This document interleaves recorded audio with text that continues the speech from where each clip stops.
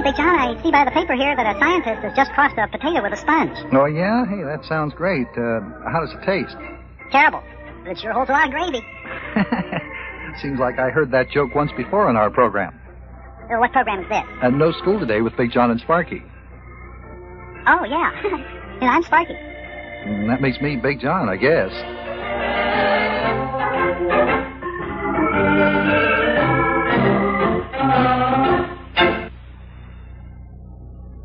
Okay, let's start. Okay, let's start. What's on the agenda? What's that, agenda? Well, that's like what's on the roster, the schedule, or the menu. Now you're talking my language, because I understand menus. Yeah, you're always thinking about your stomach, huh? Yeah, no, seriously, we have music to start, and the way you're talking about food and menus and everything, it really adds up. To what? To what the song by Sherry Lewis and her gang is all about. Because she asks, what would you like for dinner tonight? Well, I'll tell her just about anything, but I wouldn't be interested in that sponge-potato combination you had there. Okay, Sherry, you heard what the man said. Can you sniff? What do you smell when you sniff? Mother's cooking dinner. That smells good. Say, have you thought about dinner yet? Lamb Chop and Charlie Horse want a lot of things for dinner. See if you can remember all the things that they want. What would you like for dinner tonight? What would hit the spot? You know that you're welcome to most anything we got. I'll have charcoal steak with lots of gravy, French fried onions too. What would you like for dinner tonight? What would hit the spot? You know that you're welcome to most anything we've got. I'll have lamb and carrot with potato, mix them in a stew. I'll have charcoal steak with lots of gravy, French fried onions too. What would you like for dinner tonight? What would hit the spot?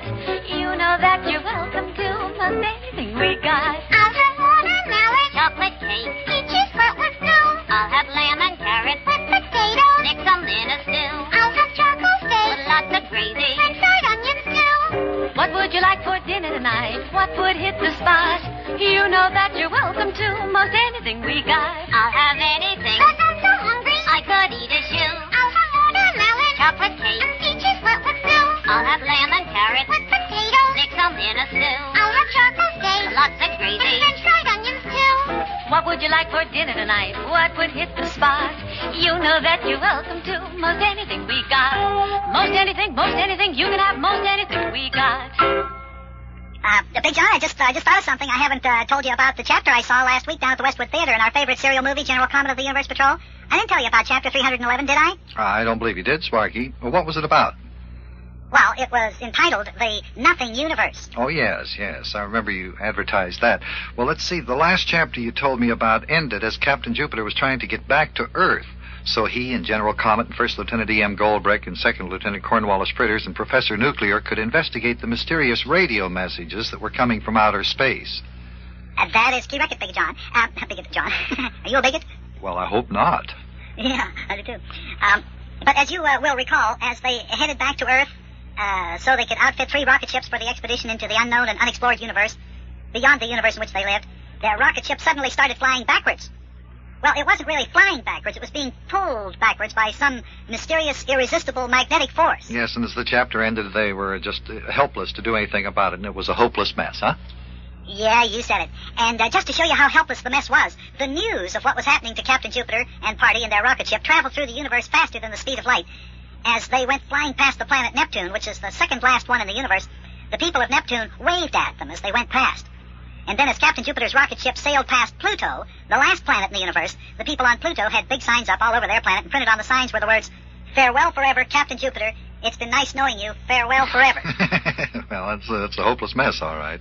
And it looks like as if, at long last, all is lost. Oh, I hope not, but it sure looked like it. Big John, after their rocket ship flew past the planet Pluto, it went even faster. So fast that everybody in the rocket ship was, flattened up against the walls of the spaceship. Mm-hmm. And everybody was just like they were stuck up against the wall. And Captain Jupiter said, "Men, General Comet, sir," he said, "if we don't stop this rocket ship, we're all going to be smashed flatter than half a pancake." And needless to say, that's pretty flat. I should say it is pretty, because half of a pancake is flat enough, but half of a pancake, that's a quarter of a pancake. Now, that's really, really flat. Okay, proceed. Well, as the needle on the speedometer moved to the number 100,000, which meant the rocket ship was flying 100,000 miles a minute, it suddenly went boing, and it broke. And Captain Jupiter and General Comet and Cornwallis Fritters, E.M. Goldbrick and Professor Nuclear turned purple as they were squashed even flatter against the wall of the spaceship. Even flatter than half a pancake? They were so flat that you couldn't even shave them off the wall with a razor blade. And then, all of a sudden, Big John, Hey, what was that? Well, the rocket ship stopped, and then... And that? What was that? Captain Jupiter and General Comet and E.M. Goldbrick, Cornwallis Fritters, and Professor Nuclear becoming unsquashed off the wall. Oh. They were all back to normal again. Back to normal, huh? Yeah, well, good. Yeah. Of course, knowing this serial, I know that nothing wonderful ever happens unless somebody gets into a bad mess immediately after. So what happened? Well, Captain Jupiter sort of sensed that something was up, so slowly and cautiously he made his way to a porthole to look outside. General Comet followed, and so did the rest of the guys with him. They looked outside, and boy, what they saw made their eyes get as big as sewer lids. They all gasped. Yeah, I know. Don't tell me that was the 5 Universe Patrolmen gasping, I take it, huh? Yeah, and then Captain Jupiter turned and said, "Well, General Sir, you two men, looks like we have landed on some sort of a snow-covered planet." And then, Big John, it showed what they saw outside the rocket ship. Mm-hmm. Well, what was it? What did they see? Nothing. Nothing but white. Nothing but white. Yeah, everything was white, even the sky. The sky wasn't blue in this new universe like it is in ours. Everything was white, and it looked like you were looking at nothing. It looked like, well, something like it would probably look if you could get inside a big glass of milk. Uh-huh. And then Professor Nuclear said, I don't like to disagree with so distinguished a man as you, Captain Jupiter, but this here is not snow out there. Look. And he pointed toward the rocket ship door. Hey, John, white smoke that looked like fog was seeping in, and Captain Jupiter gasped, and he said, look, fog is seeping in through the airtight door. And Professor Nuclear said, once again, I must disagree with you there, Captain. That there is not fog. Listen, Miss McGuess, that is the air which the people who live on this here planet, if there are people, breathe. But to we men from the planet Earth, it is a deadly gas which will wipe us out and nothing flat if we breathe it into our lungs. Uh-oh. Yeah.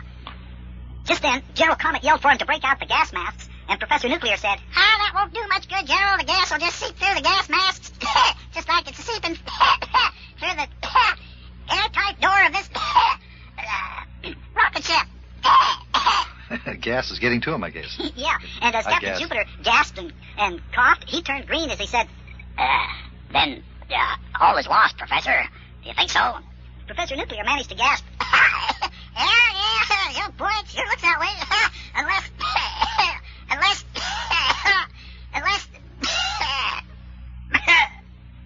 What? Captain Jupiter looked up and he said, Men, take off your Universe Patrol hats. This sure looks like the end of Professor Nuclear. Oh. The gas is getting him.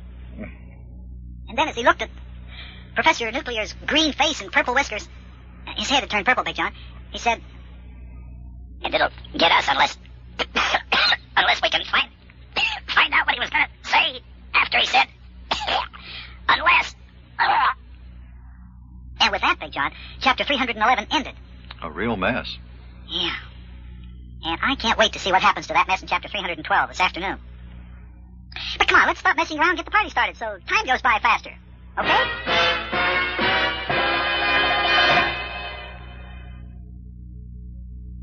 March time next, boys and girls. March time as Gilhooly Mahoney and his internationally famous Leprechaun Marching Band come to front and center here, and Maestro...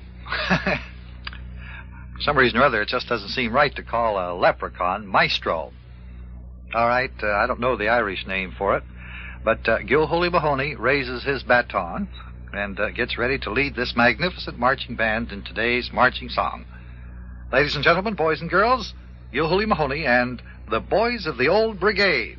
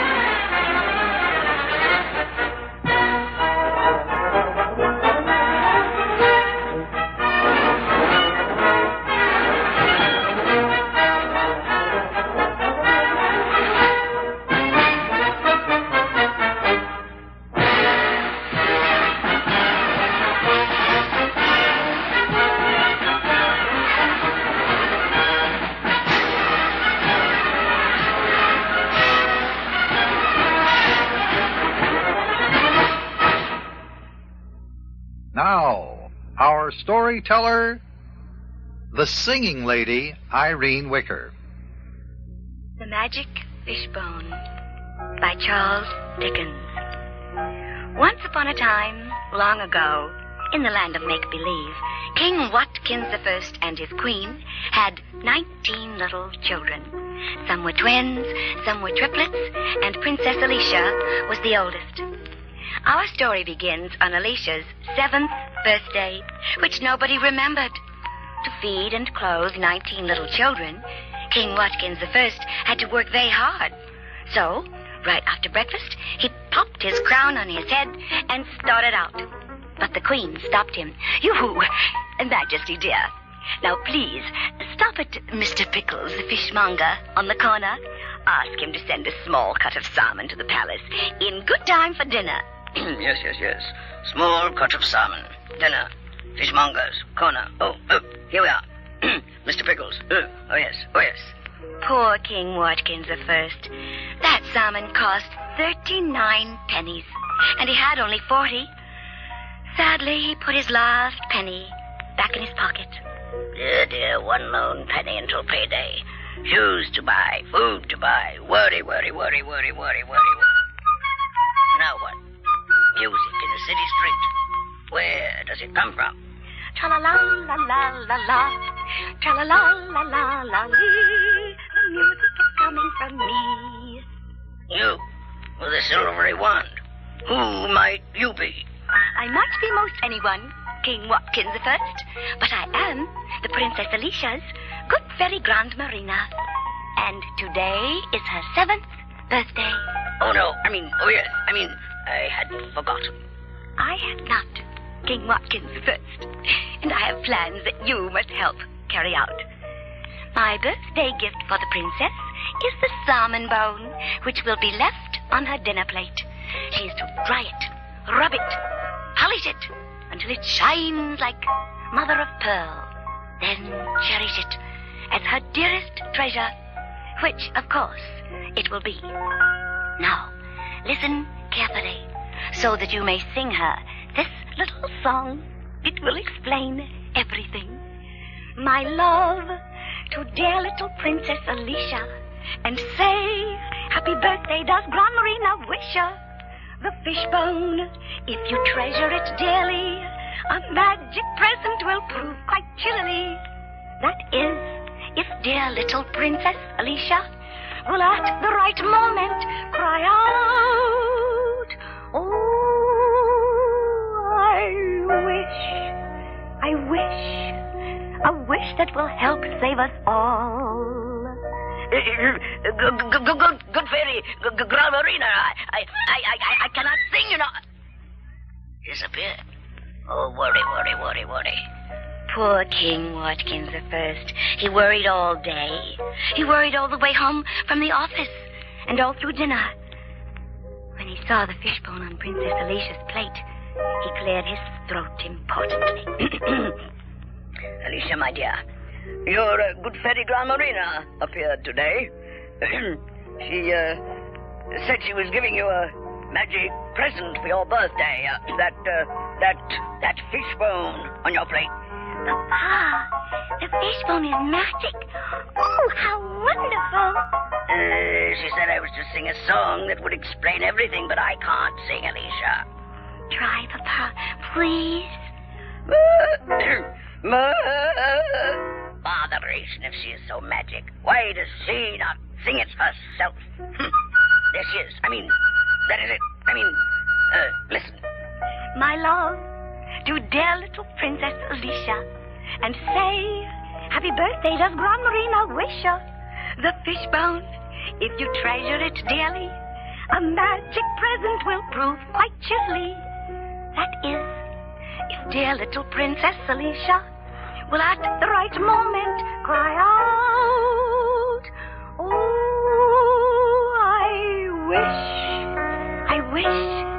a wish that will help save us all." Oh, it's beautiful.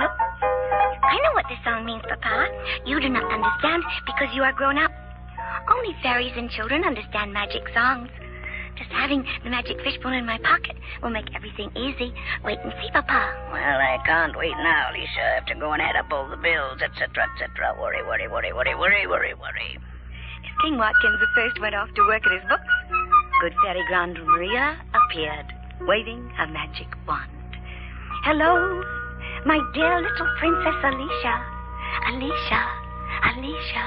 You know what the song means, Alicia. Yes, good Fairy Grande Marina. It means the right time to wish on the magic fishbone is after we have done everything we can to help ourselves and still need help to save us from some awful, terrible misfortune. You're right, my dear little Princess Alicia. Good health, happy life does your Grande Marina wish her. Do not wish until your 17th birthday. Something wonderful will happen if you wait till then. Something wonderful, she said. Alicia. Mother. Oh, Mother, you're ill. But don't you worry. I know exactly what to do because the doctor told me. So Alicia helped nurse her mother back to health. And she looked after all the younger children, day after day, year after year. At last, the night before her 17th birthday, she had not yet asked the magic fishbone for help. As she sat before the fire sewing, dreaming happily of tomorrow, King Watkins I stumbled into the room. Papa, you look ill. Yes, Alicia, ill and in debt as usual, but this time I have nothing with which to pay, not even my salary. Doctor says I must stop working for a year. I have sold everything but the palace. That must go soon. Oh, we shall have a roof over our heads. We can live in the royal stables, of course. But how am I to buy food and medicine? I know. We all have done our best, Papa. And when our best is not enough, the time has come to wish on the magic fishbone. Dear good Fairy Grande Marina, please forgive me. I must make the wish tonight. Oh, I wish a wish that will help save us all.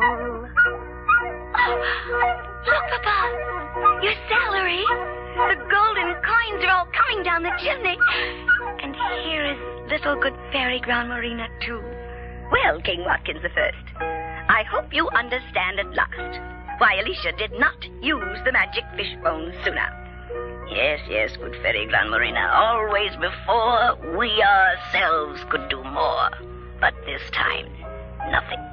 Right, King Watkins I. From now on, until you are quite well, your salary will come 13 times a year instead of 12. And you shall live happily ever after. You too, Princess Alicia.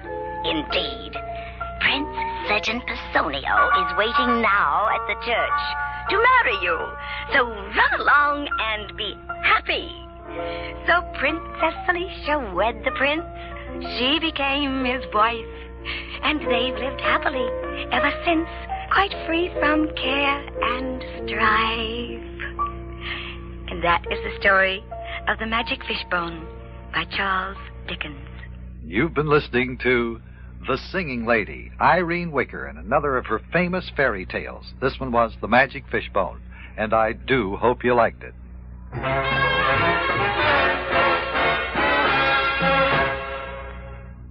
Hello, I'm Shari Lewis. What's your name? Oh, how do you do? Hello. Oh, yes. This is my friend Lamb Chop. Hello. Lamb Chop, is there anything you'd like to say to everybody? Well, I can't think of anything. Oh, all right then. Oh, I thought of something. What? Hello. Sherry, don't forget me. Oh, sorry. This is my other friend, Charlie Horse. How do you do? Very happy to, glad to... How do you do? You know, Lamb Chop and Charlie Horse and I were wondering about you. Yeah, we wondered what you're like and who you are and how big you are. How big are you? Very big? Let me see. Stand up.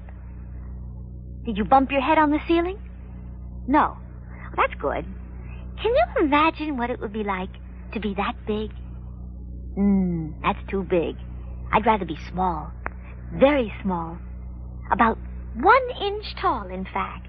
Yeah, me too.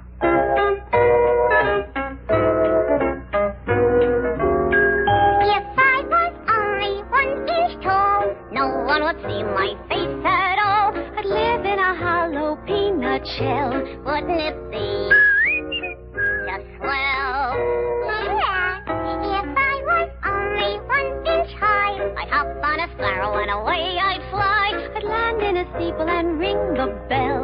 Wouldn't it be just swell? Yeah, I've often wished that I could be as small as a pea in a pod. Wouldn't it be odd if we could be just as small as a pea? I live and never stop. if we could float on a lemon drop? Think of the stories we could tell. Wouldn't it be just swell? You know, I've often wished that I could be as small as a pea in a pod. Wouldn't it be odd if we could be just as small as a pea? I live and never stop. If we could float on a lemon drop, think of the stories we could tell. wouldn't it be? Wouldn't it be? Wouldn't it be just swell? Just swell. Yeah. Last week the girls had a bonus of 1 in inspection time, so today the boys will have to work extra harder to make up for it. Okay, Big John, it's time for inspection, so inspect away. All right, but I just happened to glance at the clock, and I noticed we have very little time today because of our long feature story about Washington Irving's Legend of Sleepy Hollow. So I'm just going to look into the spyglass here, and Sparky, I'll nod to you, and you mark down the score, and then we'll figure it out and see who wins today, the boys or the girls. All right, I'm checking for cleanliness first. That would be face, hands, and are you well washed? Well groomed, too? What does grooming include? Well, it includes your hair looking nice, being clean and brushed, in order, well dressed, I would say, and your clothes being somewhat neat, at least clean, and your shoes, yes, clean and shined wherever possible. Let's see a big smile here about the toothbrushes. Okay, that looks good, and I'm taking a quick look at your room. Right. I see. Okay, Sparky, I'll take a score now if you're ready to add things up. All right, let's see. The boys start with 91. 91, okay, and then what? And to that we add 1. 92. And then 2 more. It's 94. And then here's another one for the boys. Okay, it's 95. And I believe I've got 1 more here. That'd come in handy. That'd be 96. And that's all. Oh, well, it came in handy, all right. 96 for the boys. All right. Okay, we go on to the girls. Okay. They have 91 to start, plus 1. 91 plus 1 is 92. Plus 2. 93, 94. Plus 1. 95. And plus 2. 96, 97. And that's 1 more than the boys, 96. That's right. So we make the girls winner by 1 point. Last week they had a bonus point, so that puts them 2 ahead. 2 ahead for next week. Yeah, I'm just getting so that the girls win so much here, I don't even get excited about it anymore. Okay, the girls have 2 points for bonus as they go into next week's inspection time. Congratulations, girls.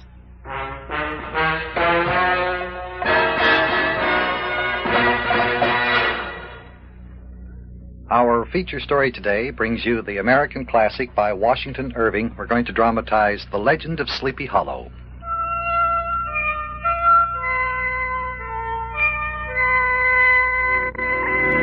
In the bosom of one of those spacious coves which indent the eastern shore of the Hudson River, there lies a small village known by the name of Tarrytown. And not far from this place, there's a little valley, one of the quietest places in the whole world, called Sleepy Hollow. A drowsy, dreamy influence seems to hang over the land. Some say that the place was bewitched. And indeed, the people there descendants of early Dutch settlers, are given to all kinds of marvelous beliefs, are subject to trances and visions, and frequently see strange sights and hear music and voices in the air.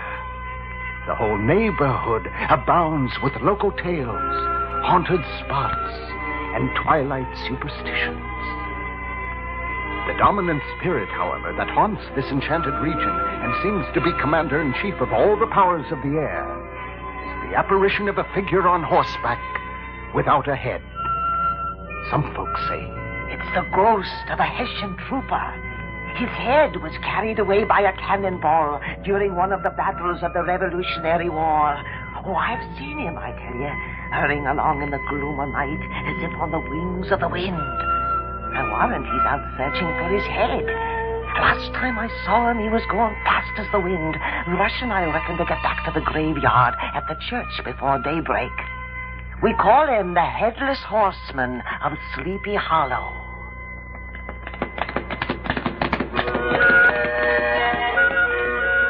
Now, there lived a long time ago in Sleepy Hollow a worthy fellow named Ichabod Crane. He sojourned there for the purpose of instructing the children of Sleepy Hollow.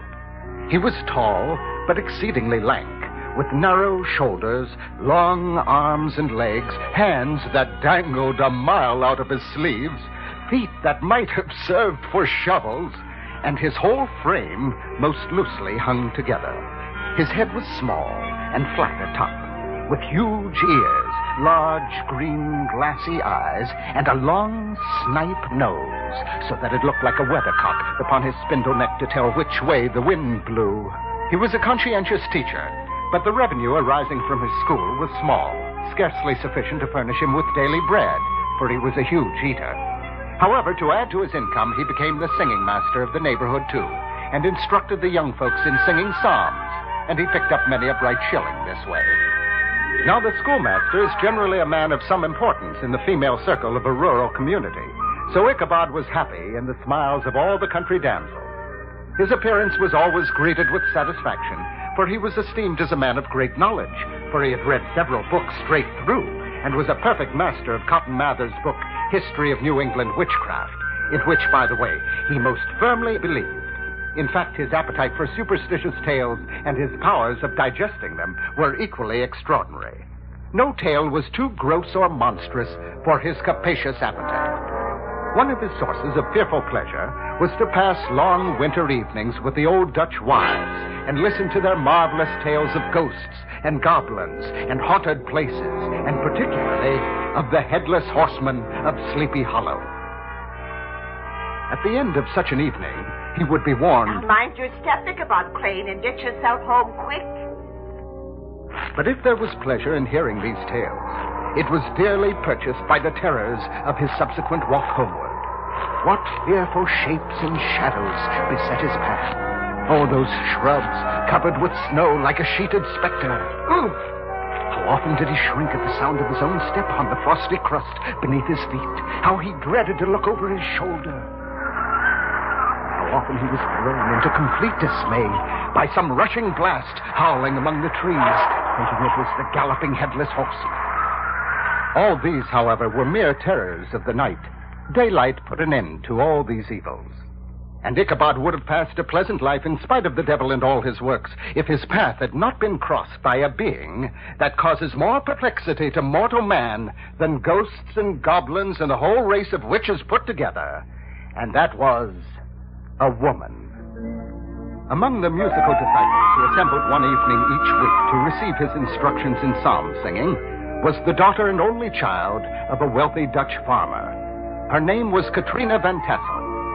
She was a blooming lass of 18, plump as a partridge, ripe and melting and rosy-cheeked as one of her father's peaches, and universally famed not merely for her beauty, but her vast expectations. She was also a bit of a coquette. Ichabod Crane had a soft and foolish heart toward the female sex, and it is not to be wondered at that so tempting a morsel soon found favor in his eyes, more especially after he visited her in her paternal mansion and saw the large degree of abundance that surrounded her. From the moment Ichabod laid eyes upon these regions of delight, the peace of his mind was at an end, and his only study was how to gain the affections of old Van Tassel's lovely daughter and heiress. In this enterprise, however, he had real difficulties. The most formidable of these was a burly, roaring, roistering blade by the name of Brom Van Brunt, the hero of the country round, which rang with his feats of strength and hardihood. Brom was broad-shouldered, with short, curly black hair, and a bluff but not unpleasant countenance. From his size and strength, he had received the nickname of Brom Bones. He was always ready for a fight or a frolic, but on the whole had more mischief than ill will in his composition. Sometimes he and 3 or 4 boon companions would ride wildly past the farmhouses at night, and some old dame, startled out of her sleep, would angrily exclaim, Hey, there goes that wild Brom Bones and his gang! They ought to be put in stocks! and when any madcap prank or rustic brawl occurred in the vicinity, someone was sure to say, Brom Bones is at the bottom of it, you can be sure. Now, for some time, Brom Bones had singled out the blooming Katrina for the object of his uncouth gallantries, and though his amorous toyings were something like the gentle caresses and endearments of a bear, yet it was whispered about that Katrina did not altogether discourage his hopes. Such was the formidable rival with whom Ichabod Crane had to contend.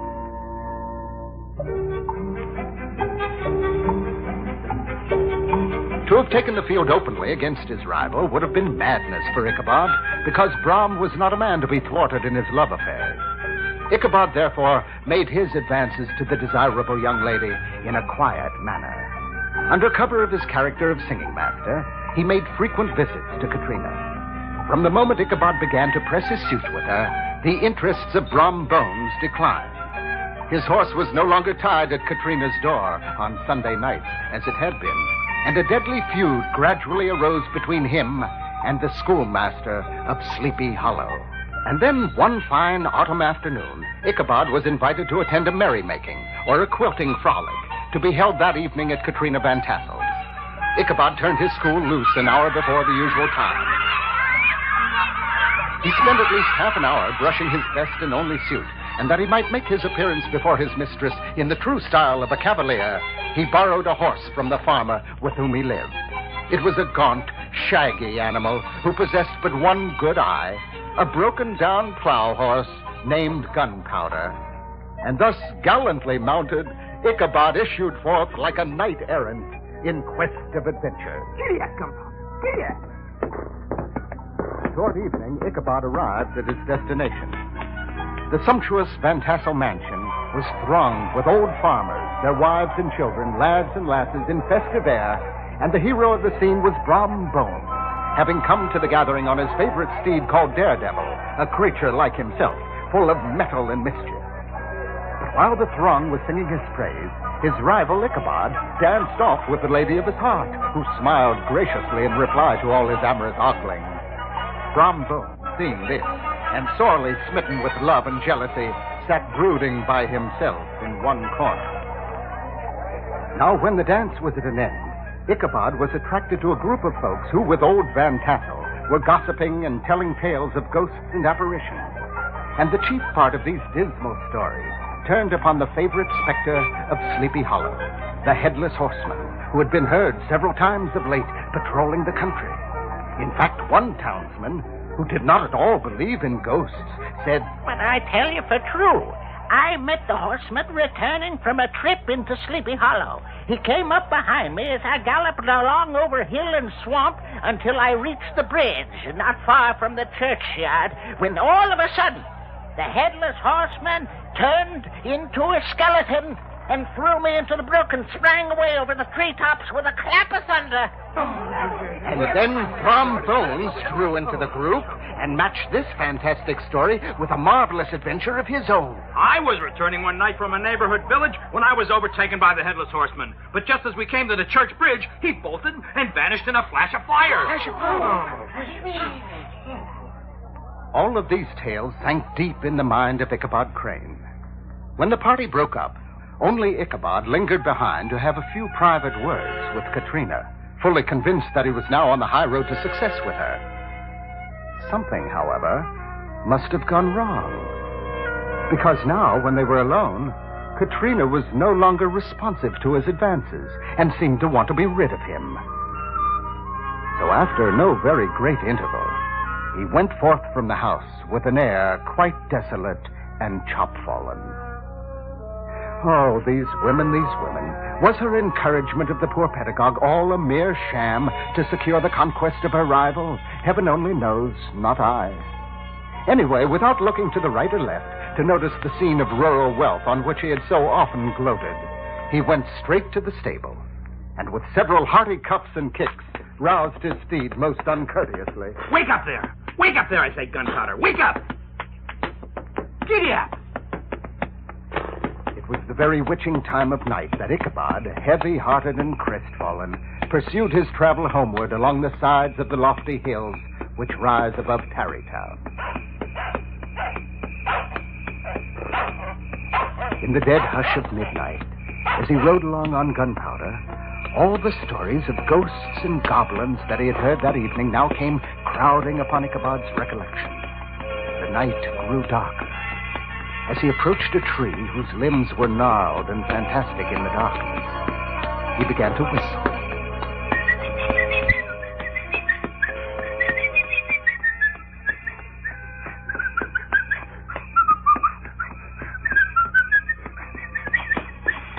Then he thought with a start that his whistle was answered. It was but a blast sweeping through the dry branches. All at once he heard a groan. His teeth chattered and his knees smote against the saddle. Then he saw that it was but the rubbing of one big bough upon another as they were swayed by the breeze. He passed the tree in safety, but new perils lay before him. He approached a rude bridge of logs spanning a small brook. The stream had always been considered haunted. As he approached it, his heart began to thump. He summoned up, however, all his resolution, gave his horse half a score of kicks in the ribs, and attempted to dash briskly across the bridge. But instead of starting forward, the perverse old animal made a lateral movement and ran broadside against the fence. Ichabod, in fear, jerked the reins on the other side and kicked lustily with his other foot.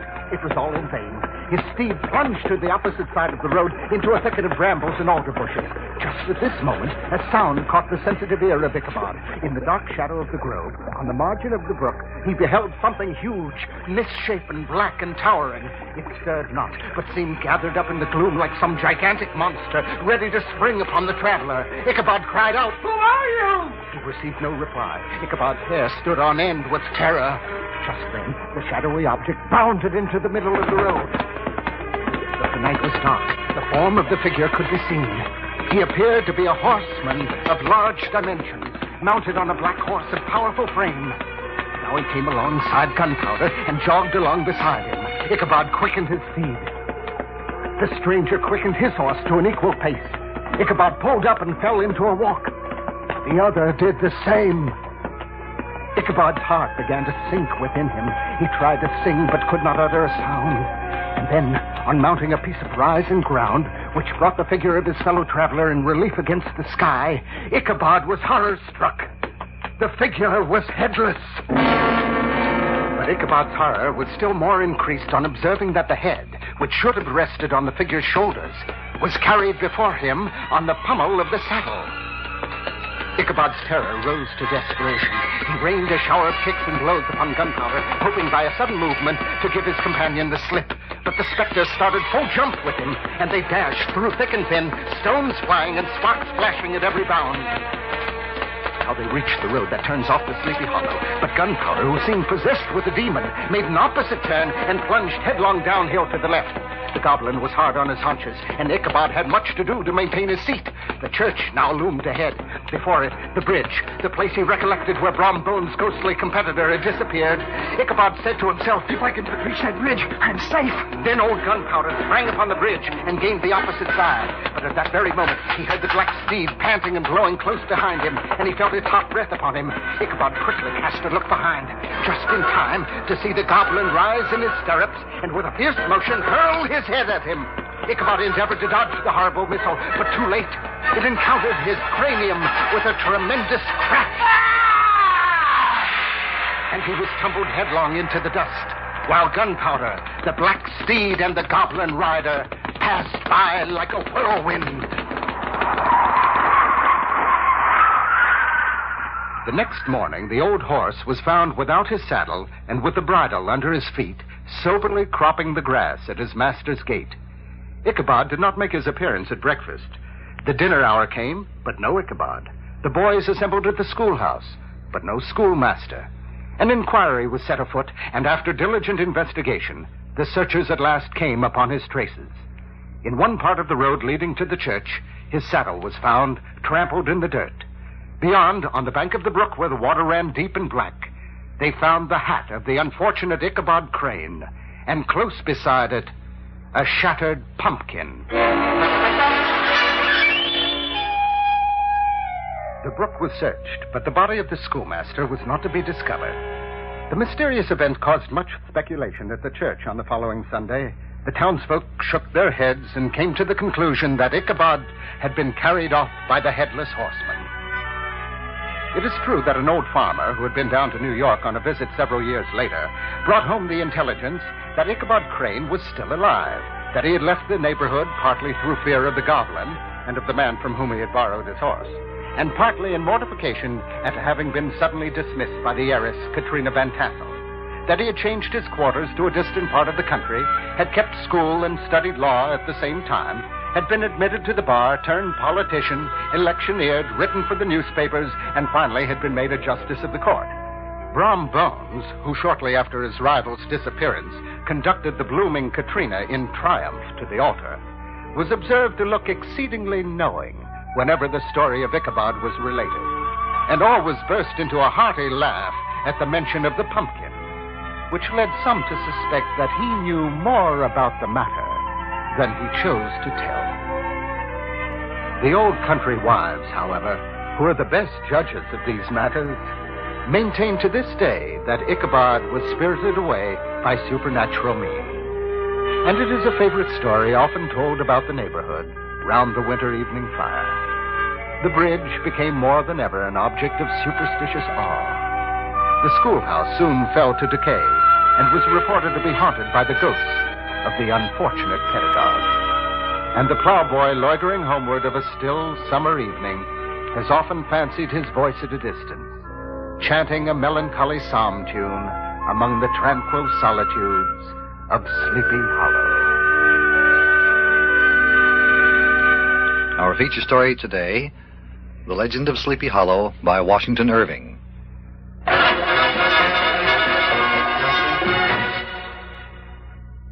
Now then, Sparky, do you have something of a preview for next week? Next week's feature story is going to be a big surprise. You mean it's a secret? Well, not exactly. Well, then tell me what it is. I can't. Then it must be a secret. Well, look, I'd tell you if I knew. Oh, then you don't know yourself, huh? No, that's why I said next week's feature story would be a surprise. Even for you, huh? Right, even for me. All right, folks, be sure to tune in next week for the big surprise.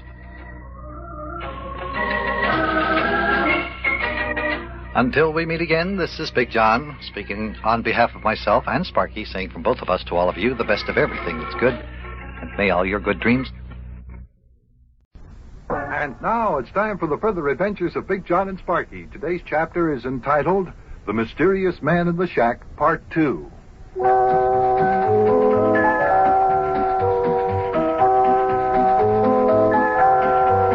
One day while Sparky and I, and Sparky's dog, Bunny, were out in Wobbledink's woods taking a leisurely stroll, we were attracted by a column of smoke rising from the chimney of the clubhouse shack in Wobbledink's woods. Sparky and I went to investigate, and we found a strange man huddled on a chair in the middle of the shack. We didn't know who he was, and, we didn't know until we went in to ask him. And then were we ever surprised to find it was... Well, perhaps you'd better listen to today's episode as we bring you part 2 of The Mysterious Man in the Shack. Okay, come on, Big John, let's go inside the shack and see who the man is there and find out why he's sitting in there. Yeah, all right. Now, just give me time, because we have to be very nonchalant about this whole thing, Sparky. Now, what we'll do is we'll just walk into the shack as though we didn't know there were anyone in there, and then we'll act quite surprised. Now, you got it? Now, you stay close to me, so in case there's any trouble here, I want to be able to take care of you. All right, here we go. Well, I'll tell you, it's a very nice day. Well, look at this, Sparky. There seems to be somebody here. Hello there, mister. Well, somebody in our clubhouse? Yeah. Hi there, mister. What are you doing here? What's the matter, mister? Can't you talk? Oh, Big Johnny just sits there looking down at the floor. Yeah, so I notice. Mister, are you lost, or don't you have any home? What's the matter? Can't you hear me, mister? Well, he must know we're here, but he hasn't even looked up ever since we walked in. Hey, mister, what's the matter with you? Look, if you're cold and hungry, you'd be welcome to come over to our house. I'll give you a nice warm meal and the price of a shave and a haircut. He just sits there, Big John. Oh, here comes Bunny. Oh, mister, I hope you're not afraid of dogs. If Bunny comes in here barking, don't be afraid, because he won't bite you. He just likes to bark a lot. Do you hear me, mister? Boy, he still won't talk. Mister, are you sick? Why won't you look up at us He took here? Bunny into the shack. Now, Bunny, don't bother that man. Hey, look, Big John. Bunny jumped up into the man's lap. Yes, he acts like he knows him. Hello, Bunny, old boy. How are you, feller? I guess you're the only friend I've got left in this whole world. Hey, that's Mayor Plumfront's voice. That man is Mayor Plumfront. So I see. Bunny, step out of the way here. I want to talk to the mayor. I know it's the mayor now. Mayor. Mayor, what are you doing here? Mayor, will you talk to me? Mayor? Hey, Mayor Plumfront, this is Sparky. Don't you know me? Boy, Big John. Maybe that's it. Maybe Mayor Plumfront has lost his memory and he doesn't know us. Oh, I doubt that, Sparky. Well, maybe he's lost his voice. You just heard him speak when Bunny jumped up in his lap. For goodness sakes, Mayor, why do you just sit there looking down at the floor like that? What's the matter with you anyway? And look at yourself. You look like you haven't had a shave in 4 or 5 days. You look like a bum, Mayor. Have you been riding freight trains or something? Well, he raised his head on that one, Sparky. Yeah, he's looking at me. Yeah, that's exactly what I am, lad. A bum. A shiftless old bum. A shiftless old bum who rides the rods. Oh, snap out of it, Mayor. What makes you think you're an old bum? Did you really ride a freight train, Mayor? Yes. Yep, I rode the freight train. I'm nothing but a bum, lad. Nobody loves your old former ex-mayor. Ex-mayor? That's right. What in the world are you talking about? You're still the mayor. I won't be after they get my resignation up at City Hall, Buster. Resignation? What do you mean, resignation? Are you going to resign? Why not? Why not? Well, why? I mean, give me one good reason. Because I'm a shiftless, no-account, no-good bum, Buster. That's why. He's a bum who rides freight trains, Big John. Quiet, Sparky. My goodness. Just let the lad talk, Buster. It's true. What do you think happened on board the Widow Dilly's train when she was going home to Florida? I don't know, but I'd like to know. What happened? The Widow Dilly refused to talk to me. Said she was going back to Florida to forget me. Said she never wanted to see me again as long as she lived. Hey, that means that you won't be marrying her then. Sparky, I told you to stop that. Will you settle down there? Mayor, just because the Widow Dilly doesn't want to marry you, that doesn't mean that your life has been ruined. Oh, it's not only that, Buster. When the conductor came around in the train to collect the tickets, I didn't have any. Well, naturally. You hopped on the train at the last minute to try to talk the Widow Dilly out of leaving town. The train pulled out of the station before you could get off. Yeah, but the conductor wouldn't believe that. He wouldn't? No. Then when he asked me to pay my fare to Florida, I didn't have any money with me. I left it home in such a hurry I forgot my billfold. Didn't have a cent. Not a single solitary lone individual red cent. What happened, Mayor? I mean, did they kick you off the train? Now, Sparky, I told you not to talk like that. Oh, why not, Buster? Why not? It's exactly what happened. When the train reached Lexington, Kentucky, off the train I went. And did the Widow Dilly lift one little finger to help me? I ask you, did she? Did she? Did she? No, didn't lift a finger. Oh. Well, Mayor, why didn't you tell the conductor who you were? I mean, surely after you told him you were the mayor of Cincinnati, he'd have trusted you. I did tell him, Buster. He wouldn't believe me. And I didn't have anything with me to prove it. And the Widow Dilly told the conductor she didn't even know me. Can you imagine that? The widow Dilly said she didn't even know me. And here only just a few short weeks ago, she and me was almost married. Oh, now, Mayor, don't let it get the best of you. Buck up. Well, Yeah, buck up, Mayor. Buck up? What do you mean, buck up? They kicked me off the train in Lexington. So then what did I do? I had to ride on a freight train in order to get back to Cincinnati. Well, now, why in the world did you do that, Mayor? No money. You need money to get a ticket, you know. Well, why didn't you use the telegram? I'd have wired you money if you'd have just called on me. I'd have helped you out. Well, you see, There. There you are. There you are. Just goes to show you. Just goes to show you, not only am I a shiftless, no-account bum, but I'm a shiftless, no-account stupid bum. Too stupid to wire home for money. Oh, I'm telling you, Buster, and you too, lad, I'm no good. Now, Mayor, I wouldn't say that. No, neither would I, Mayor. Well, I would. What do you think happened to me as the freight train on which I was riding pulled into the freight yards here in Cincinnati? I don't know what. What? I don't know either, Mayor. What happened? As I was getting out of the freight car, which I was riding in, a railroad policeman nabbed me, and I was trying to tell him who I was. He just laughed. You mean he wanted to arrest you? You bet he wanted to arrest me. But I escaped by jumping on another freight train, and the train stopped out here in the Chevy at freight yards, and I got off and I walked over here to Wobbledings's woods. I've been hiding out in this here shack of Sparky's for the last 2 days. Oh, my. Well, you can forget all this business about you being a bum, and you come on home with us, Mayor. You can shave and take a bath, and then we'll have a nice warm meal, and it'll hit the spot, and you'll be feeling a lot better when it's all over. No, Buster. I'm a broken man. What do you mean? The widow Dilly done up and left me, and I'm a broken man. I'm a broken man. Oh, now, Mayor. No, there's no use talking, Buster. I've got my mind made up. I'm going to send in my resignation to City Hall, and they can just go and elect themselves a new mayor. Well, now, why would you want to do a thing like that? Why would you want to do a thing like that? What will you do, Mayor? Well, I'm going to go off into the woods and live like a hermit. I'll live off the berries that grow wild in the woods, and I'll make my clothes out of rabbit skins after these here clothes that I've got on wear out. Oh, Mayor, this whole thing is ridiculous. Oh, yeah? Well, it's what I'm going to do. I'm going to live like a hermit. I ain't having nothing to do with no more females, and the best way to do that is to go off into the woods and live like a hermit. So long, Buster. Or rather, I should say, farewell. Farewell, Buster. And farewell, lad. Boy, Big John, he's going to do it. I'll stop him. Listen to this, Mayor. You know how much you like sirloin steaks like they serve at Jerome and Thomas's steakhouse. If you live in the woods like a hermit, you'll never be able to sit down at the table at Jerome and Thomas's and eat one of those steaks. I don't care. I don't care. I'm leaving this here world and all its pleasures behind to live like a hermit in the woods. Mayor, you don't mean that.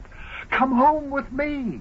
We're going to have sirloin steak for supper, just like they serve down at Jerome and Thomas's steakhouse. Come on. Yeah, come on. Come on home with us. Nope. You can't bribe me. You can't talk me into changing my mind by trying to tempt me with anything like a sirloin steak. I'm going off into the woods, and I'm going to live like a hermit.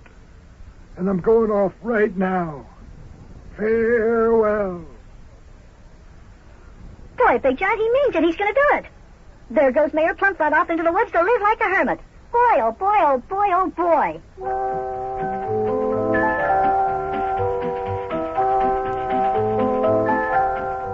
Well, Big John, the mayor's gone off into the woods to live like a hermit. He disappeared into the high-growing weeds. Wonder how long he'll live like a hermit. I wonder if we'll ever see the mayor again. Boy, this old town won't be the same without good old Mayor Plumpfront. Well, guess there's nothing to do but go home and eat supper. Boy, sirloin steak with chocolate cookies for dessert. My mouth's watering already. And just think, poor Mayor Plumpfront will have nothing to eat but wild berries and herbs. Well, guess there's nothing left to do but close the door in our clubhouse shack and go home. So long.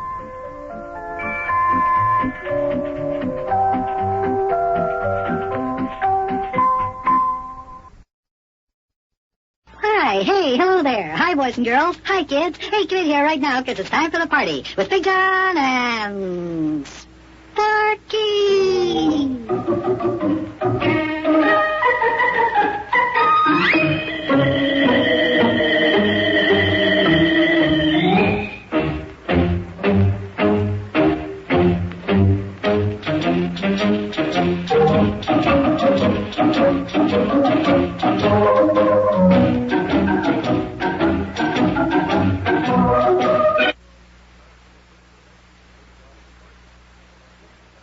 And now, boys and girls, it's time for the further adventures of Big Jon and Sparky.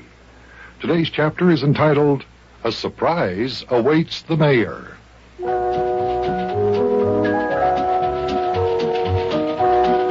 Well, it's been kind of a lazy day.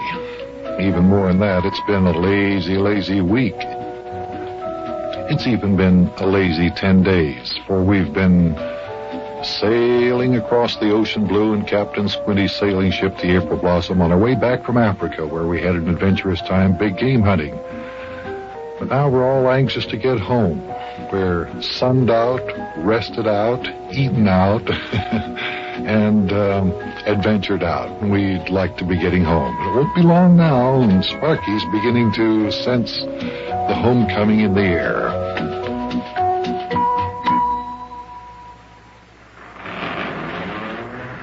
Aren't you excited, Big Jon? Aren't you excited? I mean, aren't you really getting excited now? I'm beginning to feel it in my bones. Yes, sir. Boy, we're getting closer to home every minute. Yes, Sparky, I am getting excited. I'm quite anxious to get home myself, but I'm afraid that we still have quite a way to go before we're back home in Cincinnati. Yeah, but we're getting closer and closer to the United States. Yeah, right you are, lad. And as far as I'm concerned, once we're in the United States, we're home. Yes, sirree. That's right. Yeah, me too. Well, I wonder how much longer we'll have to sail before we sight land. Well, Captain Squinty said that we'd sight land this morning.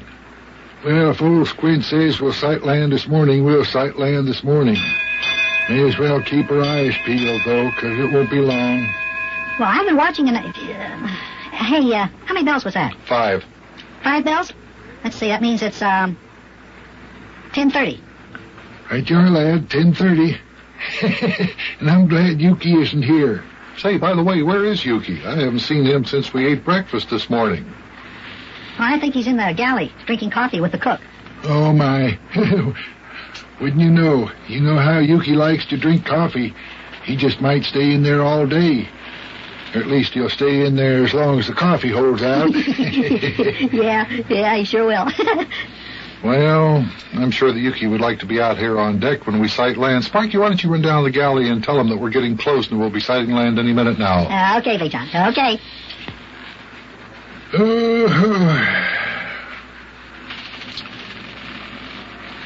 Hey, well, look who's coming this way from down below deck. Yeah, Captain Squinty.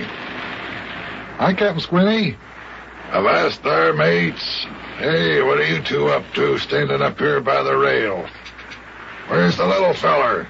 Well, we just sent him down to the galley to get Yukie. Yeah, we were just standing here talking about how soon we'll be sighting land, Squint. Big Jon was saying that you said we'd sight land sometime this morning. Aye, that we will. Are we still south of the equator, Captain Squinty? No, matey, we crossed the equator yesterday. We're quite a few miles north of the equator now. Well, we must still be in the tropic zone, though, because it's plenty hot.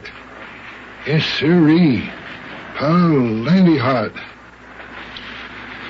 Yeah, I agree with you, Mayor. Uh-oh. Here comes Sparky running back from the galley. Yeah. Doesn't look like Yukie's coming back with him, though. Mayor Plumprock, you says he's going to stay in the galley a while. Yeah, hey, glump. What did you say? I said Yukie said he was going to stay in... No, wait a minute, just a minute. Finish eating what you have in your mouth and then talk. By the way, lad, what is that you're eating? Looks mighty good, whatever it is you got squashed all up there in your hand. Oh. Ooh. That's the reason Yukie wants to stay in the galley. The cook just finished baking some apple pies. Boy, are they good. Apple pie? Hey, why didn't you tell us sooner, lad? Out of my way, Big John. I'm heading for the galley and get myself some hot apple pie. You get out of my way, Mayor. I'm heading for the galley to get some of that hot apple pie, too. Well, let's don't get into one another's way here, Buster. Let's both go to the galley together, and we'll enjoy some of that fine, delicious hot apple pie that the cook bakes. Excellent idea, Mayor. Excellent idea. Hey, didn't that piece of pie that Sparky have look good? Oh, Buster, that lad's got a mouthwater like you. Yeah, there they go, matey. Just mention food and blubber drops everything he's doing. Yeah, Big John, too. I think he likes to eat just about as much as the mayor does. Aye, so he does. And you know, that Yukie is no slow poke with a knife and fork either. Yeah, that's right. Yukie's he's no slouch. He likes to eat, too. Well, looks like they're going to miss our first sighting of land there, matey. Yeah, that's right. Hey, we'll be reaching land pretty soon. Now, how long do you think it'll be, Captain Squinty? Oh, it won't be long now, matey. Won't be long now. Take a look down there at the water. What's that? Oh, tree branches and things. Hey, that's just like when Christopher Columbus sailed for America back in 1492. You know, Captain Squinty, in our history book at school, it says that Christopher Columbus and his men knew that they were nearing land when they saw the tree branches and things like that floating around in the water. Right you be, right you be. You know, right now we're following the very same course that Columbus took when he discovered the New World. Did you know that? Is that right? You mean Columbus sailed his 3 ships, the Nina, the Pinta, and the Santa Maria, right across the ocean, right where we're sailing now? Aye, that's right. This is just about the spot where he saw the tree branches in the sea, right here, right where we're seeing them now. Hey, boy, isn't that something? Yeah. Just think, about 500 years ago, Christopher Columbus sailed right where we are now. Huh. Will we see the same land he sighted for the first time, too, Captain Squinty? Aye, any second now. You just keep looking up forward there. The very first bit of land you sight, that'll be the very same bit of land that old Chris Columbus sighted when he discovered the New World. Hey, boy, this is really something. It's going to be just like going back to 1492 in a time machine or a time capsule or something like that, and just sailing right along with Christopher Columbus, huh?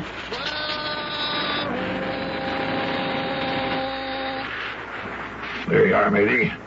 The lookout up in the crow's nest has spotted land. We'll be seeing it in just a minute or so. Hey, did the lookout who just sighted land see the very same land that the lookout on Christopher Columbus's ship sighted? Aye, that he did, the very same land. And if you'll keep looking forward, you'll see it, too. Look. I see a dark spot on the horizon. Is that it? Is that land? Is that it, Captain Squinty? Aye, there she be. Now, just keep looking and you'll see the very same thing that Christopher Columbus saw back in 1492 when he saw the New World for the very first time.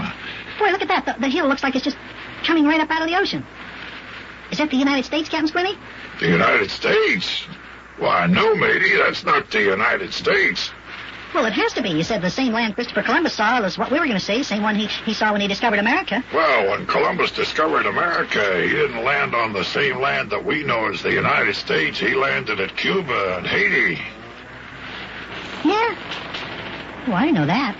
I thought he landed in the United States. No, lad.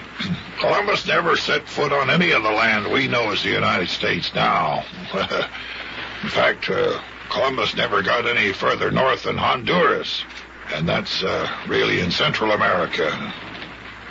Well, what do you know? Well, is that Cuba we're coming to now? No.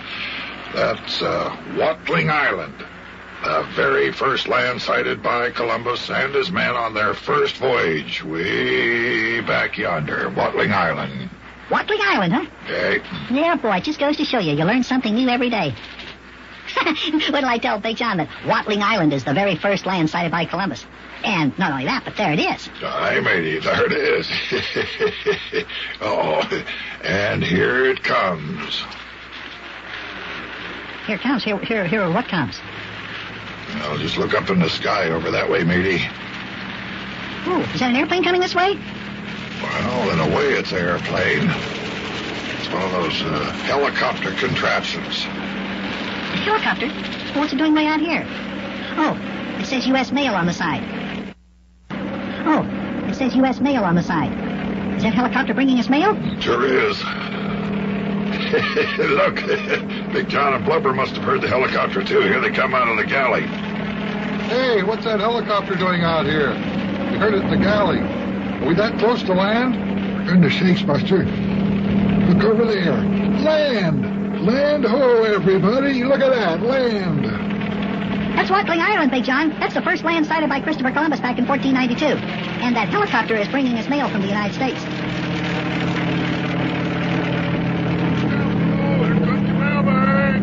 Yeah, look out, here it comes. Ahoy up there! Aboard the helicopter! Are you gonna stand by?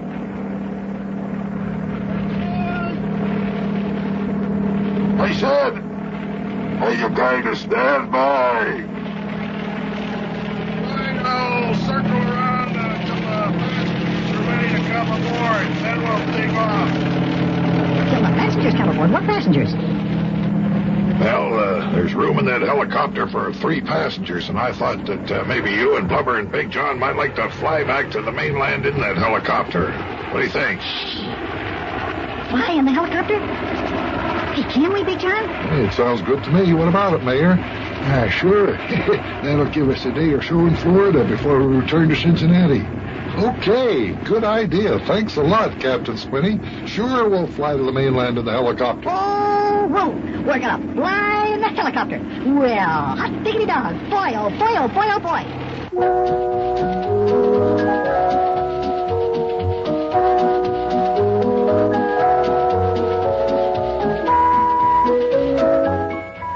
Now, as soon as Captain Squinty gets the mailbag opened and we get our mail, all of us are going to climb into the helicopter going up that rope ladder, and we're going to fly the rest of the way back to the United States. Hey, I bet that's going to be fun.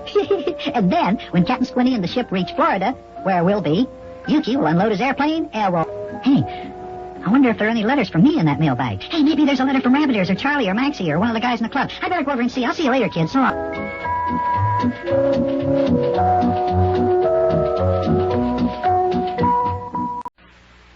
And now, boys and girls, it's time for the further adventures of Big Jon and Sparky. Today's chapter is entitled, Daffodil Dilly Strikes Again.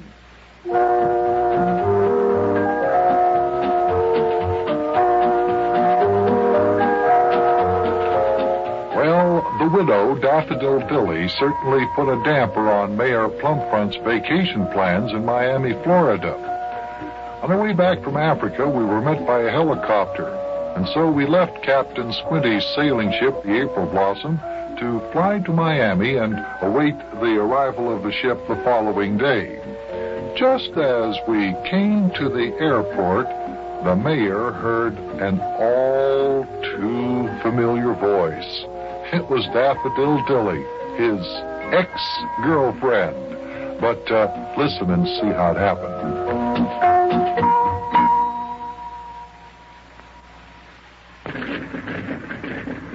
Well, here we are at the airport in Florida.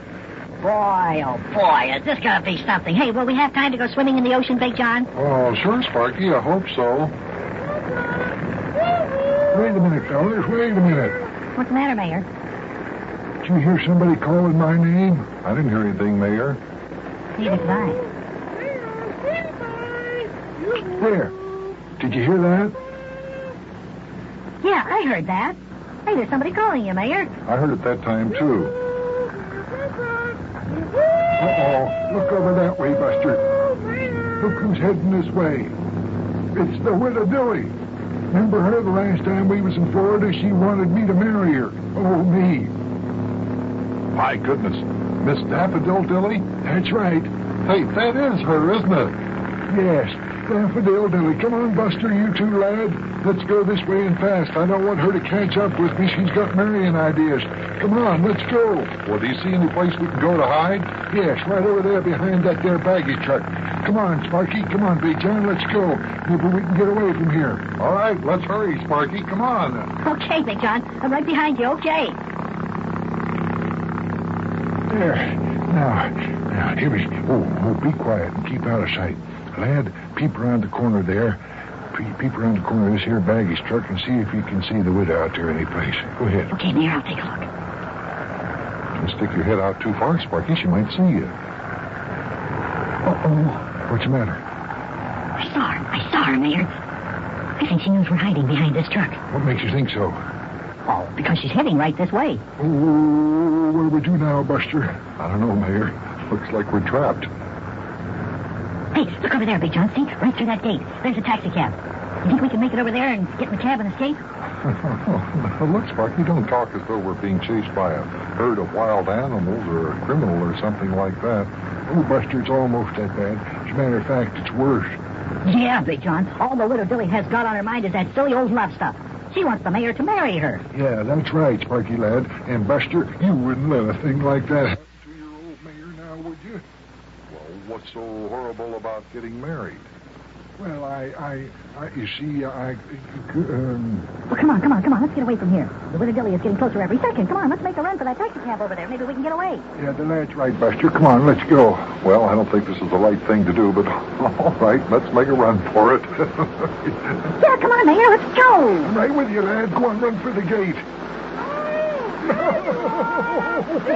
Oh, she sees us, Mayor. She sees us. Run faster. I'm running as fast as I can. I'm running as fast as I Get can. the cab. Get in. Quick, Mayor. Yeah, I'm in. Okay, now you get in, Big John. The widow Dilly hasn't rounded the corner yet, so she doesn't know where we are. All right, I'm in. Take us to the nearest hotel there, driver. No. Don't take us to the nearest hotel, driver. Take us to the hotel that's farthest away from this here airport. Here we go. Look out the back window, Big John. Can you see the widow? No, I don't see her anywhere. Hey, oh, boy. What a relief. Last we got away from her. Oh, I'm telling you, Buster, I don't want to get caught by her. I don't want to get caught by her. Because I don't have any ideas of getting married. That's no fun. That's no fun.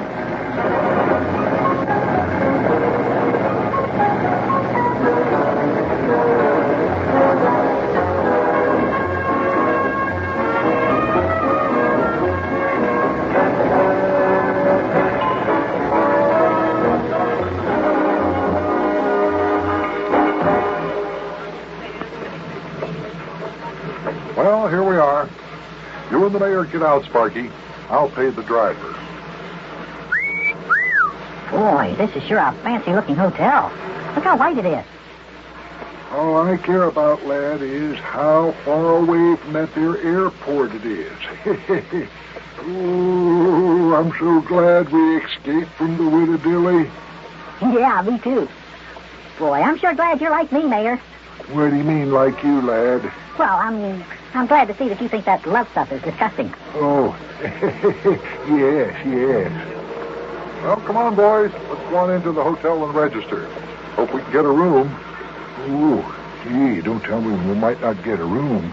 I've got to have some place to hide. Oh, I think we'll get a room, Mayor. I said, I hope we can get a room. All right, through the door with you here, Sparky.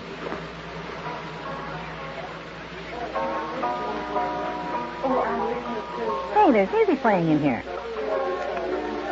Man, this is a fancy hotel. The piano playing must be coming from the dining room. Well, there's the desk over there, Buster. Let's go register. Well, you and Sparky just sit here, Mayor. I'll take care of the registering for us. Oh, yes. Well, sit down, lad. Ooh, this chair is so soft, you'll sink into it clear up to your shoulders. Ooh, boy, the rug in this lobby is so soft, I feel like I'm sunk into it up to my knees. Hey, I wonder how much it'll cost us to stay here. Oh, not much, lad. Probably a small mortgage on Big John's house will take care of our bill for one day. Hey, Mayor, isn't the music pretty? Yeah. Kind of romantic, isn't it, lad? Yeah. I mean, no, Mayor, no. Come on, snap out of it. Next thing you know, you'll be looking out for the widow Dilly. Oh, don't worry about that, lad. Don't worry about that. And here comes Big John. He must have got a room for us. Well, come on, Mayor, Sparky. Let's get on over to the elevator. You got a room, huh, Big John? Yes.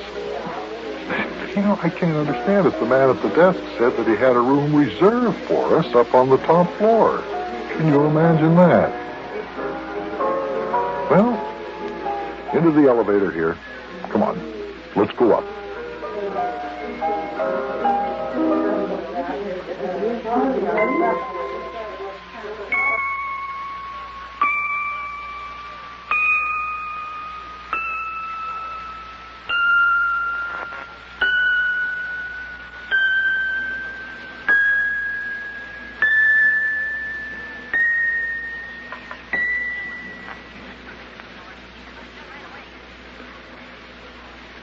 There we are. Hey, how high up are we? 12th floor. Yes, that's our room over there where the bellboy's unlocking the door. Okay, follow him in, Sparky. Okay, Big John. After you, Mayor.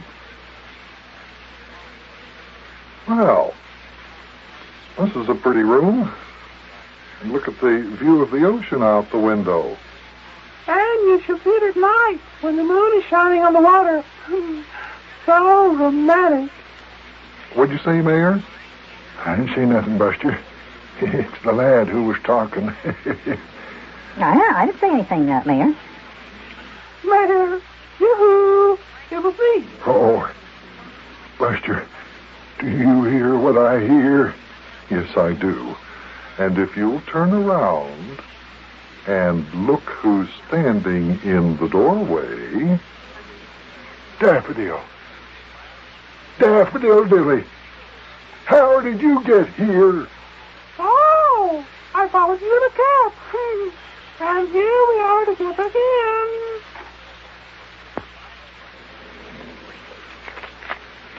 Daffy! Daffodil! What are you doing? Just closing the door and locking it so I'll know where you are. Make yourself comfortable, Mayor Ware, and I'll be right back. What? Now, how did she manage to follow us? Well, fellas, we're 12 floors above the ground, locked in. Looks like I'm trapped by a romantic female. Yeah, trapped is right. By a romantic female is right. Boy, oh boy, oh boy, oh boy.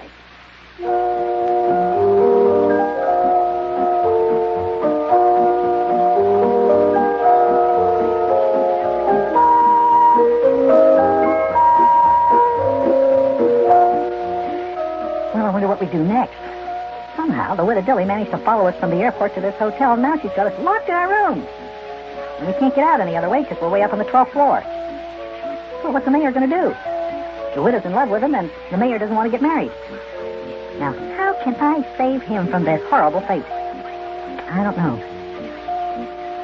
Guess the only thing to do is just sit and wait for Miss Dilly to come back and then lock the door. Well, see you tomorrow, kids.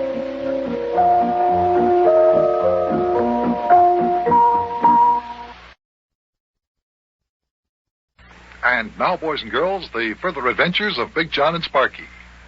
Today's chapter is entitled An Interruption in the Mayor's Wedding.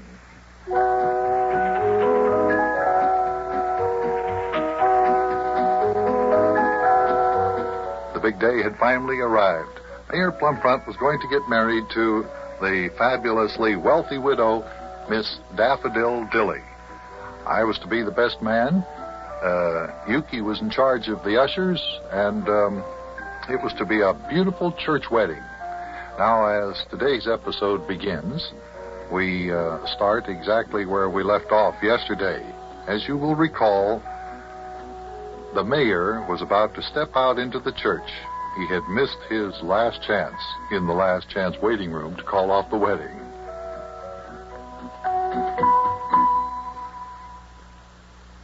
Oh, me. Do I have to walk down the aisle with that little flower girl? Boy. Oh, I wish I didn't have to go through with this. Oh, me, lad. I can see where you and me both feel the same way about this. But it's too late now. Too late now, lad. Yes, it most certainly is. Now, Sparky, you run along. And remember, do just as the preacher said you should last night when we had our rehearsal. Remember? Well, all right. But I don't like it. Well, it's all right. You'll get used to it, and besides, it'll soon be over. Well, Mayor, won't be long now. Oh, it won't be long now, Mayor. You won't be a member of our bachelor's club anymore. No married men allowed in our bachelor's club. We're going to miss you. Yeah. I'm going to miss you fellers, too. Oh, Mayor, they're playing your song. It's our cue to walk out to the altar and wait for your bride, Miss Dilly, to come up the aisle. Do I look all right, Buster? I mean, is my tie on straight? Is my hair combed all right? Do you think I have on too much of this here lilac cologne? Now, Mayor, don't be nervous. You look fine. Yeah, you smell real fine, too, Mayor. I said, Yukie. I say you smell real fine, too, Yukie. Besides, nobody's going to be looking at you anyway. Everybody will be looking at the bride. I hope so. I do hope so. Well, come on, fellas, let's go.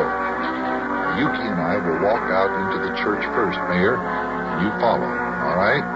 Yes, all right. Say, I don't see the lad walking down the aisle any place yet, Big John. Well, he'll come down the aisle just before Miss Dilly, Yukie. Sparky and the little flower girl will be walking side by side. That is, providing they don't get into a fight.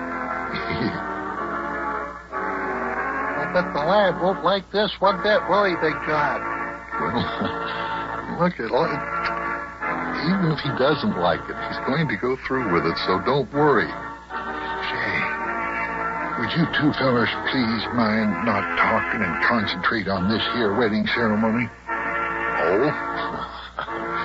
We beg your pardon, Mayor. Yeah, we... Pardon your begging, Mayor.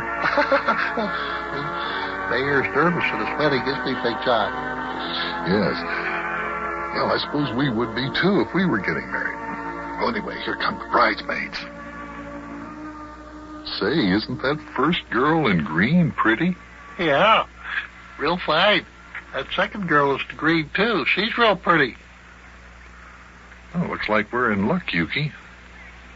The first girl is the one I will walk with, and the second girl is the one you will walk with.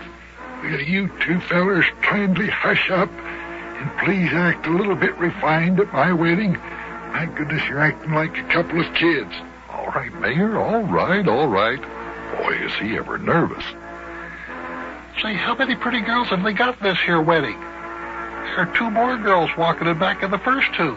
Look, one of them is in green, too. Hey, the fourth one is in pink. Sure. The girl in pink is the maid of honor. Now, you know, I'm the best man. And I think she's the one that I'm going to walk with. Hey, she's real pretty, too. Well, who are those four gals, Big John? Don't know exactly. Well, if you fellers must know, those there four bridesmaids are Miss Dilly's four charming sisters. Now, will you hush up? All right, Mayor, all right. Oh, here comes Sparky and the little flower girl, Dilly. They look cute, don't they? Yeah, they look like two little angels. If you will look real close, I think you will notice that those there two little angels are kicking one another as they walk down the aisle. What? Oh, now, Mayor, Sparky would never kick a little girl. Hey, the little girl just kicked Sparky. Well, what do you know about that? Now, look at that. Sparky just reached over and pulled one of Philly Dilly's curls. Just what is the big idea of that? Looks like the two youngsters are having a little scrap while they walk down the aisle. That's fine. Aren't they cute, though? Well, I don't think it's so cute. I thought Sparky knew better than to act that way. This is disgraceful. Look at them. Oh, my. The little girl just kicked Sparky. Little Sparky's blushing. Yeah, he's blushing. Looks like love at first sight. Say, isn't it taking Miss Dilly an awfully long time to enter the church from the vestibule and start down the aisle? Yeah. letting an awful long space go between her and Sparky and the flower girl. Wonder what's holding her up. Don't suppose something's happened to her, do you, fellers? No, she's probably just waiting for the right moment to make her dramatic entrance. After all, Mayor, this is her day. Yeah, I thought it was going to be mine, too, but like you say, it's her day. Same time, I do wish that they'd come on. Oh, my gracious, what was that? Whoa! Hey, that was a very disastrous sound and scream. Something is amiss. That was Mama Crossmeyer screaming. Look, there she is standing back there in the doorway.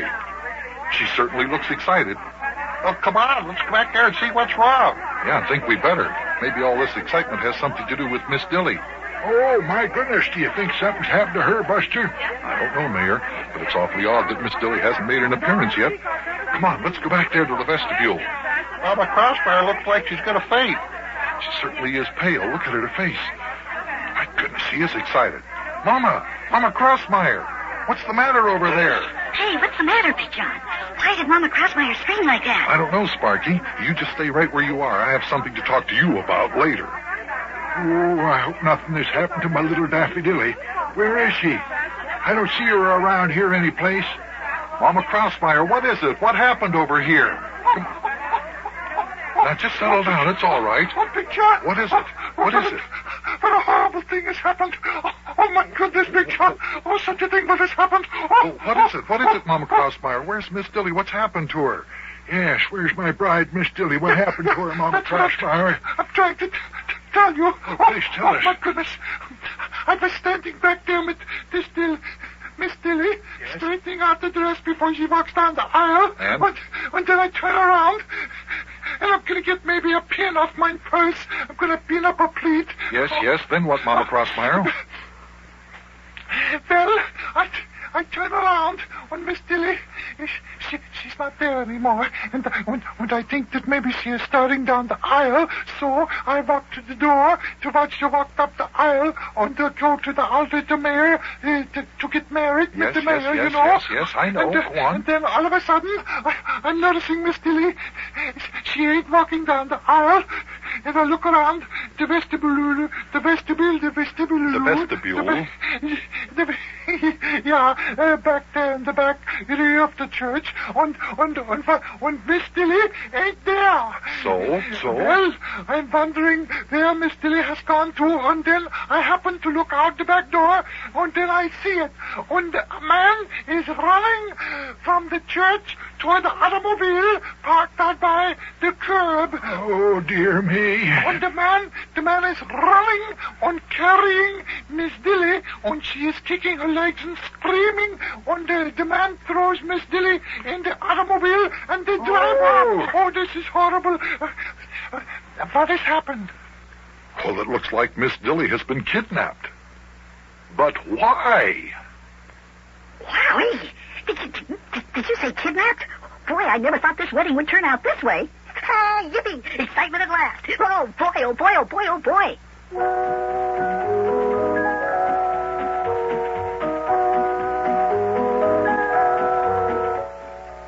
Hey, boy, I'm glad Mayor Plumfront decided to get married now, because this wedding has turned out to be exciting. Boy, Miss Dilly was kidnapped right out of the church. Now, isn't that something? Hey, now we'll really have some excitement trying to solve the mystery. Looks like we'll be playing detective again. Yeah, this is going to be fun. Well, I'd better go and start getting busy on this case. So I'll see you later, kids. I mean, unless you... Well, yeah, I'll see you later. So long.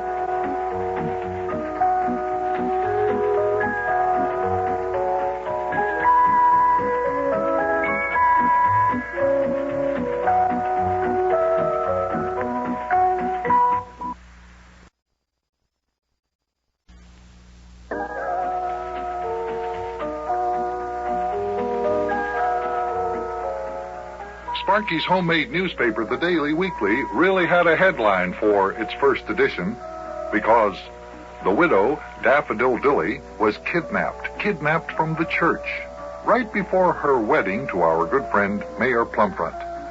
You can imagine the excitement in our old hometown of Cincinnati when that happened. Everyone was up in arms. What had really happened? Where did the widow go? Who kidnapped her? And what was the mayor going to do? As today's episode begins, Yukie, Butcha, and I, and Sparky, are in our living room in Cincinnati.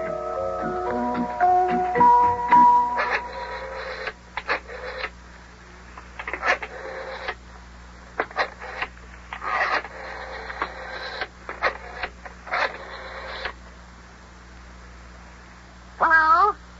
Maxie, this is Sparky.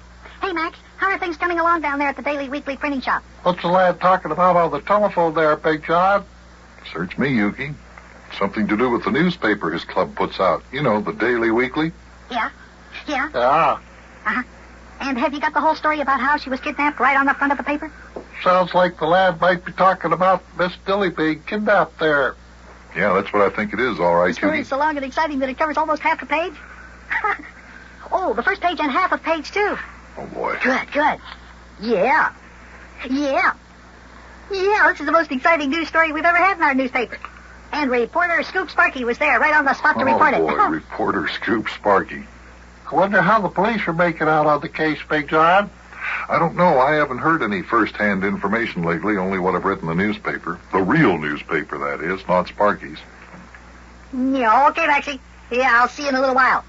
Yeah, so long. Maxie Finster, was it, Sparky? Yeah. He just finished printing up the first edition of our newspaper, the Daily Weekly, with the story in it all about how Miss Dilly was kidnapped at the church. I see. And where are you going, young man? Now I'm going down to Maxie's garage and take a look at the paper. Well, now, wait just a minute. You stick around a while. Yukie and I want to talk to you. You can go up to Maxie's later. Yeah, okay. Why, what'd you want? Sparky, what do you think of Miss Dilly being kidnapped? What do I think of Miss Dilly being kidnapped? Yes. Well, it's really something, isn't it? Yes, that's the least you can say about it. It is something, huh? Oh, boy, excitement at last. Boy, I sure didn't think the Mayor Plumfront's wedding would turn out like this, did you? No, it didn't. Neither did anyone else. Right, Yukie? Yeah, right. 100% correct. Sparky, you didn't want Mayor Plumfront to get married, did you? Oh, no, I didn't. I thought the mayor was too nice to get married. Mm-hmm. And, as I recall, you didn't like Miss Dilly too well either, did you? Oh, Big John, come on now. I didn't dislike Miss Dilly. I thought she was a nice lady, but it's just that, you know, that nothing personal or anything like that. It's just that I didn't think the mayor should marry her. I see. But you don't feel too badly about her being kidnapped? Oh, no, this is fun. I mean, just think of all the excitement we're going to have trying to figure out who kidnapped her and how to rescue her and all stuff like that. Boy, it's just like on a mystery program on the TV. I suppose you know the mayor and none of us think that this is fun. We're very concerned about Miss Dilly. There's no telling what kind of danger she might be in. There's nothing to worry about, Big John. Yeah? Sure. How do you know? Well, she'll be found. Are you sure? Sure, I'm sure. Look, I told you this was just like on TV. They always find a kidnapped person on TV, don't Well, this isn't TV. This is real life. Real life. And when a person is kidnapped, they're usually in danger. Don't worry. Don't worry. We'll find Miss Dilly all right. You sound very sure of yourself. Sure. There's nothing to worry about. The situation is well in hand. Just leave it up to the staff of the Daily Weekly. Don't worry about a thing. When Miss Dilly is found, you can read all about it in the Daily Weekly. Uh-huh. Before the other newspapers have the story, I suppose? Sure. Well, can I go over to Maxie Finster's house now, Big John? Yeah, go ahead. Go on, run along. Okay. Well, I'll see you later, Yukie. I'll be back before you leave. Stick around a while. I want to talk to you after bed. Yeah, all right, lad. Just run along. What have you got up your sleeve there, Big John? Shh, just a minute, Yukie. Wait until Sparky gets out of the house. There he goes. Okay, he's gone now, Yukie. Yeah, you got something up your sleeve, Big John. Why were you asking Sparky all those suspicious-sounding questions? Well, Yukie, I hate to admit it, but I have a very horrible suspicion. Yeah, what is it? Well, much as I dislike saying it, and startling as it may sound, I suspect that Sparky knows more about the kidnapping of Miss Dilly than anyone thinks. I hope I'm wrong. But, well, I just hope I'm wrong, that's all. Now, Big John, how can the lad know any more about the kidnapping of Miss Dilly than the police force does? Yukie, before the mayor's wedding day got here, Sparky just kept going around here all the time saying that he wished that he could figure out a way to keep the mayor from getting married. Did you ever stop to think that Sparky may have arranged to have Miss Dilly kidnapped? Ah, Big John, Sparky wouldn't do a thing like that. Well, no, he wouldn't do it, knowing the seriousness of the crime, but he's only a little boy. I mean, he and those kids in this club, they've done some pretty fantastic things in their time. Maybe they came up with some idea, fantastic as it may sound. Ah, Big John, I don't think so. I think you're wrong there. Well, I hope I am. Yes, I think you are. Now, if you ask me, Big John, here's my opinion of this here case. The widow Dilly was standing back there in the rear of the church, you see, getting ready for the wedding, and Mama Crossfire was out there.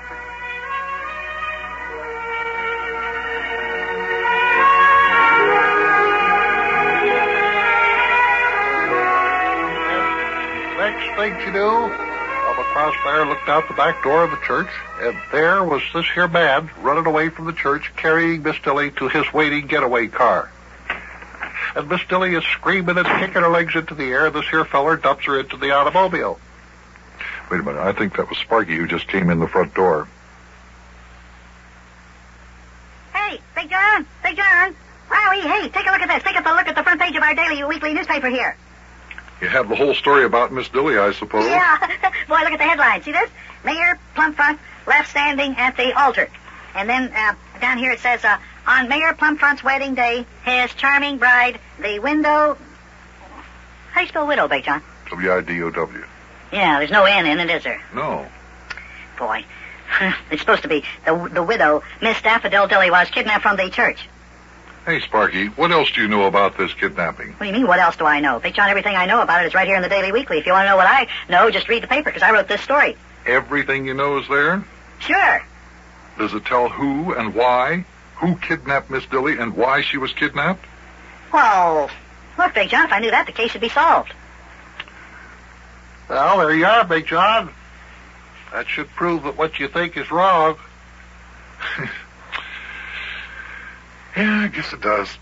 Oh, telephone's ringing. Telephone's ringing, Big John. Yeah, I know. I heard it. I'll get it. Excuse me, Yukie. Yeah, go right ahead there. Hello? Oh, hello, Mayor. How are you? Any news? Oh, it's Mayor Plumfront. Yeah, maybe the police have found some clues. What? Well, for goodness sakes, that settles it. She was kidnapped. You hear that, Yukie? I bet the police did find some clues. That much? Well, what are you going to do? Where are you ever going to get that kind of money? Money? Uh-oh. Guess the kidnappers want a ransom. Well, you just stay at home, Mayor. We'll come over there right now. Now, we'll figure out something. Don't worry. Don't worry, old friend. Okay. Yeah, okay, goodbye. Did the police find some clues, Big John? No, but the mayor just received a ransom note from the kidnappers. They want $250,000 ransom. $250,000? Wow. Where's the mayor going to get that much money? That's what the mayor's wondering. Come on, boys. We're all going over to the mayor's house right now and try to help him figure out what to do. Yeah, come on. Let's get over there. I want to get this story for my newspaper, the Daily Weekly. Boy, oh boy, oh boy, oh boy.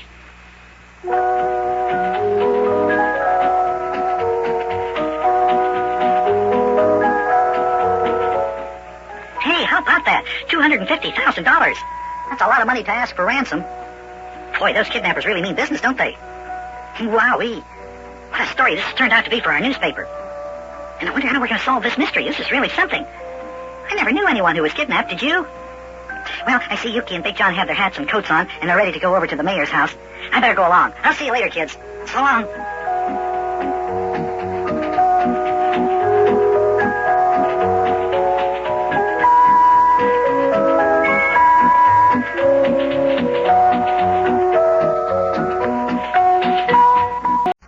Hello there. Hi, boys and girls. Hi, kids. Hey, get in here right now because it's time for the party with Big John and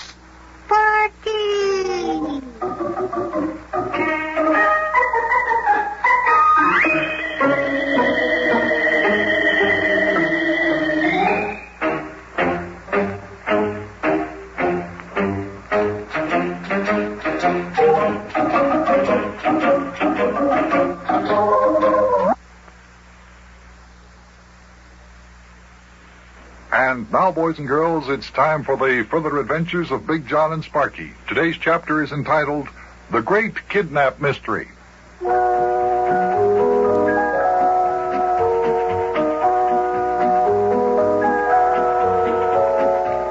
Everyone was very much concerned about the widow, Daffodil Dilly, who had been kidnapped, and the mayor was left waiting at the church, because that's where the widow was kidnapped, just as they were about to get married.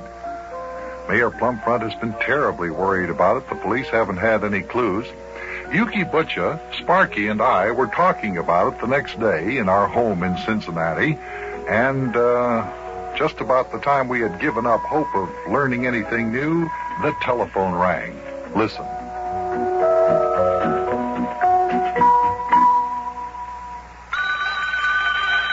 Hey, it's your telephone, Big Jon. Yeah, I know. I can hear it. Telephone's ringing. I can hear it. I'll get it. Don't need any kind of... Hello? Oh, hi, Mayor Plumfront. How are you?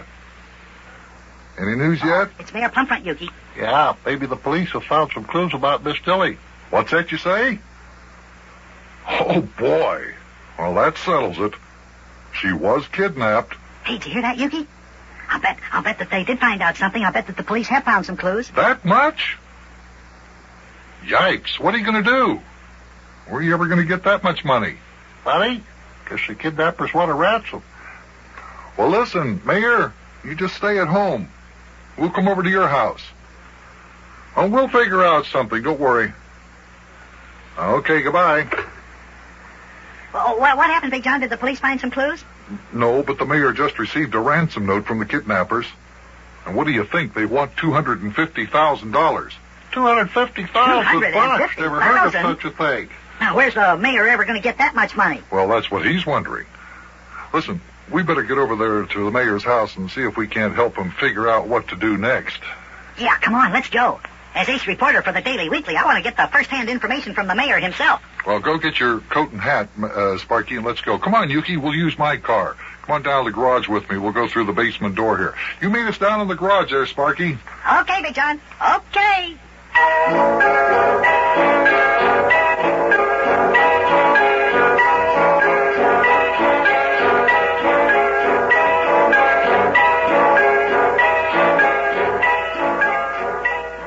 I think I hear the lad coming down the cellar steps right now, Big Jon. Yeah. Well, look, while I climb in the front seat and start the motor, you open up the garage door, will you, Yukie? Yeah, all right, fine.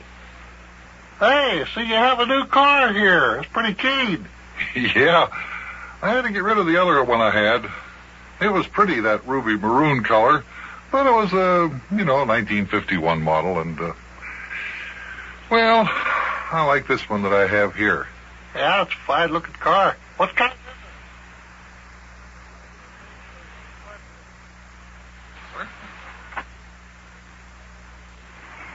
Hey, that's pretty good. Started up on the first try. This car is in just as good a condition as my car, I believe. Should be. It's 14 years newer than your car. The car of yours is a 1913 model. This is 1927. Just figure it out.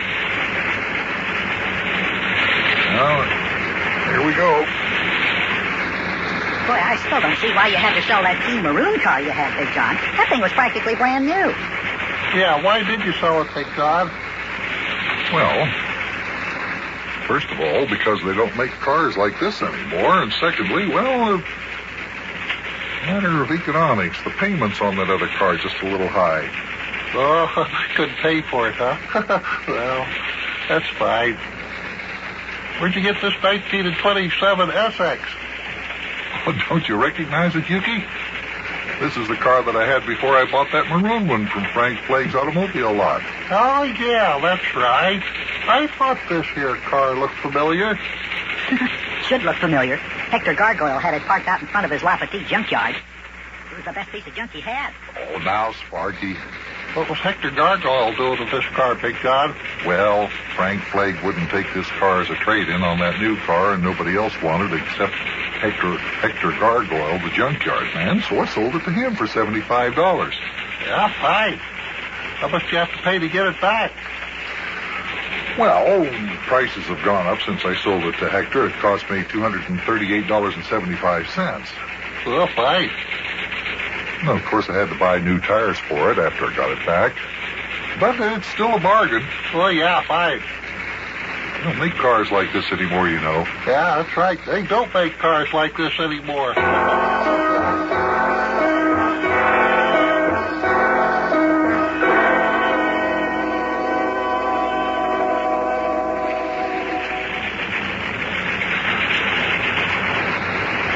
Well, there's Mayor Plumfront's house. Yeah. Okay, I guess we might as well pull up here. I believe we've got a parking space right close by.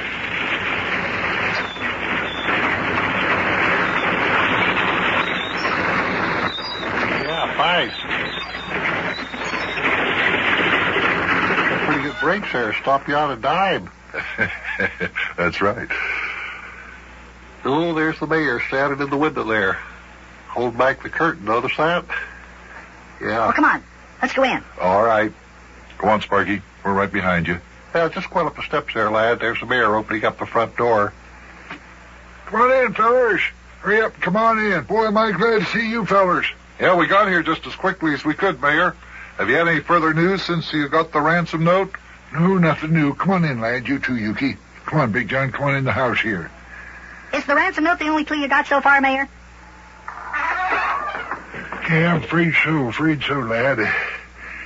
Come on in the living room over here and sit down. Oh, I'm telling you, I've been so worried. I wish I knew if my little Daffodil is safe and sound. Oh, I'm sure she is, Mayor. Don't worry about it. Say, Mayor, did you examine the ransom note for fingerprints? No, I didn't examine the ransom note for fingerprints. What would I use? I haven't got any fingerprint detecting outfit or magnifying glass or whatever it is you use. What do you think I am, a detective? Well, it's a good thing I'm here. I'll just open up a little black bag here. What do you got in that little black bag that you've been carrying around with you, Yukie? Oh, this is my detective outfit, lad. Ah, hey, come on. Are you a detective? Yeah, that is right. I am a graduate of the Super Sleuth Secret Service School of Detectives and Private Investigators, better known as the SSSSSTPT. Here's my badge, lad. Always wear it inside my coat here. Hey, is this a real detective's badge? Fine, that is right. Now, let me take a look at that there ransom note, Mayor. I'll just sprinkle a little bit of this here fingerprint detecting powder on the note. Oh, Yukie, you crazy fool. What do you know about detective work? Oh, let him go, Mayor. Every little bit of investigating help we can get now will be appreciated. Who knows? Yukie might be able to figure out where Miss Dilly is being held captive. Well, if he does, I'll not only be the happiest man in the world, but I'll be the most surprised, too. Now, let's see. I'll just take a look at this here note through the magnifying glass. Yeah. Do you see any fingerprints, Yukie? Oh, this here note is filled with fingerprints, lad. I wouldn't be surprised if I could identify the kidnappers just from this here note, lad. Well, I wish you'd hurry up then, Yukie. Because I know I'm not going to be able to raise that there $250,000 ransom that they want for returning Miss Dilly. Well, never fair, Mayor. Old Detective Yukie Butcha's on the case here right now. Oh, telephone's ringing. Yeah, I know, and this is one time that we can be sure it isn't for you, Sparky. This is the mayor's phone, after all. Hello. Yeah, this is Mayor Plumfront. Maybe that's the police. They might have uncovered some important clues. Well, let's hope so. Wait a minute. Who is this? Hello? Hello? Hello? Hello? Hello there. What is it, Mayor? It's the kidnappers, fellers. The kidnappers? Well, come on, Mayor. Have the call traced. No, it's too late. Whoever it was, they hung up. Can't trace a call after the party on the other end of the line is hung up. You ought to know that. Well, what did the kidnapper have to say, Mayor? He called to tell me when and where to deliver the ransom money. Well, Where, Mayor, and when? I have to raise the money by tomorrow night at 11 o'clock, and I have to deliver it to the shelter house on Stone Creek Road in Mount Airy Forest. 24 hours? Yep. Oh, boy. That doesn't give you much time to raise $250,000. I couldn't raise that much money if they'd given me 24 years. Don't worry, Mayor. We'll fix up a fake bundle of money for you to deliver, and then we'll jump the kidnappers when they come after it and capture it. Oh, hey, this is really going to be an exciting adventure. When are we going to capture those kidnappers? Oh, boy, oh, boy, oh, boy, oh, boy.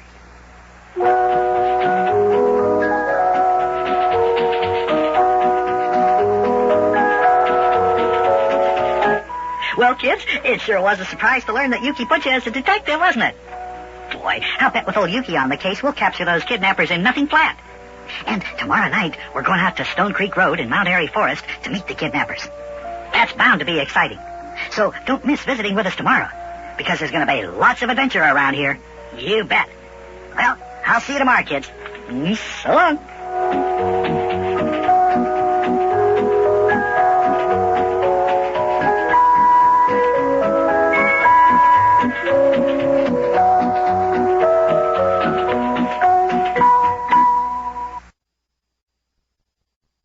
Hello there. Hi, boys and girls. Hi, kids. Hey, come in here right now, because it's time for the party with Big Jon and Sparky.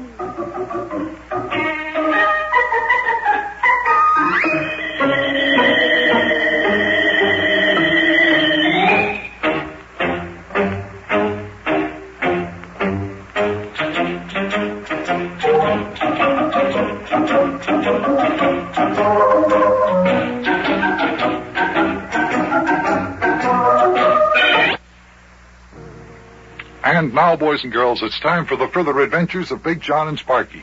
Today's chapter is entitled A Telephone Mix-Up.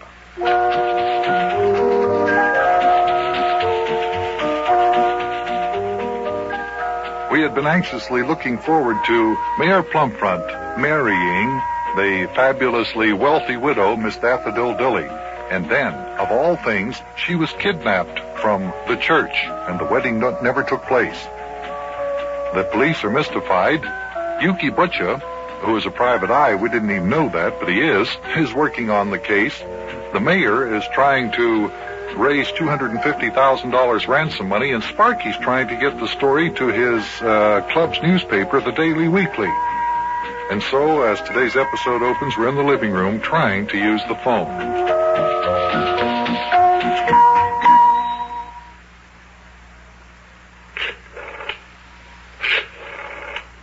Oh, boy. Oh, I sure wish I could get hold of Rabbit Ears McKeester. Is that the number you're dialing there? Yeah. But I keep getting the busy signal. Now listen. See? I've dialed Rabbit Ears number 4 times now, and it's always busy. Well, it's apparent Rabbit Ears is talking to someone else on the phone. Or at least somebody in the McKeester house is talking on the phone. Yeah, it looks that way. I wonder if Rabbit Ears is talking to Maxie Finster. I think I'll call Maxie. If his line is busy, then I'll know he's talking to Rabbit Ears. There.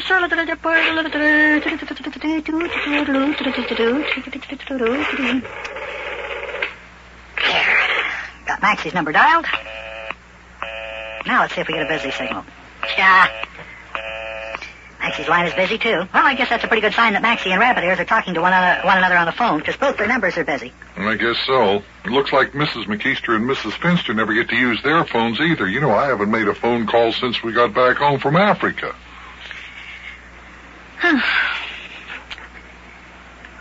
Well, Big Jon, you're welcome to use the phone anytime you want it. Thank you. After all, you're the one that pays the bill. Yeah. But wait a minute. First, I want to try to get hold of Charlie Clamerty.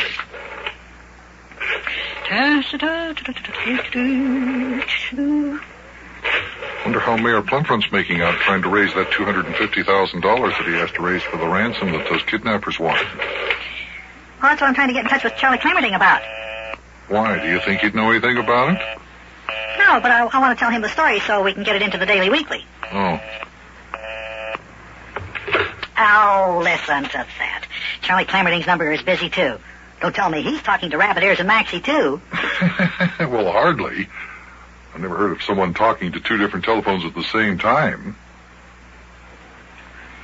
Well, I don't know how I'm supposed to get this latest development in the mayor's kidnapping case in the paper if everybody who runs the printing press is busy talking on the telephone.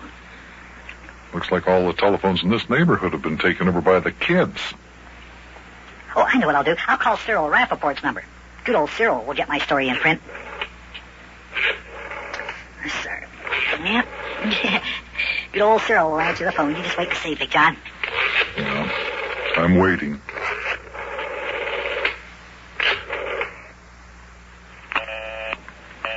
Uh-oh. Well, what would you go and give for a thing like that? Is everybody talking on the telephone to one another? Boy, every number I dial is busy. Looks that way, doesn't it? Oh, wait. Just a minute, just a little old minute. I know who I can get in touch with. The Wunderlich twins, Hennessy Q and Isidore Z. They never talk on the telephone except when they have to. They're too bashful. I'll call them. Good luck. Yeah. Don't worry, though. I'll get the Wunderlich twins. Yes, sirree. The Wunderlich twins won't be talking on the phone. Not unless they have to. See? I told you. I knew the Wunderlich twins' number wouldn't be busy. Yes, sirree. The Wunderlich twins are just too bashful to talk on the telephone. Glad to see that you finally got someone's number. Yes, sirree. The Wunderlich twins they never have their number busy because they're too bashful to talk on the telephone. Come on, Hennessy Q. Or Isidore Z. Answer the phone.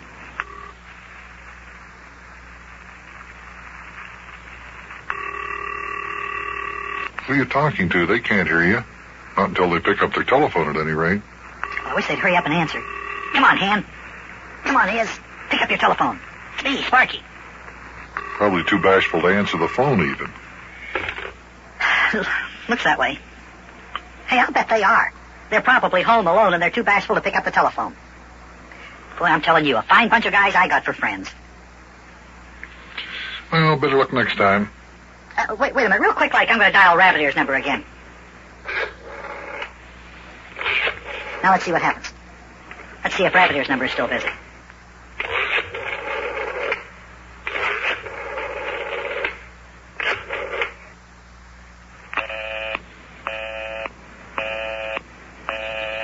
Oh, me. Listen to that. The line is still busy. Oh, me. How in the world do those guys expect to run a newspaper if they're always talking on the telephone? If you don't mind, I think I'll make a call. I want to call the mayor. See how he's making out raising the ransom money. Yeah, you may as well use the phone. I can't get the numbers that I dial. Boy. Well, sounds like I'm having a little better luck than you, Sparky. Listen, Mayor Plumfront's number's ringing. Yeah, I hear it. I wish those guys I know would get off their telephone. I got an important story to get into the Daily Weekly. Well, the mayor sure is taking his time answering the phone. Come on, Mayor, answer your phone. It's me, Big John. Come on. Hey, who are you talking to, Big John? He can't hear you. I know. Well, looks like a bad day to make phone calls. Nobody seems to want to answer. Now, I'm going to try Yukie Butch's number. Maybe he's heard something from the mayor. Yukie said to call his taxi cab office because that's where he has his private eye detective agency, too. His line will probably be busy, too. We shall see. Let's see what happens.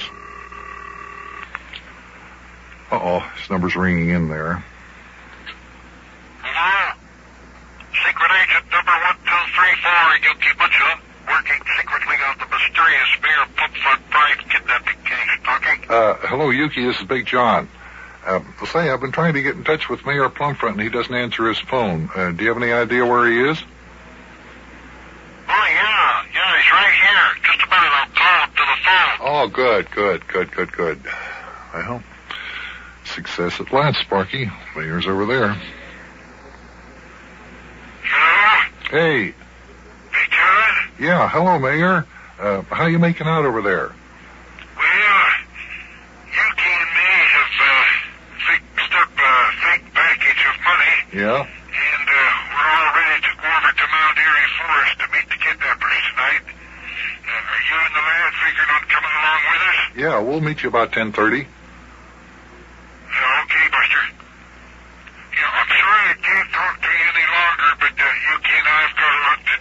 That's okay, Mayor. I understand. I was just wondering about you. I'll see you tonight. Bye. Well, looks like Yukie and the mayor are going through with their plan there. Telephone's ringing. I'll answer it, Big John.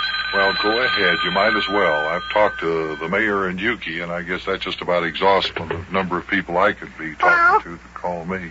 Yes, this is Sparky. Hey, is that you, Rabbit Ears? Listen, Rabbit Ears, I've been trying to get... What? What'd you say, Rabbit Ears? Where was I? Look, Ari, I've been trying... What? Oh, is that so? Just a minute, Rabbit Ears. Just hold the phone. Big John? Yeah? I wish you'd make your phone calls a little shorter. What? Rabbit Ears and Maxie and Charlie and Cyril and all the guys in my club have been trying to call me all afternoon. And every time they've dialed this number, the line was busy. Boy. Well, now, wait a minute, Sparky. They were probably trying to get you at the same time you were trying to get them. That's why the line's always been busy, not because of anything. Sure. Oh. Yeah, I guess so. Yeah, isn't that something? Excuse me. Yeah, isn't that something? Excuse me. Oh, boy, oh, boy, oh, boy, oh, boy. So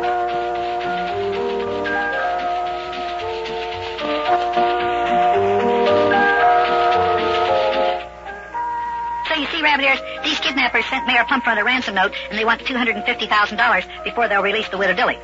The mayor and Yukie are supposed to go out to Stone Creek Road in Mount Airy Forest and deliver the money tonight at 11:30. Yeah. Oh, Big John and I are going along. Oh, yeah, I'll say it'll really be something. Well, I'll call you and tell you more. I mean, after we meet the kidnappers, Ari. Yeah, so...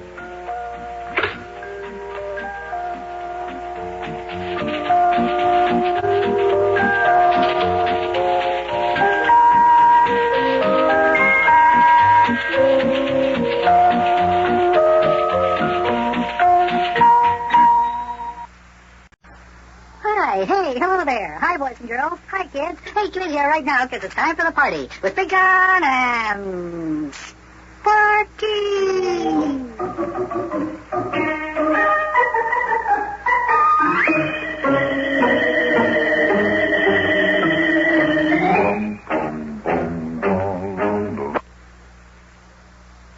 Adventures of Big Jon and Sparky. Today's episode is entitled The Detectives.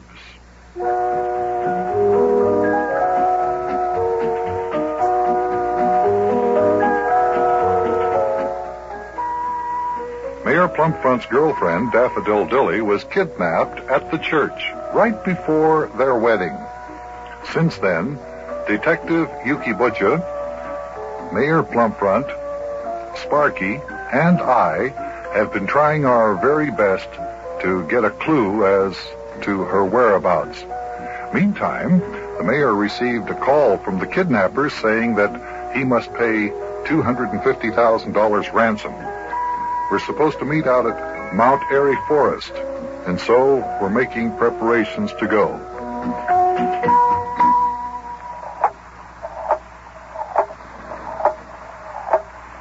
Come on, Big John, hurry up. We have to meet Yukie and the mayor over at Yukie's detective agency private eye office. Okay, just get your hat and coat on, Sparky. I'll be with you in just a minute or so. I just got a couple things to do here. Well, hurry up. We don't want to be late.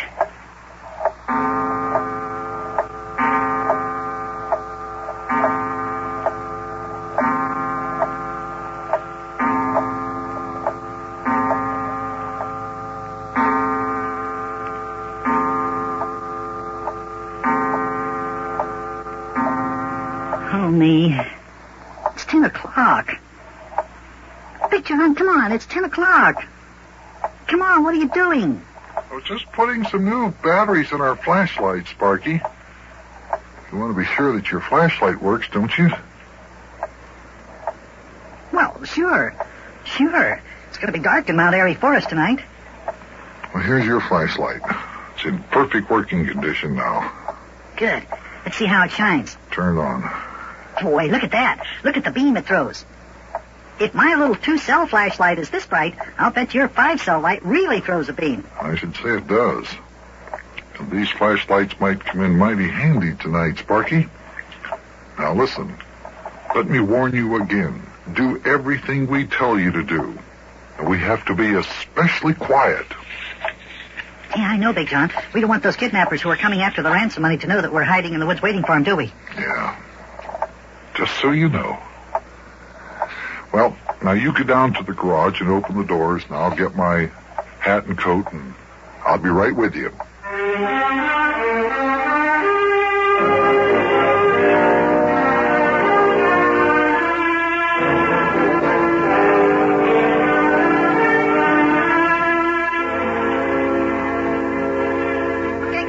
Come on, I got the garage door open. Come on, we're all ready to get over to Yukie's office. All right, Sparky. You just let me climb up in here behind the wheel.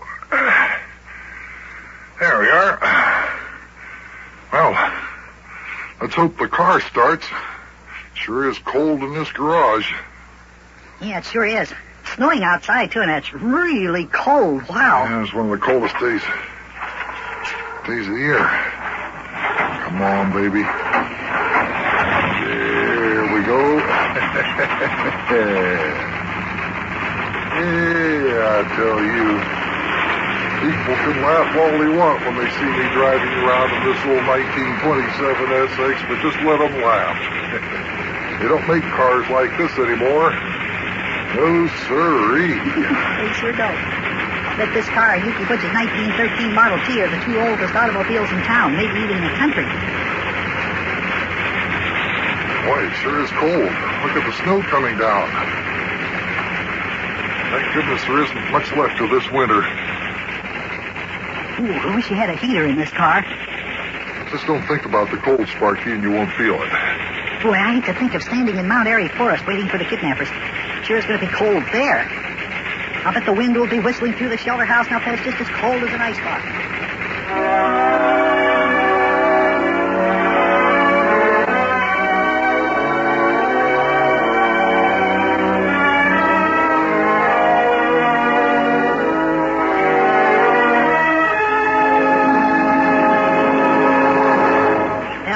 The building where Yukie has his detective agency private eye office.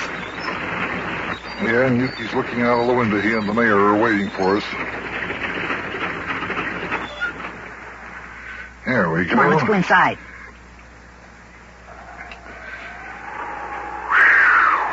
Boy, oh boy, oh boy, oh boy. Boy, is it ever cold out here. Come on, Big John, let's hurry up and get inside Yukie's office building. Yeah, go ahead, run for it. Come on, let's go. Open the door there. Ooh. Come on, hurry up, close that door. You said it. Oh, this must be the coldest day of the year. Ooh. Yukie's office is right down the hall here. You can see the light shining through the glass door. Yeah. Well, let's get on into his office quick. I want to get inside there and sit down and thaw out. You know, I'm going to have to buy a heater for that automobile of mine. Wouldn't you be better off just buying a new car? Come on now, no smart remarks, Sparky. Just open the door. To face this bundle of fake money here, please, sir. Wait a minute, Yuke. There's somebody coming in. Oh, who's there? It's only us, Mayor. Hi, Yukie. Oh, boy, let me sit down. Wow, is it ever cold outside? Have you fellas been out? Oh, yeah, fine. Well, we're glad you're here. Guess we can get started now. Haven't got much time to get out to Mount Airy Forest. Now, wait a minute, just a minute. I want to get warm. Oh, we haven't got time for that, Buster. We've got a lot of things to do when we get to the shelter house on Stone Creek Road out there at Mount Airy Forest.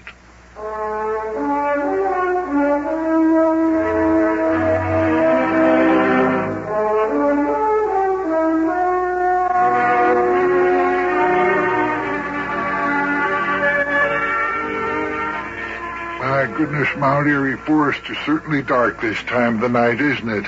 Yeah, now that we're out of the part where they have lights on the roads. Those kidnappers sure did pick out the darkest part of the forest for us to deliver the ransom money, didn't they? Well, at least we can tell that the kidnappers aren't here yet. Can you tell that, Big John? Well, look at the snow on the road. No automobile tracks. Nobody has traveled back to this road since it started to snow, that's for sure. Hey, you're right there, Buster. And I doubt if those kidnappers have been sitting back here all day since before it started to snow. That's a very good job of detection there, fellers. Well, there's Stone Creek Road. Better turn in right there, Big John. Okay. Now, let's see. Our office had a picnic back here last summer, and it was on Stone Creek Road. If I remember right, the shelter house isn't too far back along this road here. Yeah. It's just past the baseball diamond, Big John. Us kids used to hike over here a lot of times. Hike over here to the Mount Airy Forest recreation area every once in a while. I know where it is. It's right over there. Right down there. Just pull into that parking area there, Big John. Come on, you can park right over there. One thing sure, there's no other cars here.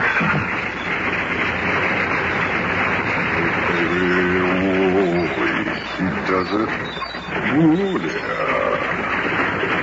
Yeah. Perfect spot. Perfect spot. Now, listen, fellas. We'll have to be as careful as we can as we walk to the shelter house. Because, you know, the kidnappers warned the mayor to come out here by himself. Hey, that's right.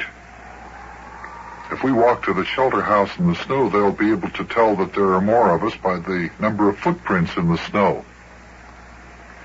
I'll tell you what. The mayor's got the biggest feet. He can go first. Big John, you follow and you walk in the mayor's footprints, and I'll follow you, and then the lad can follow me. And that way we'll just walk in one another's footprints. What do you think of that? Hey, that's a good idea, Yukie. Yeah, all right. Hey, you're a good detective. Open the door. Come on, let's go. All right, fellas, here I go. Now, don't forget to walk in my footprints. I'm right behind you, Mayor. Thank goodness we don't have far to walk to the shelter house. Yeah, you were right, Big John. It is cold out here. But just keep walking in our footprints there, Sparky lad. We want the kidnappers to think that the mayor's the only one here, you know. I'm keeping in your footprints real easy, Yukie. No trouble at all. It's just a little way now, fellas. I'm almost there. Ooh, I wish I could build a little fire for us to sit in while we're waiting here. You and me both, Mayor. Well, here's the shelter house. Now what are we supposed to do, Mayor? Well, first of all, I gotta tie this bundle of fake money on the end of a string, you see. Which we have already done in my office. Now we gotta hang it on the beam of the shelter house so the kidnappers can see it real easy. And I have to sit at this table in full view of the road. What about us? Are we going to hide? Yeah, that is right. We will go and hide out behind the shelter house. We can wait here with the mayor until we see the kidnapper's car coming, then we can skedaddle over there. Okay. What time is it now, Yukie? According to my wristwatch with the numbers that glow in the dark, it's exactly 4 minutes until 11 o'clock. 4 minutes. There are the headlights of a car turning into the road now. That's the kidnappers. Come on, let's get to our hiding places. Yeah, you sit at the table, Mayor. Now let's go hide, fellas, before the kidnappers get here. They're coming back the road there real slow. Come on, let's go there, Big John. Wow, won't be long now. We'll be face to face with those kidnappers who kidnapped the widow Dilly. Boy, oh boy, oh boy, oh boy.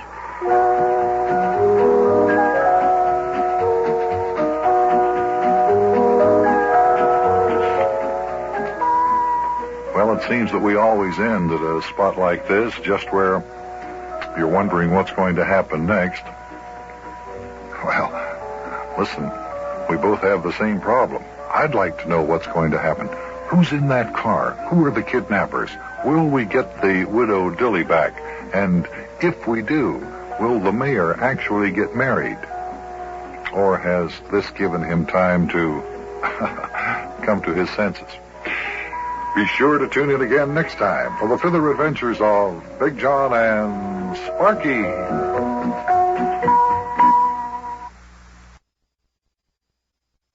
Hi, hey, hello there. Hi, boys and girls. Hi, kids. Hey, you in here right now because it's time for the party with Big Jon and Sparky.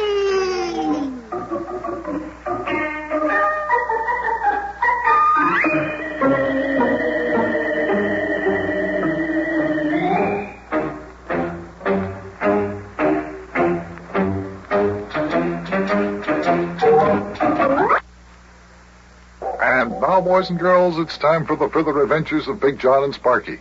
Today's chapter is entitled The Stakeout.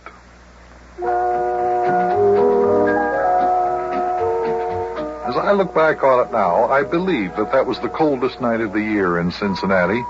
The night that we took the ransom money to Mount Airy Forest in an effort to capture the kidnappers who had stolen away Mayor Plumfront's girlfriend, Miss Daffodil Dilly, right before they were married. They were coming to get $250,000 in cash, but Detective Yukie Butcha and Mayor Plumfront had an idea they could wrap up some old newspapers and just make it look like money. And then we were going to jump on the kidnappers when they came to get the money. Let's listen.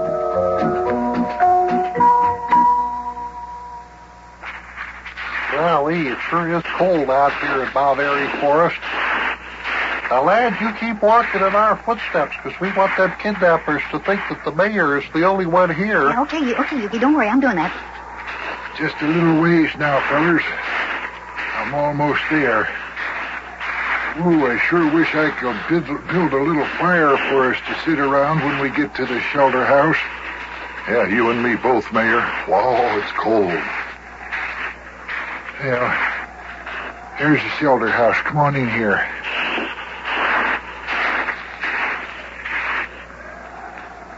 Now, what are we supposed to do now, Mayor?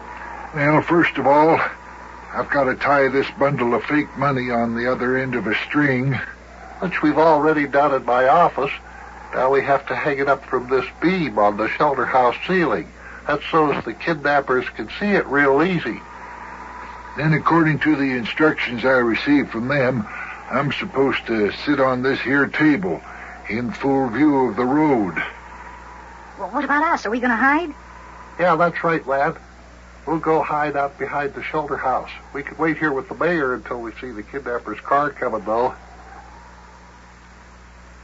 What time is it now, Yukie? Let's see here. According to my wristwatch with the numbers that glow in the dark, it's exactly 4 minutes until 11 p.m. And look, I see something. There are headlights of a car turning into the road now, look. That must be the kidnappers. Come on, we better get to our hiding places. Yeah, you sit on the table, Mayor. Let's go hide, fellers, before the kidnappers get here. They're coming back the road pretty slow there. Yeah, I know, but at the same time, we'd better hurry and hide, because we don't want them to know that we're here with the mayor. Come on, Sparky, come on. Come on, move along here. Yeah, okay, Big Jon. All right behind you. All right, listen. Quiet. Boy, seems like it's getting colder and snowing harder, too. Yeah. Why do those kidnappers just keep sitting in their car like that? Why don't they get out?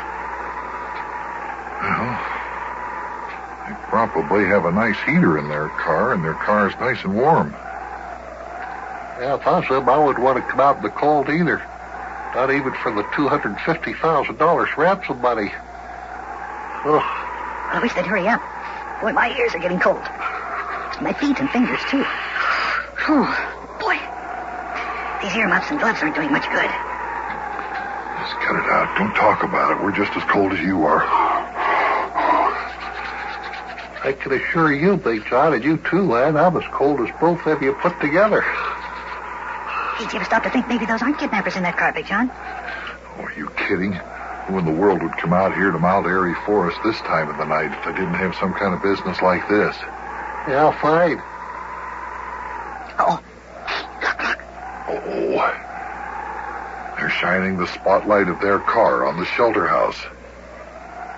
Yeah, it's shining right on that bundle of money which is hanging on the end of the string tied to the beam of the shelter house. Yeah, and it's shining right on the mayor. Glad I'm not the mayor. Sitting out there in the open, exposed like that. But it's cold. I'm thinking about how cold it is out there. I'm thinking about the mayor being in full view of those kidnappers. This may be very dangerous. Yeah, it certainly could be a dangerous position, all right. You're telling me. Uh-oh. Somebody's getting out of the car. Quiet, they'll hear you. Now look, come on, we all have to be real quiet. Yeah, it's two fellers, all right. They're walking right over toward the shelter house. The spotlight on the car is shining right at the mayor. Yeah, and it's so bright that we can't make out the two men very well because the spotlight practically shines in our eyes and blinds us. Yipe, what's that? It's the horn on that car out there. The driver's blowing it for some reason or other. And you turned out the spotlight, too. Those two fellers are running back to the automobile. Yeah, they're getting in. There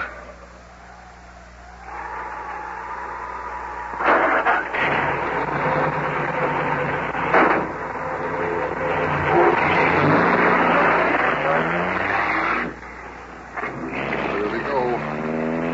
Going out of here. Well, boy.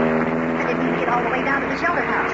They ran away before they had a chance to get that big bundle of ransom money. Oh, come on, let's get in our car and go after them. Hey, wait a minute there, Big John. There's no use chasing after them. We wouldn't have a chance to catch up with them.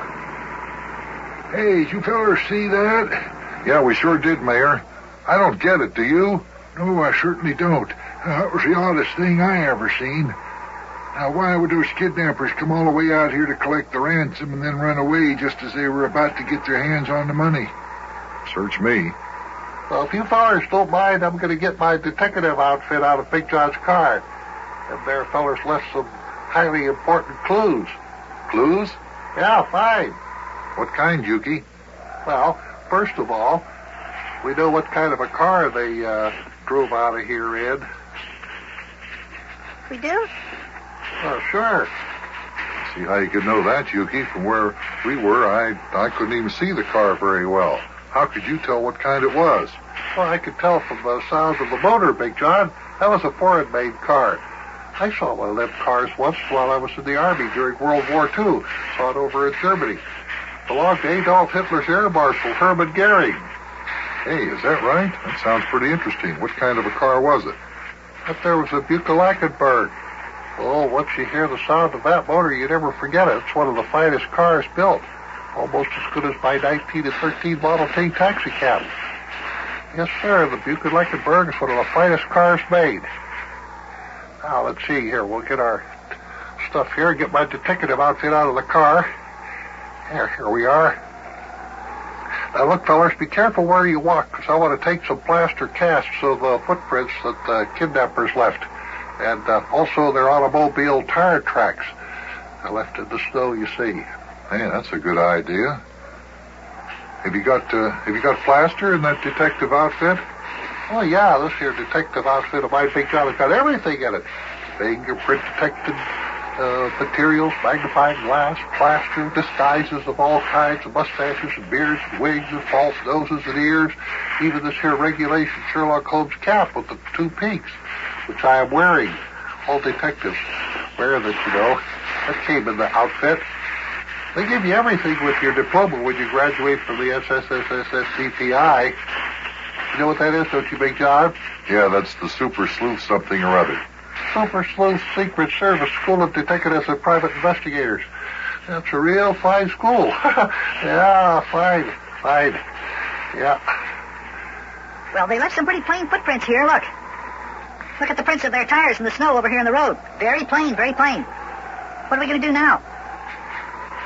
Well, let's see here. I'll take care of that. Hey, Yukie. Huh? Are you going to pour some of that plaster into these footprints? Yep, that is right. 100% correct there, lad.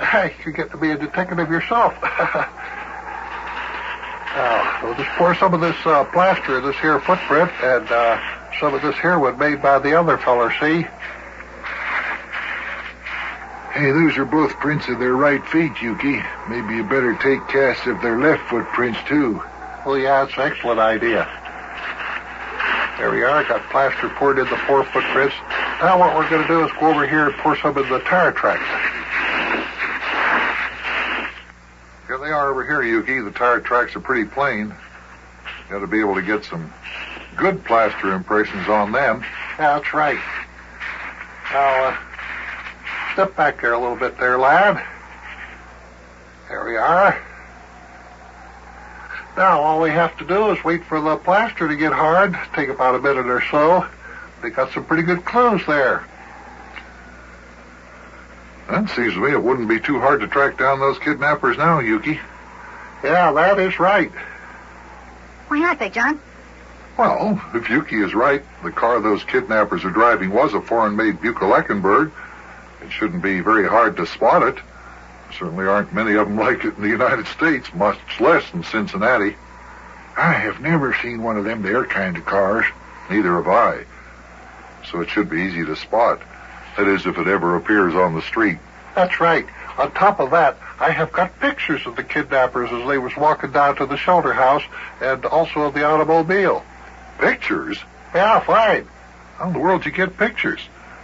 You'd have to use a flashbulb. I didn't see any go off, and I know that you can't take pictures in the dark. Oh, yeah? With a special camera that comes with my detective outfit, you can, if you use infrared film and infrared flashbulbs. Yes, sirree, you can take pictures that way, and nobody knows a thing about it. All detectives do that. Yeah? Oh, boy. Hey, Yukie, you're the best detective in the whole wide world. Yes, sirree. Boy, oh, boy, oh, boy, oh, boy.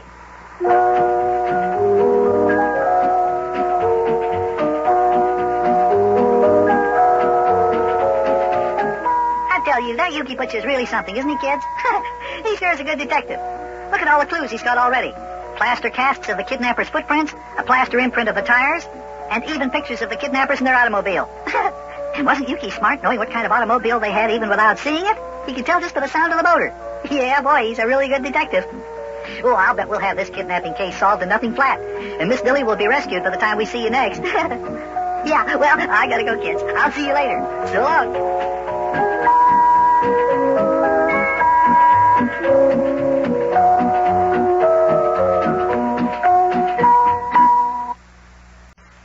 Hi, hey, hello there. Hi, boys and girls. Hi, kids. Hey, get in here right now, because it's time for the party with Big Jon and Sparky.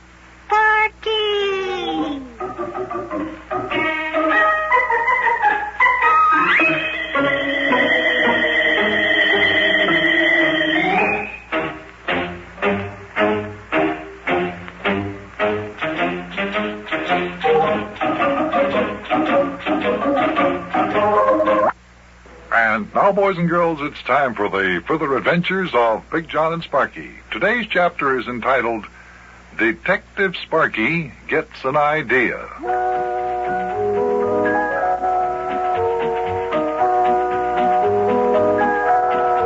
We needed all the ideas we could get, and we would welcome them regardless of the source, for we were trying to solve the mystery of the missing widow Dilly, who had been kidnapped just before the hour of her wedding. Mayor Plumfront has received a ransom note demanding $250,000 ransom. Sparky and Yukie are the detectives on the case, and we've been talking things over in Yukie's office, considering the fact that we have photographs of the kidnappers, and that's one clue, among other things. So let's take stock.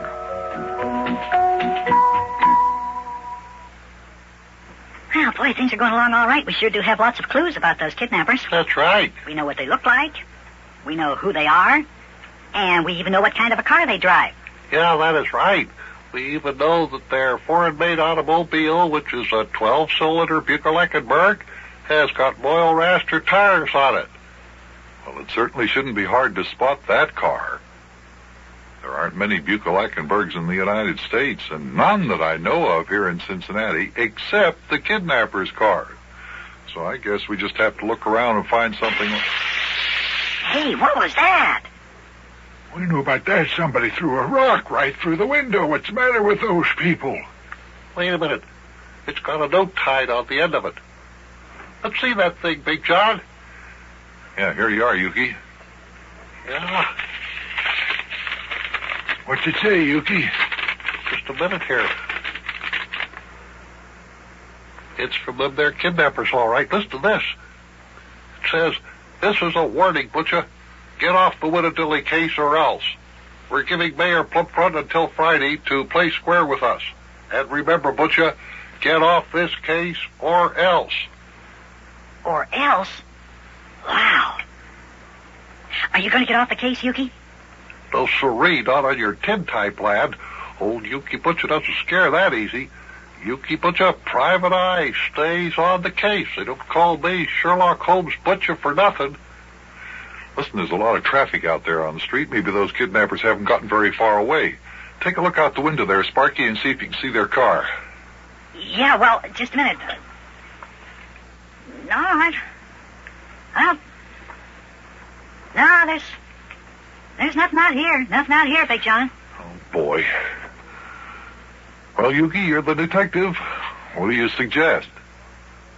I suggest we get outside and try to track down that kidnapper's car.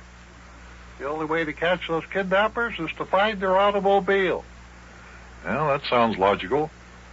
After all, it would be impossible for them to get out of town in that car without being spotted. Yes, and if it's in town, they can't very well drive it around without being noticed. Not that car. Well, come on, let's get going. We sure won't find the kidnapper's car sitting around here in Yukie's office. Yeah, the lad is correct, fellers. We must be off. Yes. I mean, well, listen, you fellers go ahead. I'm going to walk on down the street to my office. Maybe the kidnappers will want to contact me, and maybe that's where they'll try to do it. Yeah. Okay, Mayor. Meanwhile, Yukie and Sparky and I will just scout around a little bit. Yeah, fine. Now, listen, if you turn up anything, let me know, and I'll tell the chief of police. Just a minute, fellers. Lock my office door here. Ah, fine. There we are. All right, fellers. Come on, let's be on our way. Where do you think we ought to look first, Yukie? I think the kidnappers would have their hideout out in the country. What do you think? Oh, I disagree with you, Big John. You do? Fine. Why? Well, if you ask me, they got their hideout right here in town. Why do you think that? Well, first of all, it would be easier for them to get out of sight fast here in the crowded city, you see. Open the door there, lad. So that's why I was thinking they'd be right here in the city. Well, listen, fellers, City Hall is right down the street. I'm going to walk on down there and go to my office. I got a lot of work that has to be done. Yeah, okay, Mayor. Come on, fellers, let's go out to my taxi cab and we'll cruise around for a while. Hey, wait a minute, Yukie. I got an idea. Yeah, what is it? Well, look, you've got those pictures of the two gangsters. Yeah? Why don't we show them to all the people around here who own stores? I mean, like Mr. Krausmeyer and Clyde Pillroller and Mr. Schmidtlock. Because, maybe one of those kidnappers would go to Krausmeyer's butcher shop for meat, or go to Schmidtlock's delicatessen, or to Clyde Pillroller's drugstore. Hey, Sparky, I think that's a pretty good idea. Yeah, it's an excellent idea. Hey, you're a real detective there, Sparky lad. Yes, you are. Well, let's see. Krausmeyer's butcher shop is just down the block here. Let's walk down there and show the pictures of these here kidnappers to Mr. and Mrs. Krausmeyer. Yeah, because if those kidnappers go into Krausmeyer's butcher shop, Mr. Krausmeyer will recognize him and capture him with his meat cleaver. I'll bet. Or Mama Krausmeyer might capture him. That would be even worse. Well, I'll tell you what we'll do. We'll stop in Clyde Pillroller's drugstore on the way back. But first, we're going to go to Krausmeyer's butcher shop and then over to Schmidtlock's delicatessen. All right, come on, let's go.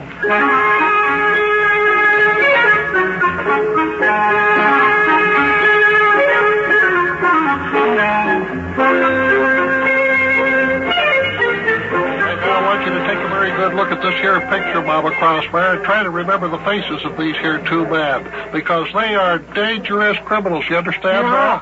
Well, if those are the kidnappers but kidnapped Miss Dilly, I will never forget their faces.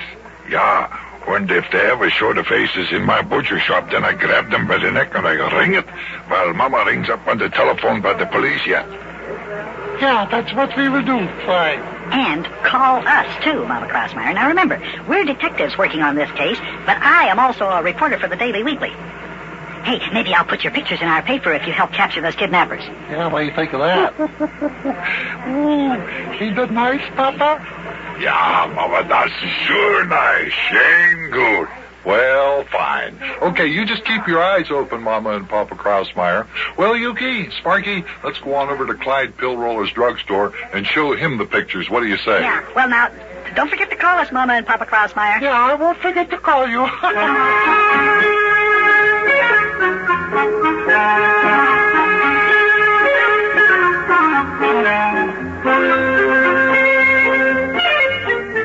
That's right, Clyde.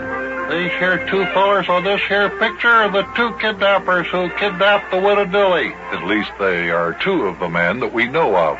There probably was a third man involved and possibly more. But these are two of the men. We are certain of that. So we need your help. And if you see those two men, if either one of them comes into your drugstore, Mr. Pillroller, you just let us know right away. In fact, it might be a better idea to call the police first, Clyde, and then us. Right, Yukie? Yeah, that is right. Call the police first, and then us, Clyde. You got that? Now, Big John, what do you say we take seats at Mr. Pillroller's soda fountain and order ourselves 3 chocolate sodas? All right. That sounds like a good idea. Clyde, one of your clerks is motioning you. I think he's wanting you to come back there. Yeah, well, go ahead, Clyde. We'll wait. Let's just sit down here on these 3 stools, fellers. A nice chocolate soda will do us a lot of good before we continue our investigation of this here momentous case. Fine. Yeah. Yeah, a little old chocolate soda never hurt anybody. That's right. Well, hey, Big John. Clyde's motioning for you to come back there. He's holding up the telephone. Looks like there's a phone call for you. Oh. Well, maybe the mayor's trying to get in touch with us. Look, I'll be right back, boys. Save my place here at the counter, though, will you? Yeah, okay. Hey, I wonder if it is the mayor on the phone. Maybe he's got some news from the kidnappers. Yeah, could be, lad. Well, we shall see what we shall see. Big John's got the phone up to his ear now.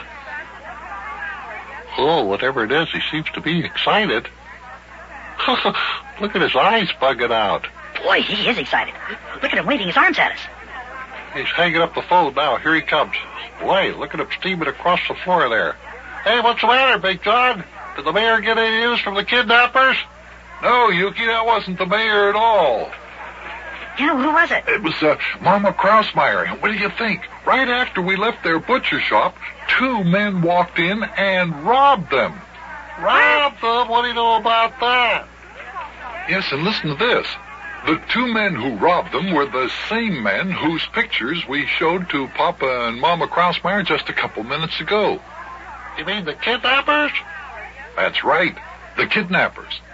Come on, let's get down to Krausmeyer's butcher shop just as quickly as we can. Come on. Oh, boy, now we're getting someplace. Boy, oh, boy, oh, boy, oh, boy.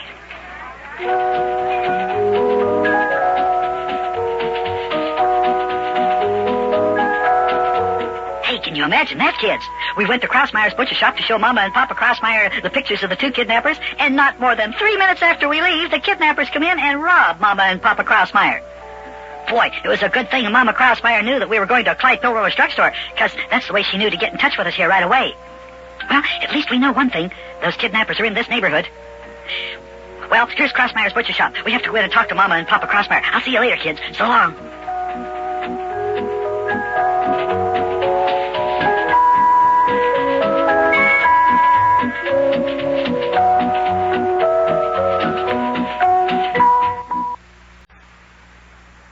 Hey, hello there. Hi, boys and girls. Hi, kids. Hey, come in here right now, because it's time for the party with Big Jon and Sparky.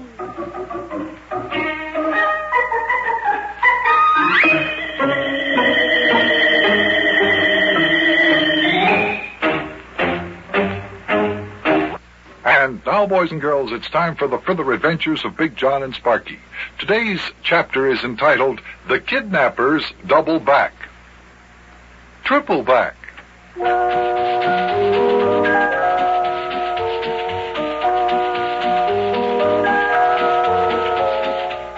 Detective Yukie Butcha and Sparky, along with Big Jon and Mayor Plumpfront, were trying to track down the kidnappers of the fabulously wealthy widow, Miss Daffodil Dilly, who was kidnapped right before her wedding.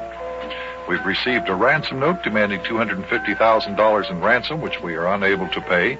Meantime, Yukie was able to obtain a picture of the kidnappers, and Sparky got the idea of showing the pictures to the different stores in the neighborhood, just in case the kidnappers happen to show up.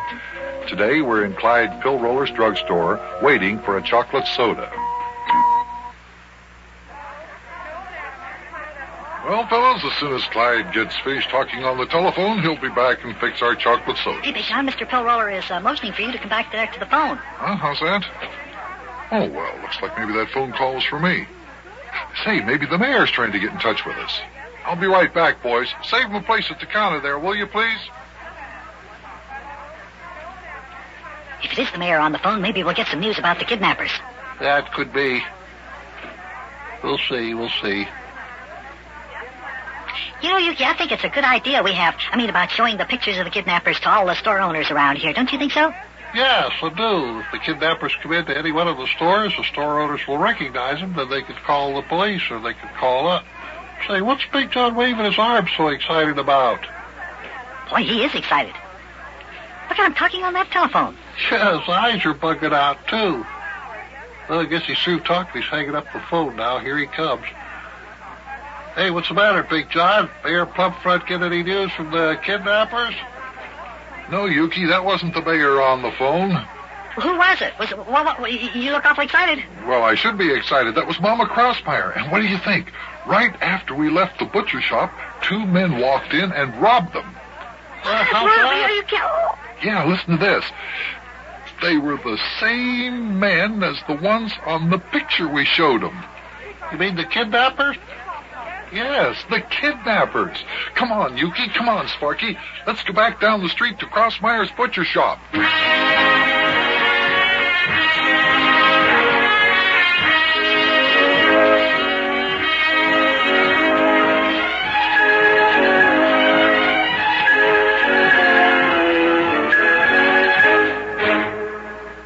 we are, Mama Crossfire. Which way to go, Papa Crossfire? Yeah, tell us all about it. What do you know? Here, Big Jon and Sparky, and you too, Yukie. Yeah, hurry up and come in here. We're going to tell you all about the hold-up. Come on in, Yukie. Close the door there, Sparky. All right, Mama and Papa Crossfire, tell us all about the hold-up. Such a commotion. I'll tell you what happened. Papa was standing over there by the meat table, and he was chopping pork chops. Yes? He was waiting on Mrs. Toohill. And then I was over there by the sauerkraut barrel, scooping up me the fingers for the sauerkraut. I was waiting on Mr. Shippen Klausenheimer. Yes, and then what happened? And then all of a sudden, open flies the door, and in comes two men. That's the kidnappers. Everybody turn around and face the wall. Turn around, face the wall there, they said. That one man shouts out there, very nasty, and me says, everybody turn around, face the wall. When Mrs. Toohill faints, when she falls head first into the sauerkraut barrel. Oh, my goodness. Yeah, my goodness is right, Big John. When Mrs. Toohill went home smelling like sauerkraut and spare ribs. Well, we're getting back to the hold-up now. There he was, facing the wall. Yes. And the hold-up man was standing in the back covers with the guns. Yes. And then one of the hold-up men walks up behind the counter and he empties out the cash register. Oh, that's a fine. What a terrible thing. Yeah. Oh, but Papa, don't you think it was lucky for us that I have just went to the bank with most of the money? Yeah, Mama, yeah. But, Big John, what the robbers don't know is that all the while I am standing facing the wall, I am looking at them in the mirror. You understand that? I'm looking at them in the mirror, and you can see the mirror over there. See by the O.J. Chuck Finney Wienerwurst advertisement painted on it? Yes, I see it. You mean that's the mirror that you watched the robbers in? Yeah. And then, all of a sudden, I recognized the robbers. Yeah. They was the same men that was in the picture that you showed us just a few minutes ago. They was the kidnappers. And then I turned around and I yelled, "Oh, you are the men that kidnapped Miss Dilly!" And I picked up the meat cleaver and I was going to chase them out from the store. That's what it fine. is. That was real fine. Which way did they go, Mama? Well, they had an automobile parked outside. When they hopped in and they drove off down Was the there someone street. else waiting for him outside in the car, Mama? Was there a third man driving the car? Yeah. There was another man in the car. Could you see what kind of a car it was, or couldn't you tell? Oh, yes. Ordinarily, I don't pay any attention to automobiles, Big John. They all look alike to me. It's some kind of a car that... you got them all over the place, over the streets over there in Hamburg. Down in Germany. In Hamburg? Aha. Yeah. Then it was a car that they make in Germany. Yeah, that's The was it, Papa? Yeah, that was the Buchleckenberg. That's the kind we're looking for. Yeah. Well, I guess that proves the men who robbed the butcher shop are the kidnappers, all right. Yes, you'd say it does. See, the kidnappers have a Buchleckenberg. Yeah, and they went off down the street. That means their hideout must be down in that direction. Come on, fellers. We don't have time to fool around here. Let's get in my taxi cab and try to locate that hideout. Oh, just a minute, Big John. Wait a minute while I answer the phone. And then before you leave, I'll give you some sauerkraut and spare ribs you can take home for you for the supper.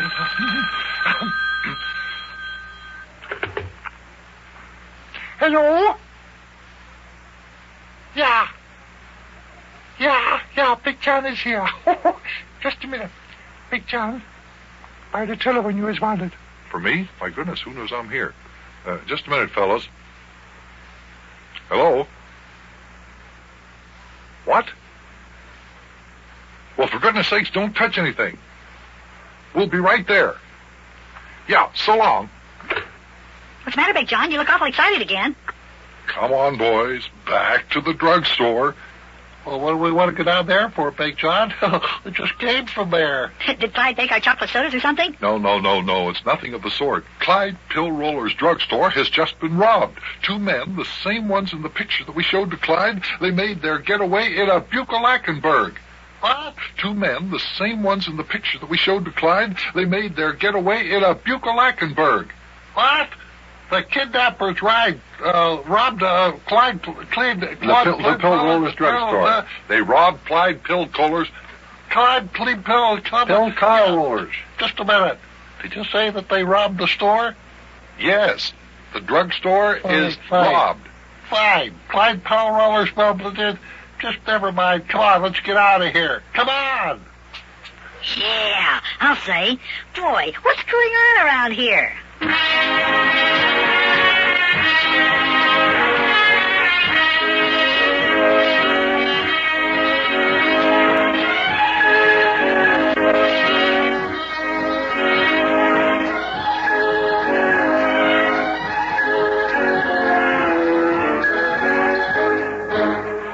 There's Clyde sitting over there at the soda fountain. Look at his face. He's so pale, he looks as white as a sheet. I guess the robbers really scared him. Hey, here we are, Clyde. Tell us all about it. Yeah, what happened, Mr. Pill Roller? Were the 2 men who robbed you the same men who were in the picture that we showed you just a couple of minutes ago? And on the telephone, Clyde, didn't you tell me that the 2 men entered the store by the front door and made their escape through the side door where their getaway car was waiting for them on Glenmore Avenue? Hey, John tells me that you told him on the phone that they made their getaway at a Buchleckenberg 12. Is that right there, Clyde? How much money did they get? Did they wear masks? No, I guess they didn't if you saw their faces and recognized them. They say anything one to another. Did they call each other by name? Did they? Hey, wait a minute. We're all asking Clyde questions at the same time. Clyde can't get a word in edgewise. Now, let's all calm down and let Clyde say a few words. All right, Clyde. Uh-oh. Hey, your telephone's ringing there, Clyde. Just keep sitting, Clyde. Sparky will answer the phone for you. Go ahead, Sparky. Answer the phone for Clyde. Yeah, all right, Big John. I'll get it. Boy, sure has been lots of excitement around here. First we go to Spent Lost Delicatessen to show them the pictures of the kidnappers, and they get robbed, and then we do the same thing with Clyde, and he gets robbed. Hello? Yeah, Big John is here. This is Sparky. What do you want? What? Hey, hold everything. Stay right where you are. We'll be right over. Big John, hey, Yukie, come here, quick. Hey, we have to get right over to Spent Lost Delicatessen. 2 men What's up? robbed them. The same 2 who were in the picture we just showed them. What did you say? You mean the That's kidnappers? right. The kidnappers just robbed Spent Lost Delicatessen. Come on, we gotta get over there. Boy, oh boy, oh boy, oh boy!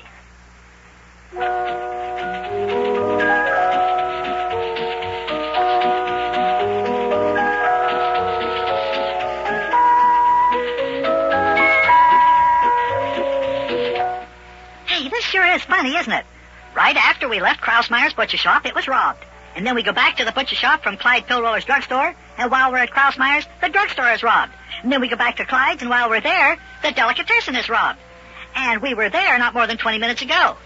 3 stores we went to show the owners the pictures of the kidnappers, all robbed by the kidnappers. There's something mighty peculiar going on around here. Well, we gotta get to Schmittlock's Delicatessen. I'll see you later, kids. So long.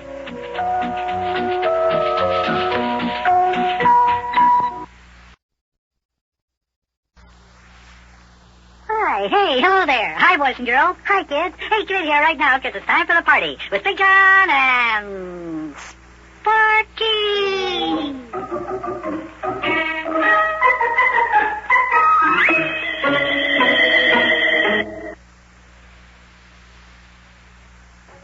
And now it's time for the further adventures of Big Jon and Sparky. Today's chapter is entitled, Even Detectives Make Mistakes. Amateur sleuth Yukie Butcha, helped by Sparky, myself, and Mayor Plumfront, were trying our level best to capture some kidnappers who had kidnapped the widow Dilly. Yukie had taken a picture of the kidnappers, and we showed this to the shop members, the shopkeepers in our neighborhood, and asked them if they saw these men, would they please call us immediately. Well, then it all began to happen. In quick succession, we got 3 telephone calls saying that these men had come into these various stores and robbed them. As today's episode begins, we're questioning Clyde Pillroller in his drugstore. Hey, Mr. Pillroller, do you mean that while we were down at Crossmeyer's butcher shop, just right down the street here, that the kidnappers came here and robbed your drugstore? Big John said you told him on the telephone that they escaped in a Buchalackenburg 12. He said their getaway car was waiting for them by the side door on Glenmore Avenue. Did the robbers say anything one to another? Yeah, did you hear them calling one another by name there, Clyde? Did they? Hey, wait a minute, fellas. Wait a minute. We're all talking at one time. We're not giving Clyde a chance to talk. Let's let Clyde tell the story. What do you got to say, Clyde? Telephone's ringing. Telephone's ringing. Just stay sitting there, Clyde. Sparky will answer it for you. Answer the phone there, Sparky. Yeah, okay. I'll get it. Now, Clyde, boy, oh boy, if this isn't something, everything's all mixed up here. Can't tell who's on first. Now the telephone has to ring. That's the only way we could find out there, Clyde. Hello? Tell us the whole story. Just yes? Don't get excited, Clyde. Take your time. Yes, Big Jon is here. Recall the whole thing. No, this is Sparky. Right, what do you want? That's all we want to know. George. What? Oh, hold everything. Stay where you are. We'll be right over. Big Jon. What? Hey, Big Jon, What? come here. Hurry up. What's the matter? Schmittlock's Delicatessen has just been robbed by 2 men. The kidnappers. What? Oh, no. Come on, Yukie, over to Schmittlock's Delicatessen. See you later, Clyde. Come on, Sparky.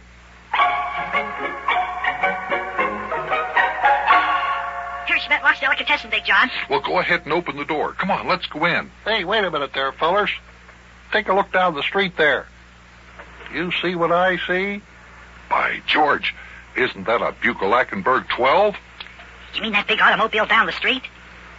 Is that the kidnapper's car? I don't know, but it sure looks like it.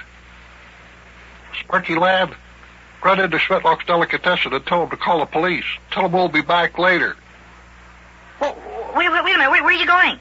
Don't worry about where we're going. I'll be back later. I'm going to get my taxi cab and bring it around the corner, and then we're going to follow that there Buchalackenburg.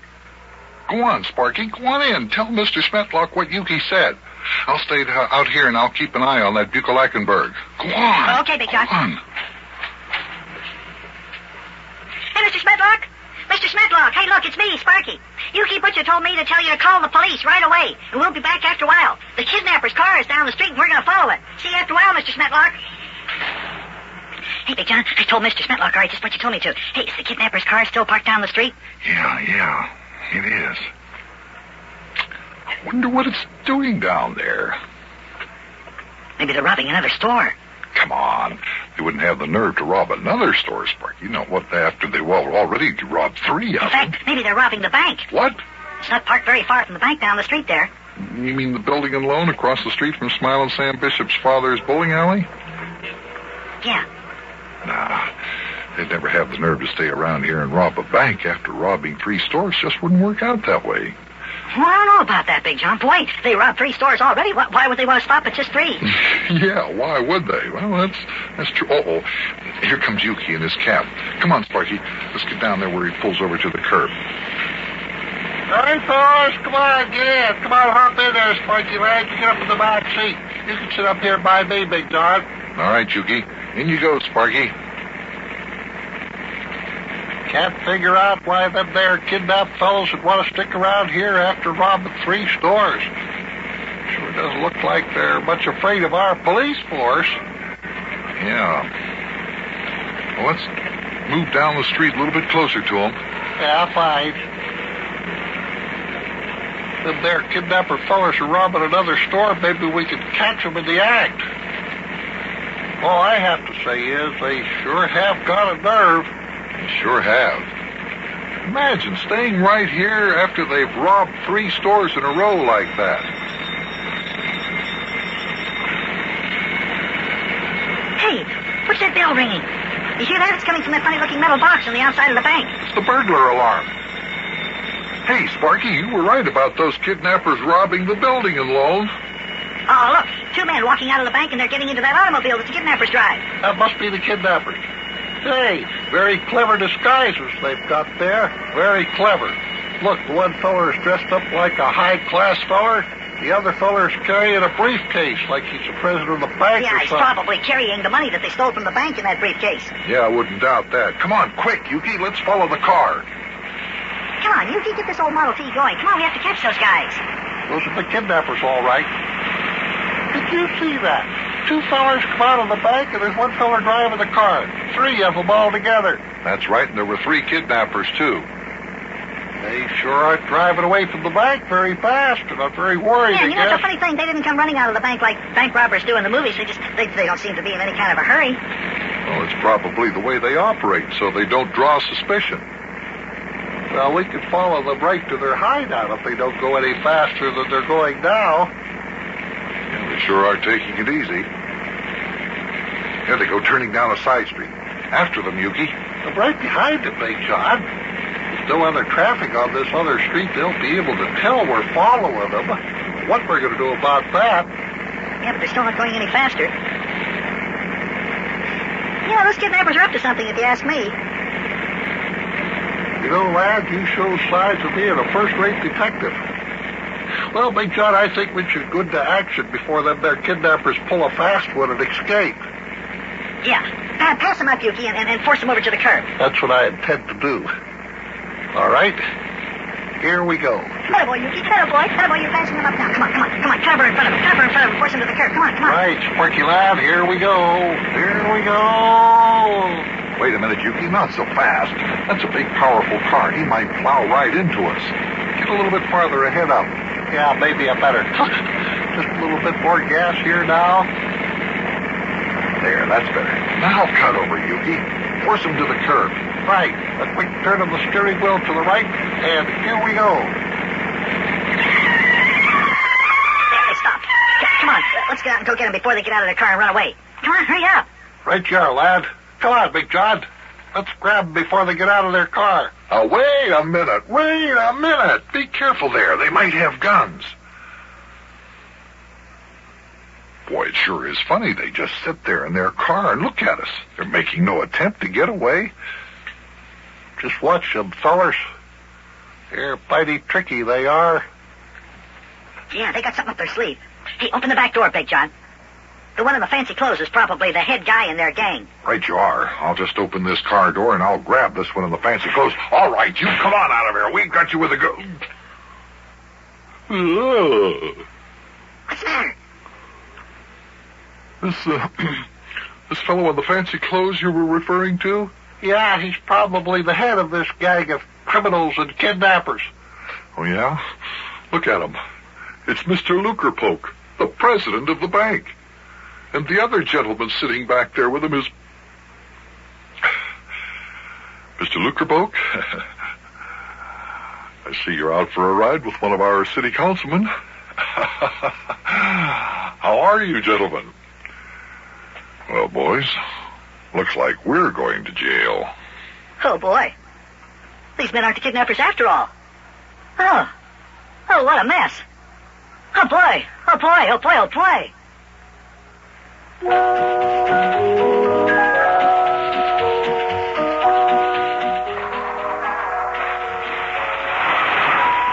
there goes Mr. Lucrepoke's chauffeur, driving away with Mr. Lucrepoke and Councilman Samuel G. Raptor.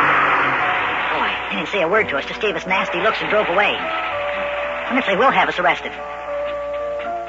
Well, how could we know they weren't the kidnappers? After all, they came out of the bank while the burglar alarm was ringing. How are we supposed to know? Oh, me, here comes a police car. I'll bet Mr. Lucrepoke called the police on his two-way radio in his car. Guess we're going to jail. I'll see you tomorrow, kids, if I'm out. So long.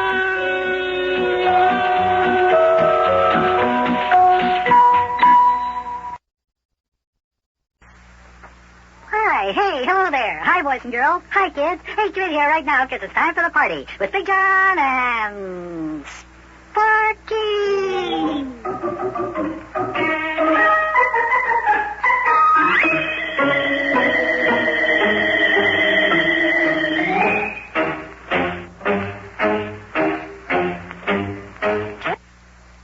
And now it's time for the further adventures of Big Jon and Sparky. Today's chapter is entitled Jailed.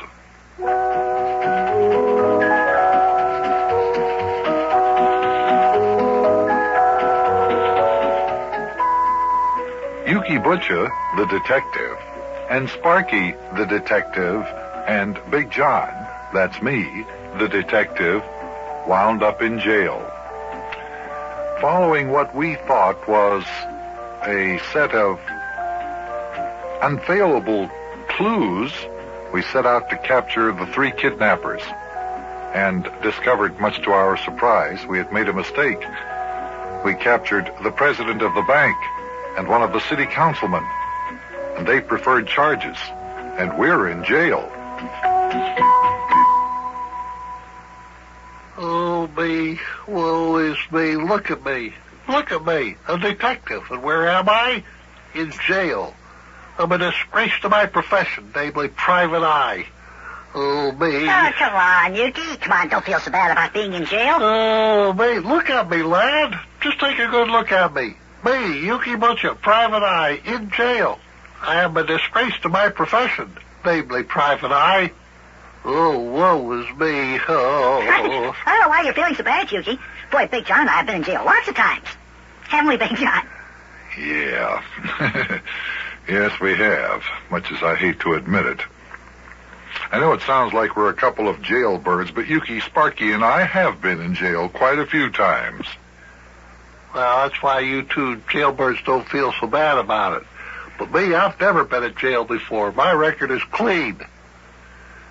At least it was up until now. Oh, just think of it. Me, Yukie Butcha, private eye, in jail. Well, Yukie, I don't like it any more than you do.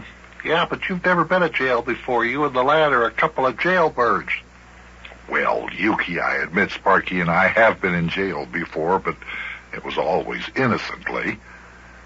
It was always because of some particular mischief that Sparky got into. Yeah. You remember the time, Big Jon, that you had the mayor lock you and me up in jail overnight just to teach me a lesson? Yeah, I remember.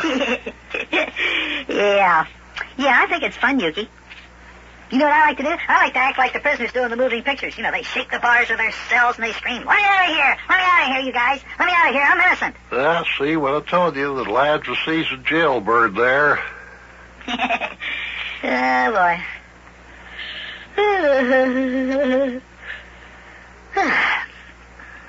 Boy, I wonder what's taking the mayor so long. When he visited us this morning, he said that he'd get us out of here real quick. Yeah, I know. But I suppose he's finding the job a little tougher than he expected. That Mr. Lucrepoke was pretty bad when we forced his automobile to the side of the road like that yesterday. Well, you'd think that after the mayor explained to him what we were doing that he'd understand. You'd think so. But still, he was plenty angry. Well, after all, the kidnappers drive a Buckel-Lackenberg automobile, and he came out of the bank just as the burglar alarm was ringing and got into a Buckel-Lackenberg.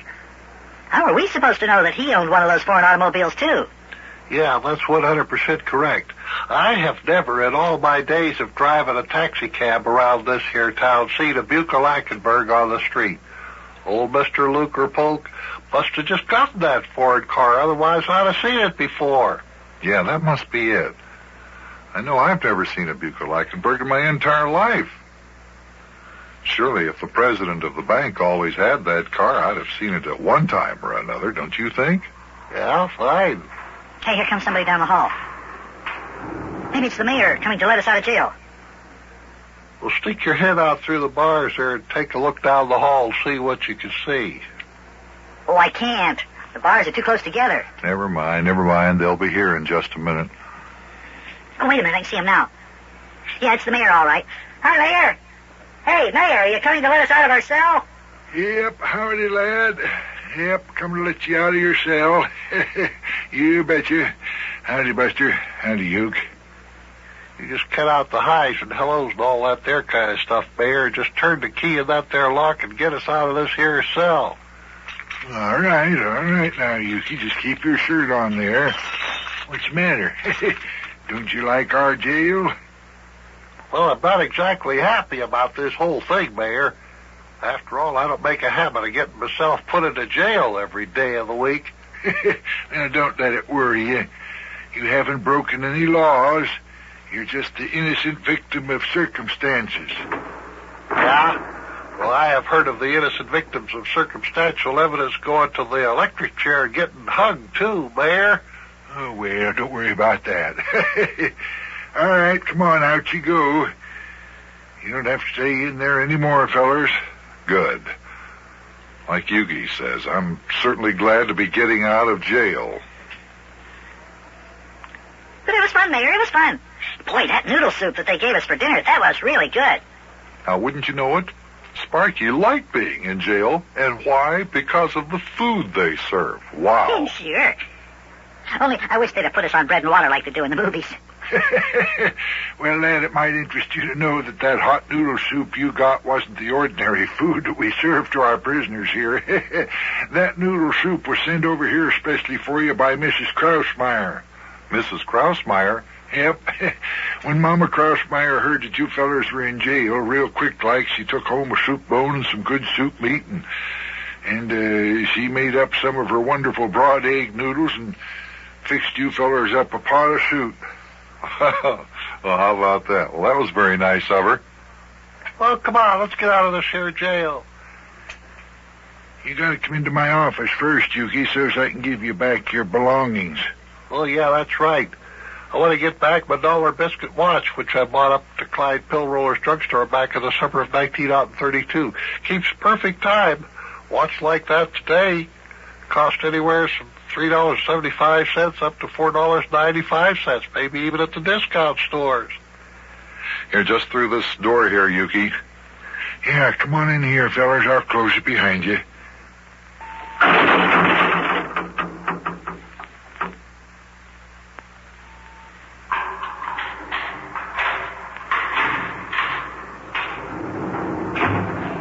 There you go.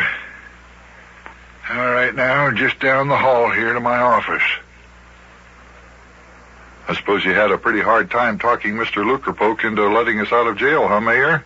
Well, Buster, no. The reason it took so long was because I had a hard time getting a hold of Mr. Lucrepoke. But just wait till we get in my office here, and I'm going to tell you one of the most amazing stories you've ever heard. Oh, wait till you hear this. Open up the door to my office there, lad. Yeah, thanks, lad. Come on in, fellers, and sit down. Sparky, you can sit over there if you want to. Sit up there behind my desk and pretend you're the mayor. Well, fellers, let me tell you why I had such a hard time getting a hold of Mr. Lucrepoke. He's been out of town. Didn't get back until 2 o'clock this afternoon. Arrived by airplane from California. What? Well, wait a minute. How could he have been out of town and arrived only a few hours ago? Why, we saw him yesterday. That's right. The reason we're in jail was because we thought he was one of the kidnappers and forced his automobile off the road because he had just robbed his own bank. We thought he had. Well, fellers, what would you say if I told you that Mr. Lucrepoke was not in Cincinnati yesterday, but in Los Angeles, California? But, Mayor, we saw him yesterday. Well, you know the story. He was in his car, a Buckel-Lackenberg, with Councilman Samuel G. Rafter and his chauffeur. Yeah, but Buster, it also so happens that Councilman Rafter was up in Dayton, Ohio yesterday, and Mr. Lukerpoke doesn't even have a chauffeur. Now, what do you think of that? There's something funny going on around here. Yeah, you could say that again, lad. Well, listen. And Samuel G. Rafter sitting in the back seat of that Buckel-Lackenberg with my very own eyes. Right. I saw them yesterday after we had forced them off the road. Well, Buster, what would you do if I told you that Mr. Lukerpoke doesn't even own a Buckel-Lackenberg automobile? What? He drives his own car, and that's a Pontelay. You mean that Mr. Lukerpoke doesn't even own a foreign automobile like the kidnappers drive around in? That's right, lad. Well, I tell you, I'm completely lost here. I don't know what's going on.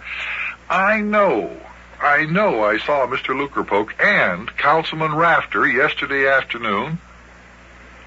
And yet you say that both of them were out of town? That's right. Look, we're dealing with a very vicious and clever band of outlaws. Them there kidnappers.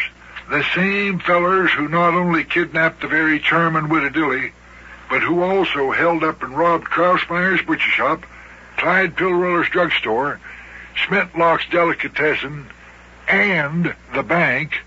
What, the bank? You mean the bank really was robbed yesterday? Yep. Those kidnappers are also masters of disguise. Why, they can make themselves look like anybody they want to look like. The fellers you saw yesterday and thought they were Councilman Rafter and Mr. Lukerpoke, the bank president, and his chauffeur, really were the kidnappers.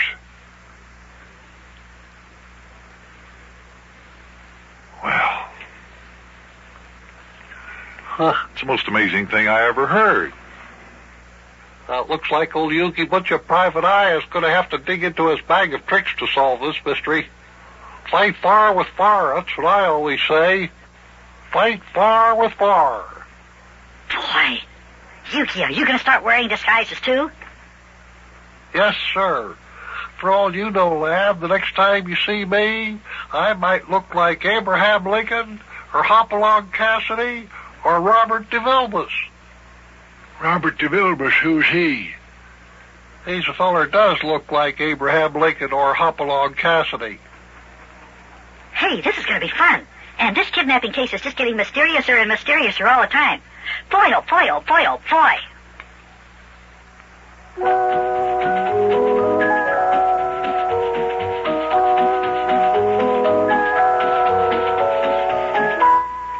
Wowee, kids, what do you think of that?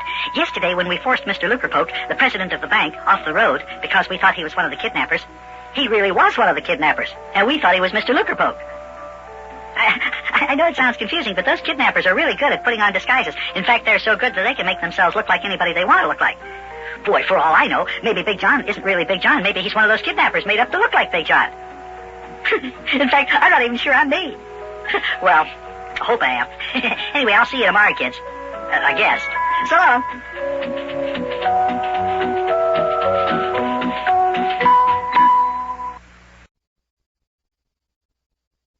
And now, boys and girls, it's time for the further adventures of Big Jon and Sparky. Today's chapter is entitled, The Kidnappers Escape Again. Well,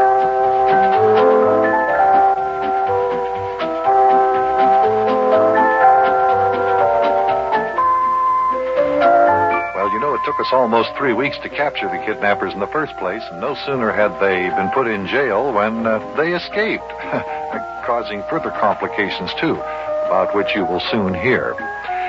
Just to review the situation, Sparky and Mayor Plumfront and I were sitting in our living room in our home in Cincinnati, in the little house just all the way up the next block, when all of a sudden an announcement came on the radio telling us that the kidnappers had escaped. Come and listen.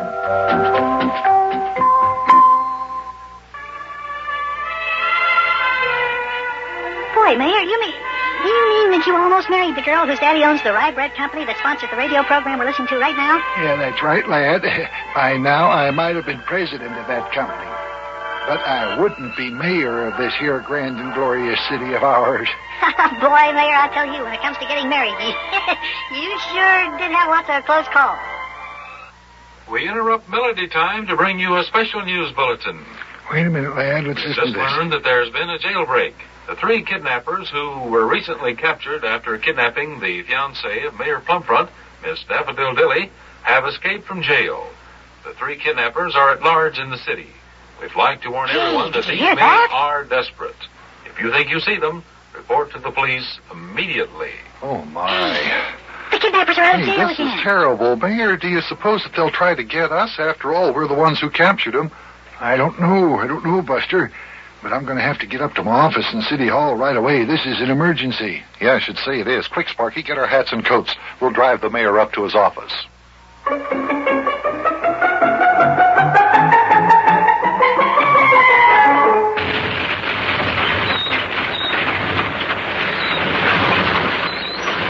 here we are, Mayor.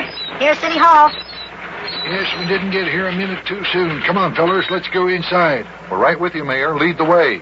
Oh, I'm telling you, fellers, we better capture those there kidnappers again. We don't want to have those there dangerous fellers running around loose here, that's for sure. Wonder how they got out of jail. I don't know. The jail guards must have had spring fever or something like that. Hey, just push your way through the revolving door there, lad. Hey, when did they put in this revolving door? It wasn't here the last time we came to your office, Mayor Plumfront. Oh, they always take down the revolving door during the wintertime, lad. Then they put up the old double doors in the wintertime. But now that spring's almost here, why, up go the revolving doors again. Look down the hall there, Mayor. There goes Miss Buffer into your office. What's that she's carrying? Oh, it's a little container of coffee. Every afternoon right about this time, she goes out and gets herself some coffee. Drinks it in the office, huh? Oh, yes. You can't get Miss Buffer away from her typewriter for very long. No. Yeah, I know. You're lucky to have someone like her for Well, a here's your office, secretary. Mayor. Should we just go right on in? Is that okay? Yes, go right on in there, lad. Hi there, Miss Buffer. Morning. Afternoon, Miss Buffer. Anybody comes to see me, tell them I'm in conference. How do you do, Miss Buffer? Just walk into my inner office there, lad. The door's open. Hey, Mayor Plumfront, don't you think we should have gone to the jailhouse to see how the kidnappers escaped? No. I'll find out from right here, lad. Here, just close the door behind you, Big John, whilst I call up the chief of police. Yeah, I'm anxious to hear how those guys escaped, too. Yeah, we'll find out here in just a second.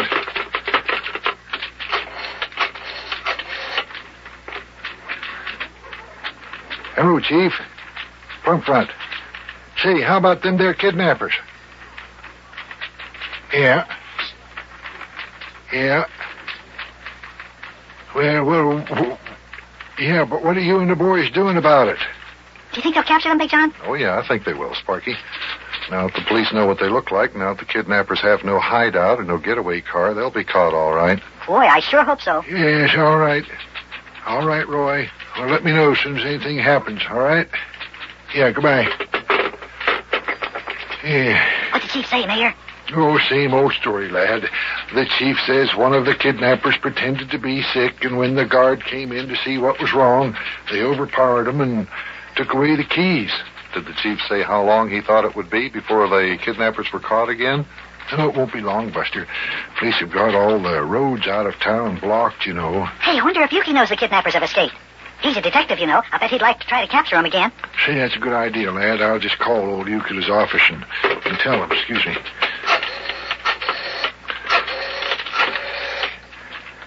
It's a really good old Yukie. With good old Yukie on the case, those kidnappers are just as good as caught. Wonder if he's still angry with us. After the way he walked out of the house the other day after that game with Tiddlywinks, I don't think that he'd ever want to talk to us again. Do you think Yukie really was mad at me, Big John, just because I beat him in a little game of Tiddlywinks? Well, he sure acted like he was. What's the matter, Mayor? Doesn't Yukie answer his telephone at his office? No, it's rung about 6 times. He hasn't answered yet. I don't know. Maybe he's out in his taxi cab. Yeah, that could be. Let's see, I think I'll call his room over to Cheviot Hills Hotel. Maybe old Duke decided not to go to work today. Yeah, it's a good idea. Yukie might be home. Or he might be at his inventing laboratory at the old barn on the old Plug Nickel farm. Yeah, it could be. Just a minute. Hello? Who is this? Oh, Sam. Sam, the desk clerk? What you doing on the switchboard, Sam? Where's Clara, your regular switchboard girl? Oh, went out for coffee, huh? Yeah. Well, Claire, the switchboard operator, drinks coffee on the job, too, Big John. say, Sam, can you tell me something? Is Yukie Butcha up in this room? Must be, huh? Because his 19 and 13 Model T is down in the garage. Well, will you ring his room for me? Do that, will you, Sam? Sam says he ain't seen Yukie since he came out of it, or hasn't seen him all day. As a matter of fact, says he hasn't come out of his room. Guess it must be in his room, then. Yeah, I think so. Yeah. Can't imagine Yukie going out without his taxi cab. And if it's still in the garage, Yukie must be in his room. Yeah, Yukie never goes anywhere without his 1913 Model T. Hey. Good old Yukie. He won't even walk around the corner if he can help it. Oh, that boy just loves to drive that there 19 and 13 Model T of his. Hello? What's the matter, Sam? Yukie doesn't answer. Are you sure his Model T is down in the garage, Sam? Yeah, huh? Just saw it not more than 2 minutes ago when you went down to talk to the janitor, huh? I see. Boy, Big John, Yukie doesn't answer his telephone. Well, you sure that you haven't seen him go out all day, huh, Sam? Well, if you see him, Sam, tell him I called. Really, Sam? Okay. Yeah, goodbye, Sam. That's funny. Yukie doesn't answer his phone at the hotel either. And his 19 and 13 Model T taxi cab is down in the garage. You know, that is odd. Why doesn't Yukie answer his phone? Maybe Yukie's disappeared. You know, that's what I've been thinking, too, lad. Buster, do you think it's possible that after them their kidnappers escaped from jail, they went and kidnapped Yukie? Well, it's quite possible. After all, Yukie never goes anywhere without his cab, and yet it's in the garage. And he doesn't answer his phone. It just might be. Boy, you mean maybe Yukie's been kidnapped now? Wowee! Boy, oh boy, oh boy, oh boy.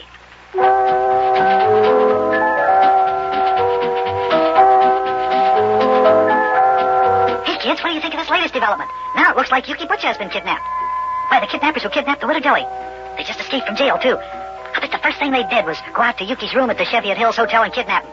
They probably wanted to get even with him because he helped capture him. But Mayor Plumfront says the police will capture the kidnappers soon. Boy, I certainly hope so. Don't you? Oh, poor Yukie. Hey, maybe I better get the guys at my club busy on this case again. I'll see you later, kids. So long.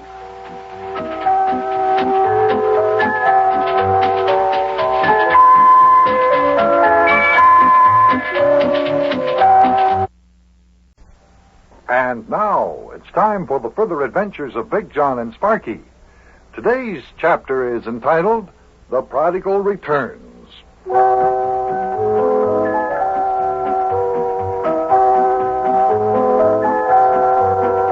Everybody in town was wondering where Yukie was. He disappeared more than a week ago after a fast and furious game of tiddlywinks with Sparky. Just disappeared. The police have been looking for him. Mayor Plumfront has. So have I, Sparky, all the kids in his gang, too. But no results so far. Today, as we begin our episode, Sparky and I are in the living room of our little house all the way up the next block in Cincinnati, Ohio.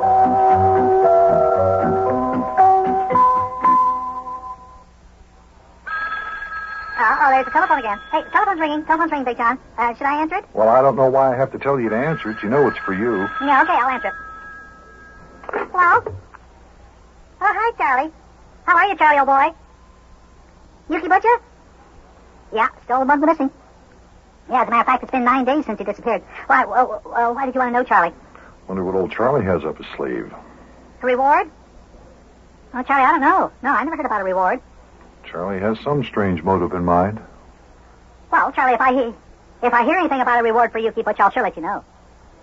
As far as I know, Charlie, nobody, to my knowledge, that I know of, has offered a reward for the return of Yukie Butcha so far as I know. I declare they almost make Yukie sound like a lost billfold or a cocker spaniel dog. And him in the lost and found. Well, that's a good idea, Charlie. In fact, it's an excellent idea. Go to it. Yeah, I'll even help you. Uh-oh, there's the doorbell. Now I wonder who that could be. Hey, that'd really be something, Charlie. Right, I'll see what I can do. Sparky, can I talk to you for just a minute or so? Just a minute, Charlie. Excuse me. Hold the phone there a minute, will you, please? Excuse me just a minute. What do you want, Big John? Listen, the doorbell's ringing. I'm going to answer it. If we have company, will you please get off the phone and quit talking to Charlie Clamerding? This can't go on all day. Okay, Big John. Go ahead. All right. Hello? Hello? Hello? Oh, hello, Charlie? You did what? Had to go see who... I see, had to go see who was at the door. Yeah, well, what were we talking about? Oh, yeah, I was saying that we could, I was thinking we could buy some paint for our clubhouse shack in Wobbleding's Woods, and we could paint it a new color. Hey, it's good Just a minute, Charlie. Hold the phone a minute, will you? Hold on, I'll be right back. Fine, just fine. Who was at the door, Big John? Oh, hi, Mayor Plumfront. Howdy, lad. So now make yourself comfortable there, Mayor. Hello, Charlie. Charlie. Hello, Charlie. Charlie. Oh, hi, Charlie. Look, Mayor Plumfront just walked in. And, talking on the telephone to Charlie Clamerding, is he, Buster? Yeah, you bet. Yeah, all right, Charlie, but just hold the line a minute. Just hold on. I'll be right with you. Hey, Mayor Plumfront. Yes? Charlie Clamerding and the guys in our club and me have been wondering, do you know if anybody has offered a reward for the return of Yukie Butcha? Reward? Well, not that I know of, but it sounds like a very good idea. Wouldn't you say so, Big John? Well, yes, it does, as a matter of fact. But nobody has offered one for the return of Yukie. I mean, up until now, that is. Not as far as I know, lad. Nobody has offered any reward for Yukie's return. Yeah, okay. Excuse me. Hello, Charlie? It's Sparky again. The mayor says, as far as he knows, nobody has offered a reward for Yukie's return, but he says that he thinks it sure would be a good idea if somebody did it. Yeah, I do think a reward would be a good idea. How come we didn't think of that? I don't know. Just leave it up to these kids to get the bright ideas. Okay, Charlie, I'll see what I right. can do. Okay, so long. Never know what they're going to come up with next. Yeah. Come on, Sparky, hang up, will you, please? Okay. Come on. Yeah, sure thing. Okay, you bet. That's right. Tell Charlie that we've cut Okay, I'll... company. Yeah, Come so on. long. Sparky. Yeah, so long, Charlie, so long. There. Well, Mayor, have you had any news about Yukie? Nope, not a word, lad. Not one word. Well, Mayor, frankly, I'm very, very worried about poor old Yukie. Where in the world do you think he could be? Oh, there's no telling where he might be. Mayor, do you think he was kidnapped? Who knows? But I tell you what I'll do. Your friend Charlie Clamerding asked if there was a reward offered for his return. I'll start the ball rolling, and I'll offer $100 for the return of Yukie Butcha safe and sound. Hey, wowee, $100? And I'll tell you what I'll do, Mayor. I'll add $100 to that. I'm not exactly rolling in money, but Yukie means a lot more to me than money. Wowee, $200? Excuse me, let me call up Charlie. Oh, now, wait a minute there, lad. Let me make it official. I'll call up Police Chief Clinky, and I'll tell him about it. Okay, Mayor, here's the telephone. Yeah, thank you, lad. Now, let's see. What's the chief's number on his private line down there at headquarters? Oh, yes. Boy, I remember a now. $200 reward. Oh, if we could get that reward, Big John, the kids in our club, why, we could buy some paint and paint our clubhouse shack and lots of stuff. Well, I hope for your sake and Yukie's that you do find him. Hello, Chief. Here's Plumfront. Chief, I'd like for you to have some special posters printed up and tack them on the telephone poles around town, put them up on the bulletin boards in all the post offices, you know. Hey, this is going to be fun, trying to find Yukie now. Now, let me tell you, Chief, here's what I was getting at. I want you to have Yukie's picture printed on the posters and tell them that there's going to be a $200 reward offered for the return of Yukie Butcha. You understand? You know, Sparky, we should have thought of this a long time ago. Yeah, Big John, yeah, that's the fastest way to get Yukie found, all right. What's that? Well, what do you know? That's wonderful. Wonderful. Say, I wonder if Yukie's been found. Oh, yes. Huh? What do you think? Okay, Chief. Well, have them printed up like that and tack them on every telephone pole in town. All right, so long. Well, what do you know about that, fellers? The reward for the return of Yukie Butcha is now $1,000. $1,000? Wow, hey. $1,000? How come, Mayor? Well, all the taxi cab drivers in Cincinnati took up a collection among themselves and raised $450. And with our $200, that makes $650. And then Papa Krausmeyer popped for $100. That's $750. Right. And old Clyde Pillroller offered $50. And that makes $800. And the Cheviot Eagles, that's the club Yukie belongs to, they put up $200. Wow, that makes a $1,000 reward for the return of Yukie Butcha. Oh, listen, let me call up Charlie and tell him. When I tell old Charlie that there's a $1,000 reward for the return of good old Yukie, why, he'll get all the guys in our club out hunting for Yukie, and we'll find him in nothing. Hello? Hey, Charlie, this is Sparky. Hey, guess what, Charlie? They're now offering $1,000 reward for anybody who finds Yukie. Yeah, $1,000. A $1,000 reward. Well, Mayor, looks like all the kids in the neighborhood will be searching for Yukie now. Yeah, that's right. Looks that way. Okay, Charlie. Well, look, you and the guys start working on it, and I'll see you in a little while. Okay, so long, Charlie. Boy, Mayor, you can just bet that it won't be long now, and all us guys will... Hey, wasn't the front door just open, Big John? Front door? Yeah, it sounded like it, didn't it? Anybody home? Hey, Big John, Sparky lad, are you home, are you? Front door is unlocked. Somebody must be at home here. You keep walking in here. Can that be possibly... Yukie? Hey, is that... It can't be. Oh, the living room, are you? Oh, hi, fellers. Well, Mayor, you over here too? Hi, Big John, lad. How are you? I can't understand a thing like this. Where'd you come from? What are you doing here? Yes, my goodness, Yukie, where'd you come from? Well, Sparky lad, pull up a chair there. A chair? Fine. What for, Yukie? Well, I'm now ready to challenge you to a little game of tiddlywinks, lad. I will skunk you and teach you a lesson in the manly art of tiddlywinks. Pull up a chair there, lad, whilst I set up my tiddlywinks game. Yukie, do you realize? Show you how to really You tell him, Big John, I'm too flabbergasted. Yukie, do you realize? Because I've been a champion tiddlywinks player as long as I can remember, and I'm out to rectify that mistake. Took place here just exactly 9 days ago. Yukie, where have you been? Do you realize that you've been missing for almost 2 weeks? There's $1,000 reward for you. $1,000 reward for me? Well, say, maybe I better go turn myself in. I could use $1,000. Yes, sirree. Boy, oh boy, oh boy, oh boy.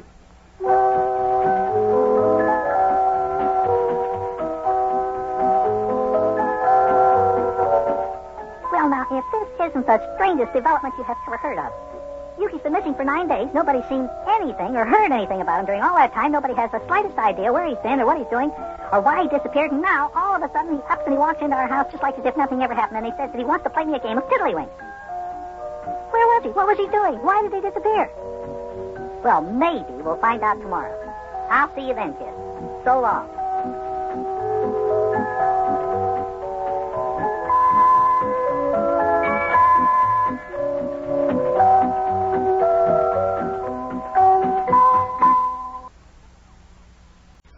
And now it's time for the further adventures of Big Jon and Sparky. Today's chapter is entitled The Return of Yukie Butcha.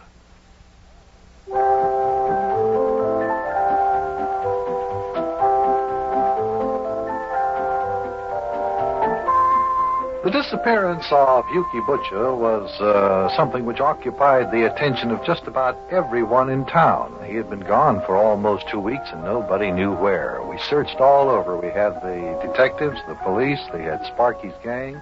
Mayor Plumfront was looking for him, so was I, but all to no avail. And then suddenly, lo and behold, he turned up at our house in Cincinnati, quite unexpectedly, just as if he hadn't been away at all. And the reason? Well, listen, and you'll find out.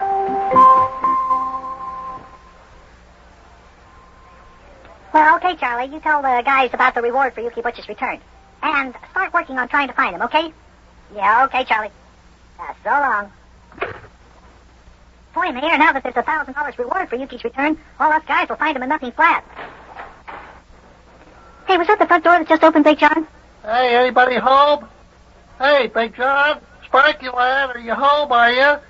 Front door was unlocked. Somebody must be home. Well, for goodness sakes, could that be? It certainly sounded like Yukie, didn't it? Hey, is that... Why, it couldn't be. But... Oh, the living room, are you? Oh, hi, fellers. Well, Mayor, how are you? You over here, too? Fine. Hi, Big John. Lad?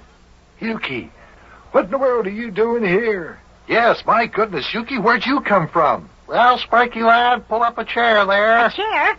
What for, Yukie? Well, I'm ready to challenge you to a little game of tiddlywinks, lad. I will skunk you and teach you a lesson in the manly art of tiddlywinks at the same time. Pull up a chair there, Sparky lad. Yukie, do you realize... oh, Buster, you tell him. Yukie, we've all been wondering... why did... Sparky, you tell him. Yukie, where have you been? Where did you disappear to? I mean, why didn't you... how come... Big Joe, where did he come from? Well, wait a minute. Let's all calm down. Here, you sit down next to me, Sparky. We're going to have a heart-to-heart talk with Yukie. Yukie, everybody in town's been looking for you. Fine. I mean, after all, it's been nearly 2 weeks now. Fine. Oh, Mayor? What would you go and give for a fella like that? Don't you understand what we're trying to say to you, Yukie? We're trying to find out where you've been for the past 2 weeks. Fine. Well, now, if you'll pull up a chair, lad, I'll teach you a little lesson in the manly art of tiddlywinks. What are you going to do with a guy like that, Buster? All he talks about is that silly game of tiddlywinks. Yukie, before we play tiddlywinks, won't you tell us where you've been? Oh, this is no time for talk, lad. Let's play tiddlywinks. Pull up a chair there, lad. Yukie, you don't seem to realize you've been missing for almost 2 weeks. There's $1,000 reward for your return. Fine. Now, pull up a chair, lad. Time for tiddlywinks. Look, it's like we said before, Buster. You just can't do nothing with Yukie when he gets into one of these vague moods of his. Yeah, so I see. He apparently doesn't hear a thing that we're saying to him. Okay, Sparky, you may as well play a game of tiddlywinks with Yukie. Go ahead. Yeah, I guess so. Well, you ready, Yukie? I'm ready. I've been sitting here waiting for the past 5 minutes, lad. Pull up a chair. Get ready to get skunked there. Okay, I got my chair pulled up. Now, should we flip a coin to see who flips their tiddlywink first? It's all right by me. All right. Heads or tails? Heads. All righty. Heads, you flip your tiddlywinks first. Tails, I flip my tiddly first. Got a coin, lad? A coin? Thanks a lot, but no, I wish I did. Hey, you got a coin we can flip, Big John? Coin? Well, yes, I have, but you'll have to let me flip it. I mean, the last time I loaned a coin to someone, I didn't get it back. Let's see, let me get one out of a pocket here. Here we are. Nice. Shiny. New penny. All right, flipper. Now, head Sparky lad goes first, tails I go first, all right? All right. Okay, stand back, fellas. I don't want to take a chance on missing this penny when I flip it into the air, because if I miss it, I might roll across the floor and get lost. Now, be careful. Everybody keep your eye on it. Here we go. Well, go ahead, Buster. Flip it. All right. Just keep your eyes on it. That's all I want. Just want to be sure it doesn't get lost. Here it goes. There we are. Caught it. Now, let's see. It's tails. Fine, tails. I flip my tiddlywink first. All right, lad, here we go. Get ready to get skunked. Yeah, for the past 2 weeks... Yes, 2 weeks. What were you doing the last 2 weeks? For the past 2 weeks. For the past 2 weeks, I have been practicing my tiddlywinks game under the expert guidance of Ace Tiddlywinks coach, Stuyvesant M. Creechslurp. Coach Creechslurp, you mean? That's right, 100% correct. Last Monday night, as I sat in my room in the Cheviot Hills Hotel, brooding over the disgraceful loss of the game of tiddlywinks which I suffered at the hands of the young lad here, I suddenly decided to brush up on my game. I had become rusty, I had discovered, you see. Yukie, did you say you were practicing tiddlywinks under the expert guidance of Coach Creechslurp? Fine. After I decided to brush up on my game, I decided the only way to brush up would be under the expert guidance of Coach Stuyvesant M. Creechslurp, who is an expert at brushing up. He ought to be. He's a street cleaner up there in East Cantankerous, Illinois. Well, if Coach Creechslurp is in East Cantankerous, Illinois, how could you have him help you? How? I got on a train, went up to East Cantankerous, Illinois. You mean to tell me that you've been up in East Cantankerous, Illinois for the past 2 weeks practicing tiddlywinks? Fine. Yes, that's right. With Coach Stuyvesant M. Creechslurp. Oh, me. Well, lad, my turn to flip a tiddlywink first, right? All right, here goes. Yukie, do you realize that everybody was worried about you? Mayor, please. It's not polite to talk to the player as he is about to flip his tiddly. Now, quiet, please. I'm about to flip here. All right, take careful aim, like the coach showed me. Here we go. Oh, just hit the edge of the cup. Almost went into the cup, though. Okay, it's your turn there, Sparky lad. Okay. Now, let's see. I just pushed my tiddly shooter down on the edge of this little tiddlywink like this.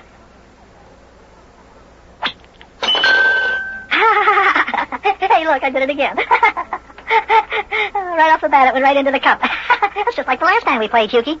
Yeah, it looks like you're having another case of beginner's luck there, Sparky lad. It's fine.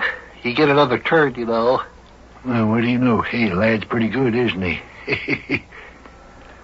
Okay, here I go. I'll take my second turn. Now, let's see. I press down on the edge like this.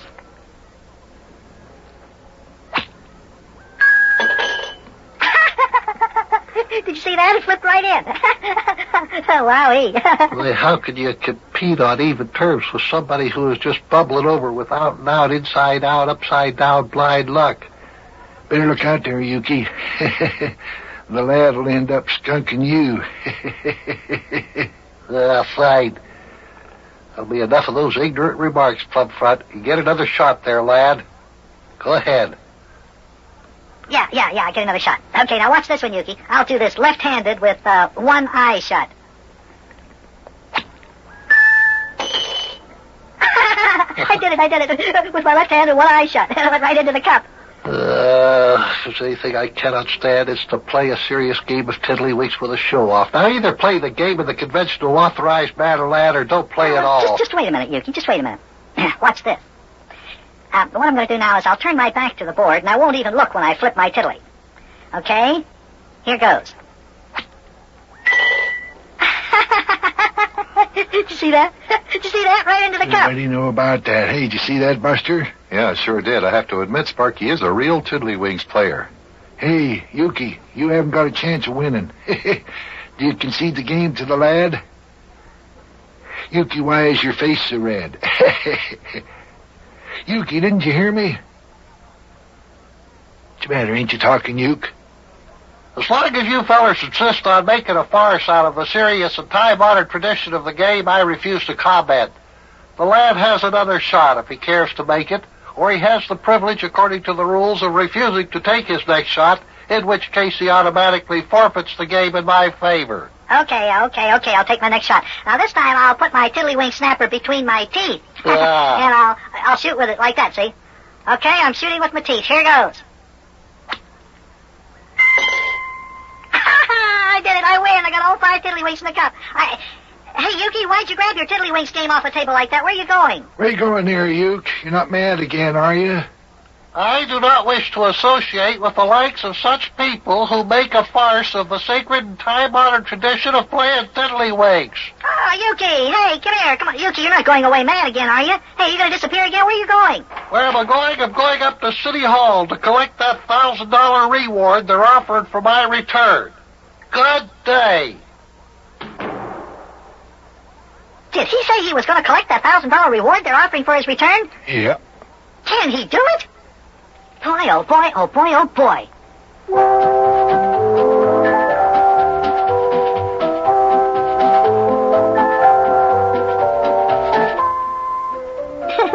Every time I think of how Yukie looks when I play tiddlywinks with him and beat him, I have to laugh. Oh, he's angry with us again. Boy, after he collects that $1,000 reward the city is offering for his return, that is if he can collect it, I hope he doesn't disappear again. He says he was up in East Cantankerous, Illinois, taking tiddlywinks lessons from his old coach, Stuyvesant M. Creedslurp. Hey, I wonder if Yukie can collect a reward that was offered for his own return. I think I'll go ask the mayor. I'll see you later, kids. So long.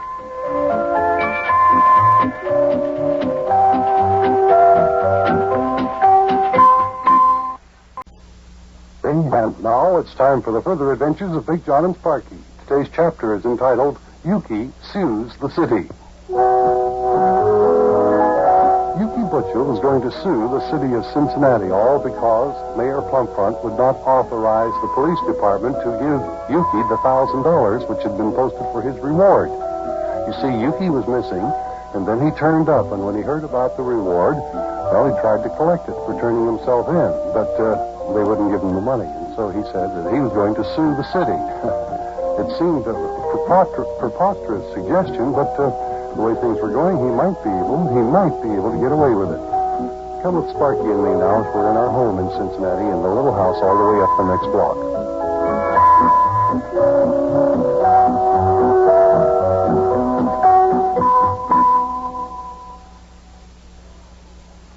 I'll be with you in just a minute, Big John. I want to call up Charlie Clammerton. I've got some news to tell him. Well, okay, but pass on your news and get it over with quickly because I'm expecting a phone call myself. That's all right. It won't take long. Charlie's number's ringing right now. Hello? Charlie? That's Sparky. Yeah, that's right. Now, what in the world kind of news would Sparky have for Charlie Clammerton? Yeah, and guess what, Charlie? Hey, did you hear the latest? Yukie Butcha's going to sue the city. Oh, so that's it. Yeah, you see, when Yukie turned up here at Big John's house after being missing for almost 2 weeks, we were all really very surprised to see him again, quite naturally. Yeah, quite naturally. But he didn't even bother to explain where he'd been all that time. All he wanted to do was challenge me to a game of tiddlywinks. Come on, Sparky, I'm expecting a phone call, I told you. All right, Big John, all right, stop. Well, anyway, Charlie, when we told him that there was $1,000 reward for his return, he acted like he didn't even hear us. Come on, Sparky, come on. All right, Big John, all right, just a minute. Well, anyway, Charlie, when we finished playing tiddlywinks and I beat him, then Yukie said he was going up to the police station and collect the $1,000 reward they were offering for his return. Sparky, come on, I'm expecting a phone call. All right, Big John, all right, just a minute. So, Charlie, Yukie went to the police station, and they refused to give him the reward. Sparky, come on. Okay, Big John, okay, just a minute. Oh, yeah, well, no, that's all I wanted to tell you. Yeah, I gotta go now, Charlie. So long. Boy, you get on that phone and you stay on it all day long. Don't you ever do anything else? You sure do get excited just because I could talk on the phone for a little bit. I don't know what you're worried about. You haven't gotten any telephone calls. No, of course I haven't. Not yet. That's what I'm waiting for. But give the mayor a chance to dial our number. Well, he's probably been trying to get you while you're on the phone talking to Charlie Clammerton. He probably gave up.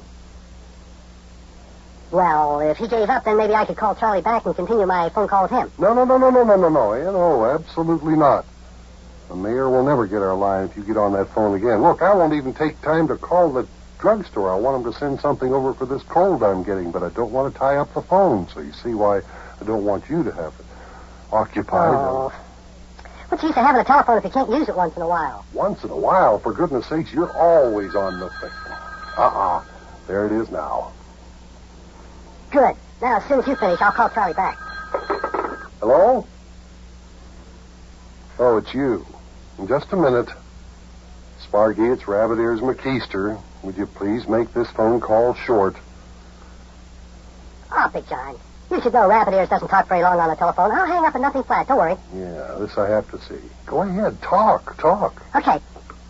Well, Rabbit Ears? Yeah, it's Sparky. Hey, listen, Rabbit Ears, we can't talk very long because, see, Big John doesn't want me to use the phone. Makes me sound like old Simon LeGree. Oh, I know, but Big John says I talk too long. See, Rabbit Ears, Big John is expecting a phone call from Mayor Plumfront and, Huh? Sparky, will you get down to business? You could have finished your business with him by now. You don't have to bother to explain about everything and about making the call short. Just hang up. Well, I wouldn't say Big John has been very crabby lately, Rabbit Ears. Oh, fine. Now, Rabbit Ears thinks I'm crabby. At least not any crabbier than usual. Oh, fine. Well, Rabbit Ears, I can hear Big John grumbling about me being on the phone, so what'd you call about? Yeah? Yeah, that's true. That's right. Yukie's suing the city. Oh, those kids will be talking about that all month. Well, listen, Ari, I'll tell you all about it later this afternoon. Big John's grumbling something awful. I gotta go. And he wants to use the phone. Yeah, he's expecting a phone call. I don't doubt if I'll ever get it, though. Okay, Rabbit Ears. I'll see you. Yeah, bye. Well, at last. Ah, there you are, Big John. Telephone's all yours. Next time it rings, it'll be Mayor Plumfront with the call you're expecting. I'll bet. I sincerely hope so. But if you ask me, the mayor will never be able to get this number. I bet he's probably dialed our number several times already and gets nothing but the busy signal.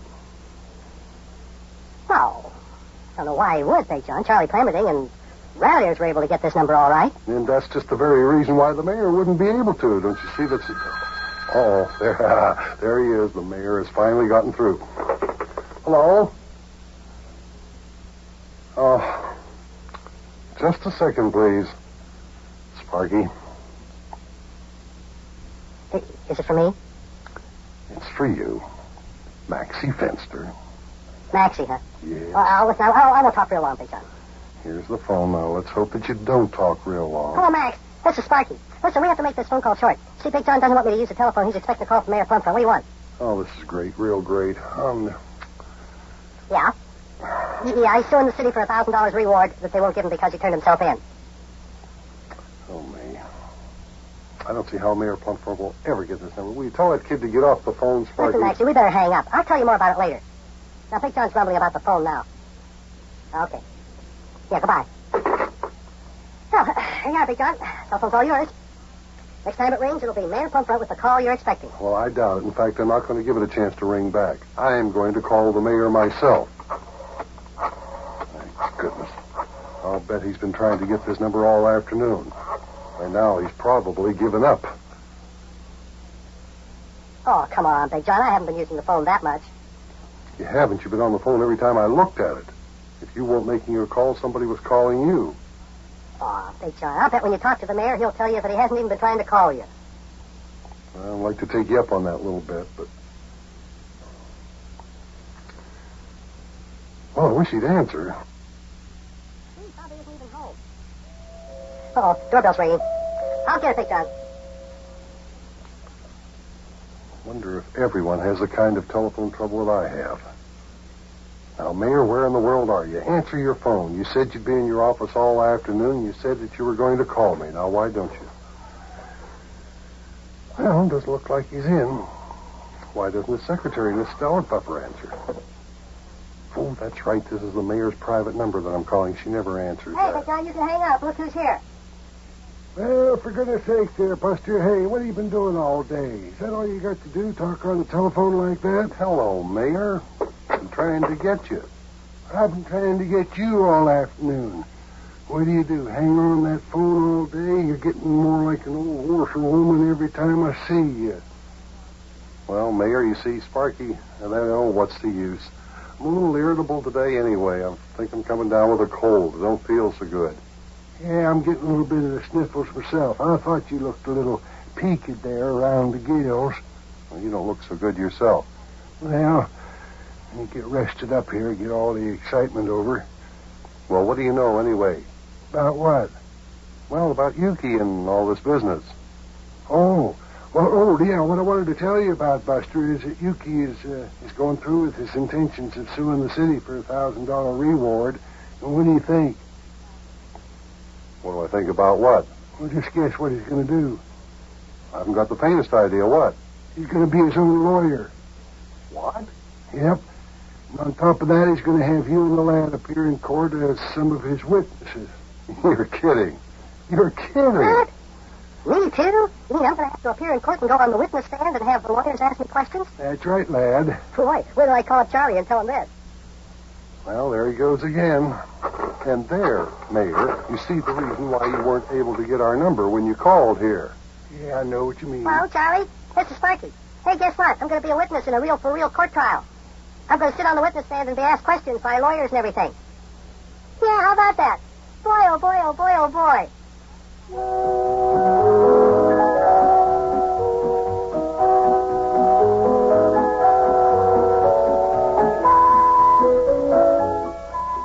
I tell you, this is really going to be something. Yukie suing the city for $1,000 reward they were offering for his return, which they won't pay him because he turned himself in.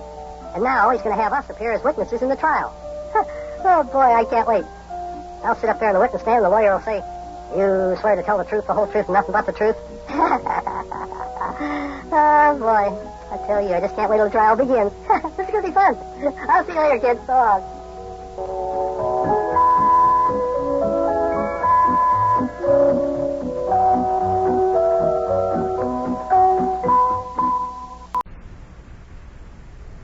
And now it's time for the further adventures of Big Jon and Sparky. Today's chapter is entitled, Goodbye, My Dilly.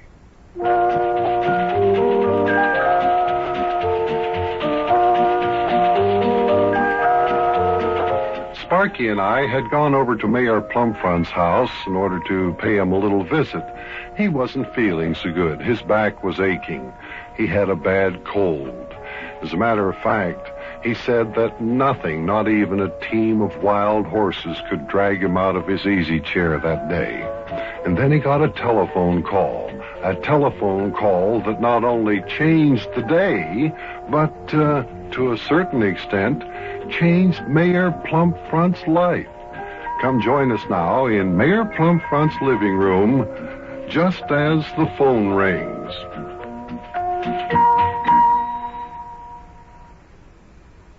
Oh, I'm telling you, Buster, and lad, with this here aching back of mine, nothing could drag me out of this here house today. I just feel too bad.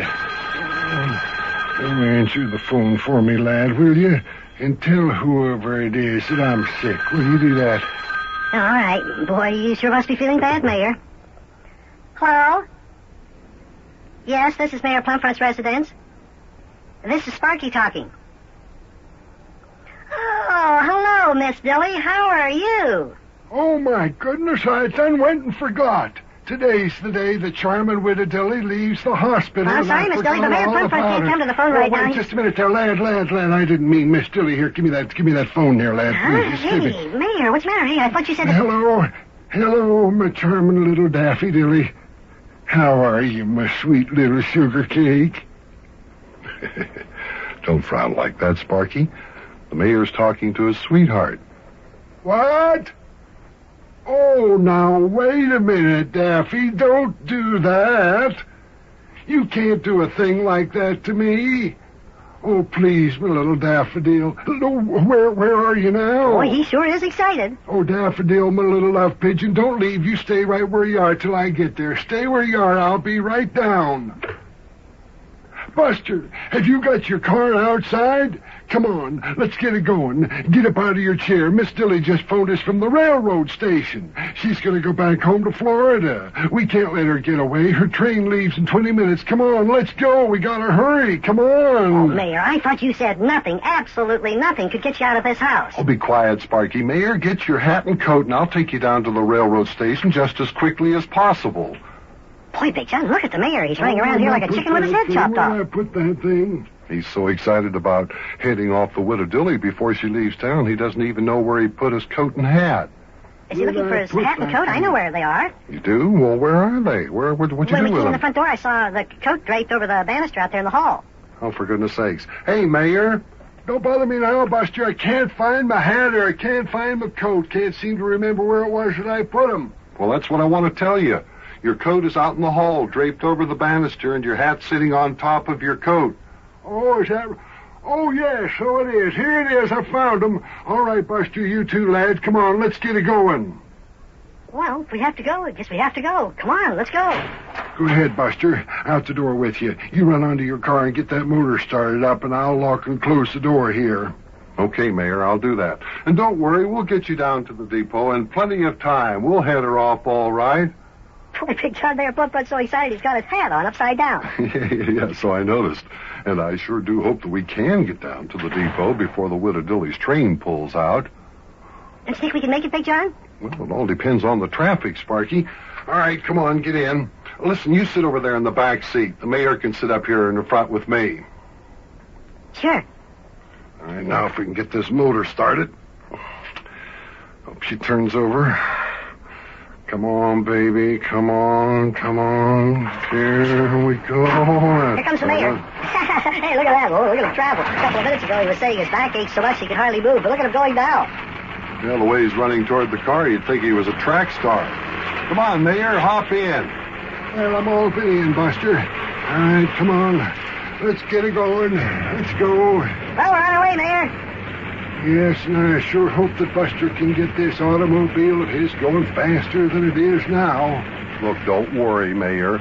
Just give this old car a chance to get warmed up, and she'll go just as fast as you could want. Don't worry. Yeah, and that's not very fast, Mayor. Boy, we could walk down to the depot faster than this old Tin Lizzie will go. Oh, lad, don't talk like that. You get your old mayor nervous. Oh, we've just got to get down to the railroad station before the widow Dilly's train pulls out. Well, don't worry, Mayor. Don't worry. Everything's under control. Yeah, everything's under control, all right. By the time we get to the station, Miss Dilly's train will be in Florida.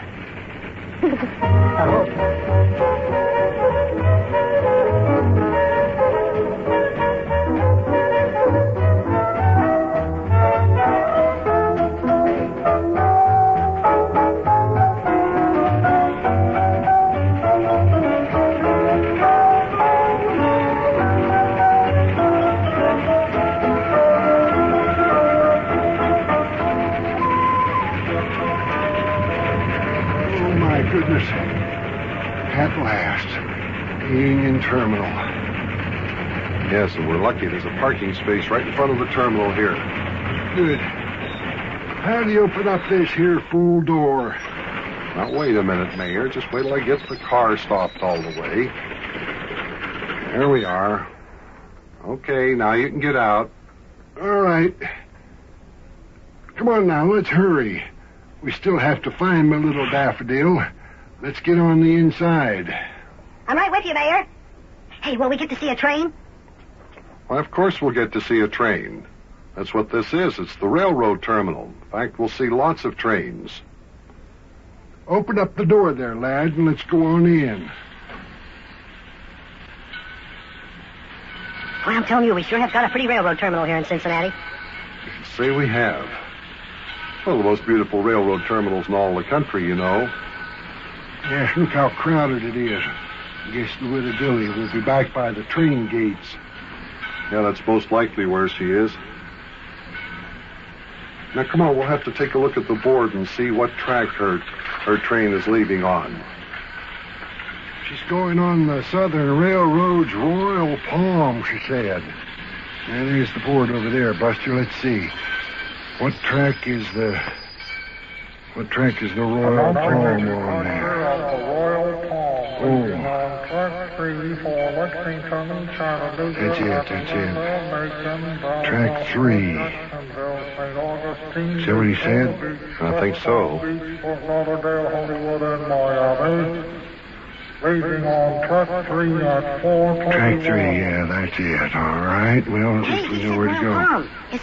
Is that Miss Dilly's train, Mayor? Yes, that's it. And there's the entrance to track 3 right over there, and the widow Dilly isn't anywhere in sight.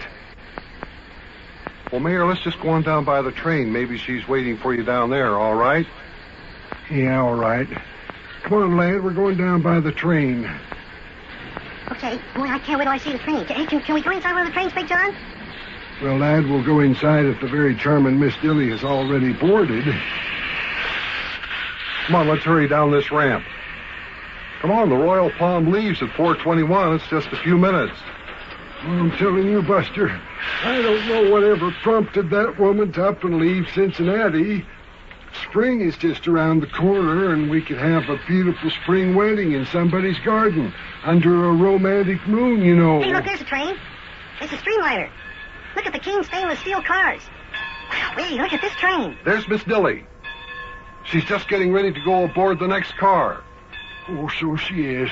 Hey, Daffy! Daffy! Oh, Daffodil, my darling. Oh, wait for me. Don't leave me, my little pigeon. Hey, oh, wait for me. Wait for you, Mayor. Wait for me there. She's staying down there. She sees you. That's it, Daffy. Stay right where you are. Oh, Daffy, my love. Oh, tell me that you weren't going to leave me. Well, it's nice of you to come to the station to see me off, Mayor. Are you sure you could make it? Oh, Daffy, my love. You ain't mad at me, are you? What did I do, Daffy? Don't you know? After all, I thought sure you of all people would come to the hospital the day I was released. Oh, but Daffy, my love, look, I just got out of a sick bed to come down here. My back's a-killing me. Wasn't I on my sick bed, Buster? Wasn't I, lad? Just go ahead. Miss Dilly, he certainly was. He had an aching back. Yes, you see, Daffy, I had an aching back. Oh, Daffy, you can't leave me now. I was just telling Buster and the lad that we can have a beautiful spring wedding in somebody's garden under a big yellow moon with the twinkling stars shining over me. Daffy, my love, just say that you'll stay and be my bride. Sorry, I've decided I like Florida. Oh, boy. Oh, Daffy, get on that there train. Looks like it's too late, Mayor. She's on the train, and it's starting to pull out of the station. Well, I'm not going to let her get away away from here, not that easy. No, Daffodil, beloved, if you don't come back, I'm going with you. Hey, Mayor, come back here. You can't do that. Hey, Mayor Plumfront's getting on the train and it's pulling out of the station. Boy, oh boy, oh boy, oh boy.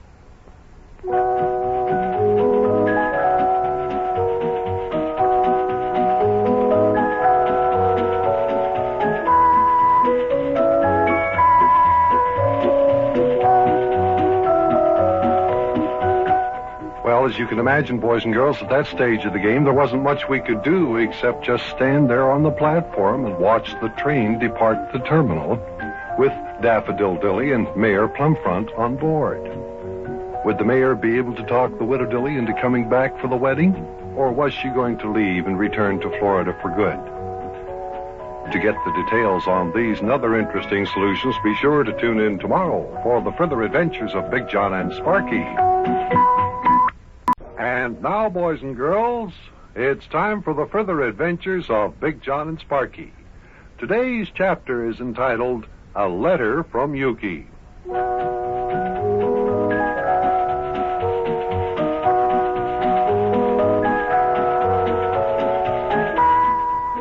The spring of 1953 was very eventful. Yukie Butcha had gone to Tampa, Florida to try to crack into the big leagues with the Cincinnati Reds, who were in spring training there. And apparently Mayor Plumfront was on his way to Florida, too, because his girlfriend, the widow Dilly, left him yesterday, got aboard a train, and headed for home in Florida.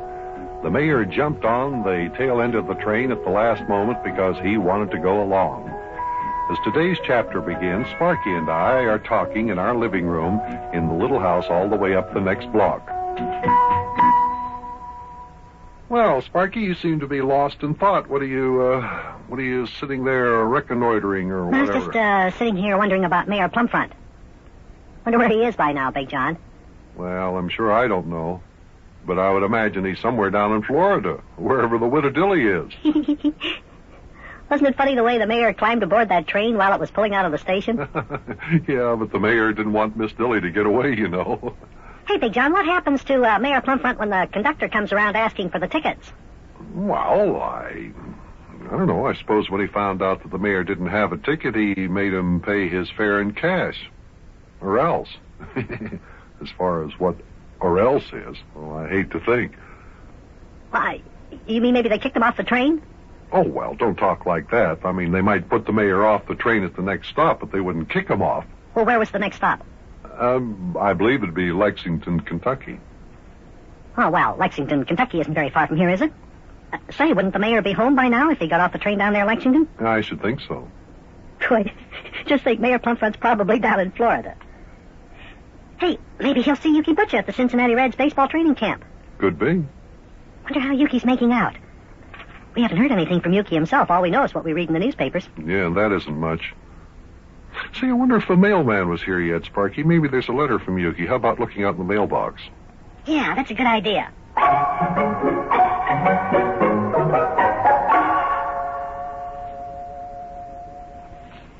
Hey, Big Jon. Big Jon, look. Look what was in the mailbox. Take a look at this. Boy, oh boy, look. What is it? Did we get a letter from you? Yeah, finally. See, there's Yukie's name up there in the corner of the envelope. Oh, good. Open it up. Let's see what he has to say about his tryout with the Cincinnati Reds. Okay. Just give me time to open it up here.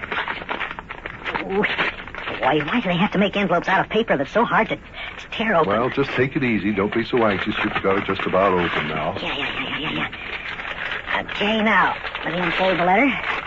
And we'll see what good old Yukie has to say. Well, take it easy, Sparky. You don't want to tear it. Okay. Let's see. Yukie starts off, Dear Sparky lad and Big Jon, how is everything back home up there in good old Cincinnati, Ohio? Everything down here at the Cincinnati Reds spring training camp is real fine. Real fine, Big Jon. Yeah, I can just hear him saying it. Yeah, real fine. Well, let's see. Anyway, Yukie goes on to say, Lad, Big Jon, I have arrived. I walked up to old Rogers Hornsby, and I says, Hi, Raja, old boy. My name is Yukie Butcha. I was once the star of the East Cantankerous, Illinois Blue Jays of the old 4-Eye League. Well, I just bet good old Rogers Hornsby was just thrilled to death to hear that. Listen to this. Rogers Hornsby looks me in the eye and says, "You mean the same East Cantankerous Illinois Blue Jays that Russ Flaw played on?" What? Don't tell me Rogers Hornsby has heard of old Charlie Rustflaw. Well, I guess so. Listen to what else Yukie says. I turns to old Rogers and I says, "Do you know old Charlie Rustflaw?" And he says, "Do I know him? He was one of the greatest baseball players of all time. What? Too bad he never wanted to play in the big leagues." Well, boy, will wonders never cease. Hey, maybe there really is such a person as old Charlie Rustflaw. Sure there is, Big John, sure. Listen to this. So I says to old Rogers, old boy, I am old Charlie Rustflaw's best friend and fellow teammate. Whereupon Lad and Big John, old Rogers told me to hurry up and get into a official regulation Cincinnati Reds uniform, which I did. See the enclosed snapshot, which I asked Gene Smith to take of me. A snapshot? No kidding. Is there a snapshot with the letter there, Sparky? Did you look? Snapshot? Yeah. Is there a picture? No. Oh, well, wait a minute. Yeah, this one here inside the envelope. Let's see. Hey, boy. Let me see. Look at Yukie in a Cincinnati Reds uniform. Let me see. Looks like a regular big leaguer. See this, Big John? Oh, for goodness sakes. Hey, that's the very same picture that appeared in the newspaper yesterday. See, Manager Hornsby is standing there talking to Jim Greengrass and Bob Marcus and Gus Bell and Yukie. That's the same picture where they called Yukie the unidentified character who walked in off the street. It's all right. It's still a picture of Yukie. And listen to what else Yukie has to say in this letter. Yeah, he says, "Lad, first I took my place at bat in batting practice. The old Professor Kenny Raffensperger was on the mound. I belted his first 5 pitches. So far, out in the outfield, nobody has ever found the balls yet. Oh. After that, Ted Kluszewski walked up to me and asked me if I would teach him how to bat." Ted Kluszewski? Oh, come on now. I don't believe that. You don't? Why not? Well, why in the world would a good batter like Ted Kluszewski want to ask Yukie Butcha to teach him how to bat? If anything, it'd be the other way around. Well, I don't know, Big John. Wait a minute. Listen to the next thing Yukie says in his letter here. Yeah, go ahead, read some more. He says, "Then we played an intra-squad game. I played on the A team. I played the outfield. After the game, Manager Hornsby put me in charge of the outfielders. I am teaching them how to play the outfield." Oh, come on now. This is stretching things too far. I don't believe that either. Oh, I do, Big John. Oh, no. I don't know why. You don't want to believe what Yukie says in his letter. Well, because it stands to reason, Sparky. Yukie couldn't possibly be that good a baseball player. Why, in the first place, it's been a good many years since Yukie's even played baseball, and that was in the minor leagues. Well, I'll bet it is that good. Why, listen, Yukie wouldn't lie in his letters. He wouldn't lie, maybe, but sometimes I wonder about the stories he tells. He loves to tell tall tales, especially for your amusement, that is. I think it's just for your amusement. I don't think... Well, listen to this, listen. "Lad, tomorrow I'm going to ask Manager Hornsby to let me play the infield. Then the next day I shall ask Manager Hornsby to let me display my talents as a pitcher." Oh, brother, those big league batters will knock that ball all over the park with Yukie in the pitcher's box. I bet they don't. Listen to the rest of this letter, Big John, listen. "Well, Lad and Big John, I have to close now because Rogers Hornsby wants to ask my advice on how to manage the team. So I will close modestly as I tell you that I am the sensation of the Cincinnati Reds training camp." Yeah, modestly. That's pretty good. I want to see what the newspapers have got to say about Yukie. I'll bet the reporters who are down south will tell an altogether different story. Well, I don't know why they would, Big John. Well, we shall see. Hey, I think I just heard the evening paper hit the front porch, Sparky. Suppose you run out there and see if the paper boy's been here, will you? Okay, and you'll see that what Yukie says in his letter is the truth. Because he's a good ball player, and I'll just bet that he's a sensation. Yeah, well, just go get the paper and never mind about that. Sensation of the Cincinnati Reds training camp, indeed. Oh, that Yukie. He sure loves to tell tall tales to Sparky. Oh, well, they're harmless, and they do amuse Sparky and the rest of the kids in the neighborhood, and they amuse me sometimes, too. Boy, that Yukie and the mayor, the stories they tell, they are two of a kind. Well, I guess Sparky saw the paper out on the front porch. Is the paper there, Spark? Yeah, it's out here, Big John. I hope there's something in the paper about Yukie. That's the only way we're going to find out for sure. And if there is, I'll bet my shirt it's an altogether different story than what Yukie wrote in his letter. Well, here's the paper. I guess what we want to see would be on the sports page, huh? Yeah, give me the paper here. I'll find the sports page. Now, let's see. Sports page. Be back about here. Editorial page, woman's page. Ah, here it is, the sports page. Is there anything on it about Yukie? Well, just a minute. Give me a chance to get the thing folded out here. Now, let's see.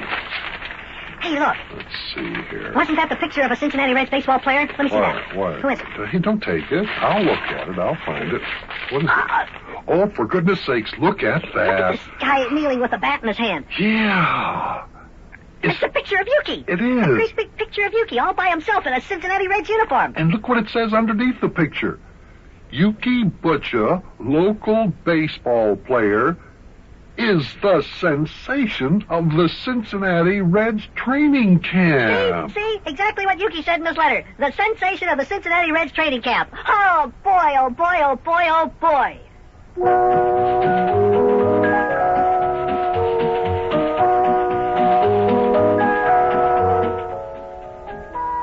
Well, I guess Big John will believe the next letter we get from Yukie Butcha.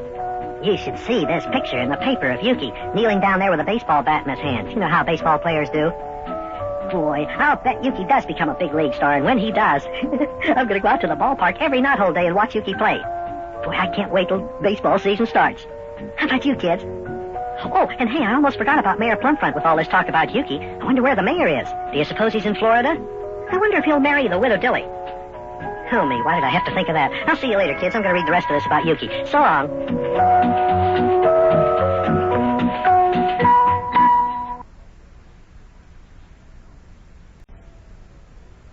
And now it's time for the further adventures of Big Jon and Sparky. Today's chapter is entitled Trouble in the Ranks.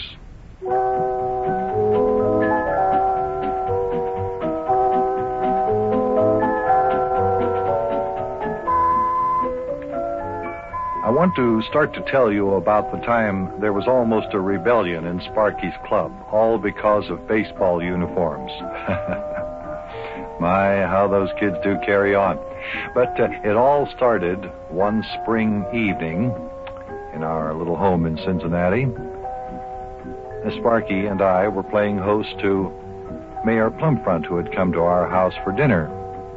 It was just a nice, quiet, little informal affair, and it was after dinner that the trouble really started. Well, Buster, I tell you, that was a delicious meal. A delicious meal. Well, thank you, Mayor. Glad you liked it. Hey, Big John, can I have that last chocolate cookie, please? You may as well take it. You ate all the others that were on the dish there.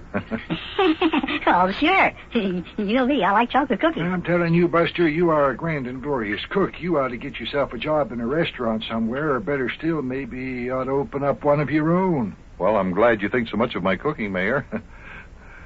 Yeah, thank you very much. Okay, let's get these dishes over to the sink, and I'll get them washed. And I don't think I'm going to be able to enjoy myself sitting here watching you and the lad washing dishes. I may as well roll up my sleeves and pitch in and help out there. Oh, come on now, Mayor. You don't have to help with the dishes. You're our guest. You just sit there. Well, after that April Fool's joke that the lad and me played on you, Buster, I feel like I should help out a little bit. Give me a dish towel there, and you wash and I'll dry. Well, if you want to help, Mayor, it's all right with me. Sparky, give the mayor a dish towel. Yeah, thank you, lad. Thank you very much. All right, fine. Now we can get started. Big John, after we finish the dishes, let me say we walk up the street to Robinstraddle's ice cream store and have a soda. A soda? My goodness, you just finished eating. Well, I mean, we can, I know that. So we can take a little walk. And then we can get the sodas. Well, all right, after we finish the dishes.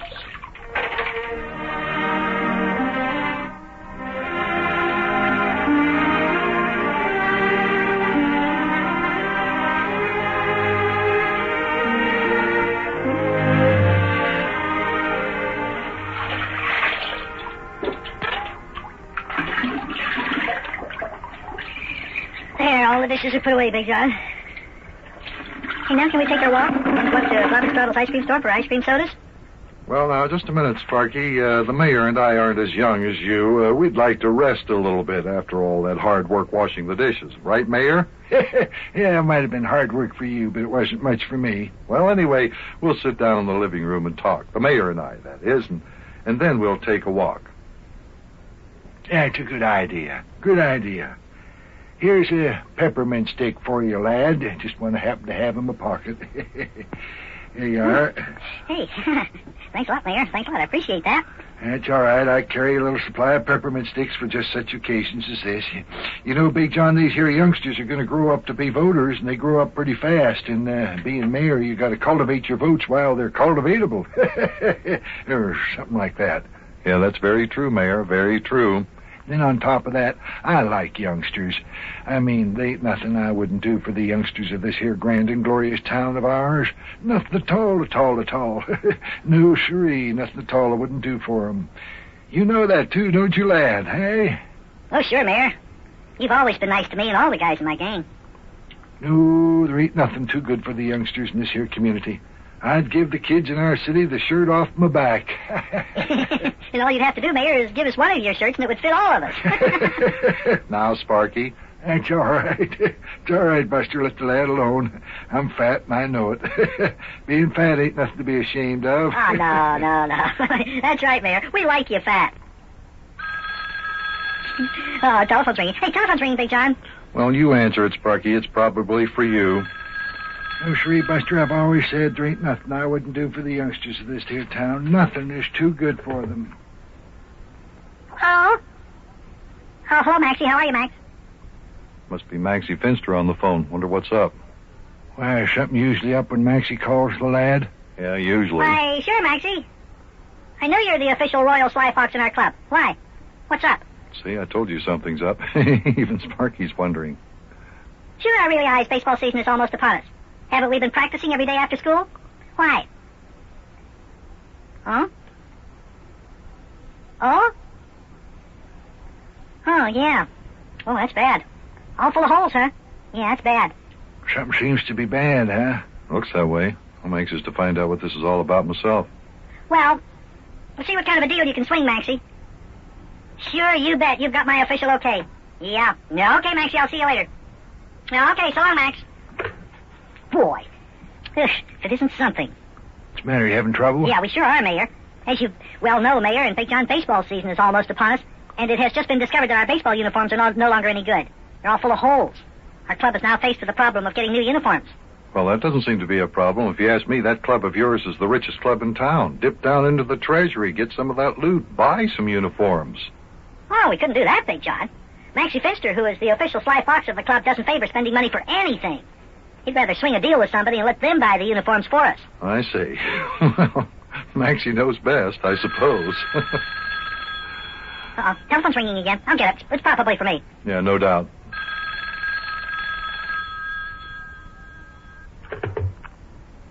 Hello? Oh, hello, Charlie, old boy. How are you? Charlie Clammerding this time, Mayor. Yeah. Yeah, I know, Charlie. Maxie just told me about it. Well, look, Charlie, old boy, what do you suggest? Oh, I don't know, Charlie. Maxie would never stand still for that. Well, if you think so, go ahead. You'll have to talk to Cyril about it, though, Charlie, because he's the official royal watchdog of the Treasury. Okay, Charlie. Mm-hmm. All right. Yeah, I'll see you later. Mm-hmm. Yeah, so long. That was Charlie Clammerding, Big John. Yeah. Old Charlie suggests that we go out and buy new uniforms. He says if we had new uniforms in the first place, the ones that we have now wouldn't have holes in them. In a way, I guess he's kind of right. I suppose he is. Of course, if you can get your uniforms for nothing, I'd say Maxie Finster is right.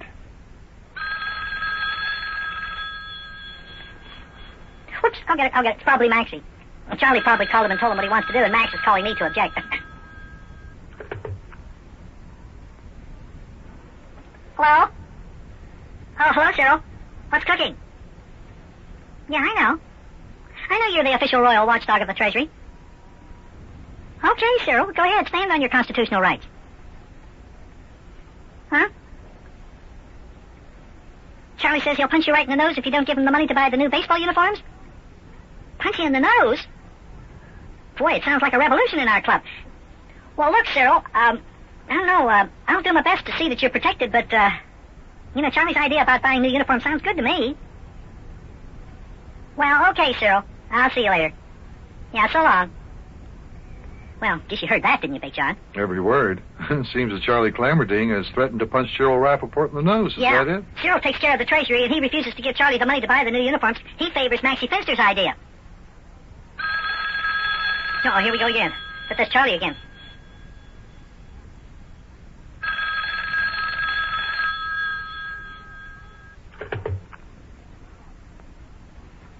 Hello? Oh, hello, Maxie. What's up? Hey. Maxie! Hey, listen, just a minute. Yeah, but But... Hey... Look, Max, don't get mad at me. Look, I was just... Boy, was he ever mad. That was Maxie Finster again. He hung up on me.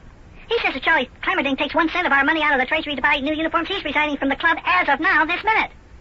Looks like Maxie means business. That's right. Maxie means business, all right. In fact, Maxie is all business. Well, boy, this looks like the beginning of a revolution in our club, and I'm going to head it off before we end up with the richest club in town and no members. Boy, oh boy, oh boy, oh boy.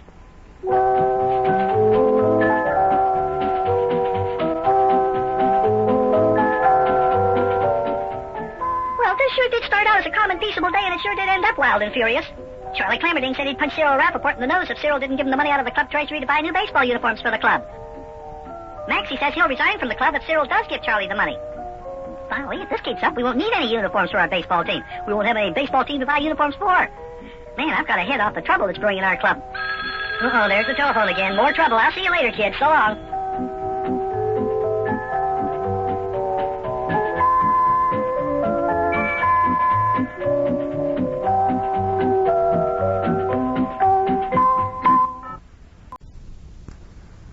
Now it's time for the further adventures of Big Jon and Sparky. Today's chapter is entitled, A Proposed Solution to a Serious Problem.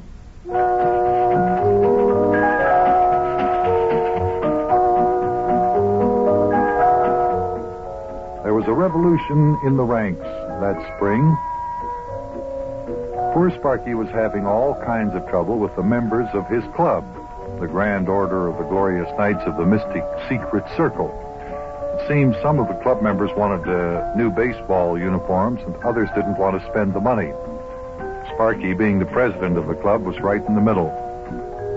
He was expected to come up with a solution, but how to do it? Well, that's something else again.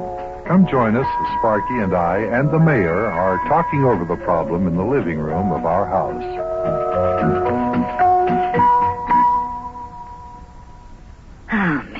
Oh, me, what a mess. Half the guys in my club want to take money out of the club treasury to buy new baseball uniforms, and the other half don't want to spend the money, but they all agree that our team needs new uniforms.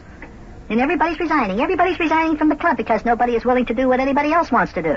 Well, now, lad, if there's anything your old mayor can do to clear up this here mess for you, you know I'll be more than glad to help out.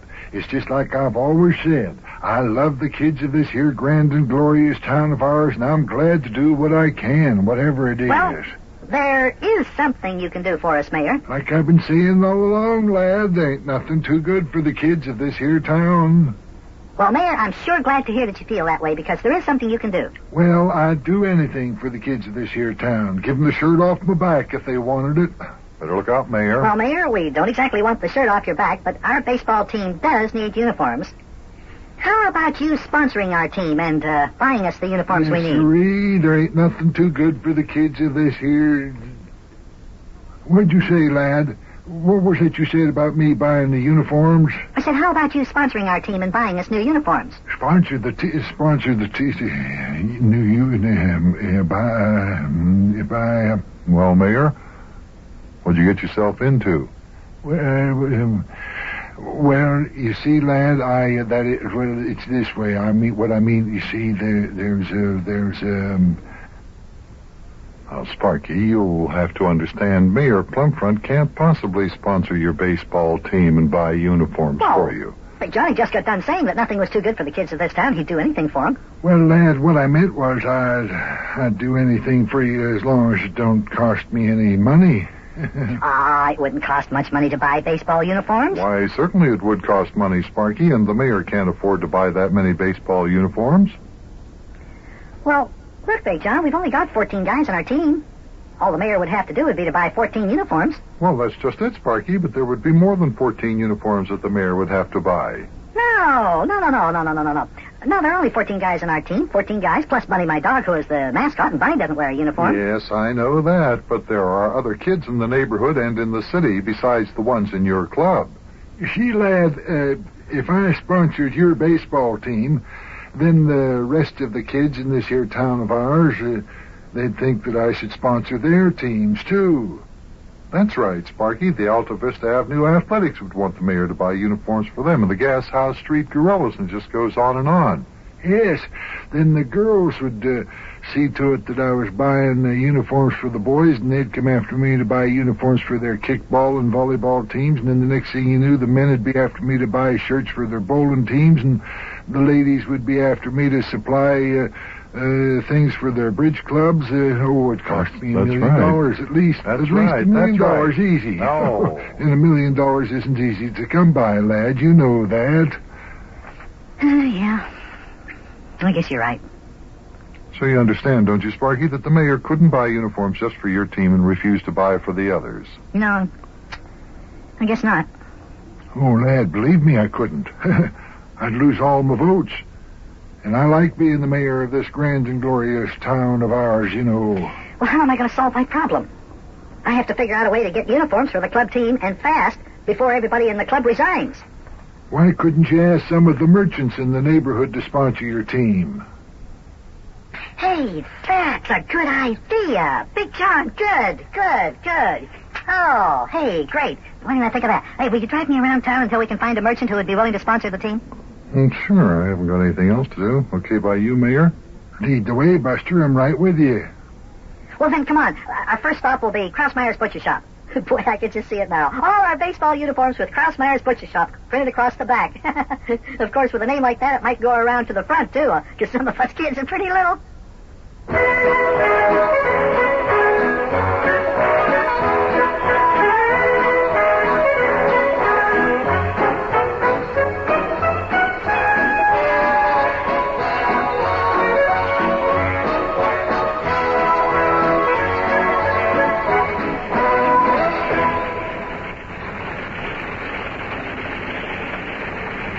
There's a parking space right in front of Krausmeyer's Butcher Shop, Big John. Just pull in there. That's exactly what I'm doing.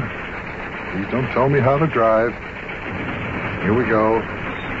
Krausmeyer's Butcher Shop. Yeah, that will look pretty fancy on the backs of your baseball uniforms, lad.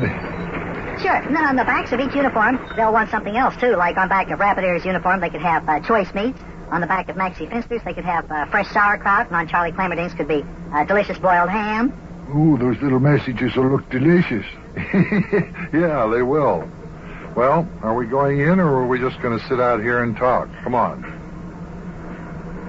Sure. Come on, let's go in. All right, now, just wait till I squeeze out of here. Oh, there we go. I see Mama and Papa Krausmeyer in the butcher shop. Mama's waiting on a customer.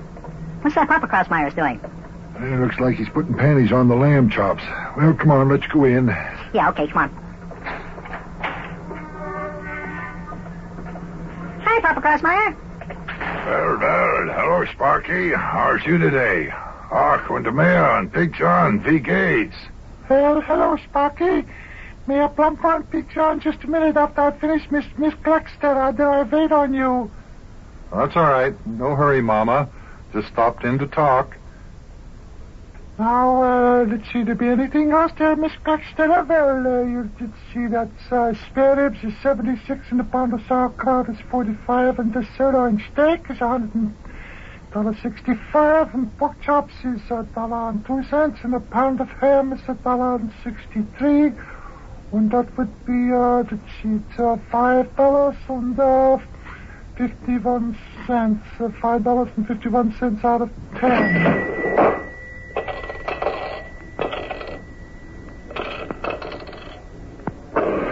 Yeah, here's your change, Mrs. Claxton. Talk with Shane and come back again. Hope you enjoy your spare ribs and the sauerkraut. Goodbye. Now, what can I do for you, gentlemen? You have to excuse Papa. He's putting on the lamb chops to panties. You sound a little hoarse there. Have you had a cold? Oh, yeah. Everybody in the neighborhood has had a cold. I'm surprised you didn't catch it. Oh, we had it. We had it, and the mayor had it, I had it, Sparky had it, everyone did. Yes, indeed. Well, we're feeling pretty good. Mama Crossmeyer, the reason I'm here is because I was wondering if you and Papa Crossmeyer would like to sponsor my baseball team. Sponsor the baseball team? What's that mean? Do you mean that I want to play the shortstop or the fullback, maybe? No, Mama, no. Not like that. It means, would you like to buy uniforms for our team? Buy uniforms? What, do you need mit money? Yeah. You see, then all the uniforms will have the name of your butcher shop on the back of them. It'd be good advertising for you. Oh, that sounds good. Yeah. Sure. And on top of that, Mama, every time our team plays a game, the name of your butcher shop will be in the paper when they put in the scores. You mean like maybe today the baseball game was won by the Crossmeyer's Butcher Shop Venus? Or 6-0, where you can buy fresh ground beef, 60 cents per pound, or something like that? Well, something like that. yeah, that sounds good. How much to the uniforms do you have to pay there? How much? Oh, about $15. $15? And here you is. There's $15. You can buy the uniforms. Hey, wait a minute, now. Mama. You'd have to buy 14 uniforms. 14? Oh, my goodness. You mean 14 uniforms times $15? Now, let me see. But that's $210. That's right, Mama Crossmeyer. Only $210. Only $210, the little boy says. Sparky, we would have to sell a lot of spare ribs and sauerkraut to make that much money, that $210. Yeah, I get it. Does that mean that you won't sponsor our team? Well, I'll tell you what, Sparky, Papa and me, we would like to, but $210, that's a lot of money. Mama, I was listening to you and Sparky talking, and Sparky, would it do any good? We could buy one uniform there for the team. Well, I don't know. We have 14 players, and we all need uniforms. Well, lad, maybe you could get 13 other merchants out here in the suburb to buy uniforms, and then you could call your team the Cheviot Merchants, you know. Here's an idea. I tell you what, Sparky, you can get just 12 other merchants to buy the uniforms for your team, and Mama and I will buy 2 uniforms for you, for the team. I will buy one, and Mama will buy one. Is that okay there, Mama? Yeah, this is okay. That's a good idea. Come on, Big John, let's go around to the other stores and see if we can get 12 others to buy uniforms for the team. Yeah. Boy, oh boy, oh boy, oh boy.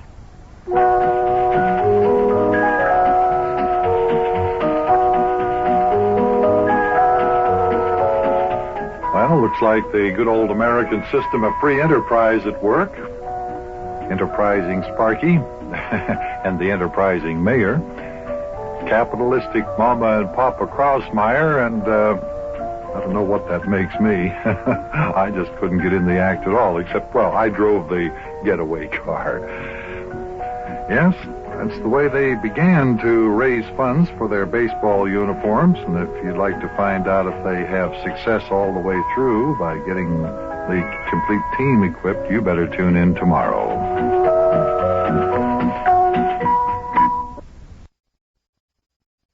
And now it's time for the further adventures of Big Jon and Sparky. Today's chapter is entitled, Where, Oh, Where Have Our Little Dogs Gone?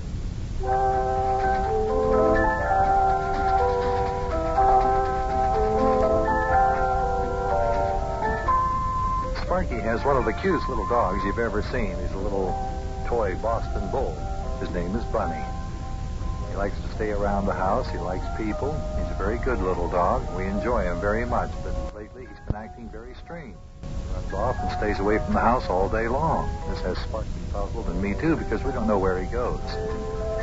As today's chapter begins, Sparky's talking on the telephone in the living room of our little house all the way up the next block.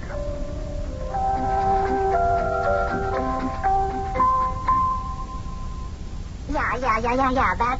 That's right, Maxie. They're supposed to be light gray with red letters on them. What he's talking about. The socks, Maxie? They're solid red, except for 3 stripes, a blue one, a white one, and another blue one around the middle. Oh, he must be talking to Maxie Finster about the baseball uniforms their team is getting. Almost forgot about them. Yeah, that's right. Blue caps with a red peak and a button on top, just like the Cincinnati Reds wear. Oh, yes, and a white C on the front of the cap. That stands for the Cheviot Merchants. New name for their ball club. Well, now, look, Maxie, I explained that at the last meeting of our club. Where were you? The reason we had to change the name of our baseball team is because each player on our team is sponsored by a different merchant out here in Cheviot. Except the boys who wear uniforms with Mama and Papa Krausmeyer's Butcher Shop printed across the back because the Krausmeyers are sponsoring 2 boys. Well, we can't call ourselves the Cincinnati Merchants, Max. All the merchants who are sponsoring the players on our team are in Cheviot. Well, yeah, but there are other suburbs in Cincinnati, too, you know, Maxie. Sparky's having a hard time getting Maxie to understand her. Well, I'm glad you finally understand, Oh, boy.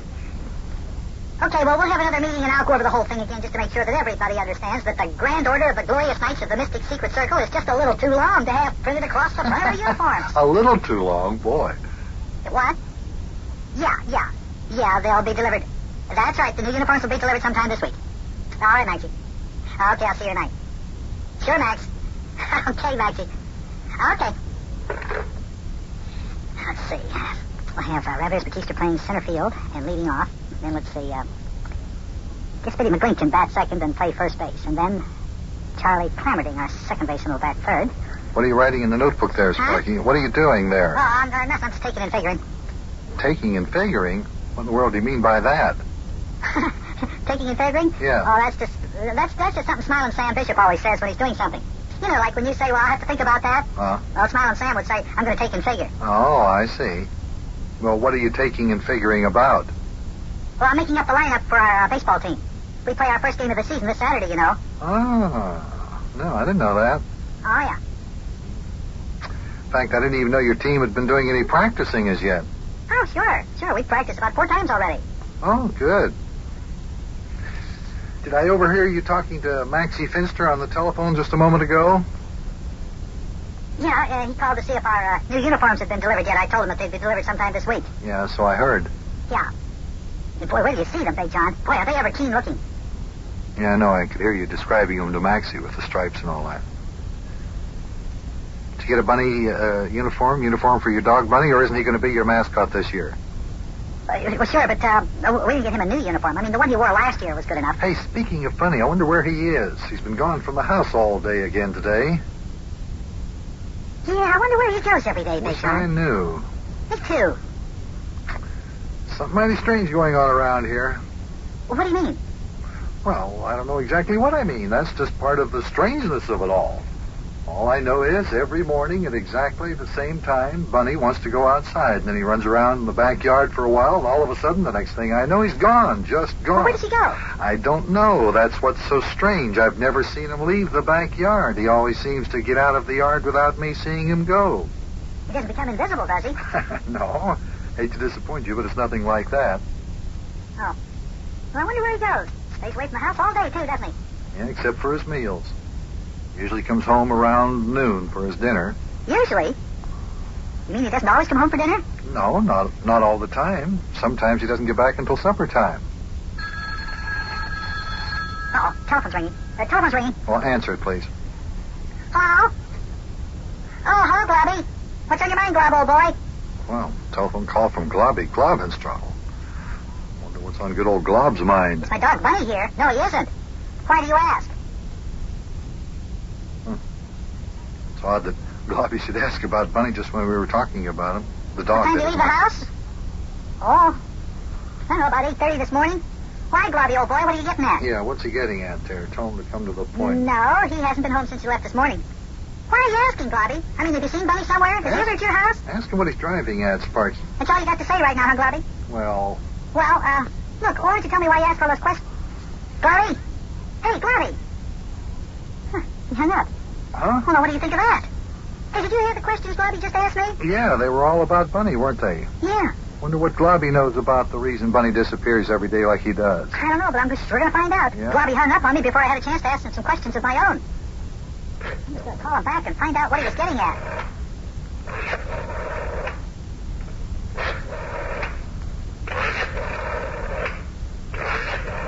Sure was strange. He called up just as we were talking about it. It's kind of a coincidence there. Oh, me. Line's busy. Must have called somebody else already. Well, you might as well hang up. The line's busy. Now, Big John, why would Gloppy Globbestraddle call up and ask if Bunny was home and how long Bunny has been away from the house? I have a sneaking suspicion that my theory about something unusual going on around here is true. Do you think Gloppy knows about it? Do you think he's in on it? Well, I don't know if he's in on it, but he certainly must know something. Oh, telephone's ringing again. Perhaps that's Gloppy calling back. I'll answer it, Big John. Okay. Hello? Oh, hello? Who is it? Yeah, hi, Charlie. Oh, Charlie. What's on your mind, Charlie, old boy? Oh, Charlie Clammerding. Is my dog Bunny been acting funny lately? Yeah. Hey, listen. Listen, what's going on around here, Charlie? It's getting to be the cry of the day. What is going on around here? Now Charlie Clammerding's asking about Sparky's dog Bunny, too. Yeah. That's really something. Gloppy just called you, too, Yeah, huh? tell him Gloppy just called. Yeah, that's right. Bunny's been going out early in the morning and staying away from the house all day. But why, Charlie? Why do you ask? Yeah, why does Charlie ask? Everybody... What? What? Your dog has been doing the same thing? What happened? And you think Gloppy's dog has been, too? Well, I wonder what's up. Hey, yeah, that's a good idea. Yeah, Charlie. Listen, Rabbit Ears has got a dog, and so has Smiling Sam. Look, you call Rabbit Ears, and I'll call Smiling Sam and ask him, okay? Okay. Yeah, so long. Just a minute, Big John. I've got a very important phone call to make, but I'll tell you just as soon as I finish making it.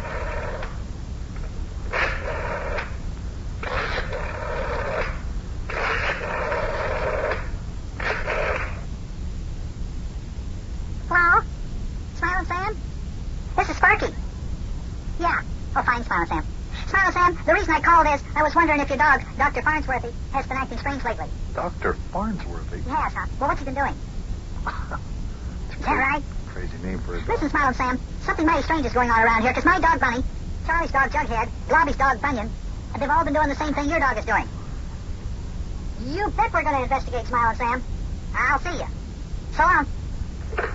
Hey, Big John, something mighty funny is sure going on around here. Charlie's dog, Globby's dog, Smiling Sam's dog, and my dog are all acting the same way. They're leaving the house early in the morning, and they don't come home till supper time. Boy, if you ask me... Uh-oh. There it goes again. Excuse me, just a minute, I'll get it. Hello? Oh, hello, Charlie. You called Rabbit Ears? Is that so? What? Not only Rabbit Ears, but Cyril's dog and Biggy's dog and the Wonderlick Twins' dog are all doing the same thing? Boy, Charlie, if you ask me, we sure have got a regular mystery on our hands. Yeah. Boy, oh boy, oh boy, oh boy.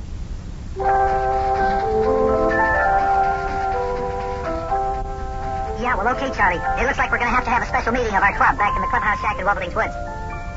Right, when all the dogs in the neighborhood start acting funny and go off somewhere early in the morning and don't come back till late at night, that calls for a special investigation.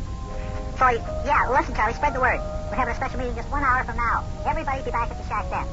And tell Maxie to bring his detective outfit. We might need his equipment. Okay, Charlie, I'll see you in the clubhouse in Wobbleding's Woods in 1 hour. Yeah, okay, so long. Well, kids, I have to get ready for a special meeting. I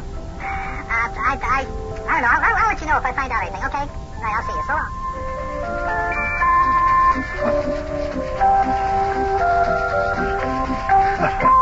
All right. And now, boys and girls, it's time for the further adventures of Big Jon and Sparky. Today's chapter is entitled, The Dogs Get Together.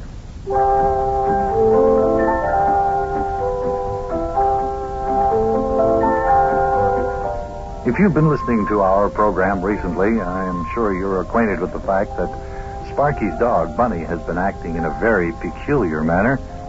Not only Bunny, but all the other dogs in the neighborhood. We've been trying to get to the bottom of the mystery of where they all go every day. We talked about it into the late hours last night. Sparky had to go to bed. The mayor decided to sleep over. So as today's episode begins, it's early in the morning in Big Jon and Sparky's house, all the way up the next block.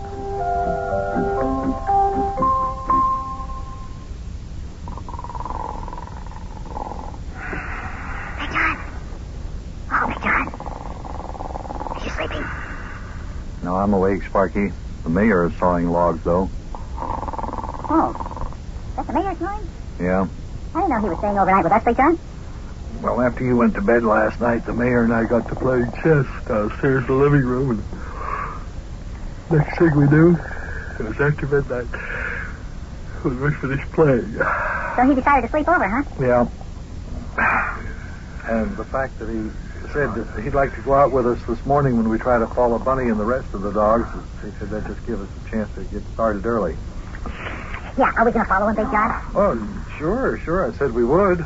I'm anxious to find out where all those pups are going every day when they disappear until late in the evening. Yes, sirree. That's a real mystery. And if we're going to find out where they go, the only way we can do it is to follow them. That's right. And I'm just as anxious as anyone else to find out where they go every day and find out what they're up to. Well, what are you laughing at, Big John? Well, the whole thing is so funny. One could ever get into the minds of a bunch of dogs that would make them get together in a group and go off somewhere and stay all day like they do. Are they organizing? Yeah, I know. It's funny, all right. Go crazy. It's the funniest mystery I've ever seen. Right. Well, we better get ready. I'll tell you. You go down to the kitchen and get the eggs and bacon out of the refrigerator and get out the bread, and I'll wake up the mayor, and I'll be down just a little while to fix breakfast, okay? Sure, okay.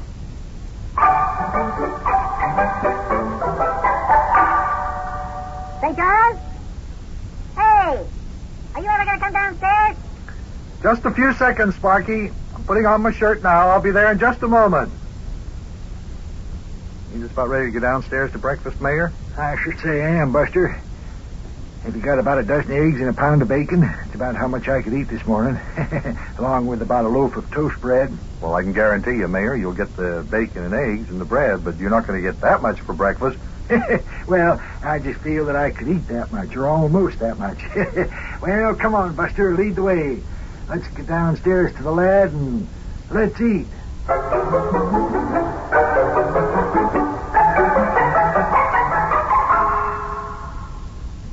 I believe I'll have some more milk, Big John. All right. Here you are. Hold your glass over this way.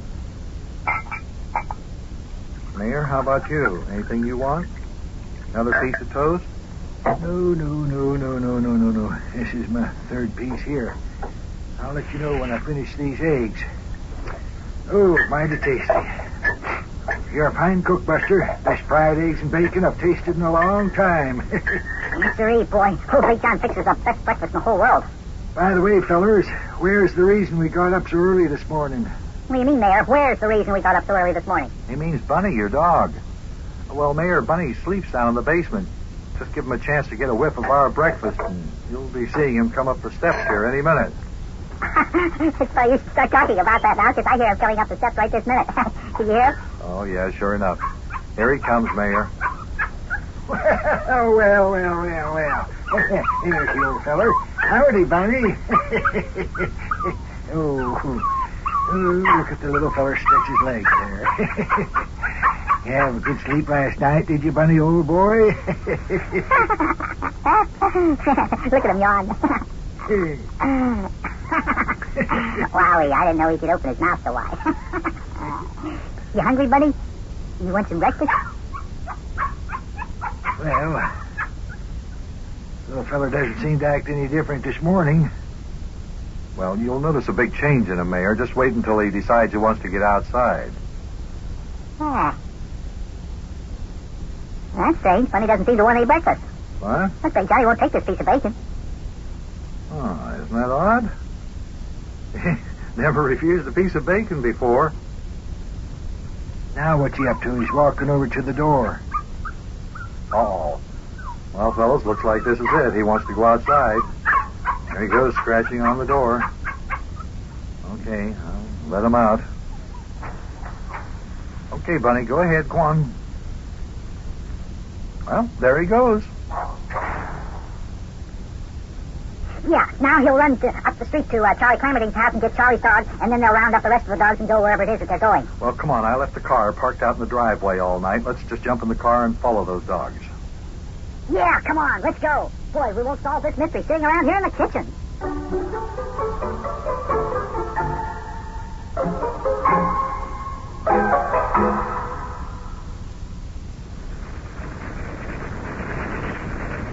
For goodness gracious sakes alive, how many of them there dogs are there in that there crowd? Well, so far there's 8 of them. Now they got one more dog to pick up. That's Oswald Hockenpfeffer. That's where they're heading right now, to Oswald's house. Oh, the dogs are probably saying they're going to Stanley's house. Stanley? Oh, sure. That's Oswald's dog's name, Stanley. Oh. You ever see Stanley, Big John?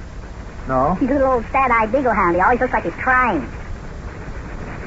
There he is. You can see him, sitting up there on the front porch steps of Oswald Huffenpepper's house, see?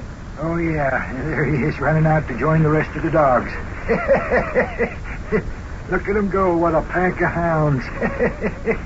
Yeah, there they go. Hey, you better speed up, Big John. The dogs are running toward Mayfair Avenue. Come on, let's get going before they get away. They're not going to get away. Don't worry about that. You can say all you want to about this car not being able to go very fast, but there's one thing I do know. Those dogs will never run faster than this car of mine. There they go, turning into Mayfair Avenue. I see them. I'll turn into Mayfair, too, when we get there. Just keep your shirt on. Here we go. There they are, running down Mayfair. They're headed for Applegate Avenue. Wherever they're going, they seem to be in an awful hurry. Well, if all of them did as Bunny and didn't eat any breakfast, they're going to probably running someplace to get something to eat. I didn't even know the dogs ate breakfast. Well, I don't know if all dogs eat breakfast, Mayor, but Sparky's dog Bunny always does. Now, where could they be going? They're rounding the corner and running up Applegate Avenue. Well, wherever they're going, they seem to be pretty sure of themselves. Those dogs have a definite destination. Come on, Big John, get a little more speed out of this thing. Come on, let's get out onto Applegate Avenue and see where they go from there. Now, look, I told you to be patient, Sparky. Here we go around the corner.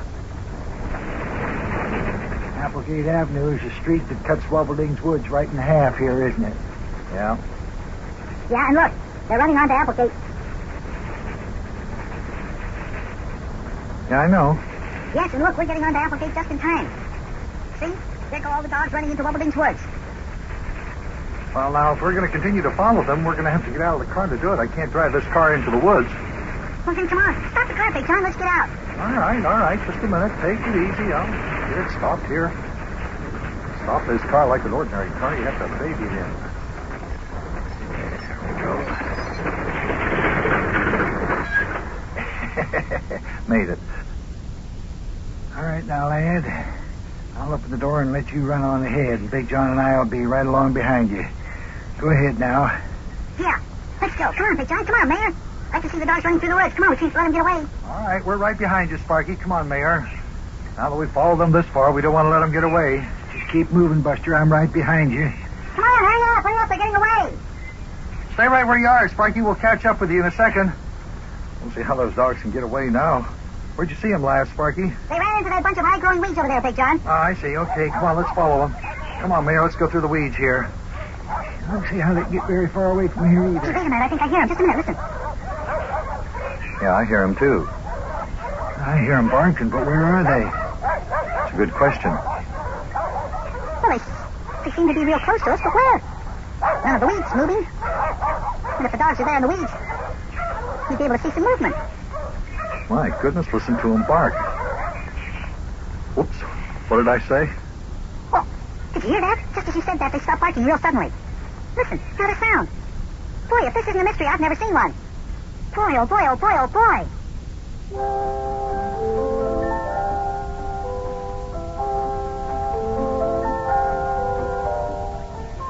Now, if this isn't something, we followed my dog Bunny and the other 8 dogs all the way across town to this little part of Wobbleding's Woods.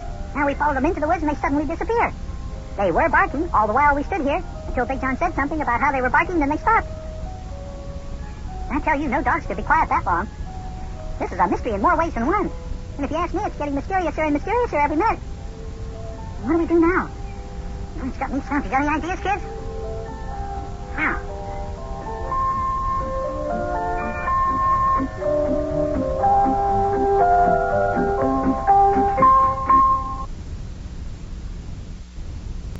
Now it's time for the further adventures of Big Jon and Sparky. Today's chapter is entitled, The Mayor Shows Them How.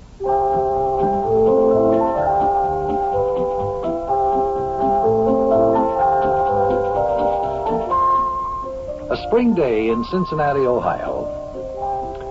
A time of the sound of baseball in the air and the sound of kids practicing. Sparky's team getting ready for the big game, the opening game this Saturday. Mayor Plumfront and I said we'd go along with Sparky up to the Cheviot Field House baseball diamond and just observed their practice, see how they were coming along. The mayor said that he'd teach the pitchers how to pitch and the batters how to bat. And, Mayor Plumfront, will you teach the pitchers on our team how to throw some of those famous curves that you used to pitch when you were a big league baseball star? Oh, I'm telling you, lad, when I finish coaching the pitchers on your baseball team, nobody will be able to hit anything they throw. What do you mean, Mayor? The boys won't be able to throw the ball over the plate when they pitch? Now, listen here, Buster. When I was a big league pitcher, I was known for my pinpoint control. I could thread a needle when I pitched. Well, Mayor, we don't want our pitchers to thread any needles. We just want them to be able to strike out the batters. Well, that's what they'll be able to do, lad. Oh, I'm telling you, lad, back in 1919 when I was in the big leagues, the name of Plumfront was the most feared name in organized baseball. Were you really that good a pitcher, Mayor? That good? Why, lad, when I pitched, records fell by the wayside left and right. Why, I struck out more batters in one day than any other pitcher in the game. Never forget the day I struck out 36 batters. 36. 36 batters? Yep. Wowee, that's sure a lot of strikeouts. Yeah, it's more than a lot of strikeouts. Now, just what do you mean by that remark, Bucky? Well, you say you struck out 36 batters.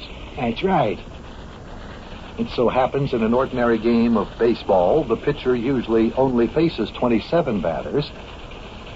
That is, batters who make outs. Well, no, listen, Buster. I said I struck out 36 batters in one day. What? Not one game, one day. I pitched a doubleheader that day, the day I struck out 36 batters. Oh. Yes. I see. Well, 36, huh? That's right. There's a field house there. Yeah, I see the baseball diamond. Sparky, I'll tell you what. Looks like most of the kids are already here, ready to practice. You get out for a while. And the mayor and I will bring the bats and balls and things. You go on and tell the kids that we're on our way, okay? Yeah, okay, Big John. Okay. How come you brought up the subject of the 36 batters, Big John? I didn't bring it up. You're the one that brought it up. Well, I know, but I mean, when I laid it out there, why did you let it lay there and bleed? You almost had me hung there. Yes, well, you almost hung yourself. That's all right. Sparky understands. Yeah, that's just what I think the problem is. Well, let's move along here. Hey, Mayor Plumfront. Come over here a minute by Maxie Finster and me, will you? It looks like the lad wants us over there by the water fountain, Buster. Well, let's go. As you know, Maxie Finster is the star pitcher of Sparky's baseball team, and I guess that he wants you to show Maxie how to throw some curves. Ooh, yeah, I'm telling you, just wait till I get finished with these here kids. You'll see some real pitching there. Mayor, Maxie here is going to pitch our first game of the season Saturday afternoon against the Richter Concrete Blockbusters. I see. How about showing Maxie how you throw your famous curve? Oh, my famous curve, huh, lad? Which one? You know, I had a regular assortment of curves that I threw. All of them was famous there. Well, which one was the most famous? Well, I guess that my most famous curveball was the one that sort of wobbled sideways as it came in toward the batter, and then when it got about 4 feet from home plate, it kind of dipped down and in toward the right-hand batter, and then when it got about a foot away from the plate, maybe 10 inches or so, it curved away again and up a little bit. Boy, that sounds like some pitch. Oh, it was. Yeah. What do you think of that pitch there, Maxie? Like to learn that? What's the matter with him? Maxie's got rose fever, Mayor. Oh. Show Maxie how to throw that pitch. Yeah, all right. Let's see. Hand me the ball there, Maxie, and I'll show you how to grip it when you throw your famous wobbling doodle ball. That's what I always called it. Excuse me, Sparky. You can get out of the way there. I want to watch this. Now, how do you grip the ball, Mayor? Well, first, fellers, you take a hold of the ball something like this, and you bend your little finger and the one next to it, so that the ball is sitting on top of the nails of them two fingers, see? Got that so far, Maxie? Yeah.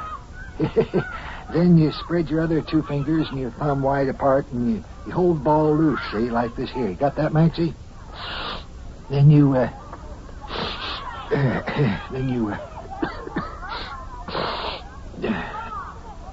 You got me doing it now, Max. Maybe you got roast fever too, Mayor. Well, I usually do get it every year. But I wasn't thinking about it until Maxie reminded me of it. Well, anyway, you understand now how to hold a ball, don't you, Maxie? Okay.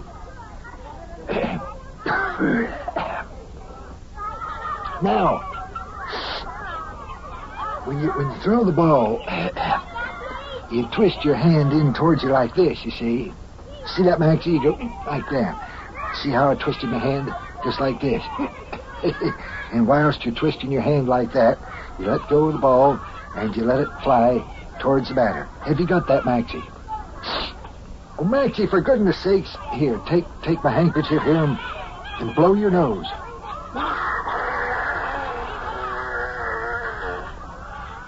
Yeah. Well, now, Maxie, how about getting out there on the pitcher's mound whilst I take this here bat? You can pitch me a few. That's the best way I can tell whether or not you're throwing my wobbling doodle ball. Idea. I'll catch. Big John, you stand behind me and be the umpire. We'll do this like a regular baseball game. All right. You call the balls and strikes, okay, Big John? Well, you won't get a chance to call any strikes, Buster. If Maxie puts the ball anywhere near the plate, I'll smash that ball out over the outfielder's head. That's all right. I'll umpire just the same. And when I do, no squawks, please, Mayor. Yeah, don't worry. Hey, guys. I'm feeling bothered about this whole thing. Mayor Plumfront's going to bat. He just showed Maxie how to throw a new kind of a curve, and he wants to see if Maxie knows how to throw it. So all you guys get in your position. Yeah, now you outfielders, move way out there. I'm going to power this here pill. See, Big John, I forgot to tell you, I was the only batter in either league who could hit the wobbling doodle ball. I was also a star batter in my days, you know. Is that right? Yeah. Ooh, rose fevers. Wish they hadn't even thought of it. We set? Yeah, I am. Sparky? Here, Globby. Take my glove and go out there and play third base. I'll take your catcher's glove and catch. I want to see how good Maxie can throw Mayor Plumfront's new curveball. Okay? You all set, Maxie? You ready, Mayor? Yeah, I'm all set. Okay, just throw that old ball right in here, Maxie, and watch me slam this here ball over the outfielder's head, Big John. Hey, Rabbit Ears, McKeister, you out there in center field. Move back. Move way back there. You two out there in left field. Left fielder, move. Who is that out there in left field there? Left field? That's Oswald Hassenpfeffer. Oh, Arse? All right, Maxie, old kid, put the old ball right in there. Okay, Maxie, right in there, Maxie, old boy. Just put her in there, right down the old alley. We got Mayor, and here she comes. And here she goes. Oh. Hey, boy, you swing like an old rusty gate, Mayor. Oh, my goodness, what happened there? That's strike one. You missed it, that's what happened. You missed it a mile. Come on, Maxie, throw another one in there just like that one. Strike him out, Maxie. No pitcher alive if you make old Plumfront miss two pitches in a row. Well, here comes Mayor. Let's see, hit this one. All right, watch this now, lad. What's the matter, Mayor? Looks like you got a broken arm. That's strike two, Mayor. I know it. Well, what do you think of that, Big John? How about that? Didn't I tell you I'd teach Maxie how to throw the most baffling curve in baseball? I tell you, they're throwing it so good even I can't hit it. Are you sure this isn't the fact that you just can't bat, Mayor? What do you mean? What do you mean? I tell you what, let me get out there on the pitcher's mound. I'll pitch. Nobody will hit the balls. Who wants to bat? Dad, where's the batter here? Wait a minute. Let me bat. I want to see if I can hit Mayor Plumfront's curves. Okay, lad. Pick up the bat. Give that catcher's mitt to Big John. Hope it don't sting your hand too much when I pitch to you, Buster. Don't worry about stinging my hand, Mayor. Just throw the ball in here. Yeah, just throw that old ball in here, Mayor. Let me take a swing at it. Yeah, that's what you're going to get, lad. And that's all you're going to get, too, is a swing. Because you're not going to come anywhere near hitting it. Here she comes. Look out. Right down the old groove, Sparky. Go ahead, swing. Okay, here goes. Atta boy. Let's get it to him. Hey, what is that? Oh, Rabbit Ears right after. Slug. Hey, Mayor, what do you have to say about that? Well, Sparky really laid into that. He's no good with the willow, would you say? Yeah, Mayor, I thought you said nobody could hit your wobbling doodle ball. Hey, Mayor. Hey, where you going? Hey, aren't you going to help us practice? I just remembered, lad, I got an important meeting up at the City Hall. There's a special council meeting this afternoon. Hey, Mayor. You told me when we started out that you didn't have a thing to do today. Hey, you're not leaving because you're afraid the kids will show you up, are you? Now, listen here, Buster. I ain't no such thing. The reason I couldn't hit the ball when Maxie pitched it to me was...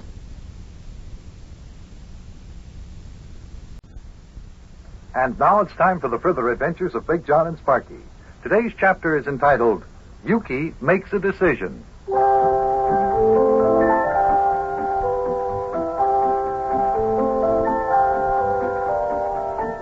The chance of a lifetime to play in the major leagues. This would be the heartfelt desire of any red-blooded American boy or young man. But Yukie Butcha had that chance and a very successful start in the big leagues. And then all of a sudden he decided that he just didn't want to play baseball. So he came back to Cincinnati. Sparky, of course, can't get over it until he heard more about Yukie's big decision. Come join us now. Well, boy, Big Jon, I think Yukie Butcha is making an awfully big mistake. Mistake? Yes, sir. What do you mean? Because he doesn't want to play big league baseball? Yeah. Any other guy would jump at the chance to play baseball in the big league. Well, I don't know if just anybody would want to play in the big leagues. There are some people who have other ambitions, and Yukie just happens to be one of them, that's all. Yeah, but I don't see why Yukie wouldn't want to play big league baseball if he could. And he can't. Just think, Big Jon. He actually played on the Cincinnati Reds baseball team in the National League. I know, and it's a wonderful thing, but Yukie, for some reason or another, just doesn't want to continue to play professional baseball any longer. Well, boy, if I had a chance to play in the big leagues, I know I would. Yeah, I know you would. Oh, the telephone's ringing. The telephone's ringing. I'll get it, Big Jon. Okay, go ahead.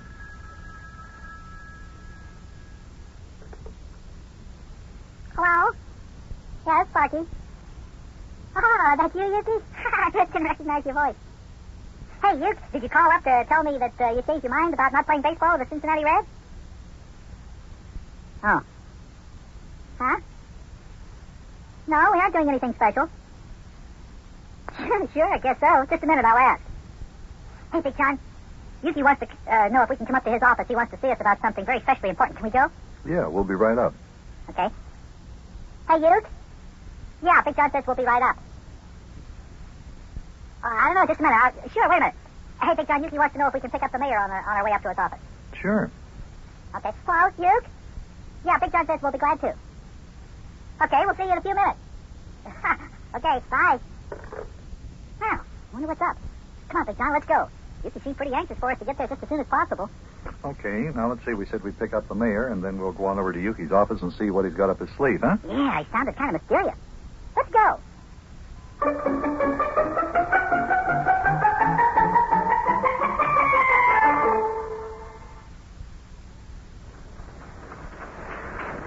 Now, there's the mayor's house. Okay, we'll just stop out in front and blow the horn. Mayor is expecting us.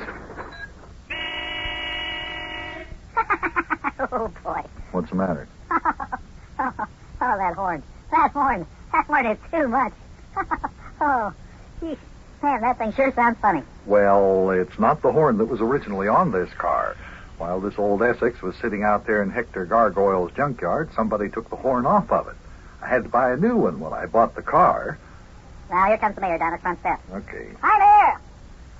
Hey, howdy, lad. What do you say there? Howdy, Big Jon. How you be today? Hi, Mayor.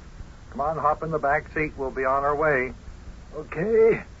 Hey, you happen to know what it is that old Yuke's got on his mind, if any? I haven't got the slightest idea, Mayor. No, me neither.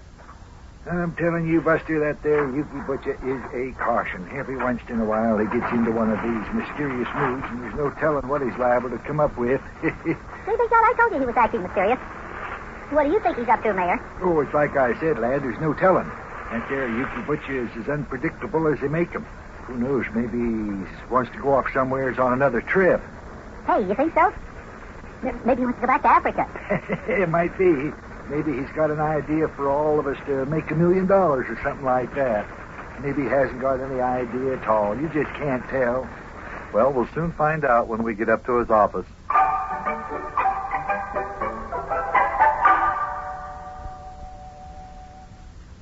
Well, go on, lad. Open the door to Yukie's office and walk right on in.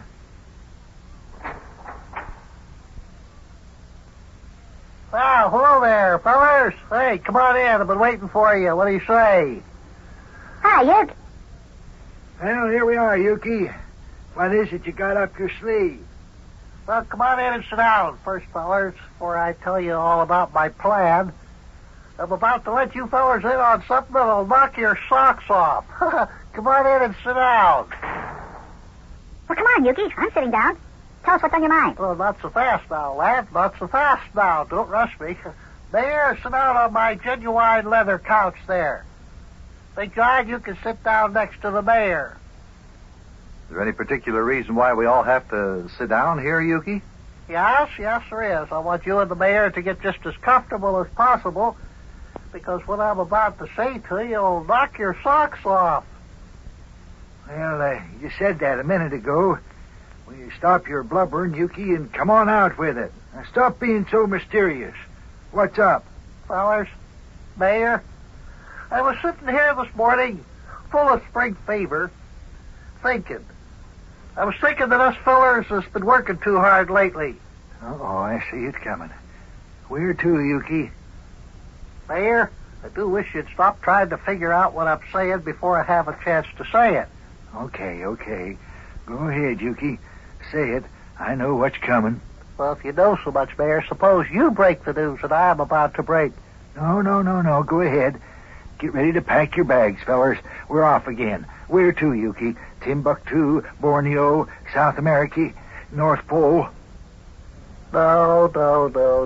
None of them there places. You mean you want to go somewhere on a vacation? Well, that's sort of what I had in mind, lad, only it won't exactly be a vacation. It'll sort of be, just getting away from it all. Yukie Butcha, what in the world have you got on your mind? Fellers, as you all know, I happen to own the old Plug Nickel farm out in Dent County, you see. Do you want us all to go out to your farm for a vacation? That's 100% correct, lad. Well, now, say, that sounds like a pretty good idea. Now, wait a minute, Buster. Just a minute. Wait till you hear the whole story before you decide whether or not it's a good idea. I happen to know Yukie well enough to say that there's more to this than he said so far. Yukie? Yes, Mayor? What else? Why do you want us to go out to your farm? Well, because I think it would be a fine place for all of us to spend the summer. In fact, real fine. Now, Yukie Butcha, I happen to know you well enough to know that you didn't call us over here just to ask us to spend the summer with you out in your farm. Well, I do happen to have another motive for inviting you fellas out to the farm.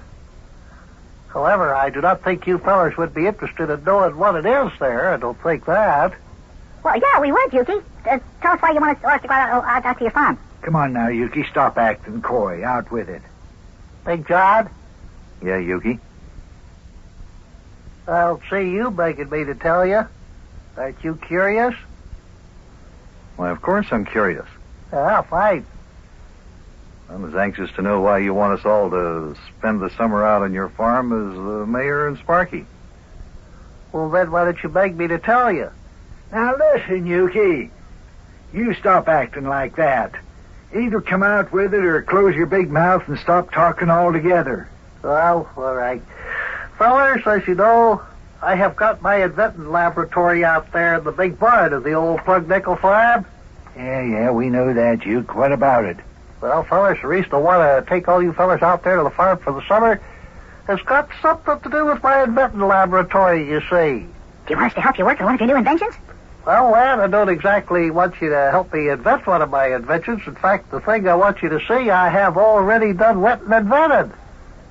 Well, what is it, Yukie? Well, lad, I'm not going to tell you. It's a surprise. But I will tell you this. If we use it right, it'll make all of us big heroes. As a matter of fact, it'll get our names on the front pages of every newspaper in the United States of America. Yeah? In fact, I'll bet we'll even be on the TV. We'll be famous. And if you fellers want to see what it is I'm talking about, then you've got to come out to my farm. Now, do you want to go with me? Boy, I want to see this mysterious surprise you got out there in your inventing laboratory on the Plug Nickel farm. boy, oh boy, oh boy, oh boy.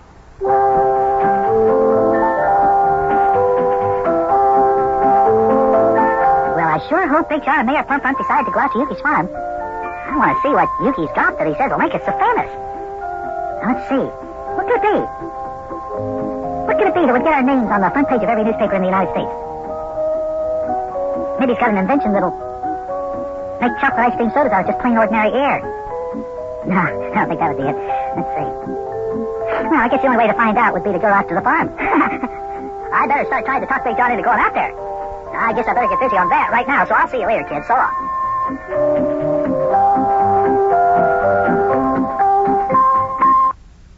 And now it's time for the further adventures of Big Jon and Sparky. Today's chapter is entitled, More Than One Way to Catch a Fish.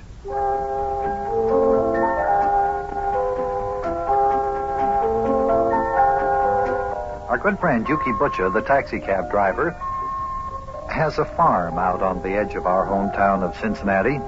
It's out near Dent, Ohio. And he invited Mayor Plumfront and Sparky and me to come out and spend the weekend with him. We were privileged to see his new racing auto, which he intends to enter in the Indianapolis 500 on Memorial Day. Meantime, all of us are just taking it easy and enjoying the summer sun. Come listen. Hey, Mayor Plumfront. Let's go out to Yukie's private racetrack, and I'll race you around the track again. Oh, lad, I'm so comfortable in this here hammock. How can you even think of racing around that there track on such a lazy day as this? Well, Mayor, it won't take any effort on your part. We'll just ride around in the race autos. You can drive Yukie's big racing car, and I'll drive the miniature racing car that Yukie made for me. No, lad. No. I'm just going to lay here in this here hammock and take it easy. I'm not going to do anything today. Nothing at all. Oh, Mayor, why not? No. We came out here to Yukie's farm to have some fun, didn't we? Well, I don't know about you, lad, but I came out here to get a rest. Oh, me. Boy, I sure thought you'd want to do something today to have fun. Listen, lad, I'm having all the fun I want to have, just laying right here in this hammock underneath the shade of these two great big elm trees. Oh, this is... We sure have any fun just laying around in a hammock. Now, Sparky, will you stop pestering the mayor? I don't blame him for wanting to take it easy. Even if there is a wonderful fishing spot here on Yukie's farm. Whoops. What'd you say? A fishing spot here on Yukie's farm? Well, why don't you tell me about that? You know how much I like to fish. Come on, what are we waiting for? Let's go fishing. What is it, a lake or a creek or a brook or what? Now, I thought that you'd perk up when you heard that there was a place to go fishing out here. It's a brook, Mayor. Oh, me, a brook. A brook. Babbling brook. And I'll bet there's a lot of shade trees lying in the banks. I bet there is. Come on, let's go. What are we waiting for? What about fishing rods and things like that? Look right here. I brought them with me. Got two of them right here, one for you and one for me. Okay. What about the lad? Isn't Sparky going to fish? Sure. I'm going to fish, Mayor. Well, where's your fishing equipment? Got to have a rod and reel if you're going to do any fishing. Oh, boy. I don't need any fishing pole. I got some string in my pocket. All I have to do is take a pin and bend it for a hook. That's all I need. Well, now, lad, you take it from me, an expert fisherman from way back. You ain't going to catch any fish that way, no siree. We'll see, Mayor. We'll see. Hey, when we pass the barn, should we ask Yukie if he wants to go fishing with us? Yeah, why not? After all, it's his farm. It's his brook and probably his fish. I doubt if he'll want to go along. He's busy working on his racing car. Oh. Yeah, he's getting it ready for the big race up at Indianapolis. That is, if he ever gets his notice of approval for his entry into the race. I hope he does, because I want to be able to race the little midget race auto in the race up there, too. Well, here's the barn, and there's old Yukie working on the motor in his racing car. Hey, Yukie, how about taking off from your work for a little while? Yeah, fine. What's on your mind, Big Jon? What's going on over there? We're going fishing, Yukie. How about going with us? Oh, fine. That's an excellent idea. There's only one thing wrong with it. Something wrong with it, Yukie? What's that? I can't go along with you. Yeah, why not, Yukie? Well, I've got to stay here in my inventing laboratory and work on this motor for a while. I've got to fix it up so it'll run 160 miles an hour. Well, Yukie, you've got plenty of time to work in your racing car. After all, the race is 3 weeks away. Oh, yeah, but the time trials start next week. If I get a letter that I'm expected from the Indianapolis Racetrack Committee, They might tell me to come right on up there with my race auto and try to qualify for the race. What you're saying is then you don't want to go along with us, huh, Yuke? No, you fellas go on down to the brook and enjoy yourselves. I'll just work on the motor of the racing car here for a while. Well, okay, Yukie. We'll see you at supper time. Bye. Come on, Mayor. Sparky, let's go. Oh, boy, Yukie sure does want to get into that 500-mile race on Memorial Day. I bet he wins it, too, with that key race auto he's got. Well, now, lad, I don't know. There's some pretty good drivers in that race. If Yukie wins, I'd be pretty surprised. Well, I don't know why. That's a pretty good racer Yukie's got. Oh, I know that, lad, but it takes more than a good auto to win that race. Yeah, that's right. The fastest racing car in the world doesn't always win the race. It takes skillful handling of the car by an expert driver, too. Oh, that's so right, Buster, so right. How well I know, yes. Just the same, I'll bet he wins. He's a good driver. Well, we hope so, Sparky, for Yukie's sake. Okay, there's the brook. Boy, does it ever look pretty with the sun shining on it like that, huh? Mm-hmm. See how it shimmers? Looks like diamonds. Yeah. Hey, this is a pretty sight. Oh, yes. And there's an even prettier sight. Look over yonder. A nice shady spot with lots of soft, comfortable grass growing along the bank. Ooh, let's go over there and sit there, and we'll just do our fishing from that there spot. That's a good idea. Come along over this way, Sparky. Okay. Hey, I know what. Let's have a contest. Whoever catches the biggest fish, or the most fish, gets a prize. How about that? That's okay with me. How about it, Mayor? If you catch the most fish, I'll buy you a steak dinner, and if I catch the most fish, then you'll have to buy me a steak dinner. All right. And what is the lad gonna put up for the one who catches most fish? He hasn't got any money to buy steak dinners. What about it, Sparky? Let's see. I know what I could do. I'll come over and I'll cut your grass 2 times free of charge. That goes for you too, Big John. Uh-huh. That is, if you catch the most fish. Okay. And if you catch the most fish, the mayor and I will buy you an ice cream soda every day for a month. Yeah, there you are. That's a deal. And there's no chance of the lad winning this here contest with the kind of fishing equipment he's using. Looks like this here contest is just between you and me, Buster, with these here fancy rods and reels we're using. Well, anyway, here's a nice spot. Come on over here. Let's sit down on the bank. Let's get to fishing, huh? I'll just throw my line into the brook here. Can you imagine that, Buster? The lad's just a-fishing with a piece of string and a bent pin. Not even using any bait. Wait till I cast my line in there. Get it in the water here with my fancy fly. Got a nice silver spinnet on it. Yeah, I saw that spinner. It's okay. Hot dog. Hey, take a look, What's the matter? What's the matter? Hey, what have you got there, lad? It's an old boot, isn't it? Oh, my goodness, pull it out of the water. Take a look at this. Well, for goodness sakes, hey, look at that, Mayor. Isn't that a beauty? Oh, what do you know about that? A black-mouthed bass. I thought you said I wouldn't catch anything with this old bent pin, Mayor. Oh, now, lad, you've done and went and broke all the laws of field and stream. That must have been luck. Either that or this here brook is just filled with fish. Here, just watch when I cast my line here, and I'll come up with a fish twice as long as that one. All right, here goes.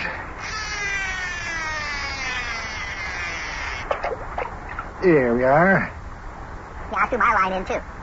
Now, let's see who catches another fish first. I'll get in on that. Here I go casting into the brook. Ah, you like that placement? Well, lad, chances are 1,000,000 to 1 against you catching another fish with that there crude equipment you got there. Oh, something's tugging at my line. I got one, lad. I got one. Oh, I told you. Oh, easy does it. Easy does it. Oh, this is a heavy one. Oh, my goodness. Oh, I got another one. Probably an old boot this time, lad. You won't catch another fish.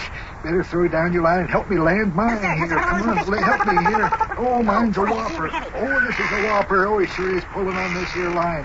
Hey, I've got one, too. Hey, this place is full of fish. I'm getting mine in now. Here she comes. Stand back there.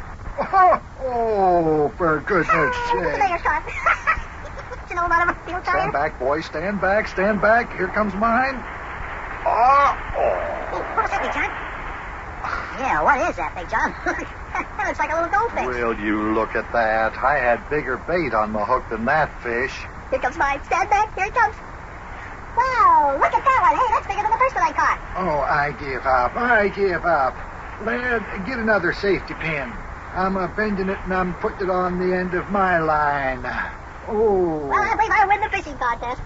Oh, I get free sodas for a month from both Big Jon and the mayor. Oh, boy, oh, boy, oh, boy, oh, boy.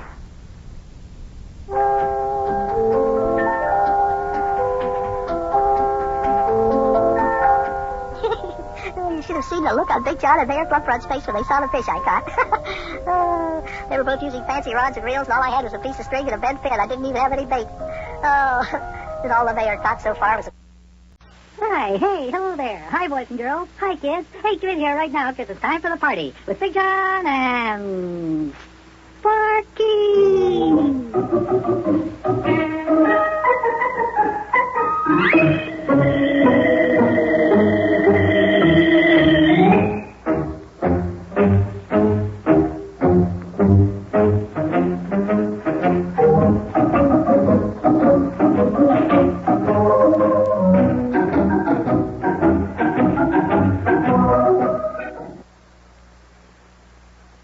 And now, boys and girls, it's time for the further adventures of Big Jon and Sparky. Today's chapter, Over the Falls in an Airplane.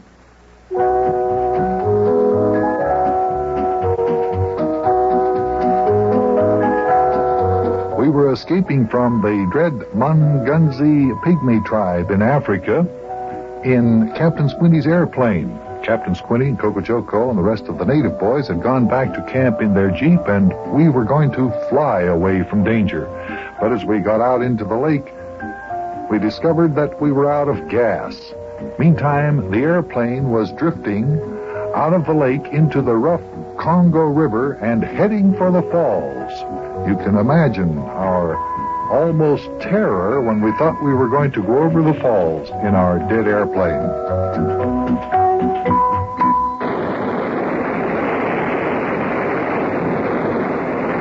Watch out for them rocks sticking up out of the water there, Yukie. Yeah, I see him, Mayor. I see him. Just let me handle the controls, please. We're turning sideways. We're turning sideways. No, we're not. There, a wave knocked us back onto a straight course. Hey, we're coming to the falls. We're going to go over. Hold on to your hats, fellas. When we go over those falls, we're going to glide out into space. Wowee, look out there. Boy, those falls are higher than I ever thought they were. Hold on, Sparky. Here we go.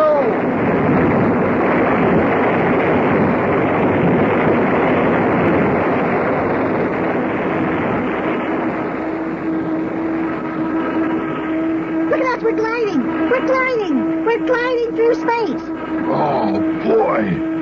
Oh, we made it. Oh, was I holding my breath. Yukie, that was a fine bit of maneuvering you did there. Yeah, fine. That's what I said. Well, we're safely over the falls. Yeah, we're gliding down toward the river below. Hey, how long do you think we can glide like this, Yukie? An airplane can't fly without its motors very far, can it? Well, it's all according to what kind of air currents we hit, lad. If we get the right kind of updraft, we might be able to glide for several miles. Yeah, boy, this is fun. Sparky, I wish you'd stop jumping up and down like that and jiggling around in your seat. I'm afraid you'll fall against the door and knock it open and fall out. Now sit back in your seat and relax, will you?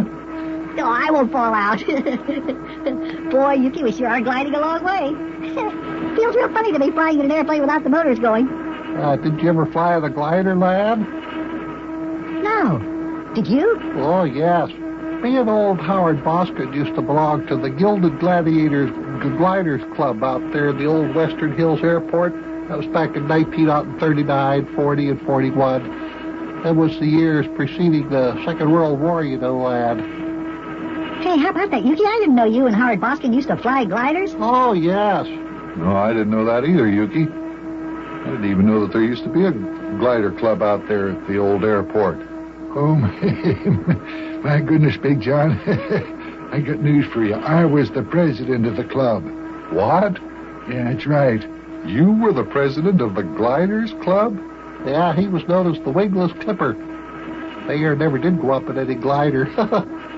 Too heavy, huh?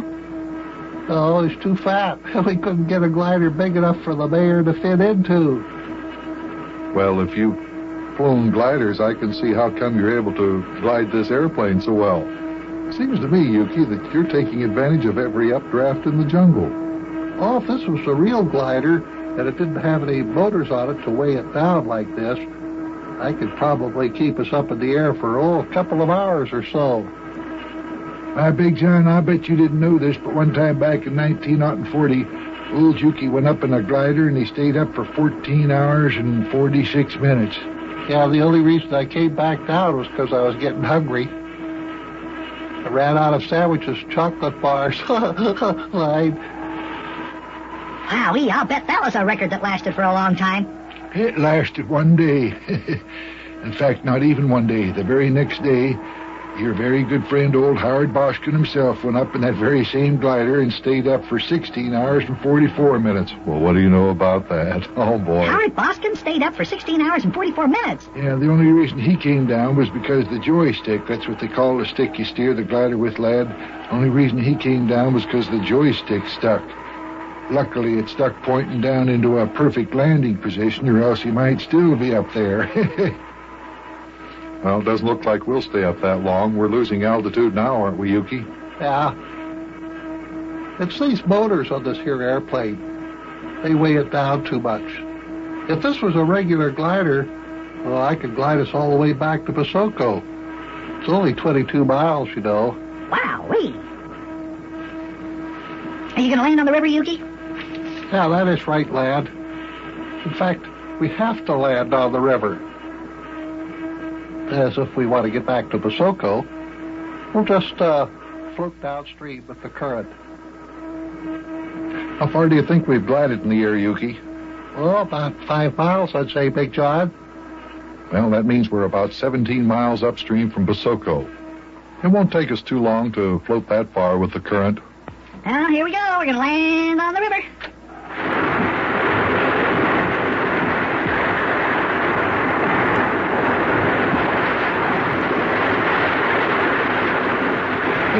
Really good there, Yukie. Smooth as silk. Fine landing, Yukie. Yeah, fine. Uh-oh. Uh-oh, now what, Yukie? What's the matter, Yukie? Yeah. Is there something wrong, Yukie? Fellas, I just happened to think of something. We're not out of gasoline after all. What? I forgot all about the emergency gas tanks in this airplane. See, all I have to do is throw this switch and we could use the gasoline in the emergency tanks. Well, imagine that. Yeah. Very funny. Very funny, Yukie, but what's the matter with you anyway, you dumb cluck?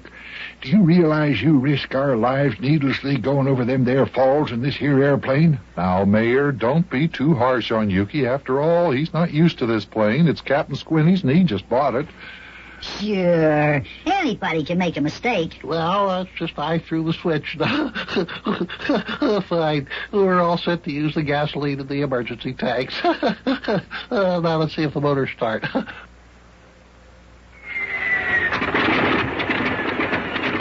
Fine. Now, what would you give for a thing like that? Well, we may as well take off and fly back to Basoko. Here we go.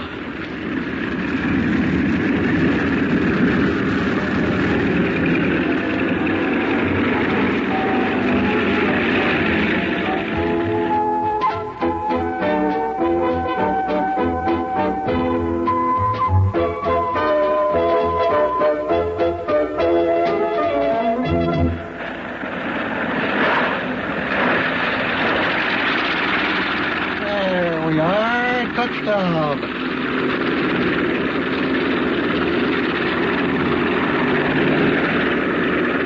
Yeah, we finally made it. Yep, here we are back Acapulco. Now, Sparky lad, you take this ledge up out onto the shore and tie us up to that there tree. Will you do that? Okay, Yukie. Well, Buster, here we are back where we started from. Where do we go from here? Do we do more big game hunting or what?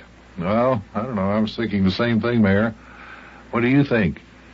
Well, I don't know, Big John. I was thinking, You know, Mayor, I hope you've got in your mind what I have in my mind. Do you want to go home?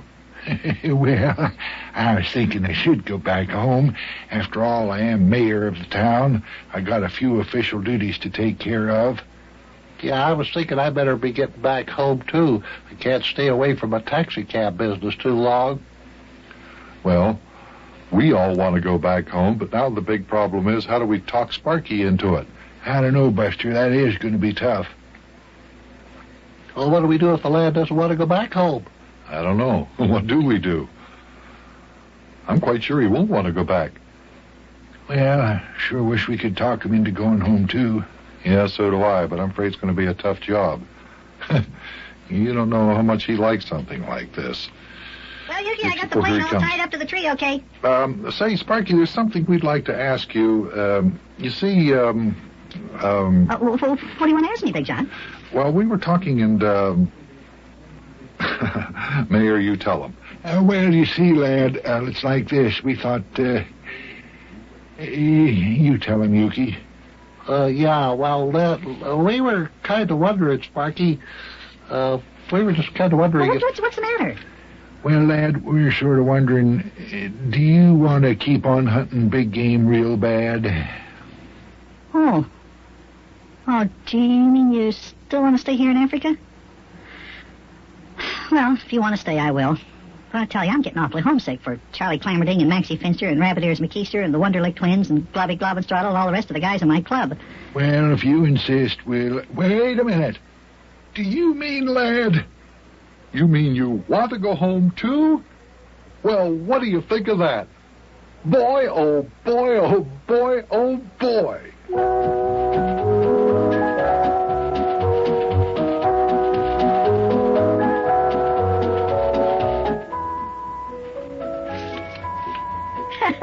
Well, looks like we're going to be leaving Africa. As soon as Captain Squinty and his men get back, we'll be loading up the April Blossom, and then we'll be on our way.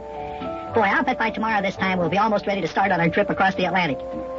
Hey, it sure is going to be good to see good old Rabbit Ears McKeister again, and Maxie Finster, too, and Charlie Clammerding, and Hennessy Q, and Isidore Z. Wonderlick, and, boy, the whole gang.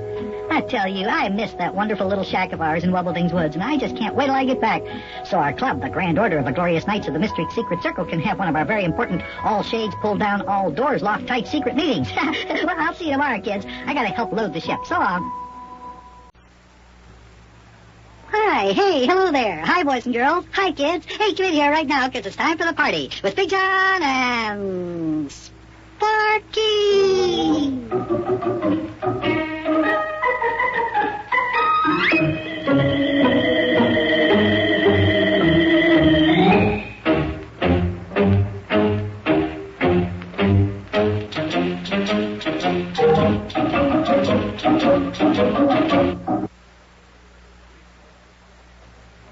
And now, boys and girls, it's time for the further adventures of Big Jon and Sparky. Today's chapter, The Long Voyage Home.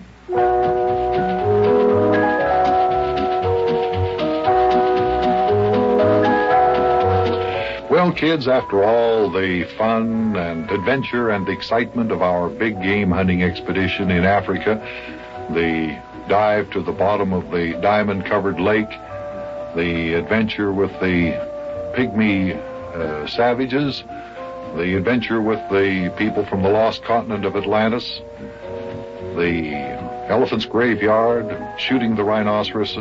We're mighty happy to be on our way back to the USA aboard Captain Squinty's sailing ship, the April Blossom. We're in the Atlantic Ocean now on a warm, warm day.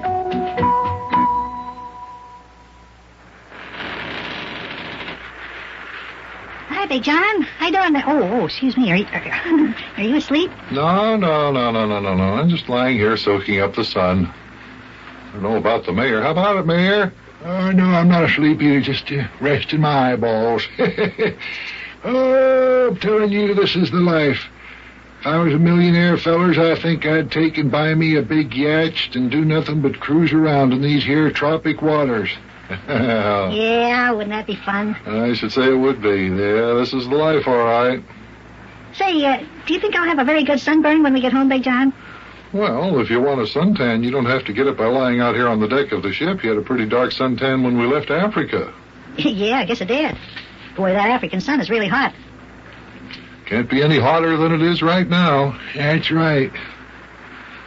Remember, we're sailing just a few hundred miles south of the equator right now. Yeah, I know. Captain Squinty told me this morning. Hey, what's old Yukie doing over there by the ship's rail? No, I don't know. Just looking out over the ocean through his binoculars. What in the world would he expect to see through them there binoculars way out here in the ocean? I don't know. Let's go over and ask him. Hey, you go over and ask him. If it turns out to be something interesting, call us, and we'll come over and join you, okay? Oh, sure, okay. Boy, I just don't feel like moving. It isn't I don't feel like moving, but already I'm a little bit curious. Why is it every time I get comfortable, that there Yukie Butcha comes up with something to interrupt my comfort? Well, come on, let's get up. We've been playing around here long enough anyway, Mayor. I still can't for the life of me see what Yukie expects to see out there through his binoculars. Don't suppose he's looking for other ships, do you, Mayor? Of course, I don't see why he'd be looking for ships. Oh, Buster, there's no telling what he'd be liable to be looking for out here in the ocean. Just nothing. I can no way of knowing at all. Spyglass, if I do that long enough, well, I will. Hey, what's going on here, fellas? Hey, Big John, you know what Yukie's looking for? Well, you finally got our curiosity roused. What are you looking for, Yukie? I'm looking for mermaids. Mermaids? You're not serious, are you? Oh, for goodness sake. I told you, Big John. I told you. Well, I have heard many strange, odd, and fantastic tales about mermaids in the ocean. All of my life, one of my lifetime ambitions has been for just once in my life to see a real mermaid. Can you beat that, Big John? Yukie, didn't you know there are no such thing as mermaids? There ain't? Of course there ain't, Yukie. Mermaids are nothing but fig Newtons of the imagination. You sure of that, Mayor? Sure I am. Haven't I sailed the 7 seas, man and boy, for nigh on to 25 years, and all my sea-going days I have never seen no mermaids. Well, Mayor, maybe you just didn't sail the right seas at the right time. I have heard many strange, odd, and fantastic tales about mermaids. Well, sure, I have heard tales about them, but I have never seen one. You mean there really aren't such things as mermaids? No. Listen, if you fellas don't believe me, go ask Captain Squinty. Well, you won't have to go. He's coming here right now. Hey, Squinty, come on over here a minute. Hi, what are you squabs doing over here? Say, Squinty, Yukie Butcha here has been looking out to the ocean through his binoculars all morning and most of this afternoon. What do you suppose he's looking for? Shiver my timbers if I know. What you looking for? Mermaids, Squinty. Mermaids, real live mermaids. Yeah, that's a good one. Mermaids, huh? Well, I fail to see the significance of your laughter there, Captain Squinty, begging your pardon. Well, mermaids ain't nothing more than good storytelling material for sailors, that's all. Yukie may just as well stop looking for through those binoculars, because you won't see any mermaids. Well, if you fellers don't mind, I shall continue to look anyway. Never say die, Yukie. That's my name. Now, ain't that the most disgusting thing you have ever seen? Come on, Big John. Let's go back and lay down on the deck in the sun. I was just getting ready to fall asleep anyway. Yeah, all right, Mayor. You coming along, Sparky? No, Big John. I think I'll stay here with Yukie and look through my binoculars, too. Well, lad, I'm telling you won't see any mermaids. Oh, I'm not going to be looking for mermaids. What are you going to be looking for? Sea monsters. Yeah, boy, I've heard a lot of stories about sea monsters, and I thought that maybe... Now, listen, lad, allow your old mayor to tell you there ain't no such things. Never mind, Mayor. Come on, let them look. If it gives them pleasure to look for something they're not even going to see, let them do it. Yeah, yes, I guess you're right. Come on, Buster, let's go over and lay down in the sun. All right, Mayor. Boy, you never know what those two are liable to think up next, do you? Just one. Boy, it looks like they don't expect us to see anything through our binoculars, Yukie. Who cares? A while back, lad, I was watching a school of whales. It was highly interesting. You know, they squirt water up into the air out of their snoots. Yeah, that's right. I saw some whales. I saw some whales the time we sailed up to Mantinicus Isle. You know, lad, I think you got a pretty good idea looking for sea monsters. I have also heard many strange, odd, and fantastic tales about sea monsters during the course of my lifetime. Yeah, so have I. I'll never forget the story I heard about a sea monster that was twice as long as a battleship. It was sighted off the coast of Scotland back in the summer of 1936. Boy, I hope we see one. Hey, wait a minute, lad. Wait a minute. What's the matter? You see something? I don't know. I see something bobbing up and down way over there on the horizon. See where I'm pointing, lad? Look over there. See, just follow I'm my looking finger. through my binoculars in that direction, Yukie. Wait a minute. Yeah, I think I see something. Sure, it's far away, because it looks just like a little wee tiny black speck. Yeah, there's something out there, all right. Look at what that is. Yeah, there sure is. Hey, Big John. Hey, Captain Squinty, Mayor Plumfront. Now what? We see something out there on the ocean. Come here and take a look. Yes, sirree. There's something out there, all right. Hey, I sure hope it's a mermaid. Now, Yukie, we've told you there's no such thing as mermaids. There's no use looking like that. What's this thing you think you see there, lad? Right over there, Captain Squinty. See, right over there on the horizon. I don't see nothing. Neither do I. Well, it's too far away to see, Big John. In fact, even when we look through the binoculars, it just looks like a little old tiny speck. I'll take a look through my glass. Step aside there, mateys. Tell us if you see any mermaids, Squinty.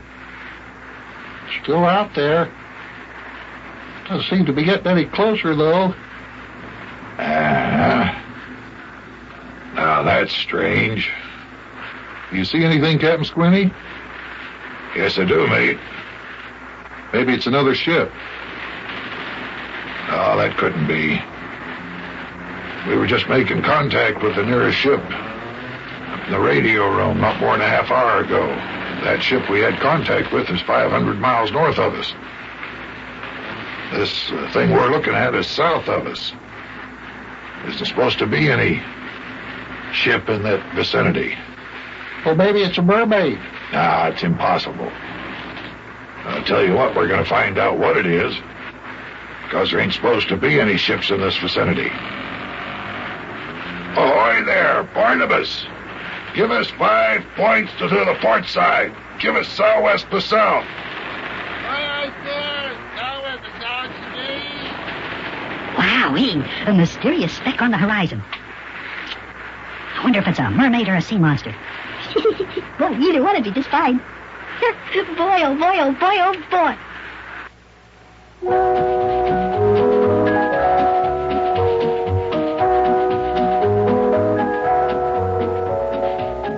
Well, as you can imagine, about that time, I got curious. Could it be a sea monster? Or a mermaid, even though there aren't supposed to be such things?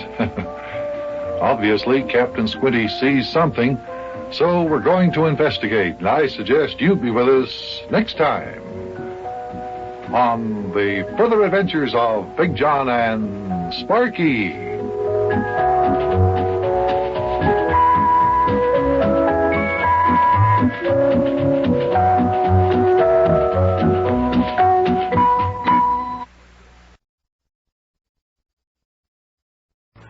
Hi, hey, hello there. Hi, boys and girls. Hi, kids. Hey, come in here right now, because it's time for the party with Big Jon and Sparky.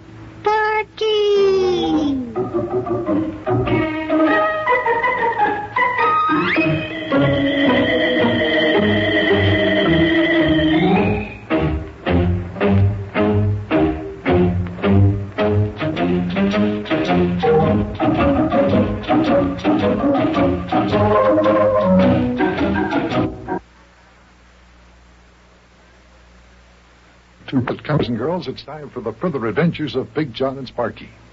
Today's chapter is entitled The Mysterious Speck on the Far Horizon.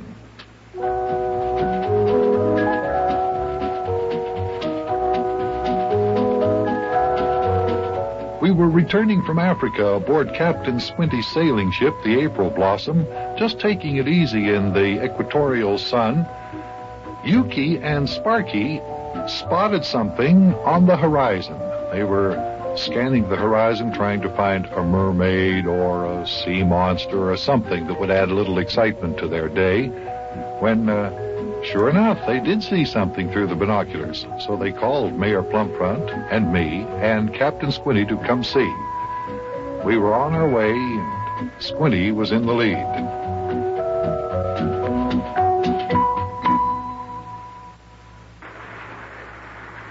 What do you see, mateys? Where is it? Right over that way, Captain Squinty. Over there on the horizon. I don't see nothing. Neither do I. I don't see a thing. Well, it's too far away to see without the binoculars. I'll take a look through my glass. Step aside there, mateys. It's still out there. Just a tiny speck. It's not getting any closer either. Ah, that's strange. You see something, Captain Squinty? Aye, that I do, mate. Maybe it's another ship. No, it can't be. We were just making contact with the nearest ship in the radio room not more than a half hour ago. That ship's 500 miles up to the north of us, but this spot on the horizon is south. Not supposed to be any ships in that vicinity. Hey, maybe it's a mermaid. Impossible. But we're going to find out. When something appears on the sea where nothing's supposed to be, we investigate. Ahoy there, Barnabas! Give us 5 points to the port side. Give us southwest for south. I suppose your glass, Captain Squinty, is a lot more powerful than our binoculars. Can't you make out anything at all? Not from here, matey. It's pretty far away. Looks to me like it's something rather small. Well, mermaids are small. It's getting closer, though. The speck I see through my binoculars is getting a little bit bigger now. Well, we're getting closer to it, Yukie, because Captain Squinty told Barnabas up there at the wheel to steer the ship in that direction. What do you suppose it is, Squinty? Well, I still think it's one of them there mermaids. Either that or a sea monster. Oh, come on, Yukie. Cut that out. No, it's not a mermaid or a sea monster. After you've sailed the seas as long as I have, you know that there aren't such things. Yeah, but I know I've heard some mighty fantastic tales about those things. Yukie, why don't you be quiet about the fantastic tales you've heard about mermaids and sea monsters? There just is no such thing. Aye, right you be, Blubber. Well, I'm going to get a better look at that object on the horizon. A better look? How? What do you mean? Are you going to look through some more powerful magnifying glass? Oh, no, there isn't a more powerful glass on the ship than this telescope of mine there, laddie. Well, then how are you going to get a better look? I'm going to climb up there to the crow's nest. Way up there on top of the mast? Wish I could look from up there. Well, come along. Hey, can I? Wowie. Hey, can I go up in the crow's nest with Captain Squinty, Big Jon? Is it all right? You mean climb up that rope ladder all the way up to the top of the mast? Why, you'd fall before you got halfway up there. No, I won't. Hey, come on, please. Let me go up with Captain Squinty. Oh, the lad won't fall, Big Jon. I'll let him climb up the ladder ahead of me. If he slips, I'll just catch him. Well, all right, Captain, if you say so, but keep a good eye on him. Aye. Come on, lad. Hop up under the rail here and up the rope ladder with you. Let's see what kind of a sailor you are here. Up we go. Okay, Captain Squinty. Here I go. There, up on the rail. So long, Big Jon. Hey, look at me. Look at me, you guys. I'm a sailor. Look, I'm climbing up to the crow's nest. Now, just keep looking up as you climb, matey. Don't look down or you'll get dizzy when you get up high. Yeah, okay. Don't worry, Captain Squinty. Sparky, you do as Captain Squinty says. And be careful now. No fooling around on that rope ladder, you hear me? Don't worry, Big Jon. Hey, Boy, this isn't as easy as it looks, climbing up this rope ladder. Well, it is a little tricky, matey, until you get the hang of it. You pardon the expression. The ropes like to swing around on you. You're doing pretty good, though, there, lad. Yeah, look how far up we are already. Aye. Hey, there's something. The ship looks different from up here, doesn't it? Hey, don't look down, lad. Don't look down. You might get dizzy. Okay. Yeah, from way up there, we'll be able to see it a lot better, huh, Captain Swinney? You bet. By the time we get up there, the ship will look a lot closer to whatever that object is you and Yukie spotted on the horizon. Boy, the wind sure is blowing a lot harder up here. That it is. Well, here we are at the top of the rope ladder. Now, hold on tight here and climb over there into the crow's nest, lad. Over you go. Okay. Right. Okay, Captain Swinney. Easy does it. Man. All right. Now step aside whilst I climb in there. There we are. Now, let's take a look on that object out there in the ocean. Yeah, I am looking at it through my binoculars, Captain Swinney. Does it look like the same thing to you that it does to me? By the great horn spoon, those swabs must be shipwrecked. Yes, sirree. That sure looks like a raft with men on it to me. Hey, Big John! Can you hear me down there? Yeah, we can hear you all right. Hey, can you see better up there? Yeah. It looks like a raft with men on it. We'll be able to tell much better when we get a little closer to it.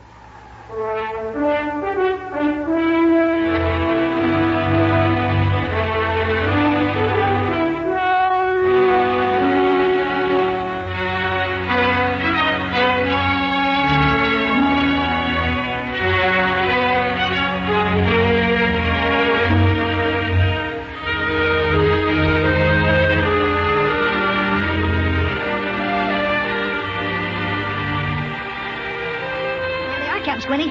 We're real close to the raft now, and I can see 4 men. Aye, 4 men, and that's a raft all right, but it doesn't look like a raft off any ship.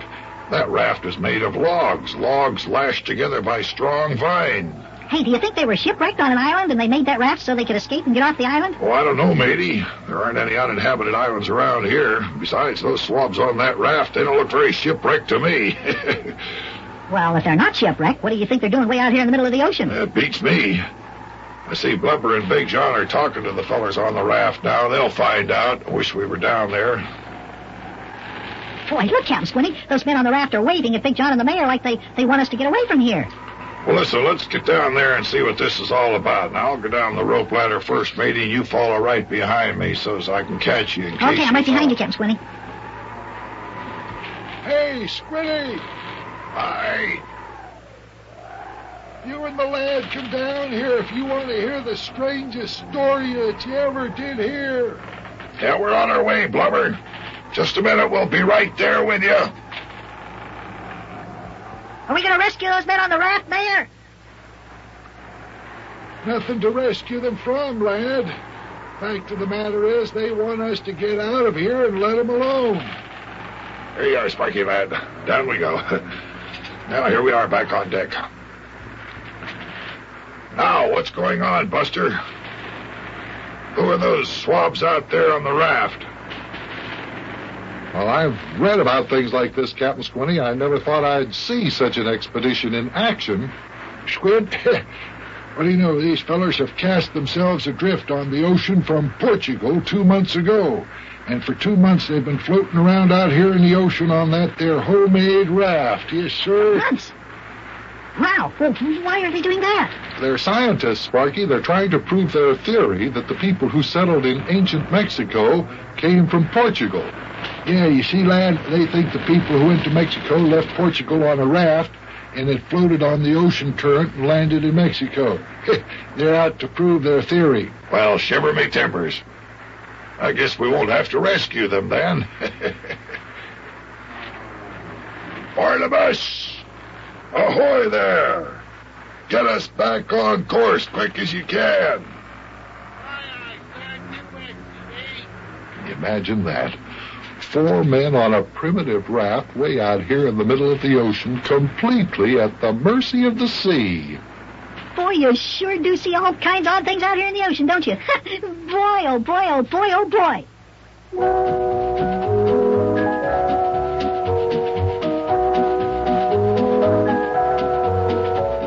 Well, we're moving away from those 4 men on the raft pretty fast now. They're almost out of sight. Boy, I don't think I'd like to be on that raft with them. Just think, they've been floating around on that thing for 2 months. They think the first people who lived in Mexico got there in a raft just like theirs, and that they floated to Mexico from Portugal, and they're trying to see if they can do the same thing. Boy, isn't that something? And hey, I wonder when we'll reach the United States. We've been sailing a long time. I bet it won't be long and we'll be home again. It sure will be good to see Rabbit Ears and Maxie and Charlie and all the rest of the guys again. Yes, sirree.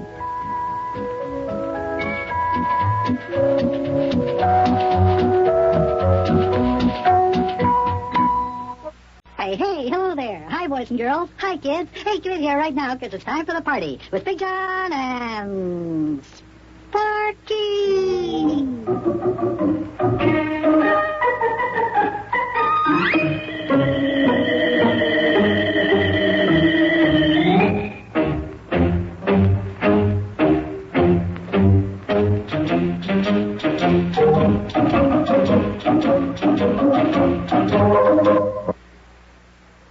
And now, boys and girls, it's time for the further adventures of Big Jon and Sparky. Today's chapter is entitled, A Surprise Awaits the Mayor.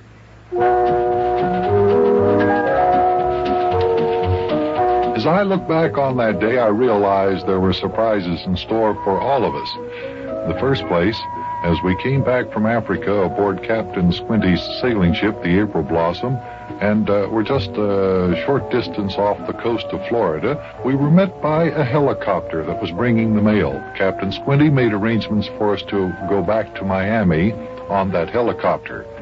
And when we got there, to Miami that is, that's when the mayor got a surprise. But as today's episode begins, we're all aboard the April Blossom looking at the helicopter.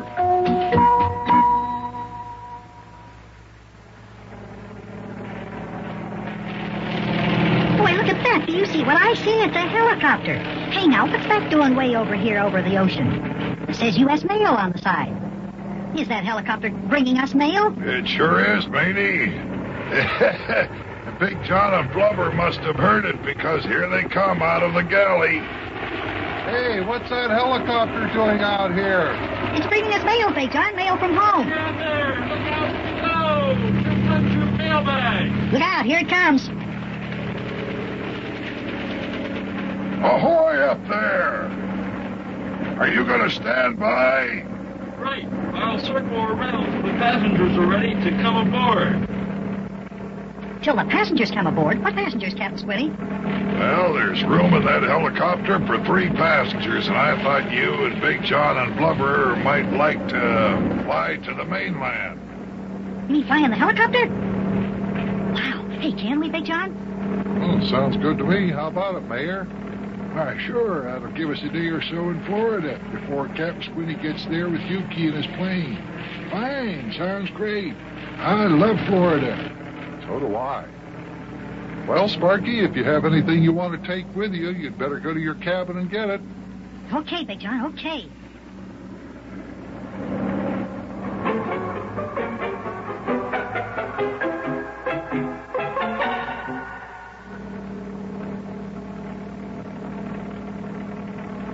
Well, it doesn't look like the lad has gotten together all the things he wants to take ashore, so what are we going to do now? Well, Mayor, suppose you climb up the rope ladder that they've lowered out of the copter. Sparky will be back by the time you get up there. All right, Buster. I'll just grab hold of this here rope ladder, and I'll see, that there helicopter seems to be pretty high up there, doesn't it, Buster? Well, it's not so high, Mayor. It's just hovering a little bit up over our heads. Yes. Yeah, well... Up I go. Ooh, Okay, Big John. Everything's all right. I'm all ready. Come on, let's get aboard. Oh, there's the lad. The lad's coming back, Buster. I'm quite sure that the lad would want to climb up the rope ladder first. What's the matter there, Blubber? You afraid to climb up that rope ladder? I am no such thing, Captain Squinty McKinney. Well, then, go on up. Well, now, just a minute. Just 1 minute, please. I don't want to cheat the lad out of any thrills. Well, come on. What are we waiting for? We're trying to talk Blubber into climbing up the rope ladder to the helicopter, lad, but he seems to be afraid. Oh, now, Squinty, you stop saying that. Lad, I know how you like adventures and stuff, so you can go first if you want to. Oh, that's okay. It's okay. I don't have to go first, Mayor. Go ahead. Oh, well, yeah, by... Big John... Oh, excuse me. I'm sorry, Big John. I didn't even think about you. I'll bet you're just dying to climb up this here rope ladder first, aren't you? No, not necessarily, Mayor. Doesn't make any difference to me when I climb up. Doesn't, huh? Will you stop fiddling around there, Blubber? All right, Squinty, all right. I'm going. Get away, Mayor. I knew you could do it. Come on up. I'm going. Oh, who's twisting this here ladder? There's nobody twisting it, Mayor. You just don't know how to climb that there ladder, Mayor. Just keep going, Mayor. You'll get to the top. I hope you're right, lad. I hope you're right. We'll hold it firm for you, Blubber. Just keep on climbing. Okay, Sparky, why don't you start up the ladder now? Yeah, okay, Big John. Look out, Mayor! Here I come. Yeah, well, I'm almost up to the helicopter now, lad. Everything's just going fine. Nothing for you to be afraid of. Hey, look at Sparky go up that ladder. That kid can really climb, can't he? Aye, matey. I think Sparky would have made a good sailor. Where'd he ever learn to climb a rope ladder like that? Oh, back home in Cincinnati, Sparky and his friends had a tree shack back in Wobbling's Woods. They had to climb up a rope ladder to get up into the shack. Well, I'm up. Come on, lad. A few more steps and I'll give you a hand. Well, Captain Squinty, see you in Florida. Aye, matey. Up you go. Come on, Big John. The Mayor and I are already up here. All right, I'm on my way up, Sparky. Hey, how about this? Just like Tarzan. Hey, look at Big John. Nice score there, Big John. Nice score. Hey, you really can climb, all right. Well, I should be able to. I had to climb up to your tree shack several times to get you to come home for supper. Here you are, Buster. I'll help you get in here. All right, Mayor, thanks a lot. Here we go. Hey, all set, pilot? All right, let's be on our way. Diggity dog, here we go. Hey, this is the first time I ever flew in a helicopter. Doesn't seem to be much different than flying in an ordinary airplane. This thing flies a lot faster than I ever thought it would. Yeah, boy. Look how fast we're flying away from Captain Squinty's ship. Boy, the April blossom sure does look pretty down there on the ocean, doesn't it? It sure does. Look at the big white ship with its sails just skimming over the blue water in the ocean. See that one over there? Look at that. Isn't that something? Huh? Yeah. Well, won't be long and we'll be landing in Florida.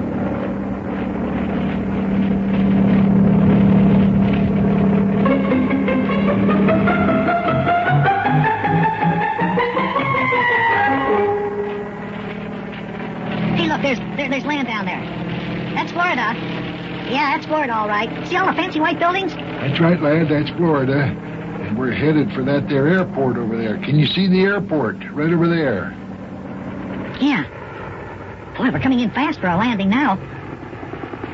Whoa! Beautiful, beautiful. Sure looks pretty down there, Mayor. Yeah.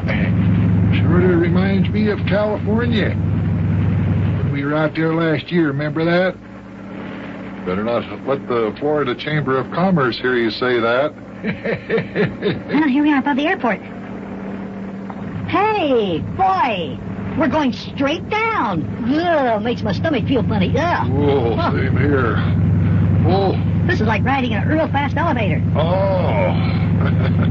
This is quite a bit different than flying in a conventional airplane. Touchdown. Well, here we are, Mayor, on the ground already. Yes, sir. What a ride. What a ride. Well, lad, open up the door and let's get out. Squint said he'd meet us at the Sailors and Seamen's Inn down by the docks. I guess our best bet would be to go over by the administration building and see if we can get a taxi, Mayor. The ship won't be landing for another day or so. We're going to have to go to a hotel. Yeah, well, there's a lot of taxi cabs over there by the administration building. I can see them from here. Will we have time to go swimming in the ocean, Big John? Sure, I suppose so. We'll be here for a few days before we'll be starting back home for Cincinnati. Wait a minute. Wait a minute. What's the matter, Mayor? Did you hear somebody call him a name? I didn't hear anything, Mayor. Well, neither did I. Oh, there. Did you hear that? Yeah, I heard it. Yeah. Somebody's calling you, Mayor. I heard it that time, too. Oh, my goodness. Look over there, Buster. It's the widow Dilly. Remember her last time we was down in Florida? She wanted to marry me. Oh, my goodness, Miss Daffodil Dilly. Hey, that is her, isn't it? Yes, Daffy Dilly. Come on, Buster. You too, lad. Let's go this way, and fast. I don't want her to catch up with me. She's got marrying ideas. Come on, let's go. Oh, well, what do you know? Miss Daffodil Dilly is here at the airport, and she spied the mayor. Well, we'd better hurry up and get away from here, because if she gets us this time, maybe she'll want to have the mayor marry her. Oh, boy, if this isn't a mess. Boy, oh, boy, oh, boy.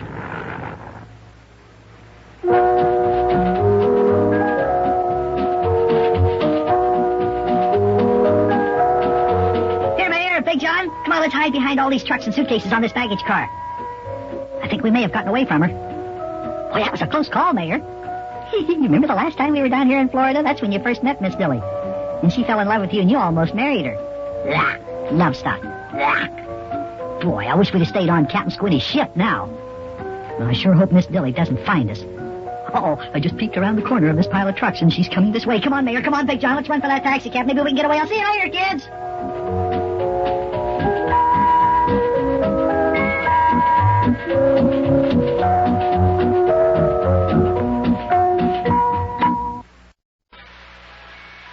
Hey, hello there. Hi, boys and girls. Hi, kids. Hey, come in here right now because it's time for the party with Big John and Sparky.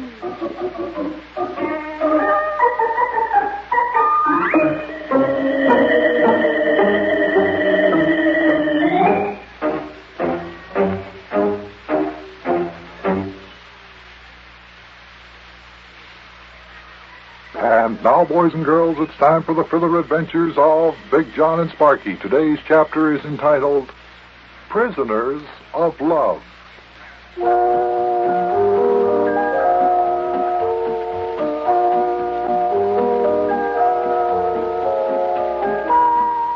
And indeed we were prisoners of love. Mayor Plumfront, Sparky, and I were locked up in a hotel room on the 12th floor of a Miami Beach hotel, all because Miss Daffodil Dilly, ex-girlfriend of the mayor, wanted to make sure that the mayor would be there when she got back. Mayor's taking a dim view of this. He doesn't think that he'd ever want to marry Daffodil Dilly, but she has other plans.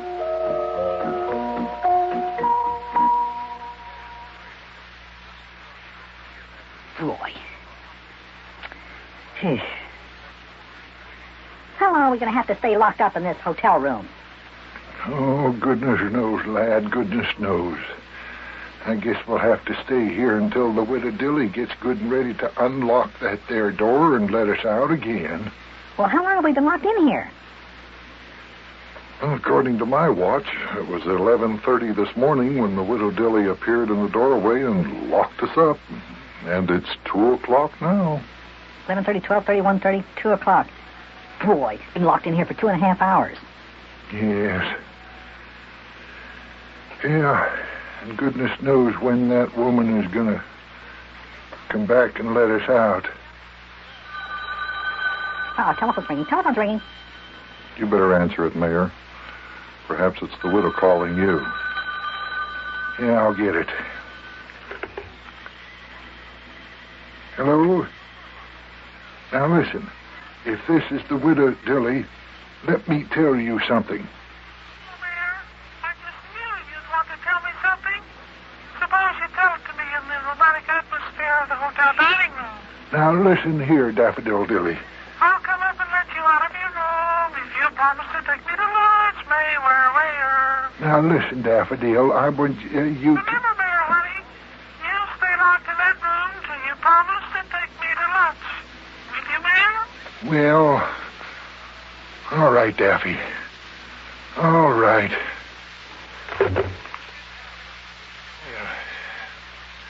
Guess you fellas heard that. I gotta take her to lunch. Boy, Mayor, I sure am surprised, disgusted, and disappointed in you. But, lad, why? Because you're going to take the widow Dilly to lunch. Well, yes, lad, but if I hadn't promised to take her to lunch, she would have kept us locked up in this here hotel room perhaps forever. Yeah, but you know what? She'll talk love talk to you. Well, look, lad, I can always let her love talk go in one ear and out the other. You know how your old mayor can do that, don't you, lad? Boy, I'd just as soon stay locked up in this hotel room forever. Now, Sparky, lad, look, I'm making this here supreme sacrifice for you and Buster. If it wasn't for the two of you, well, I wouldn't bother with it at all. Well, listen, somebody's putting a key in the lock of our door. That's probably the widow Dilly. Now, see, lad, we're going to get out of our room. No, I don't care. Well, aren't you hungry, lad? I mean, we're going downstairs to the dining room and have something to eat. Well, I'm not going to eat if I have to sit and listen to you and the widow Dilly talk all that mushy love stuff. But, lad, I'm not going to talk about love stuff. Now, Sparky. Oh, Mayor, here I am, ready for luncheon day. Well, Daffodil, my sweet one, how good it is to see you again. Yeah, listen to that, BJaS. Shh, be quiet now, Sparky, be quiet. Oh, Mayor, you really need it?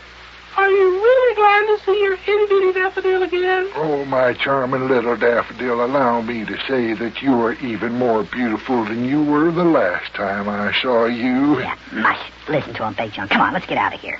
Now, hush, Sparky. Let's wait for the mayor and Miss Dilly to leave. Hello, Miss Dilly. Well, how are you? Wow! Dick, John, charmed to see you again. Well, I'm charmed to see you, too. Oh, me. Oh! How do you do, Sparky? You dear, sweet child? Oh, hello, Miss Dilly. I'm very charmed to see you. Well, now, wasn't that sweet? Come, let's all go down to the dining room. I've already ordered for all of us. All right, fine, Miss Dilly. My, how nice to see you again. May I offer you my arm? Oh, charmed, I'm sure. And, may I offer you my other arm? I mean, may I offer you an arm? You know what I mean. Oh, dear me. Look at little old me, walking arm in arm with two dashing, handsome men. Oh, now, Daffodil. Yeah, we're not as handsome as you are. Beautiful, Miss Dilly. Yeah, listen to that. Isn't that the most disgusting thing you ever did see or hear? When we get down to that restaurant, I won't be able to eat a thing. Not one single solitary lone individual bite. No siree.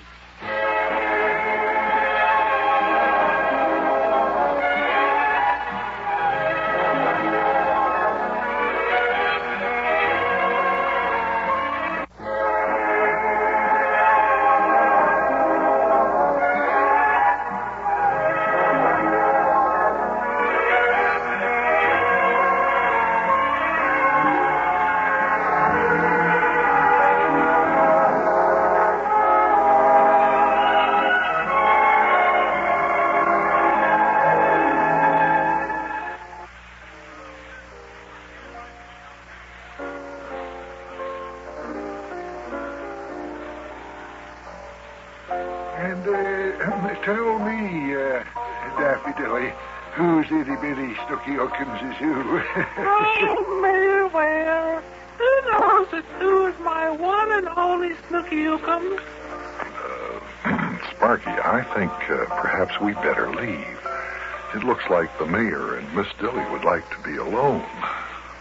Hey, wait a minute, Big John. Wait a minute. I haven't finished my dessert. Sparky, where in the world are you putting all that food? You've had 2 big helpings of mashed potatoes, 2 chicken legs, and several large slices of white meat, 2 helpings of creamed corn, and 2 helpings of carrots. And I'm quite sure that must be your 3rd dish of chocolate ice cream. Yeah, it sure is good. This is the first real American food that I've had to eat since we left Africa. And boy, were those chocolate cookies ever good that they served with this ice cream. Just a minute, Big John. Boy, and you were the one that said you wouldn't be able to eat a bite. Oh, Daffodil, my little flower. You know I didn't mean to run off and leave you all alone the last time I was down here in Florida. It's just that, well, I had to get back to Cincinnati. You know I'm the mayor of the city, and I had some important civic duties to take care of there. You understand that? I know, Mayor, and I forgave you a long time ago. But you won't do it again now, will you, Mayor? No, never, Daffy, my sweet, never. If I get a chance, never. Now, let's see. You did say that they struck oil on that land you bought out in Texas, didn't you? You were saying. I should say so. Already we have 16 oil wells producing just barrels and barrels of oil every day. Oh, yes, Daffy, my love. Yes, it is indeed good to be seeing you again. Mayor, my goodness, I'm shocked at you. Well, I'm finished eating, Big John. Should we go and let the mayor and Miss Dilly be alone? Well, okay. If you'll excuse us, Mayor, Miss Dilly. Of course. And I know that I'll be seeing you again before you go back to Cincinnati. In fact, I may go back to Cincinnati with you. Well, say, that would be nice, wouldn't it, Sparky? Yeah. Real nice. Oh, that dear, sweet child. Now, you two run along and enjoy the Florida sunshine while the mayor and I talk about future. Yes, you and the lad take a stroll outside on the beach, Buster. I'll see you sometime later today, I guess. All right, Mayor. Come along, Sparky. Yeah, I'm right with you, Big John. Troy.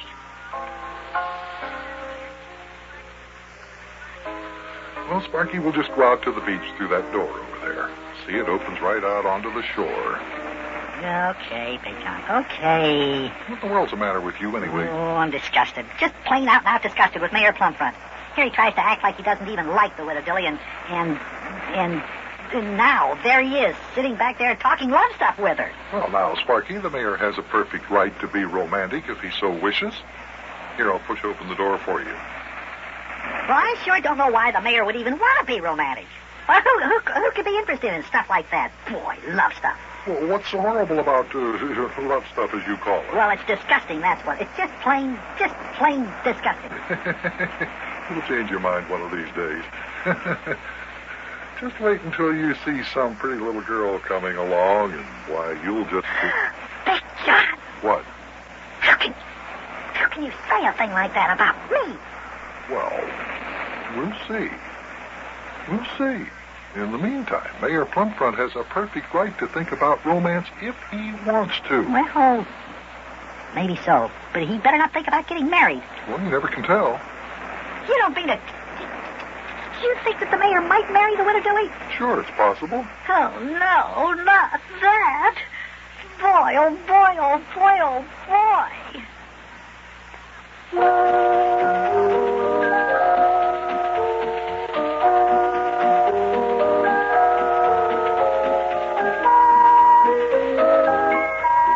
Oh, who would have ever thought it would come to this? The mayor just might up and get married. Oh, why did we have to go and run into that widow Dilly? Last time we were down here in Florida, it was Mayor Plumfront. Then Widow Dilly of Mayor Plumfront. And she told us she owned a big league baseball team, and it turned out that it was a girls' baseball team. She wanted the mayor to marry her then, but he escaped, and I hope he can escape now.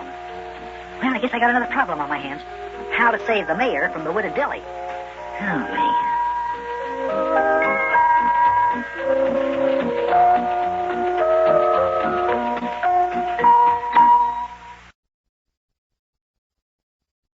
Hey, hello there. Hi, boys and girls. Hi, kids. Hey, come in here right now, because it's time for the party with Big Jon and Sparky.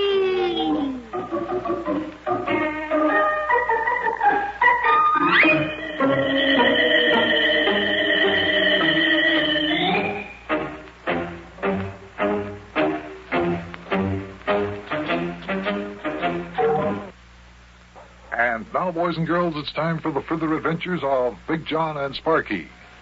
Today's chapter is entitled, Yukie Shows Us How.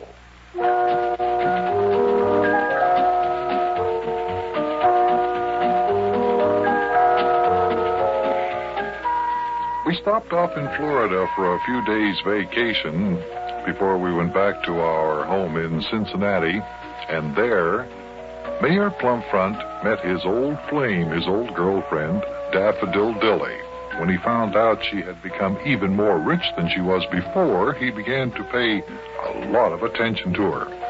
He was getting ready for a big date, but Sparky and I wanted to go down to the wharf to say goodbye to Captain Squinty and bring Yukie back with us. Come join us now as we're trying to get the mayor to say goodbye.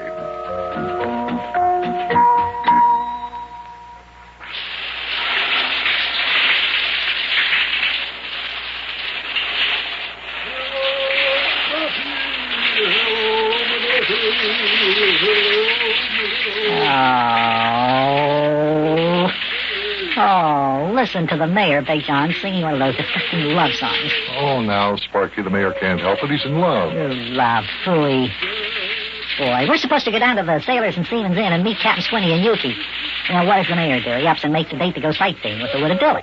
Well, now, look, Sparky, that's not keeping us from going to the Sailor and Seamen's Inn to meet Captain Squinty and Yukie.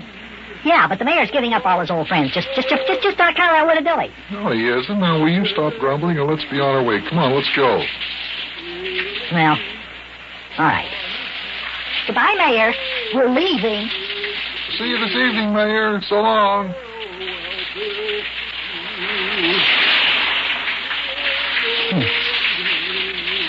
Boy, he didn't even answer.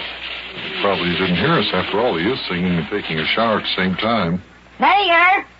We're leaving! All right, Sparky, be quiet. Wake up everybody in the hotel. What do you say there? Did somebody say something to me? I said we're leaving to go down to meet Captain Squinty and Yukie. Oh. Yeah, well, that's fine. Well, tell the boys I'm sorry I couldn't make it, but I have a date with the very charming and beautiful Miss Daffodil Dilly.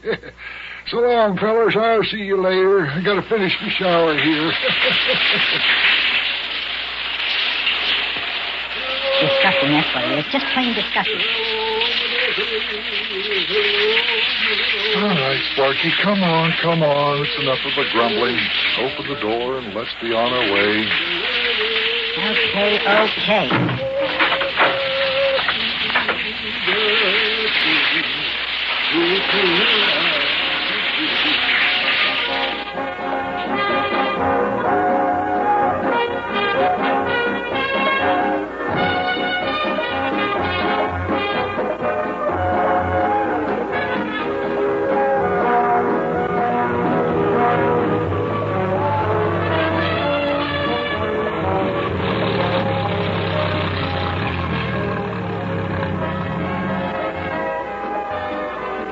John, there's Captain Squinty's ship, the April Blossom, at anchor over there. Yes, and here we are right in front of the Sailors and Seamen's Inn, right where we wanted to be. Come on, let's go on in and see if we can find Captain Squinty and Yukie.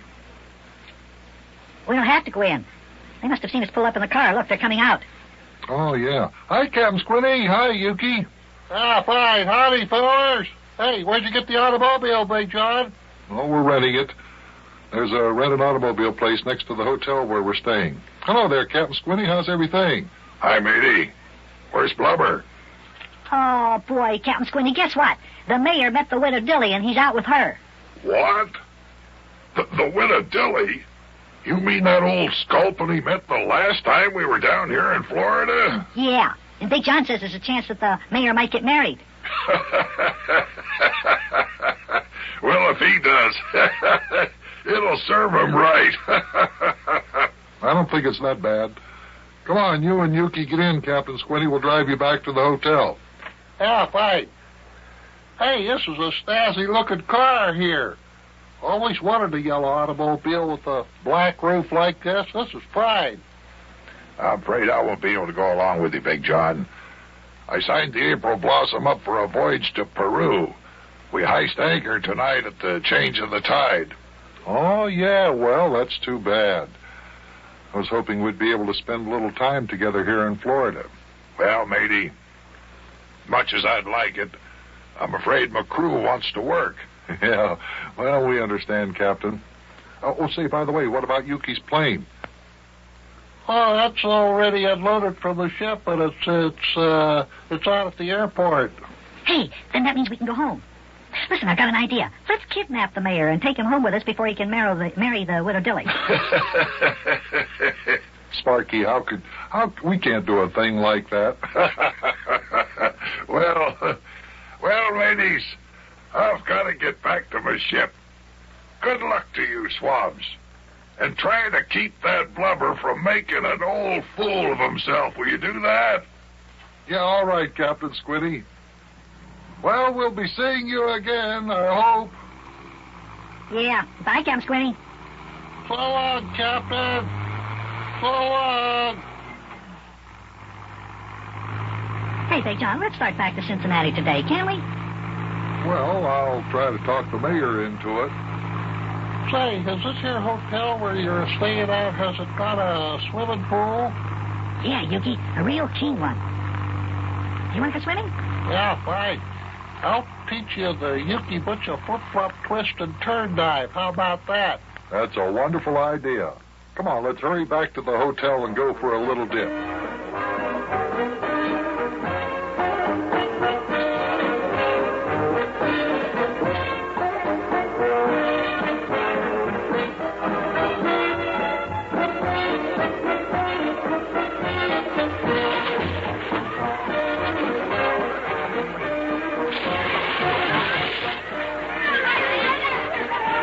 This is fun. Come on, Yukie, climb up the ladder and slide down this slide into the water.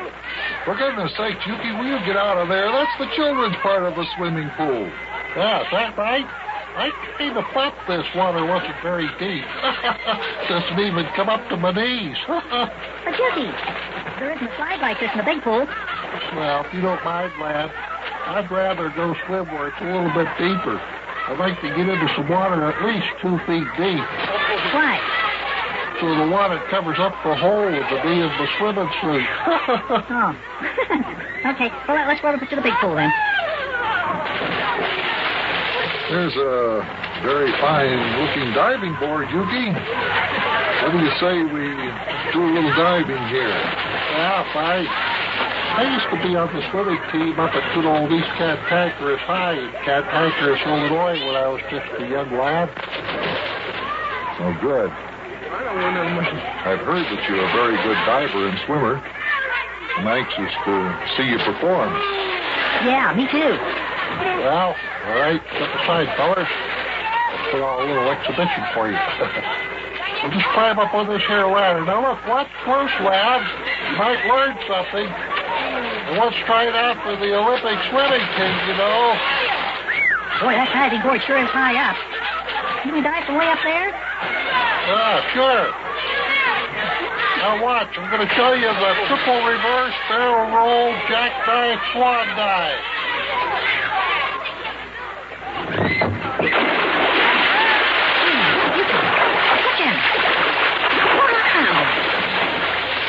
Hey, that was some dive. How'd you like that, fellas? That's real keen, Yukie. Let's see another. All right. As soon as I climb back up the ladder, it's the diving board again. Now, next I'm going to show you my backward flip with frontward twist and turn. Hey, look, Sparky. Everybody noticed that last dive. Now they're gathering around here to watch Yukie dive again. Yeah. All right, fellas. Here we go. Hey, Rodney, look at that one. Isn't that something? Look at him. Wonderful, Yukie, wonderful. Hey, listen, everybody's clapping for Yukie. Hooray for Yukie. Hey, look at all those pretty girls gathering around at the bottom of the diving board where Yukie will get out of the pool. Ah, thank you. Thank you. Wow. How do you do there, ladies? Fine. Oh, he's attracting attention, Yeah, all boy, right. look at that. Yukie's talking to girls. Hey, Yukie, come on, let's see another fancy dive. Now, if you very beautiful young ladies will just step aside here, I will climb up on the diving board and I'll make another spectacular dive into the pool to show you how it's done here. Boy, Big John, Yukie isn't even paying any attention to me. Yukie's going to make another dive. Now, this time, girls, I'll do my special delayed action helicopter swan dive. Now, watch the delayed action here. This is a very unusual dive. All right, here we go.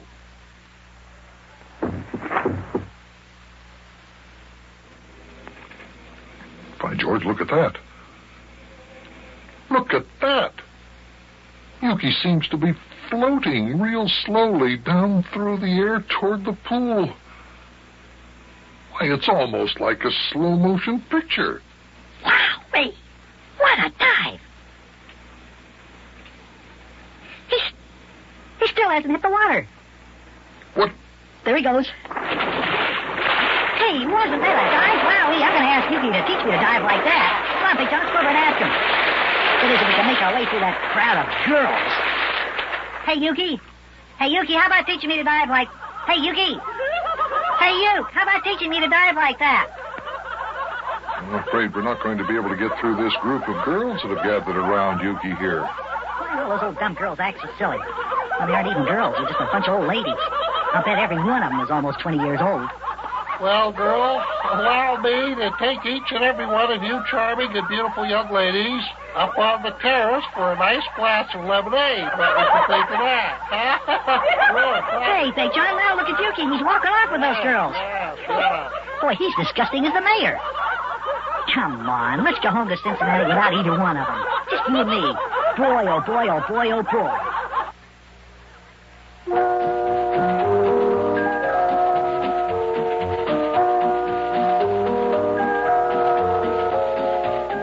This isn't a mess. First, the mayor meets the widow, Miss Daffodil Dilly, and gets romantic with her, and now Yukie puts on a fancy diving exhibition, and a bunch of girls gather around, and there he is sitting up there on the terrace and drinking lemonade and talking and making those dumb eyes. Boy, love stuff. And look at Big John. I think he wants to go up there and sit with Yukie and the girls. Come on, Big John. You never did like lemonade. Come on, let's go home to Cincinnati. I want to get back to Wobbleding's Woods so I can have a special meeting of our club. The first thing we're going to do is make a rule that no member of that club can ever fall in love.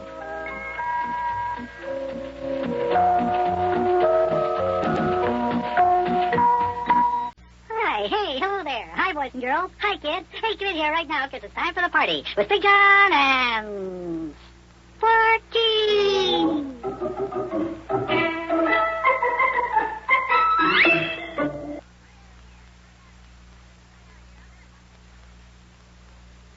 And now, boys and girls, it's time for the further adventures of Big Jon and Sparky.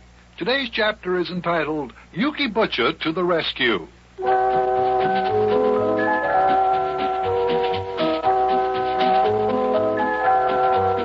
During the 2 months that Sparky was absent from his home in Cincinnati, Ohio, while on a big game hunting expedition in Africa, the kids in Sparky's club decided they wanted a new leader.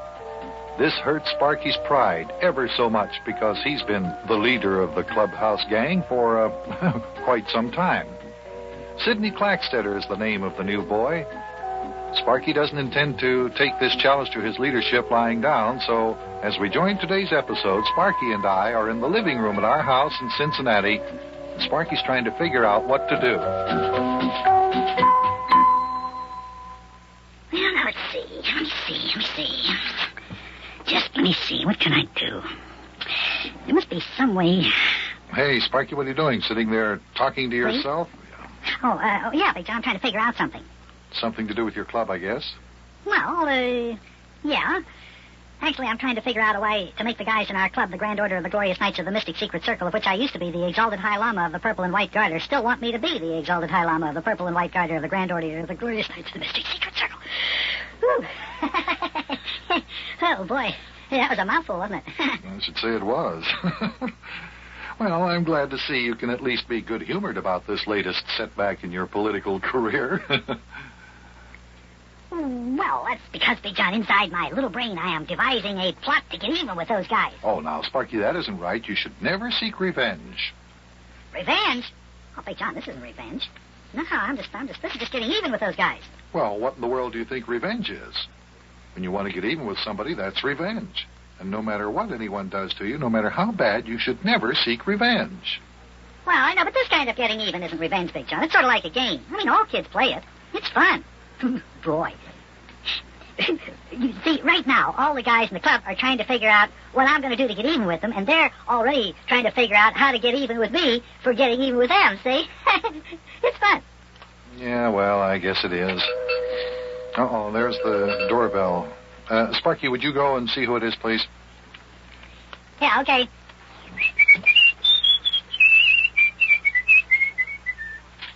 Well, how about that? Look who's here. Hey, come on in. Boy, you're just in time to have a little gab fest here. Hey, Big John, it's Yukie Butcha.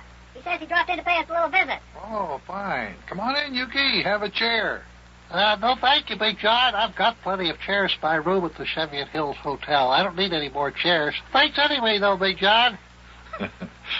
What I mean, Yukie, is sit down. Make yourself comfortable. Oh, yes, I think I'll do that. Make myself comfortable. Oh, fine. Well, how have you been, Big John? Oh, Fine. How about you, Sparky lad? How have you been? Feeling fine, I hope. Fine and dandy, that is. Well, Yukie, I tell you, Glad to hear it, lad. Fine. You're a good little boy, Sparky. Wait a minute, Yukie. You didn't even let me tell you how I am. Oh, you don't have to tell me how you are, lad. I know. You're a good little boy, Sparky lad. Yeah, fine little boy. Real fine. Okay, if you say so, Yukie. But I don't feel real fine. Is that right? Well, what's the matter, lad? Got a pain in your gizzard or something? I recall the one time in his entire lifetime when old Charlie Rustflaw wasn't feeling real fine. Had a pain in his gizzard. Old Charlie was bending over tying his shoelaces.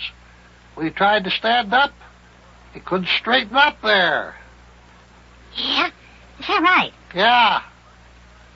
Turned out he had gotten this tie caught in his shoelaces. Tied him in a double bow there. That's pretty good. That's pretty good, Yukie. But, I'm afraid I don't have a pain in my gizzard. I got worse trouble than that. Yeah, fine. What is it, lad? Well, it seems that while we were away in Africa, a new kid moved into the neighborhood. And now all the kids in our club want him to be the Exalted High Lama of the Purple and White Garter. Fine. Well, what's wrong with that, lad? What do you mean, what's wrong with it? That's what I am in the club. Don't you see? They want to give him my job in the club. I want to be the Exalted High Lama of the Purple and White Garter. Oh, well, that's not so fine, then, is it? Well, I'll say it isn't. How come they prefer this new feller to you, lad? First of all, because this new kid's daddy is an inventor. He invents all kinds of inventions. Oh, that's real fine. It is not.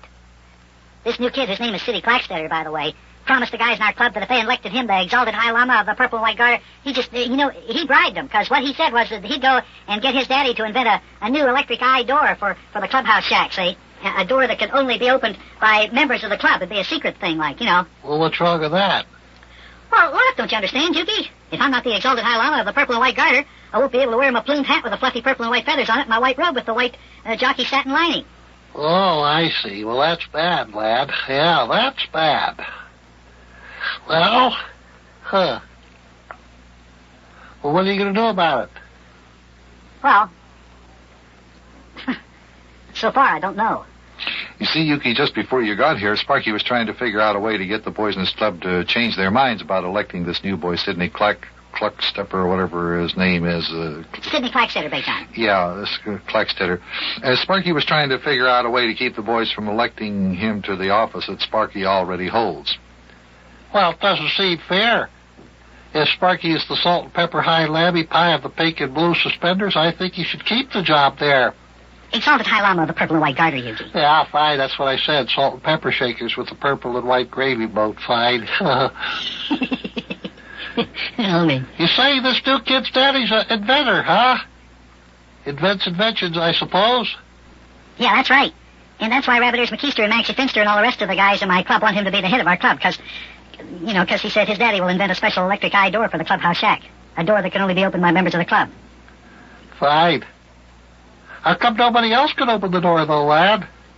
Well, because it's an invention and it only opens up whenever you walk past the electric eye. Well, does that mean that only members of your club can walk past the electric eye, or what? Well, no, but see, if somebody who isn't a member of the club walks past the electric eye, then the door won't open. Well, that's real fine, but how does the electric eye know whether or not a feller who walks past is a member of your club or not? Yeah, that's a good question. How about it, Sparky?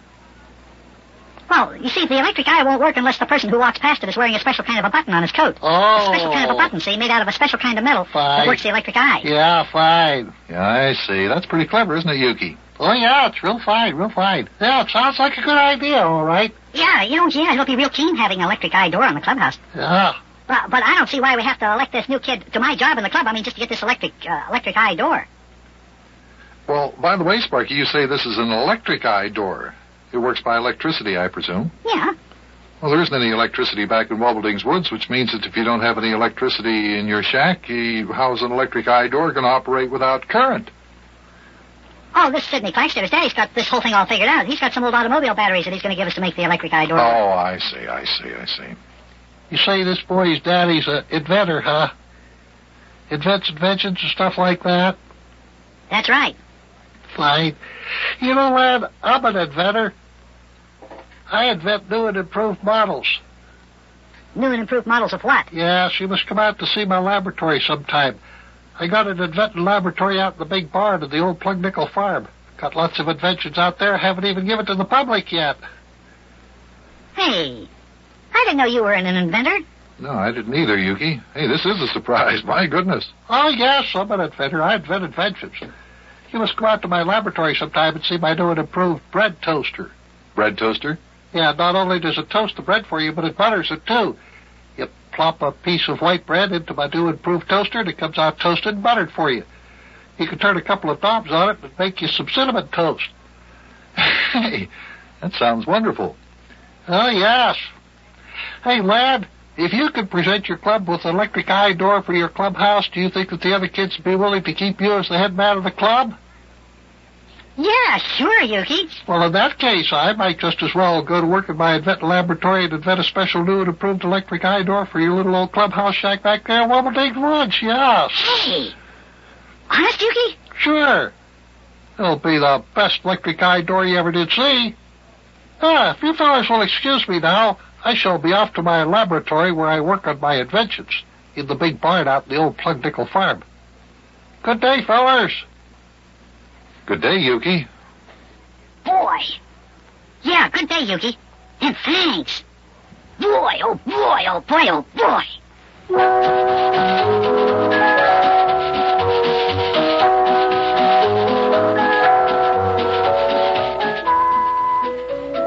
Hey, I never thought Yukie Butcha was also an inventor. Has an inventing laboratory in a barn out in Old Nickel Farm. He's going to invent an electric eye door for our clubhouse. Now I'll bet those guys will keep me as the Exalted High Llama of the purple and white garter instead of making Sid Clackstetter the Exalted High Llama. But I'm not sure they will. Well, anyway, we'll just have to see. Just as soon as Yukie finishes inventing the new electric eye door for the clubhouse, that'll separate the... I'll see you tomorrow, kids.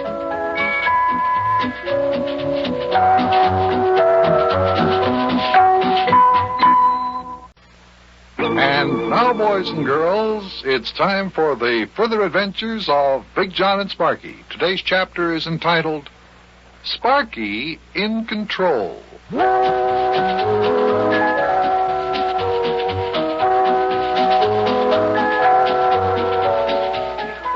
a while, it looked like Sparky was going to lose his leadership position in his club.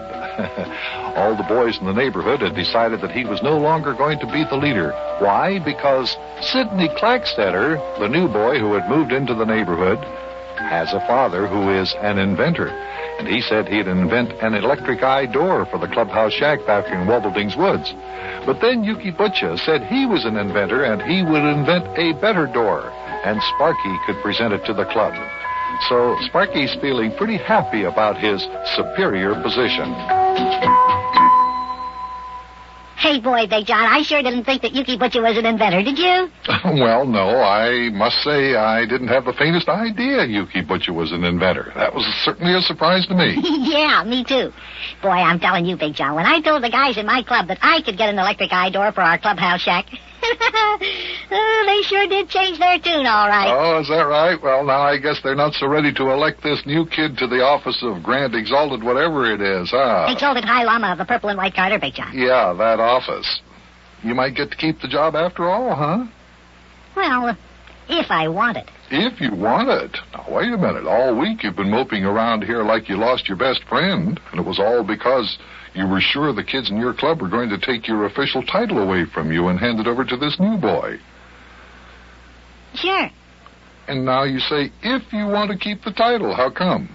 Well, Big John, now that I know Yukie Butcha is an inventor, and that he can invent anything Sidney Clackstetter's father can invent, well, I don't have anything to worry about. Well, yes, I know, but what does that have to do with your not wanting to be the Grand Exalted whatever it is? Exalted High Llama of the Purple and White Garter, Big John. Yes. I still want to be the Exalted High Llama of the Purple and White Garter, but I'm going to teach those guys in my club a lesson. Yeah, I'm going to play hard to get. Oh, you are you? Going to play hard to get? I see. Yeah. I see. Well, look, old buddy boy, before you become too hard to get, will you fix your dog's supper? It isn't hard to get. Out of the refrigerator, that is. Oh, look, Big John, I've already given Bunny his supper. Oh, for goodness sakes, don't tell me that dog has eaten his supper already. No. He's in the process of eating it now. What? You should hear him, Big John. Boy, is he a noisy eater. When he eats, he snorts each time he takes a mouthful and just goes...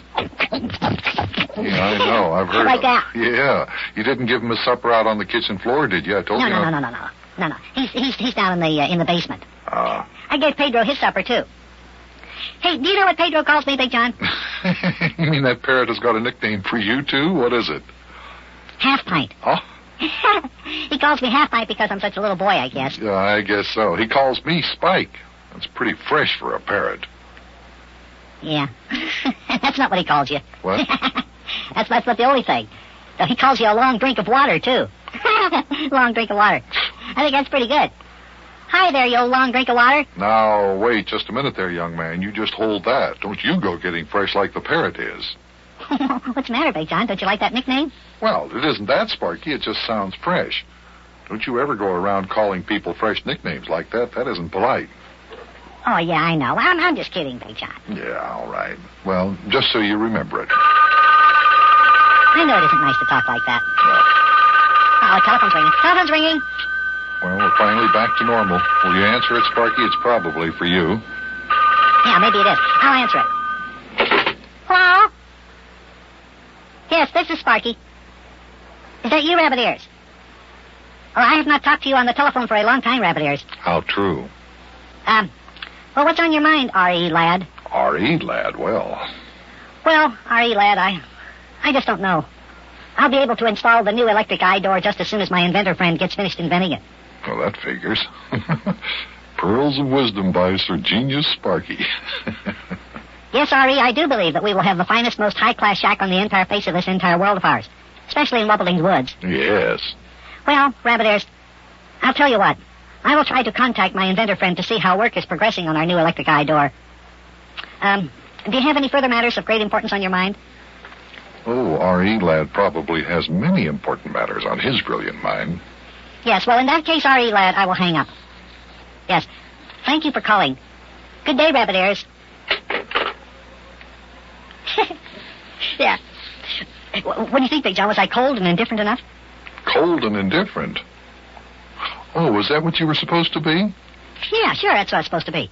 See, that way I'm being hard to get. all the guys in the club will start talking to one another now, and they'll say, "Hey, Sparky doesn't act like he's very anxious to stay the exalted High Lama of the Purple and White Garter." And the rest of the guys will say, "Yeah, maybe we better beg him to keep the job. Yeah, because if we don't, he just might up and join some other club and give them his invention." I see. They might say all that, huh? Sure. Can't you just hear them buzzing like 60? Yeah, I sure can. Oh, my goodness, buzzing like 60 just talking over it. Oh, there's the telephone. I bet that's Rabbit Ears again. Probably real anxious to see if he can't talk me into giving him a definite answer about the electric eye door. Well, answer the telephone, will you? Yeah, no, but wait just a minute, Big John. We don't want to give those guys the impression that I'm standing right on top of the telephone. I have to be completely indifferent. Oh, I see. Well, how long are you going to let the phone ring? Well, just a couple more times. Hey, wait a minute. Maybe you'd better answer it. And when they ask for me, act like you're not sure whether or not I want to be bothered. Act like I'm very busy in my office. And then, then you can call me to the phone. Sort of loud so they can hear you. All right. I'll answer it. Hello. Now remember, Big John, act like you're not too sure that I want to be bothered about talking on the phone. Oh. Why, sure. Gladly. You bet. Big John, not that way, boy. Oh, all right, sure. Just come on down. Hell, we'll be waiting for you. Okay, bye. Hey, Big John, what's the matter? How can I be cold and indifferent if you don't even let me talk on the telephone and let me act like I don't want to talk on the telephone? Calm down. Will you calm down, Sparky? That phone call wasn't even for you. It wasn't? No. Oh. You mean it wasn't Rabbit Ears McKeester? No.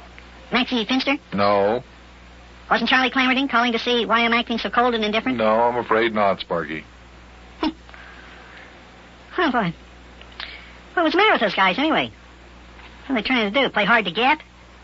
Boy, who do they think they are, anyway? Where do they get that stuff, acting cold and indifferent like that? Well, now, look, just a minute, Sparky. Give him a chance. My goodness, that phone call was Mayor Plumfront. He says he's coming over.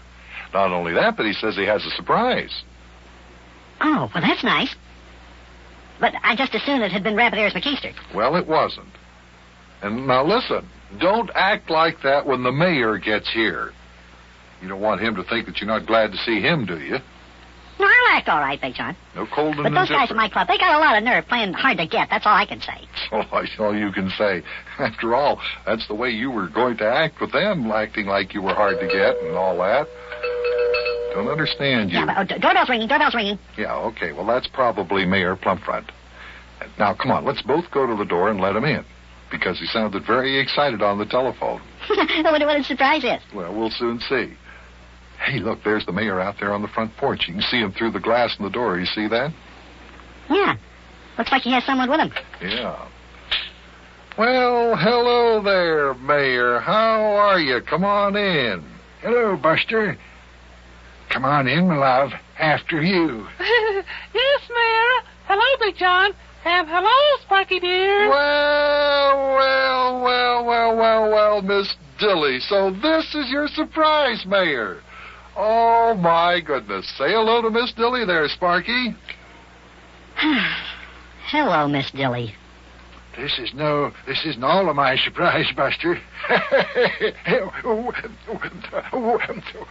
Wait till you hear the rest of it.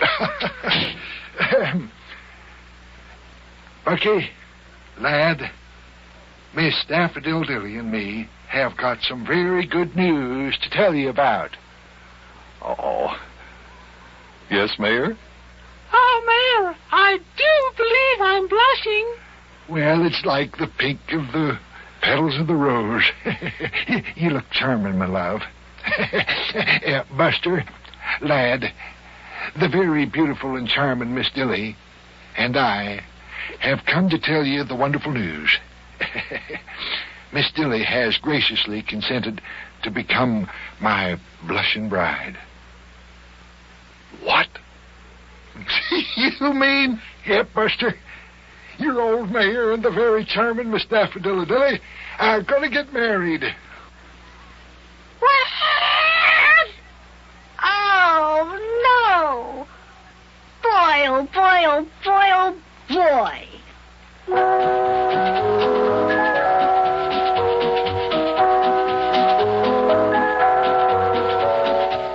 Well, this latest development sure was an unexpected surprise. I sure didn't think the mayor would go so far as to decide to get married to the widow Dilly. When we came home from Florida and Miss Dilly stayed down there, I thought that we'd heard the last of her. Wonder how come she decided to come up here to Cincinnati. Boy, I just can't believe it. Mayor Plumfront's gonna get married to the widow Dilly. To the widow Dilly? Oh, to the widow Dilly? Oh, something's got to be done about this. I've just got to do something to save the mayor. But how?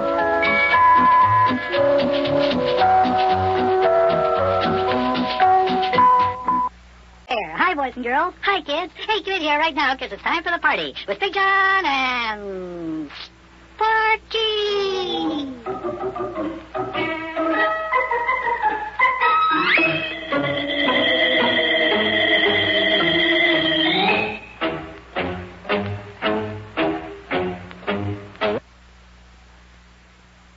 And now, boys and girls, it's time for the further adventures of Big Jon and Sparky. Today's chapter is entitled, The Mayor Tells of His Wedding Plans.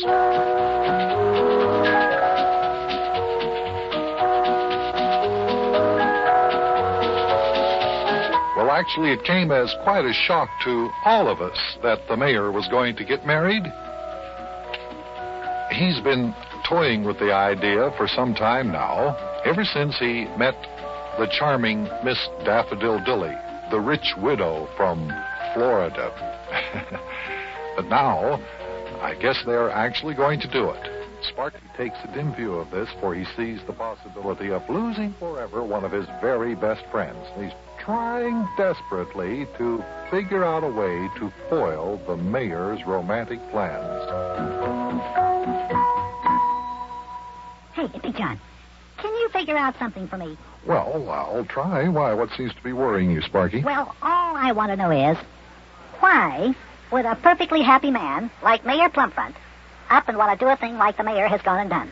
Why would a perfectly happy man like Mayor Plumfront want to do what was that mouthful again, would you say? Well, why would he want to do what he did? Why would he want to do what he did? Well, what did he do? As far as I know, Mayor Plumfront hasn't done a thing, at least nothing out of the ordinary. You mean getting married isn't anything out of the ordinary? Getting married? Oh, you mean the mayor announcing his engagement to the widow Dilly? Well, Sparky, what's so horrible about that? If the mayor wants to get married, he has a perfect right to do so, doesn't he? Well, who would ever want to get married? Well, I mean, especially somebody like Mayor Plumfront. Now, look, there's a man who's got everything to live for. Well, oh, Sparky, you act like the mayor's going to face a firing squad or something like that. Oh, boy, it's worse. Big Jon, how would you like to be married to the widow Dilly? Well, I think it would... Well, come to think of it, I never looked at it that way. Oh, my goodness, I'm only kidding. Miss Dilly is a very nice lady, you know that. Yeah, I know that, but I wish I could figure out some way to keep the mayor from marrying her. Well, you just don't have to worry about that at all. After all, he's a grown man, and he can take care of... There's the doorbell. Now, look, that's probably the mayor. He said he was coming over this afternoon, and I want you to be perfectly on your very best behavior. Do you understand? Boy, is he bringing Miss Dilly with him? Well, that doesn't make any difference, but I suppose he is. But if he does, don't you dare act like you have been acting right now. You be nice to Miss Dilly. Now, run along and answer the door. You hear? Okay. All right. Oh, that Sparky certainly can get upset about anything that has to do with romance. I never saw the like of it. Can you imagine such a thing as a little kid like that being jealous of an old man like Mayor Plumfront after all? I guess he just doesn't want to give up his friends, that's all. They have had a lot of good times together. Here's the mayor and Miss Dilly. Oh, well, hello there. Come on in. Howdy, Buster, howdy. Well, hello, Big Jon. Hello, Miss Dilly. Say, it's nice to see you again. Here, sit down in this chair. This is the most comfortable one in the house. Well, how nice. Thank you, Big Jon. What'd you say, Sparky? I said I'll just sit down right over here, Big Jon. If you don't mind. Yes, all right. And you sit down right here, Mayor. Yeah, thank you, Buster. And you just sit down here on this chair next to me. I've got a lot to tell you, Buster. All right, Mayor. Say, that's a very nice perfume you're wearing, Miss Dilly. Something from Paris, no doubt. Oh, but Big Jon, I'm not wearing any perfume. I'm afraid that's me, Buster. Little lilac cologne there. I bought a bottle of it up at Clyde Pillroller's drugstore for $2.98. I got it sprinkled on my handkerchief here in my coat pocket. Say, Mayor, you're a regular Beau Brummel. Yes, sir, the way you have that fancy handkerchief sticking out of the breast pocket of your coat, and take a look at that fancy tie. What kind of flowers are those on that tie there, Mayor? Well, they're daffodils, Buster. Yellow daffodils on a royal blue background. And I suppose you know why I'm wearing a tie with daffodils on it, don't you, Buster? I sure do. It's because Miss Dilly's first name is Daffodil, isn't it? Oh, you two utterly charming boys, you. Oh, my goodness. Well, I like the kind of ties the mayor used to wear. I mean, those hand-painted ones with the lions and the tigers and the baseball players on them. Boy, those are good-looking ties, all right. Lions and tigers, you mean? The mayor wore those ties with the lions and tigers on them. Oh, how shocking. What do you mean, how shocking? What's wrong with that? Listen, I think it's keen. But lions and tigers are so ferocious. So unlike the mayor, the mayor's so kind and gentle and romantic. Yes, that's right. I am for a fact. Yuck. Now, Sparky. Mayor, you said that you have a lot of things to tell me. Oh, yes, so we do, lad. Say, did you see the paper today? No. Well, here, take a look at this. Just look at this. There, what do you think of that? Well, a big picture of you and Miss Dilly coming out of the marriage license office at City Hall. Hey, and right on the front page of today's paper. How about that? Yep, old Al Shuttlecotty, the reporter, and Alan Kane, the photographer, got wind of it, and they were down there to get the story. Come up there and snap a picture before I had a chance even to tell them not to. Not that I would have. It's a good picture, don't you think? I should say so. Makes you look real handsome. Miss Dilly, you're as beautiful as a movie star here. Which one? Lassie? What'd you say, Sparky? What? I say, what'd you say? Nothing. I just said that Alan Kane sure is a good photographer. Takes real good pictures. Yeah, that's what I thought you said. Well, let's see what the paper says here. Mayor Plumfront made a startling announcement this morning after many years of bachelorhood. Continued on the back page. The mayor surprised everyone by appearing at the marriage license office to apply for a license to get married. I suppose that nobody expected the old mayor to up and catch such a charming creature like my little old Daffodil here. Oh, Mayor, you say the sweetest things. Yeah, I do for a fact, don't I? Well, read on there, Buster. What else does it say about us in the paper? Let's see, continued on page 7.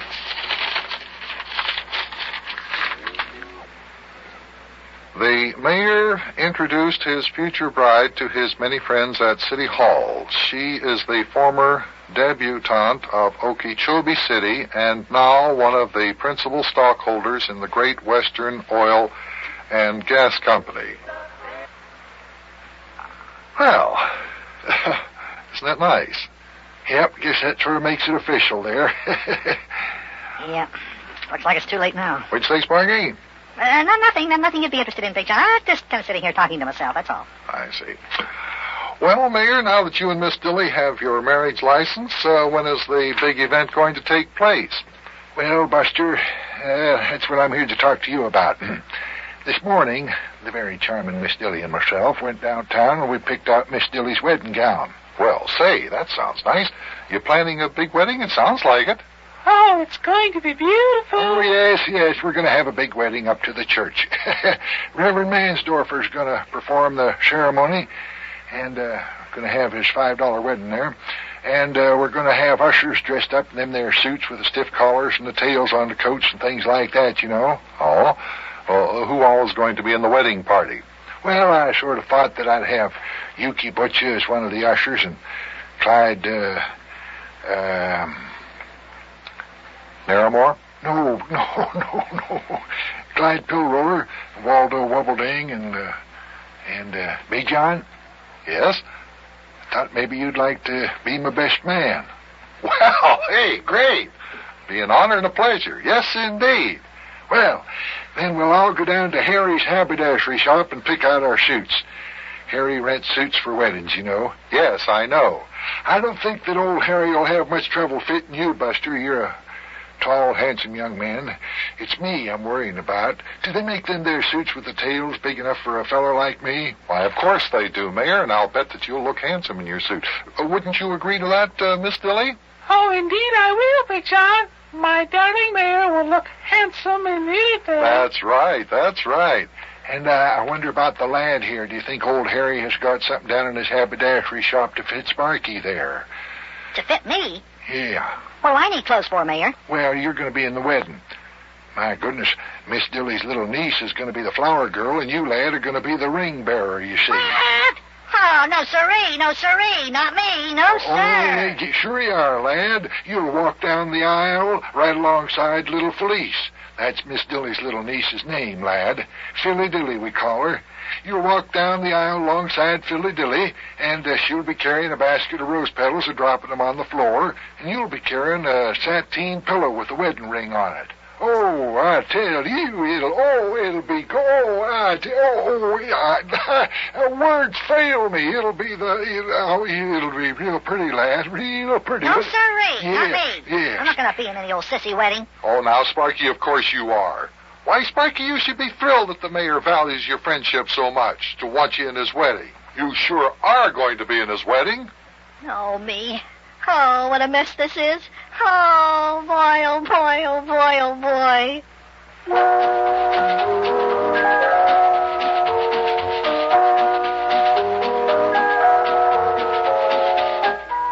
Oh, me. Oh, boy, oh, boy. How do I ever manage to get into messes like this? How can any one boy get into so many messes at one time? It isn't bad enough that I'm having trouble with the kids in our club. Yeah, it isn't bad enough that I might wake up some fine morning and find out that I'm no longer the Exalta High Lama of the purple and white garter in my club. But I, of all people, have to be the ring bearer in Mayor Plumfront's old wedding. Boy, I'm telling you, I almost feel like moving out of this house and finding myself a nice quiet cave to live in, like a hermit or something like that. Boy, what a mess.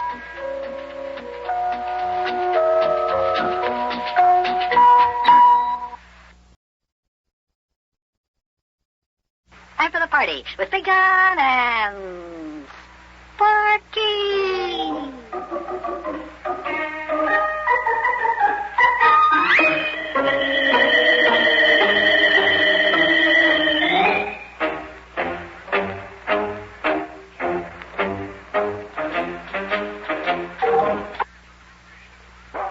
And now, boys and girls, it's time for the further adventures of Big Jon and Sparky. Today's chapter is entitled, Yukie Gets Ready for the Wedding.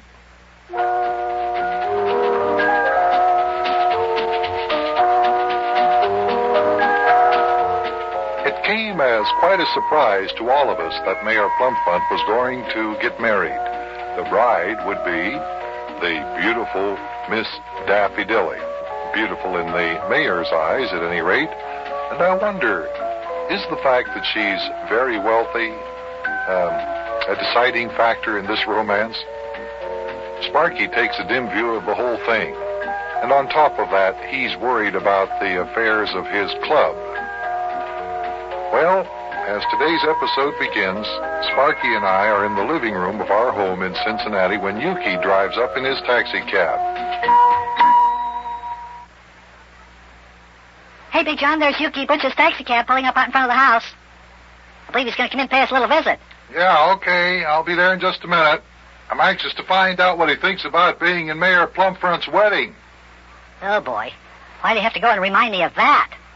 Boy, I'm telling you, Big John, I sure am trying hard to think of a way to get out of being a part of that wedding. Well, now, why, Sparky? For goodness sakes, the mayor is one of your very best friends. I should think that you'd consider it an honor having the mayor ask you to be in his wedding like that.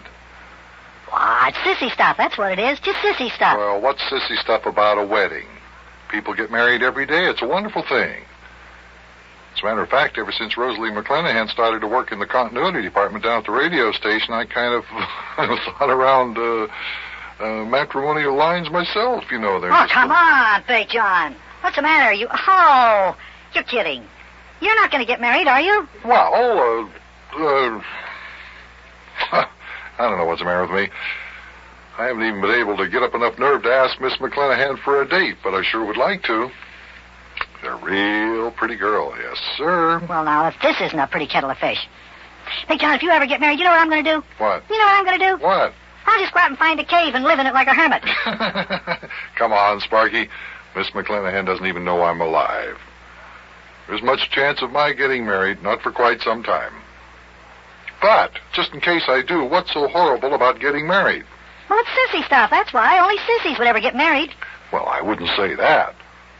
What about Smiling Sam Bishop's daddy? He's a professional boxer. I wouldn't say he was a sissy. Well, And what about Crunch Hexensmasher's father, Bone Crusher Hexensmasher, the heavyweight wrestler? He's no sissy, that's for sure. Well, no, but... No, but is right. Now, answer the doorbell and let Yukie in, will you? Go on. Well, okay. Okay, I'll be back in just a second. Okay, I'm coming. Oh, how you doing there, Yukie? Hey, boy, you looking good. Come on in here. Big dog sitting here in the living room. All right, lad. Oh, nice to see you. Been a nice day so far, too. Oh, hi there, Big John. Hey, feeling pretty good today, are they, Big John? Looking mighty good. Well, hello, Yukie. Come on in, sit down. Glad you stopped in. Fine. Been wanting to see you. Fine.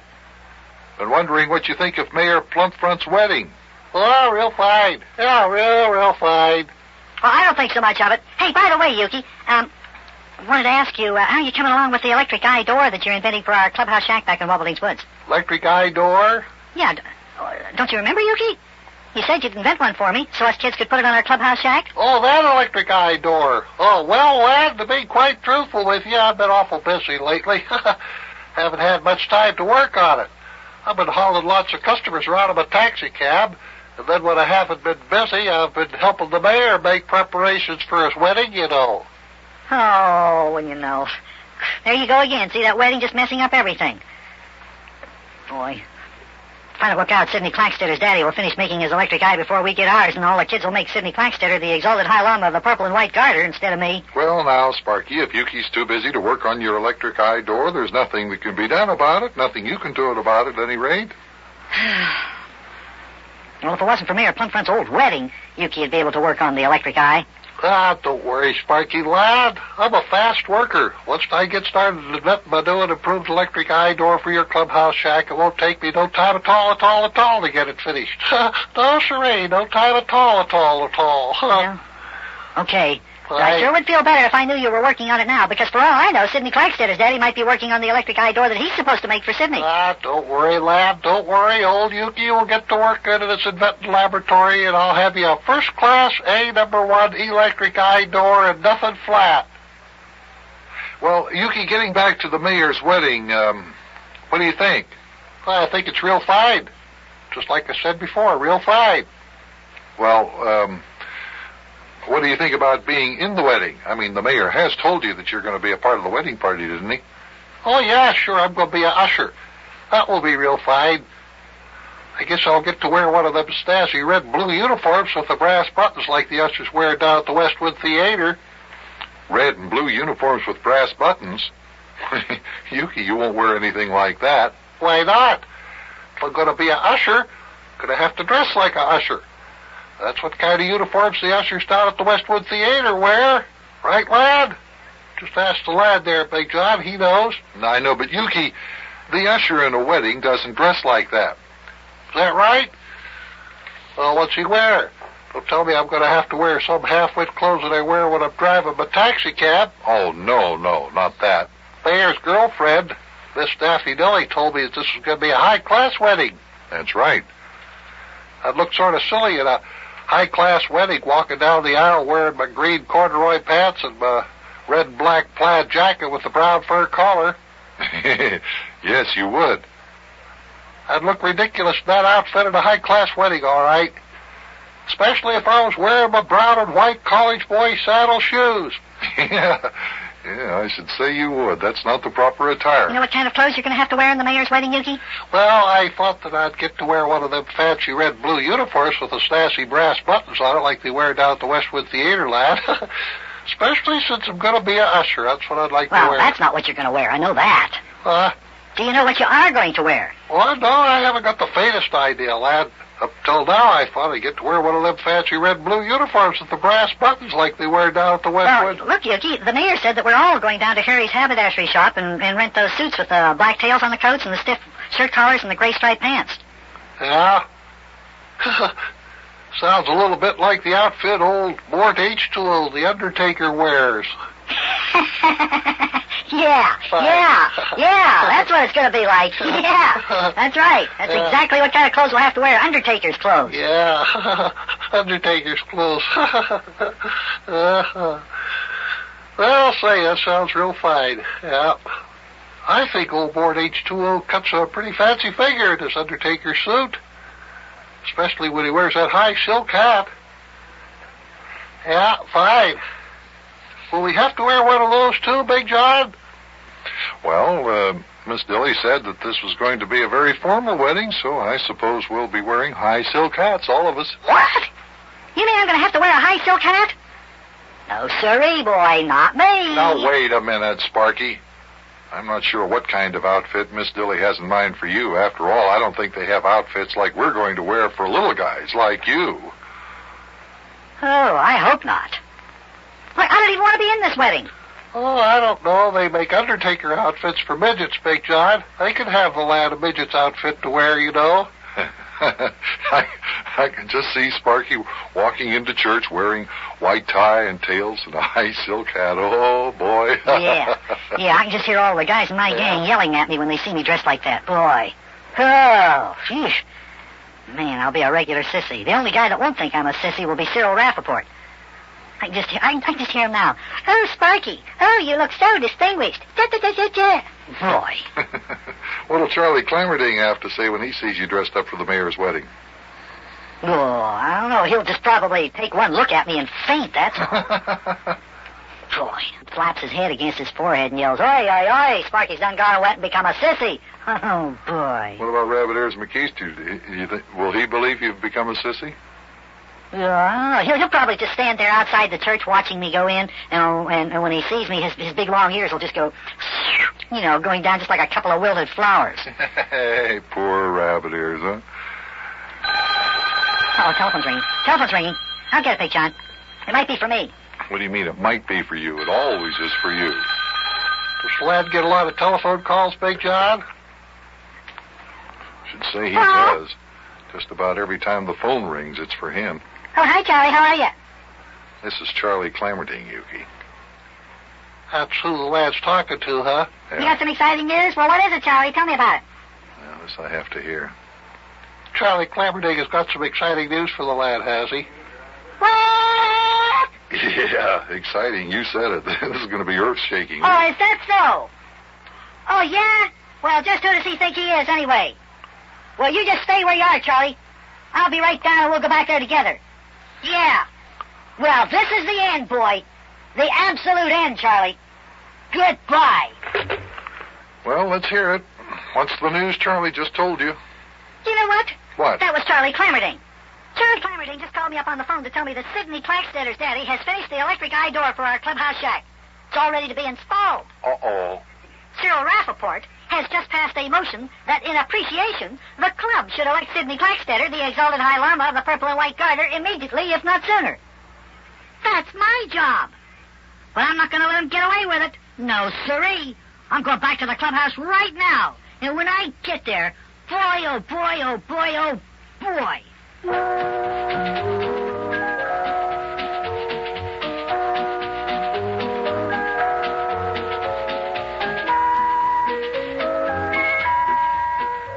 Well, at last report, that was the latest state of the most current, recent, late emergency in Sparky's life. But something does seem to have gone wrong here. Too bad that Yukie couldn't get the electric eye door made before Sidney Clackstetter's daddy. Wonder if Sparky will be able to save the day after all. Tune in tomorrow and find out when you hear the next chapter in the further adventures of Big Jon and Sparky. Hi, hey, hello there. Hi, boys and girls. Hi, kids. Hey, get here right now because it's time for the party with Big Jon and Sparky.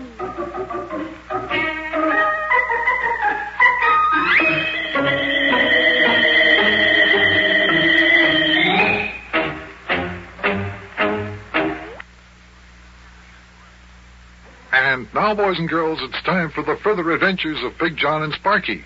Today's chapter is entitled Yukie Butcha Unveils an Invention.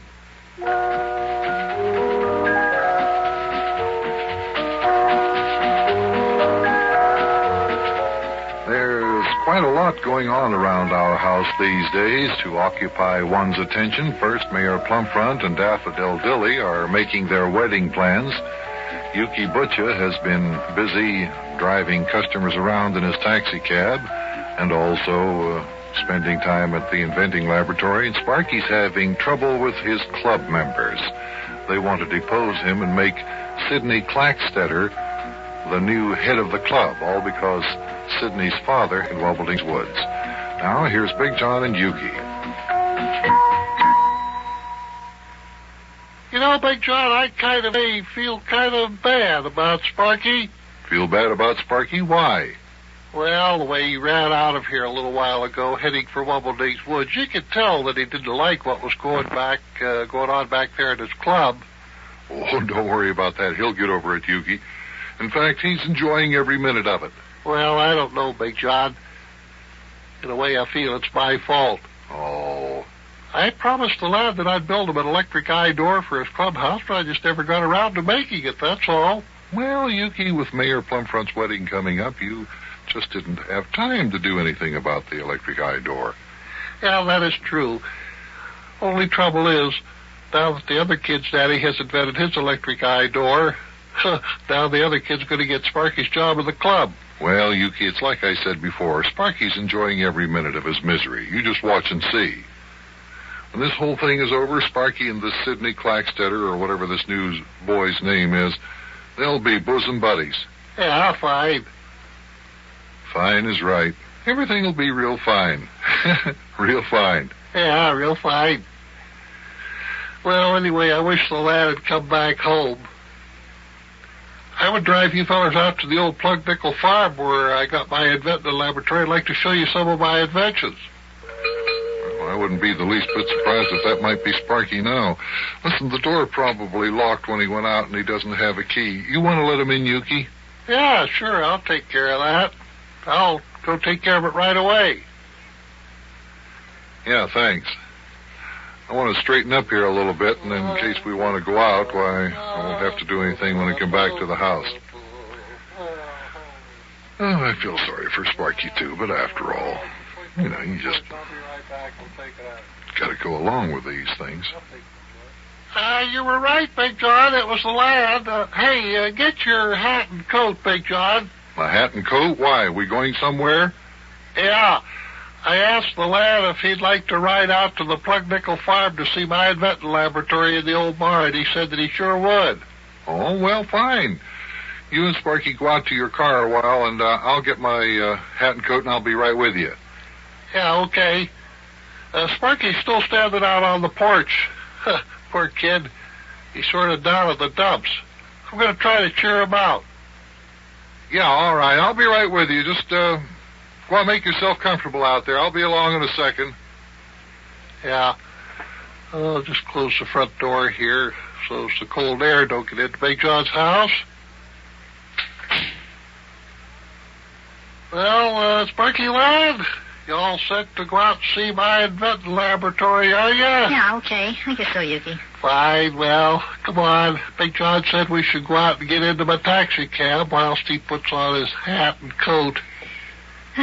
Okay, Yukie. Hey, what's the matter there, lad?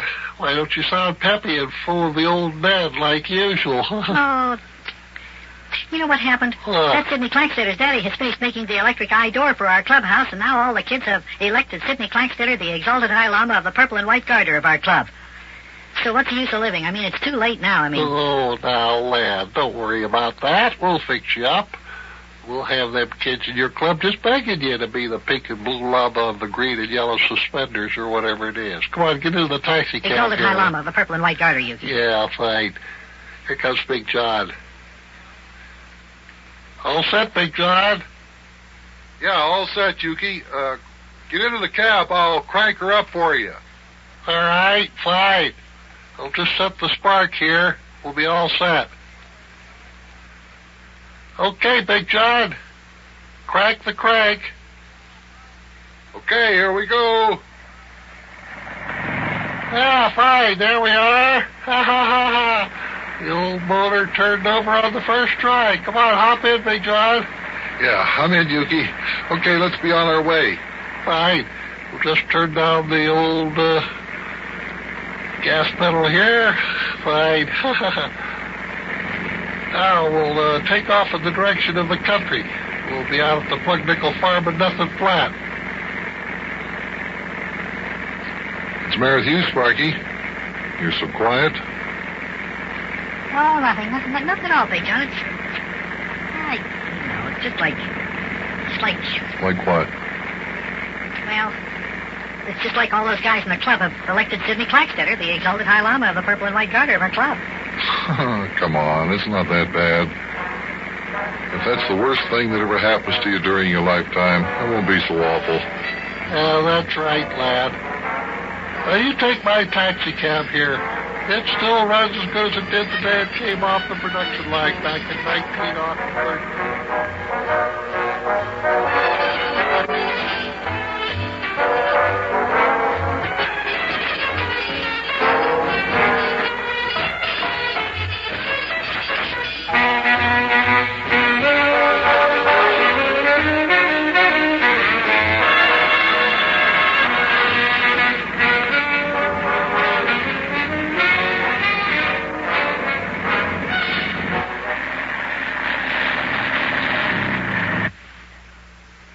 Well, here we are, fellers. My inventing laboratory in the barn of the old Plug Nickel Farm. Now, let's get out. We'll all go into the barn. Or I mean the laboratory. Hey, you know, this is a nice farm. I've often wondered who owns it and why they don't do anything with it.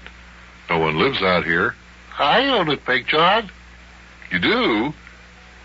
Yeah, I bought it when I got home from overseas, when I was discharged from the Army. You own this farm? Yeah, that is right. Hey, Yukie, how about that? Hey, I never knew that you owned this farm. Oh, well, I've never had any reason to talk about it. I don't look much like a farmer anyway. I'm not a farmer, I'm an inventor. Well, come on, fellas, let's go inside the barn. I'll just unlock this door and slide it open for you here. There we go. All right, fellas, step inside. I'll close this here door behind us. There's no heat inside right now. Gotta turn on the heater. Hey, this is quite a barn. Boy, hey, this is pretty keen-o. Look at all the gadgets in here. Hey, this is real cool. Are these your inventions, Yukie? Ah, that is right, lad. Some of these here gadgets are my inventions, and some of these here gadgets are the machines that I use to invent my inventions. Also invented those machines, you know. Well, hey, how about showing us some of your inventions? Ah, fine. All right, if you gentlemen will step over here, I'll show you my most remarkable invention of all, which, of course, I have not yet given to the American public. Fine. You mean this gigantic machine here is one of your inventions? Yeah, that's right, Big John. Well, it certainly is an impressive-looking piece of machinery. What's it do? Just a minute, I'll show you. First, I have to turn on this motor here, get her warmed up a little bit there. There we go. Turn this little crank here. There we go. Yeah, boy, this is great. Hey, boy. What's this thing supposed to be doing? Just a minute now. It isn't working yet. It started here in a second or so. I have to turn this little knob here.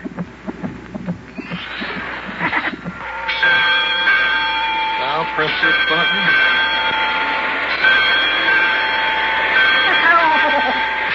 Trigger strike.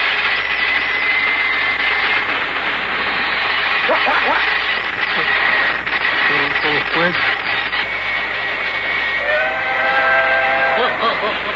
Too much fella.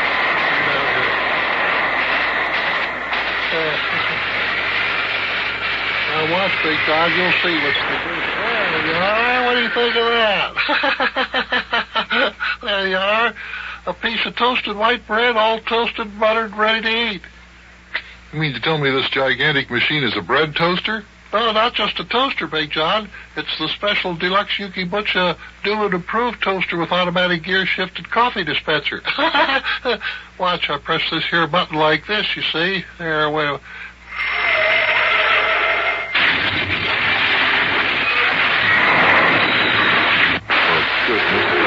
Oh, there you are. Nice, steamy, hot cup of coffee. Wow. What do you think about doing a approved bread toaster, Big John? Well, it's very nice, Yukie, but I'm afraid it's not very practical. What do you mean, not practical? And why not, may I ask, Big John? Well, look at the size of it. Oh, fine. It's bigger than the kitchen in our house. Yeah, fine. I can buy a bread toaster that I can hold in my hand. Yeah, but will it also press your pants in 30 seconds, which this machine will do? Well, no, I hardly think so. Well, see, that's why I call it the new and improved toaster. Lad, I am happy to announce that I'm going to give you this special deluxe Yukie Butcha new and improved bread toaster with automatic gear shifted coffee dispenser, which I shall change to a hot chocolate dispenser. Gonna make a present of it to your club. You want it, lad? Oh, well, I don't know what we'll do with it. It's twice as big as our clubhouse. But we'll take it. We'll take it. Yes, sirree. Boy, oh, boy, oh, boy, oh, boy.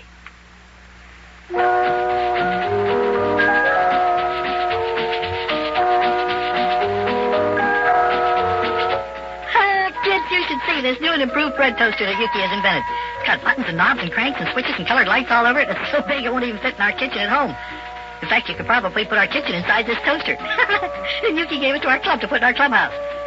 It won't fit, but maybe us kids could open up a restaurant and a dry cleaning shop. Because Yukie says the toaster will give butter toast bread and hot coffee or hot chocolate and press your pants in 30 seconds. Oh, good old Yukie. Oh, well. Guess we better get ready now for Mayor Plumfront's ready. I'll see you tomorrow, kids.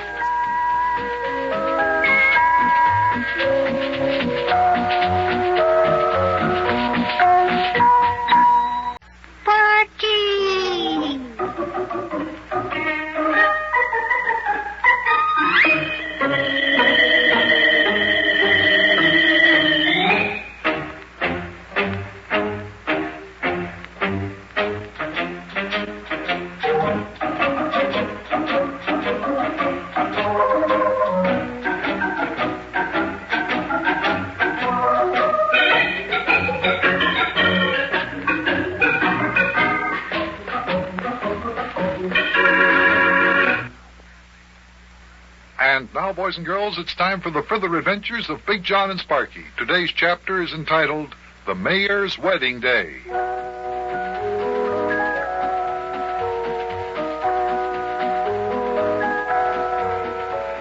As I look back on it now, I recall that this was one of the most exciting times of our lives. The time when we thought Mayor Plumfront was really going to get married to the fabulously wealthy Miss Daffodil Dilly. Did I say I thought he was going to get married? For a while, we weren't sure. That busy morning started out with all kinds of excitement. Yukie came to get us in a rented car, and I couldn't get Sparky ready to go to church.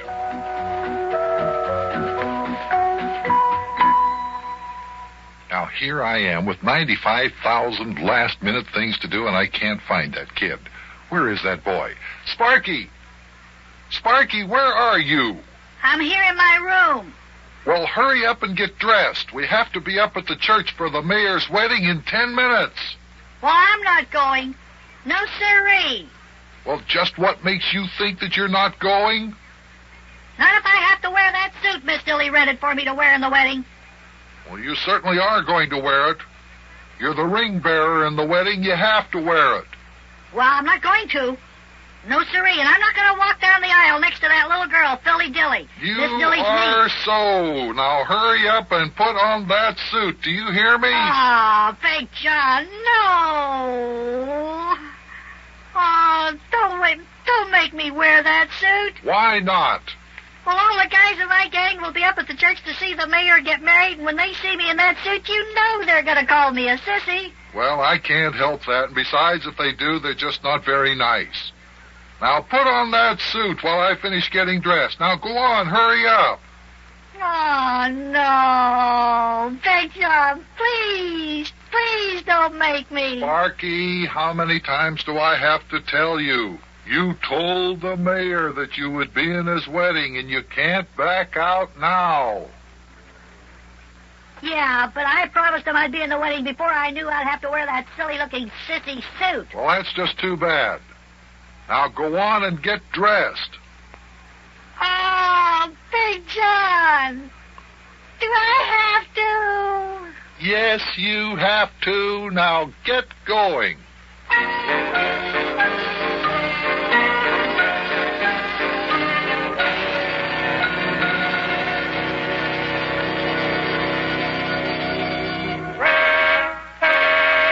Uh-oh, I'll bet that's Yukie in the wedding car, honking the horn outside. Let me take a look out the window.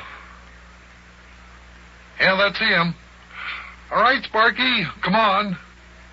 Oh, here you are. Are you ready? Yeah, I'm ready. I'm ready, but I'm not going. Why not? Look at me in this suit. Boy, when the guys see me, they'll never stop calling me a sissy. Oh, come on. You look real cute there, Sparky. Oh, come on, Big John. Who wants to look cute? Look at this outfit. What? Black velvet pants. Well? Short pants at that. Well? Pants that don't even come down to my knees. And a black velvet coat and a Buster Brown collar and a big white ribbon for a tie. Yeah. Oh, look, come on now. We don't have time to stand here and argue about this. Now put on your hat and let's go. Yukie's waiting outside in the wedding car. Oh, come on now. You don't mean to tell me that you're going to make me wear that hat, too. Why, of course you're going to wear it. What do you think I got it for? Come on, put it on.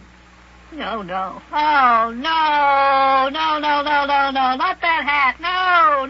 Look, Sparky, we have to get up to the church. Now put on that hat, will you, please? Oh, come on, Big John, not this little high silk hat, too. No. Look, I have to wear one. Put it on. Well, just because you don't care how you look doesn't mean that I don't care how I look. I'm not going to wear that hat. Yes, you are. Now, you just put it on. In fact, I'll put it on for you. There. Now, come on. Out to the car we go. Yukie's waiting for us. Oh, me, if this isn't a mess, I've never been in one before.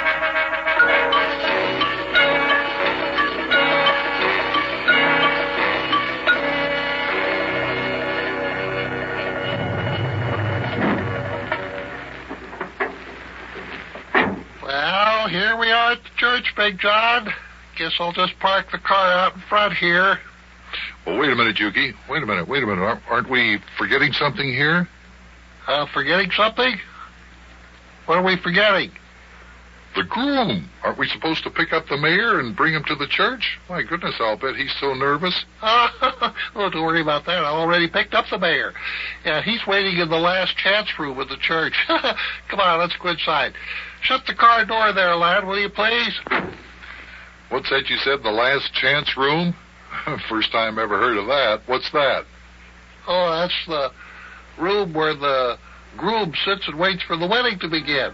That's the room where he has his last chance to run away and escape. That's why they call it the last chance room. Oh, I see. Oh, hey, listen. The organ in the church is playing. Here, open the door, Sparky. We'll go inside. Last chance room is over here, Big John. Okay, right with you, Yukie. Come along here, Sparky. Well, boy, I'm lucky so far, because none of the guys have seen me in this sissy suit. Can I take off my hat now, Big John? Yeah, okay. Here, give it to me. I'll take care of it until after the wedding. Now, you'll have to wear it when we go outside again. You understand that? Well, at least I'm out of that much of this old sissy outfit. Here's the last chance room, Big John. Let's go in. Mayor's waiting inside. Look, maybe we better knock first. The mayor might not be in there anymore. We wouldn't want to walk in on the widow Dilly. I'm sure that she doesn't want anyone to see her until the ceremony begins. That's sort of customary. Yeah, all right. Well, go ahead and knock there, Big John. Bye. Hello.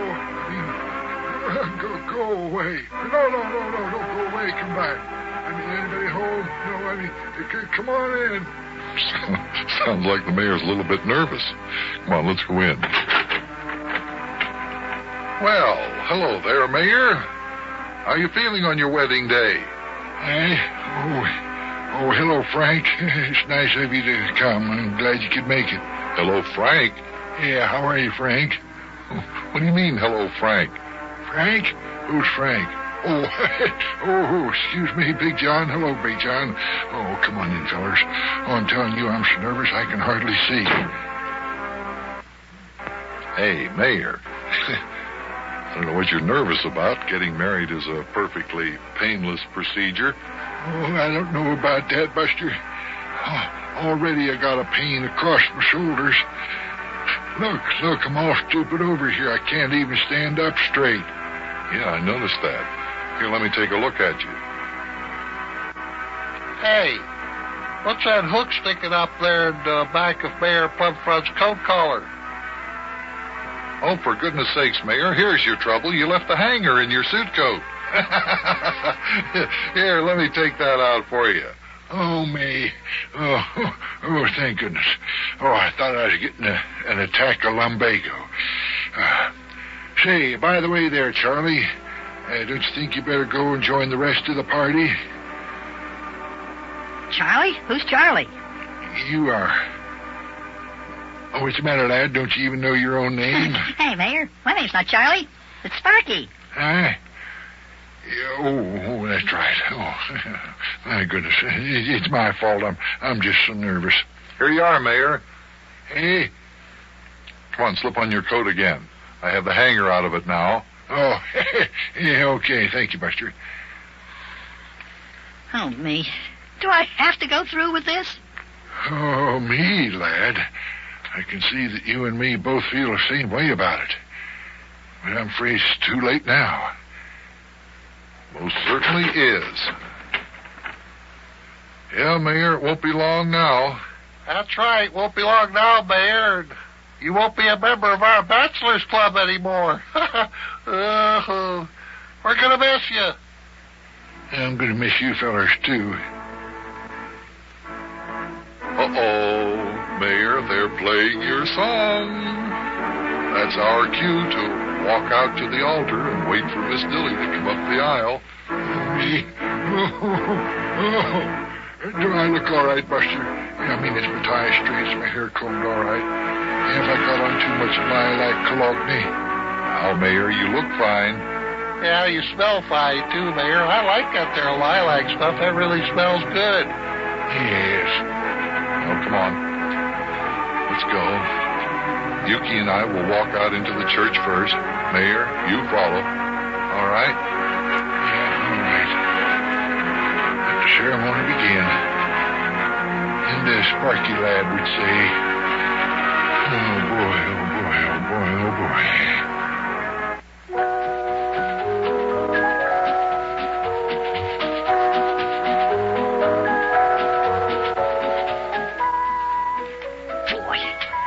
Boy, kids, I'm sure glad that you can't see me in this sissy suit they got me dressed up in. It isn't bad enough that I have to wear these short pants that don't even cover my knees. Pants have to be made out of black velvet. A black velvet coat, too. And you ought to see this dumb shirt. It's got one of those sissy Buster Brown collars and a big bow tie, satin ribbon. Yeah.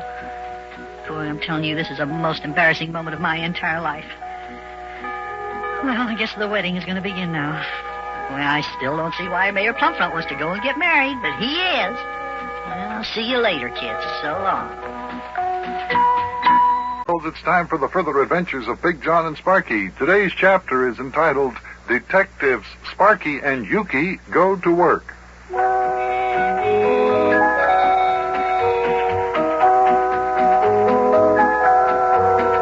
Well, Sparky and Yukie certainly had their work cut out for them. A wonderful mystery that really intrigued them.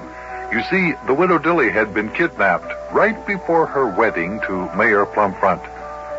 Mayor Plumfront received a ransom note demanding $250,000 for the safe return of the widow.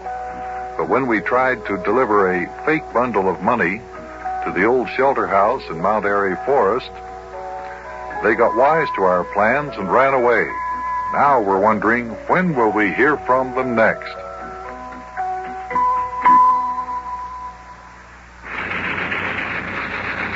Come on, Big Jon. Can't you get this old car of yours moving any faster? Look, I'm going as fast as the law will allow, Sparky. No matter how much of a hurry you're in, I'm not going to break the law. Well, it seems to me you're allowed to go faster than this. Look at all the other cars on the street passing us by. Well, I like to leave a little margin for safety. Wow, look at the speedometer, 15 miles an hour. Come on, Big Jon, we can go faster than this. Well, I don't know how. I've got the gas pedal pushed down to the floor, and if I push any harder, my foot will go right through the bottom of the car. Like it did the time you pushed down on the brake pedal too hard? Yeah. Oh, no. My goodness, Sparky, why do you have to bring that up? Well, you'd better get a little more speed out of this old car, Big Jon, or it'll take us all day to get over to Yukie's detective agency office. It will not take us all day. We're only a few blocks away from there now. Even less than that, it's about a block or so. Well, it seems like we've been riding all day. Boy, I don't know why you ever got rid of that perfectly good 1951 car that you had. Not for this junk pile. Wow. Junk pile? What do you mean, junk pile? I'll have you know this is a perfectly good 1927 Essex. Yeah, which spent the past 2 years in the middle of Hector Gargoyle's La Petite junkyard. No, it's only because I sold it to Hector when I bought that 1951 Lemon. Before that, this 1927 SX spent 18 years in my garage.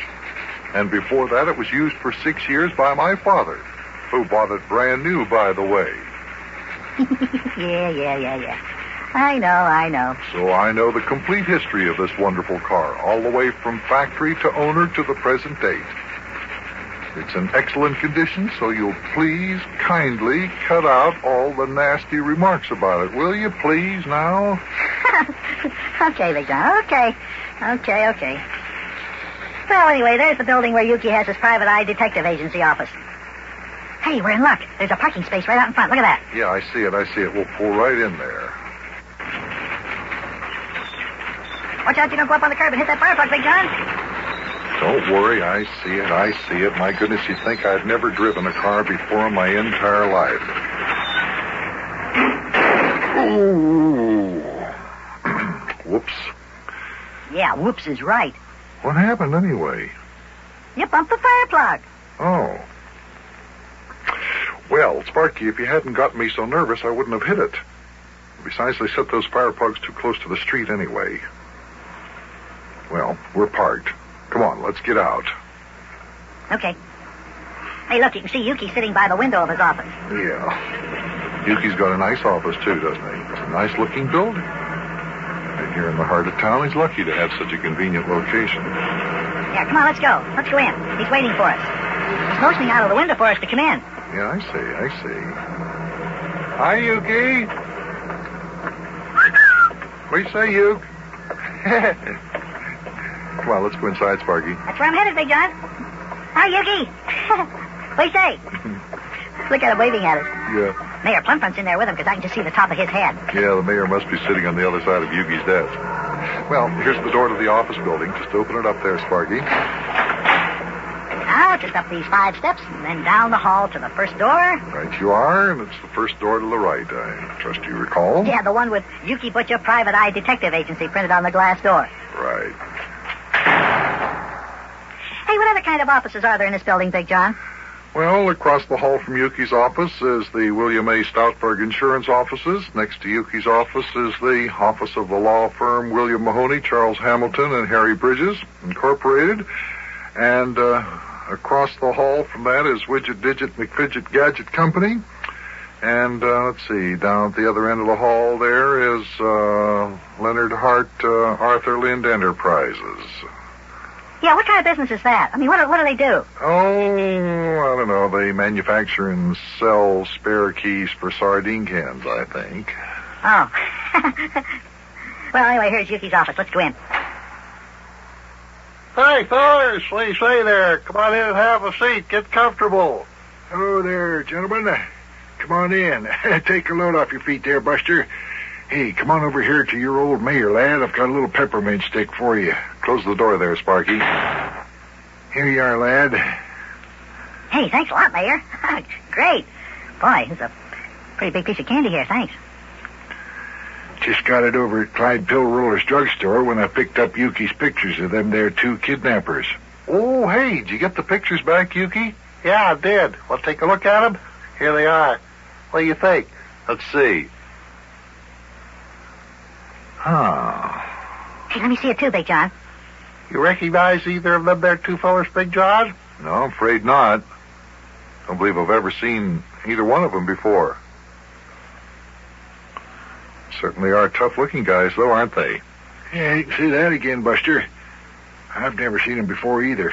Must be from out of town. In fact, if you ask me, them there fellers followed the widow Dilly up here from Florida. I guess they knowed that she was a rich millionaire widow. Yeah, that could be. What about you, Yukie? Did you ever see these men before? Yes, sir, I have, Big John. Their faces are very familiar to me. You mean you've seen them before? Yeah, fine. Where? Here in Cincinnati? Yep. I've seen them there 2 fellers every morning ever since we got back from Africa. Passed right by those 2 faces every morning. As a matter of fact, I seen them this morning. Fine. You mean you saw those kidnappers today? Yeah. Where? Come on, tell us where. We'll go down there and capture them. May not be so easy, Big John. Well, you said you saw them every morning. That's right. Well, where'd you see them? Hanging on the wall of the post office window. What? Yeah, I see their pictures on the wall of the post office. These here 2 fellers and another one are wanted in New York, Virginia, South Carolina, Georgia, and Florida for everything from bank robbery to using the mails to defraud. Oh. Well, I guess knowing who we're trying to capture will make it easier for the police. Have you told them? Oh, yeah. I cooperate with the police in every detail of every case I ever handle. Never stand in the way of the law. That's my motto. Never stand in the way of the law. If these 2 guys' pictures are in the post office, then there must be a reward for them. Yeah, there is. State of Florida's offering $7,500 a loan. Yeah, wow. Hey, I sure hope we can capture them. Mayor, have you heard anything else from them since we tried to deliver that fake bundle of ransom money out there in Mount Airy Forest last night? Nope, not a word. Not a single solitary lone individual word. Oh, that's odd. You'd think they would have contacted you. There was some reason why they ran away when they were so close to getting the ransom money. Yeah, I know that's what I think, but I have not heard a word. Not a word. Well, we got a lot of clues. We know what the kidnappers look like. We know who they are. We know what kind of car they drive. Yeah, we know what kind of tires they have on their cars, too, lad. This here plaster impression we took of the tire tracks in the snow shows that their 12-cylinder Buick has got Moyle Raster tires. Well, that's good. All we have to do now is find that foreign-made car, a Buick 12 with Moyle Raster tires. It shouldn't be hard to spot. An odd car like that will stand out like a sore thumb if it's ever anywhere near here at all. Wow, what was that? Hey, what's going on around here? Somebody threw a rock through the window. That's got a note tied to it. Hey, let's see that. Well, I just saw a 12-cylinder Buick go speeding down the street, too. No kidding. Yeah, there it goes. It's just going around the corner. Look at that. Well, here's the note. I'll bet it was thrown through the window by the kidnappers. Yeah, sure. Who else? What's it say there, Yukie? Let's see. It's, oh, yeah, it's from the kidnappers, all right. Listen to this. This is a warning, Butcha. Get off the Widow Dilly case or else. We're giving Plumfront until Friday to play it square with us. Remember, Butcha, get off this case or else. Or else? Boy, are you going to get off the case, Yukie? Oh, sorry, not on your tintype, lad. Old Yukie Butcha doesn't scare that easy. Yukie Butcha, Private Eye, stays on the case. Oh, Yukie, you're the best detective I know. Also the bravest. I am all the more determined to capture them there kidnappers now. They broke my window. Now I'm mad. Oh, wow. What a mysterious mystery. A threatening note from the kidnappers telling Yukie to get off the case or else. Boy, oh boy, oh boy, oh boy.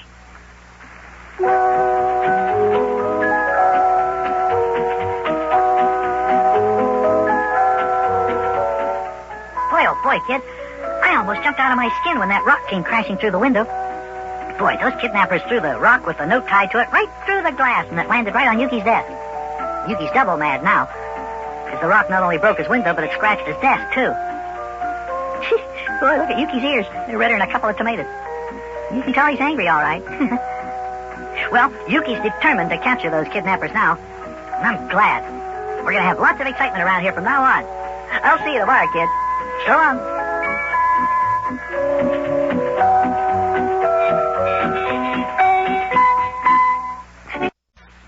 Hi, hey, hello there. Hi, boys and girls. Hi, kids. Hey, come in here right now, because it's time for the party with Big Jon and Sparky.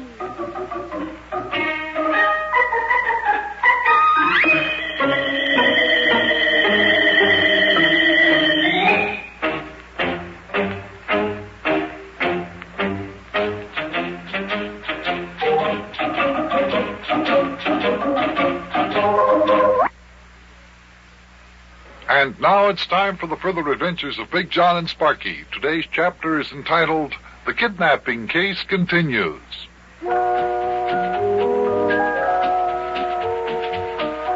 Yukie Butcha was an amateur private eye, that is, a private investigator, or a detective. Sparky liked to play detective, too. I always liked a good mystery, and so did Mayor Plumfront. And when the widow Dilly was kidnapped from the church just before her wedding, this gave us an opportunity to practice being a sleuth. But I'll tell you, so far we haven't had much luck. No, we have not come any closer to solving the kidnapping mystery. As we're working on the case now, Mayor Plumfront, Yukie, Sparky, and I are in Mayor Plumfront's office, talking about the current state of things. Well, if you ask me, there's sure something funny going on around here. Well, what would you fellers do if I told you that Mr. Luckerpoke don't even own a Bucca-Lackenberg automobile? He drives his own car, a Pontelay. You mean Mr. Luckerpoke doesn't own a foreign car and he doesn't have a chauffeur? But, Mayor, when we forced his car off the road yesterday, it was a Bucca-Lackenberg, and it was driven by Mr. Luckerpoke's chauffeur. And you say Mr. Luckerpoke not only doesn't own a Bucca-Lackenberg, nor does he have a chauffeur, but that he was also out of town yesterday. Why, I'm just completely lost.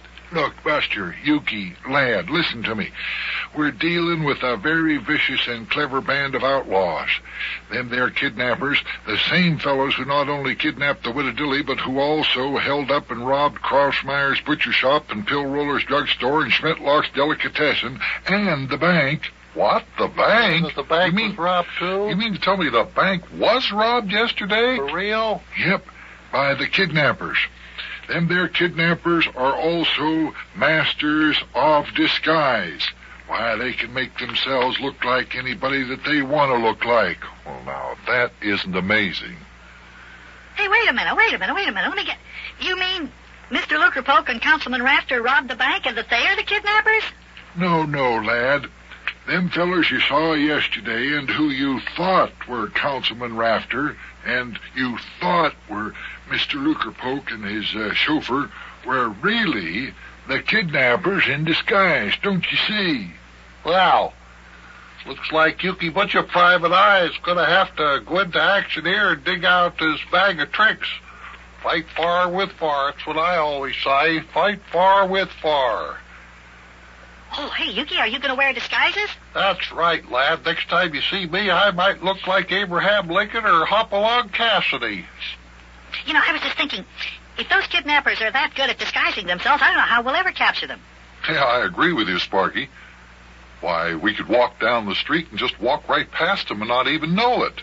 Yeah. Why, we could meet Papa Krausmeyer on the street, and it might not really be Papa Krausmeyer, but one of the kidnappers just disguised to look like him. Yeah, and there's more truth than humor in that, Sparky. Well, all I gotta say is, the only way to fight far is with far. I'll just have to dig into my bag of tricks and start wearing disguises, that's all. Well, I don't know how your wearing a disguise will help catch the kidnappers. Well, I got pictures of them. I'll just fix myself up to look like one of the kidnappers. When I meet one of them, he'll think I'm one of his gang, and there we are. I'll just capture him. Yeah, but Yukie, what if the kidnapper you meet is the one you've made yourself up to look like? Huh? I mean, then where will you be? Well, how's that again, Big John? You heard what I said. Yeah, what would you do in a case like that, Yukie? Yeah, what would you do, Yukie? Fine. Well, I guess I'd just have to take it and rest myself. Well, that'd be something, wouldn't it? Oh, I tell you, you'd be so mixed up, Yukie, you wouldn't even know if you were yourself or one of the kidnappers. Look, fellers, all this sitting around talking like this isn't finding the kidnappers or rescuing my little Daffodil Dilly from them. Come on now, let's get down to business.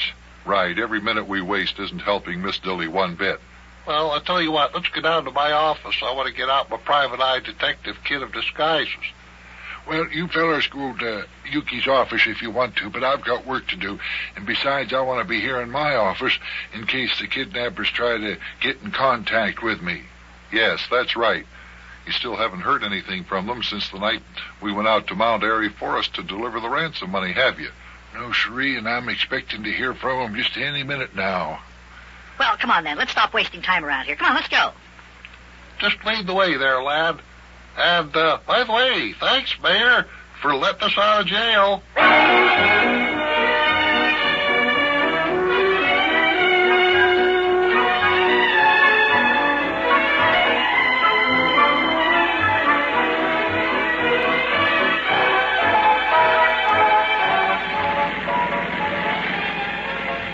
Well, here we are, fellers.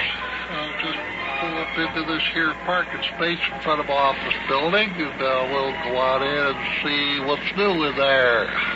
Well, you're lucky, Yukie. You always have a parking space right in front of your office building. Every time you come in here to park, there's always a place. Yeah, how right you are, Sparky. Seems like every time I come downtown, I never can find a place to park my car at all. Say, I wonder if the kidnappers robbed any more stores while we were in jail. Well, I hardly think so. I should think after robbing 3 stores and holding up the bank that they'd probably want to lay low for a while. Yeah, but you can't tell about them there, feller. Open up the office building door there, Sparky lad. What do you mean, Yukie? Well, you'd think that after kidnapping the widow Dilly that they'd lay low and stay out of sight, but they didn't. Yeah, that's right. You're right there. After kidnapping the widow Dilly, they just go through town robbing stores, too, and of all things, the bank. Boy, those fellows don't seem to be afraid of the police department, that's for sure. Not a bit. Oh, boy. It's Mary Hughes, Sparky. What are you laughing at? Oh, it's that office down the hall there. You see where it says Leonard Hart and Arthur Lind Enterprises? Yeah. Do they really sell spare keys for sardine cans? Sure, don't they, Yukie? Yeah, that is right. They got over 900 salesmen out the road. They sell more spare keys for sardine cans than you can shake a stick at. Of course, I don't know who'd want to shake a stick at a bunch of spare keys for a sardine can, but they sell them all right. Good boy. As a matter of fact, the head salesman of that there outfit can sell anything. Wait till I unlock this here office door of mine here. I heard once that he made a bet that he could sell refrigerators to Eskimos. He sure did take and try it. I don't know whether he succeeded or not. Yeah, did he sell any refrigerators to the Eskimos? Well, no, I guess not, but he is now the proud owner of an igloo. Eskimos turned around and sold him A 3-room igloo complete with hot and cold running ice water. Fine. Well, come on, let's go down to my office here. Okay. Must be some salesman they got there. Yeah. Go on into the office there, lad. After you, Big John. All right, thank you. Hey, what happened in here? Look at this. What do you mean, what happened, Spark? Wow. Hey, how about that? What in the world happened in here? Yeah. What happened to my office? Boy, look at this place. It's a shambles. Looks like somebody got in here and tried to just wreck the place. Wowee, papers all over the floor, furniture overturned. Look, even the books have been thrown out of the bookcase. Close that door, lad. We're going to get to the bottom of this here outrage in private. Yeah, we'd better, right away. I suspect something, Big John. But first, let me take a look at my wall safe here in back of my picture. Is there a safe in the back of that picture, Yukie? That's right, lad. Looks to me like whoever was in here to ransack my office didn't know that this safe was here either. Why don't I open it up and see if everything inside is safe? Have you got money in that safe, Yukie? No, I keep my money in a safe place, keep it inside my shoe. But I got all the clues and evidence against the kidnappers inside this here safe. Oh, boy, a real safe with a combination lock on it in the wall. Just a minute, I'll open it up here. There we are. Oh, yeah, it's all right. The evidence is still in there, safe and sound. Looks like the kidnappers missed it after all. The kidnappers? Fine. You mean you think it was the kidnappers who broke into your office and wrecked it like this? Why, of course, Big John. Who else would want to do it? They wanted to get the evidence that I've got against them. By George, Yukie, I think you might be right. Why, what do you think of that? Wowee. While we were in jail, the kidnappers broke into Yukie's office. Boy, oh boy, oh boy, oh boy.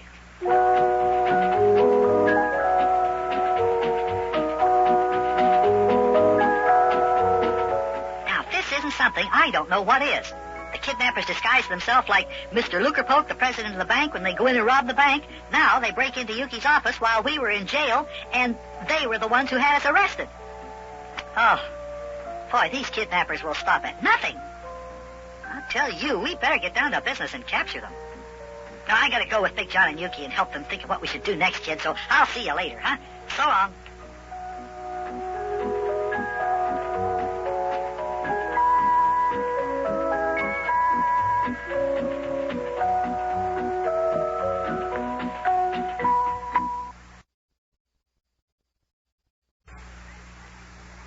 Hey, hello there. Hi, boys and girls. Hi, kids. Hey, get in here right now, because it's time for the party with Big John and Sparky.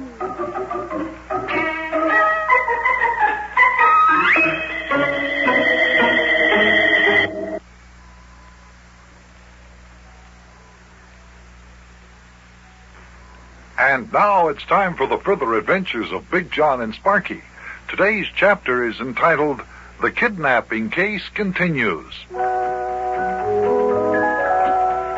It was a real mystery. Ever since the widow Dilly was kidnapped and being held for ransom, Private Eye Yukie Butcha has been working hard on the case, and he has secured a couple pretty good clues. But every time we turn around, the kidnappers are foiling us again. It seems that at least one of them is a master of disguise. He can dress up and make himself up to look like anyone he wants to, and that's what has us so confused. We were going into Yukie's office when a surprise met our eyes. So come join us and see what happened.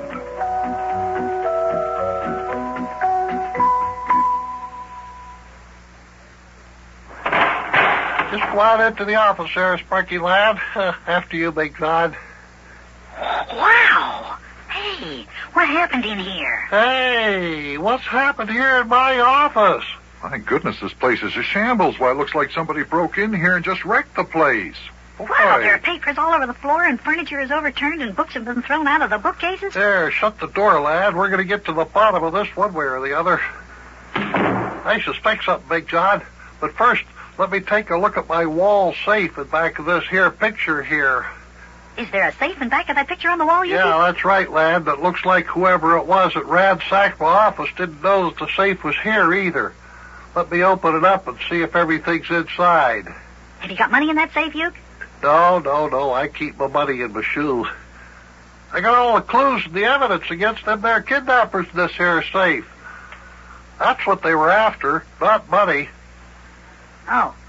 Boy, how about that? A real safe in the wall. Yeah, now we'll just open it up. Oh, there we are. Yeah, the evidence is still in there, safe and sound. Looks like the kidnappers missed it after all. The kidnappers? Right. You mean you think it was the kidnappers who broke in here and wrecked your office like this? Right. 100% correct. They wanted to get the evidence that I've got against them. Well, in that case, let's try to find some clues that'll prove that they broke in here. Come on, Sparky, take a look around, see if you can find anything.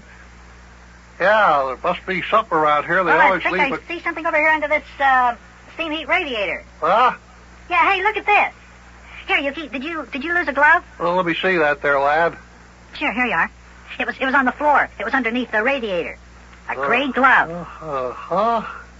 Take a look at this, Big John. A gray suede glove. Say, Mr. Lukerpoke, you know the bank president was wearing gloves like that yesterday when we forced his car over to the side of the road. Is that right?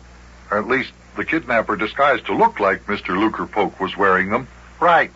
Well, that settles it, Big John. It was the kidnappers who broke into the office while we were gone. Just tore this place apart. Yeah, looks like you might be right there, Yukie. Hey, did I find a good clue, Yukie? Yeah, you sure did, lad. Now we know the kidnappers were here trying to steal the evidence that I got against them. Yeah, at least we know that they're afraid of us. Yes, sir. Now what do we do? Well, for one thing, I believe we're going to have to be on our guard constantly. Those kidnappers are desperate, and I think very dangerous. Not to mention clever. Yeah, not to mention clever. Boy, now they got me double mad. First they warned me to get off the case or else. Now they wrecked my office. I'll catch them if it's the last thing I ever do. Well, before we try to capture them, let's straighten this place up. It's a shame that they had to wreck it like this. My. Yeah, look at that. They busted the statue of the Indian sitting on his horse. Don't worry, I'll get him for this, fellers. I'll have him in jail or else my name is not Yukie Butcha Private Eye. Here, Sparky, come on over here. Help pick up these books and get them back into the bookcase. I'll get those papers up off the floor here and get them back in their proper place on Yukie's desk. You can help with that. Yeah, okay, Big John. Maybe while we're picking up these things, we'll find some more clues. Yeah, right you are, lad. That'd be real fine. Real fine. Somebody's coming in at the door. Stand back, fellers. Might be one of them there kidnappers coming back. Here, stand behind me, Sparky. Well, what's going on in here? What are you fellers doing here? Wrecking the place? Oh, it's only the mayor. What do you mean, only the mayor? Aren't you glad to see me, lad? Sure. It's just that we thought you were one of the kidnappers coming back. What do you mean, one of the kidnappers coming back? Was one of them in here? Yeah, you see this here office of mine. See what it looks like, don't you, Mayor? Yeah, what are you doing, Yuke? House cleaning or something? Well, while we were in your jailhouse, Mayor, those kidnappers broke in here and just wrecked the place. Well, now, why would they want to go and do a thing like that, Yukie? Because I've got some evidence against them, that's why, Mayor. They were after it. Oh. Fine. Did they get it? Now, Yukie had it in his safe with a combination lock on it in the wall behind that picture. Oh, good. They did not get the evidence then, is that right, Yukie? No, here it is, right here on the top of the deck, safe and sound. Well, Yukie, what's it doing sitting there on the top of your desk? Why don't you have it inside your wall safe? Well, Mayor, I haven't had time to put it back yet. Have to open up the safe to make sure it was in there safe and sound. You know, Yukie, I don't like you having that valuable evidence laying around here in your office like this. What do you mean, Mayor? Well, if the kidnapped fellers broke in here once, they'll do it again. Maybe next time they'll get that there evidence. Oh, no, they won't. No, they won't. They don't know that there's a wall safe behind that there picture. Well, I know, but the next time they might find it. Yukie, why don't you let me take that there evidence and put it in the safe down at City Hall? Now, that's an excellent idea. That's right. Kidnappers never break into City Hall, and in the safe at City Hall, the evidence you've got against him would be just as safe as if it was in Fort Knox. Yeah, I think that's what you should do, Yukie. Yeah, boy, the kidnappers could never get it there. Well, all right, Mayor. I think it's a good idea, too. Here you are. Take the evidence. It's all inside this here box, and lock it up in your safe at City Hall. All right, Yukie, old boy. This here evidence is safe and sound. Now, I'll take it up to City Hall. Right now. Hey, do you want me to go along as your bodyguard, Mayor? No, lad. I'll be all right. I only have to walk down the street to City Hall. Well, don't waste any time getting that stuff into the City Hall safe there, Mayor. Oh, don't worry, Buster. This here evidence will be safe and sound in the City Hall safe in less than 5 minutes. Okay, Mayor.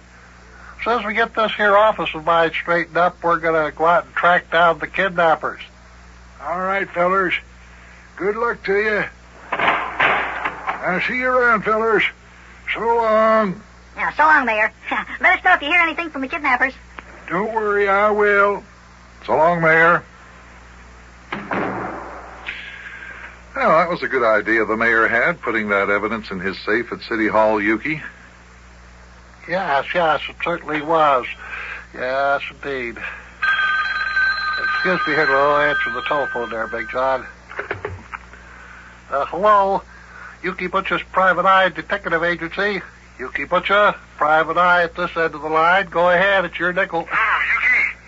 You and Big John get down here to my office real quick, double quick. Okay, Mayor, we'll be right. Hey, wait a minute, is that you, Mayor? Hey. Of course it's me. Who'd you think it was? Yeah, but Mayor, it can't be you on the phone. You just now this very second walked out of my office. What's the matter with you? I ain't done no such thing. I've been sitting here tied up in my chair with a gag in my mouth. The kidnappers come in here, and for no reason at all, they tied me up hand and foot. Uh-oh. We'll be right over, Mayor. Goodbye. Fellers, that was the mayor on the phone. That fellow who was in here just a minute ago wasn't the mayor. He's one of the kidnappers dressed up like the mayor. What? No, that wasn't the mayor we were talking to? Wow, what a disguise. Boy, oh boy, oh boy, oh boy.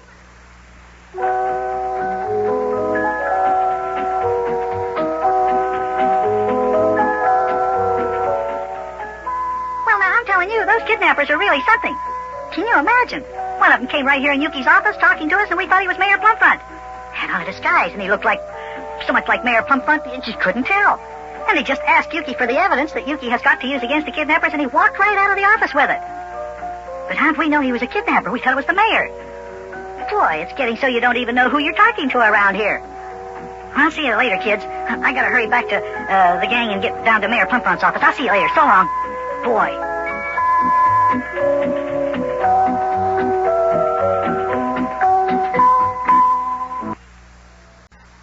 Hey, hello there. Hi, boys and girls. Hi, kids. Hey, get in here right now, because it's time for the party with Big Jon and Sparky.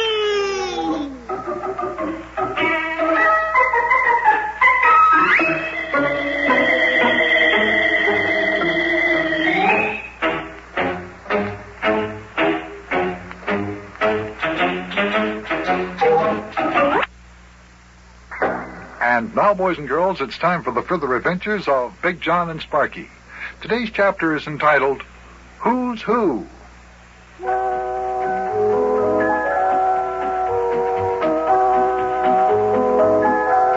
If it weren't for the fact that the kidnappers were such good disguisers, we might have solved the mystery of the disappearance of the widow Daffodil Dilly a lot sooner. But every time we turned around, the kidnappers, the criminals we were seeking, escaped because they were able to disguise themselves as someone we knew.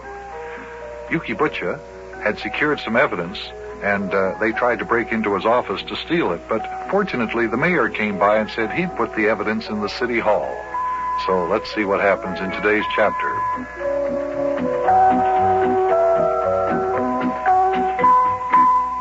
Well, don't worry, fellers. This here evidence against the kidnappers will be safe in the city hall safe in less than 5 minutes. I'll see you around, fellers. So long.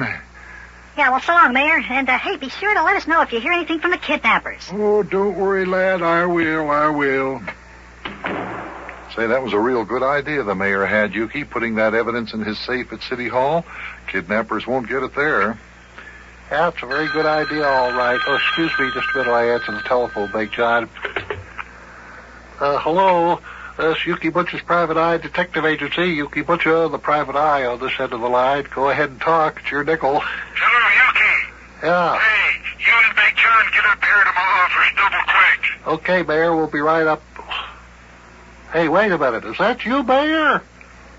Well, of course it's me. Who'd you think it was? Jesse James? Yeah, but Mayor, you just now this very second walked out of my office. How could you be talking to me? No such thing. I've been sitting here tied up to my chair with a gag in my mouth. Them there kidnappers came in here and for no reason at all. They tied me up hand and foot and run off. You say they tied you up hand and foot, the kid? And they run off. Come on, get over here now, quick as you can. Oh, all right. We'll be right up there, Mayor. Goodbye.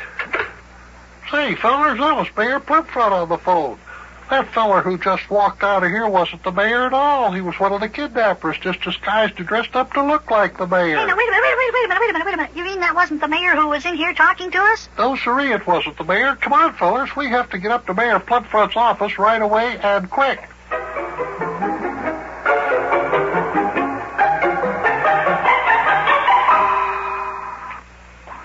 Now, there's the mayor's office, lad. Go on, open up the door and let's go on in here. Well, it sounds like business as usual. Yeah. There's the mayor's very charming secretary, the very charming Miss Stella Buffer. The mayor's expecting us there, Miss Stella Buffer. Miss Stella Buffer never stops working, it seems. Yeah. Just nod your head, motion for you to go into the mayor's office. Well, I can't understand how the kidnappers got into the mayor's office. If you don't have an appointment with the mayor, Miss Stella Buffer won't let you past her desk. You know that. Well, maybe they forced their way past the secretary. Well, she doesn't look very excited. Open up the door there, Sparky. Well, Mayor, here we are. Hey. Oh, hello, lad. Come on in, fellers. Close the door behind you there, Yuke. Yeah, fine. Well, what's going on? Tell us all about it, Mayor. How did the kidnappers get into your office without your secretary, Miss Stella Buffer, seeing them? Sit down, fellers. Oh, I'm telling you, I'm going to be ruined. This here is the most embarrassing thing that has ever happened to me. Everybody in town is after me. The phone's always constantly ringing. There it goes again. I don't know who it is. Got a complaint now. Just a second there. Excuse me. Hello? Oh, hello, Mr. Lucrepoke. Oh, it's Mr. Lucrepoke on the telephone. He's the president of the bank that was robbed. I know. We know that, Sparky. Yeah, but Mr. Lucrepoke, I'm doing the best I can. Chief Clinky is working on it day and night. But, Mr. Lucrepoke, oh, goodness gracious me. He hung up. Oh, that's the way it is, fellas. That's the way it's been going. Everybody in town is after me to get the police force to capture them. They're kidnappers. Well, I can imagine everybody being concerned, Mayor. After all, those kidnappers have already robbed 3 stores and a bank. I know, but everybody's blaming me because them kidnappers ain't been captured yet. I got phone calls from the Glenmore Avenue Retail Merchants Association.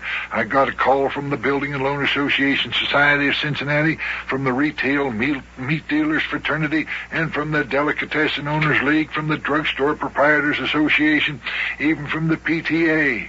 Well, it looks like to me you're in hot water. You're telling me. Everybody who calls says if those kidnappers are not captured soon, they won't vote for me in the next election. Boy, oh boy. That's bad. Well, Mayor, you never did tell us how the kidnappers got in here and tied you up to your chair. Remember that? Well, they just walked right in through the same door you came in there. Well, how'd they get past Miss Stella Buffer? Oh, this'll kill you, Buster. They came in dressed up like policemen. What? Yeah, one of them was dressed up, now get this, fellers, like our own chief of police, Chief Clinky. One of them disguised like the chief of police? Yes. And I tell you, he looked exactly like the chief. I couldn't tell him apart. Well, my goodness, no wonder Miss Stella Buffer didn't suspect anything when they walked into your office. Well, what'd they do after they got in here? Well, Chief Clinky, or the kidnapper, walked up to me, pushed a big wad of cotton in my mouth, and then slapped a piece of adhesive tape over it, while the other two fellers tied my hands and feet. And then they tied me with a rope. They tied me to the chair. Just as simple as that. Yeah, well, it was simple. That's the way it was. Oh. Yeah. Well, these kidnappers are quite clever. Yeah, fine. Mayor, you should have seen the kidnapper who came into Yukie's office. He looked exactly like you. That's right. They certainly are clever at disguises, all right. Hey, wait a minute. Just a minute. What? How do we know that this is really Mayor Plumfront we're talking to right now? Mayor, how do we know that you're really you? Yeah, that's right. How do we know? Mayor, what's your name? Plumfront's my name. Now listen here, Yukie Butcha. Of course I'm me. You know who I am. Yeah, but how can we be sure? Maybe this is just another trick of those kidnappers to get us out of Yukie's office. Well, ridiculous as it sounds, it's all very possible. Mayor? Yeah? You are the mayor, aren't you? Now, Buster, don't you go getting funny, too. Yeah, but can you prove that you're Mayor Plumfront? Of course I can. Well, go ahead and do it. Prove that you're really Mayor Plumfront. Well, we just take a look. Go ahead and ask me. Better, wait a minute. I'll show you. Maybe you could. Oh, me. I don't know. Oh, now you got me wondering if I'm really me. Oh, me. See, he can't even prove that he's Mayor Plumfront. Wait a minute. This whole thing is ridiculous. Of course this is the mayor. All you have to do is look at him. I'd know the mayor anywhere. Yeah? We all thought the guy who came into Yukie's office and took the evidence with him was the mayor, too, but it wasn't. Yeah, that's right. This gets more ridiculous by the minute. Mayor, if you aren't really the mayor and are one of the kidnappers disguised to look like the mayor, this could be another trick to get us out of Yukie's office so the kidnappers could come back and look for more evidence that Yukie got against them. How about that, Yukie? Well, I can find out soon enough. I'll just call up my office. If their kidnappers are there, one of them might be crazy enough to answer the telephone. Here, give me that there telephone there. Find out if it's the case or not.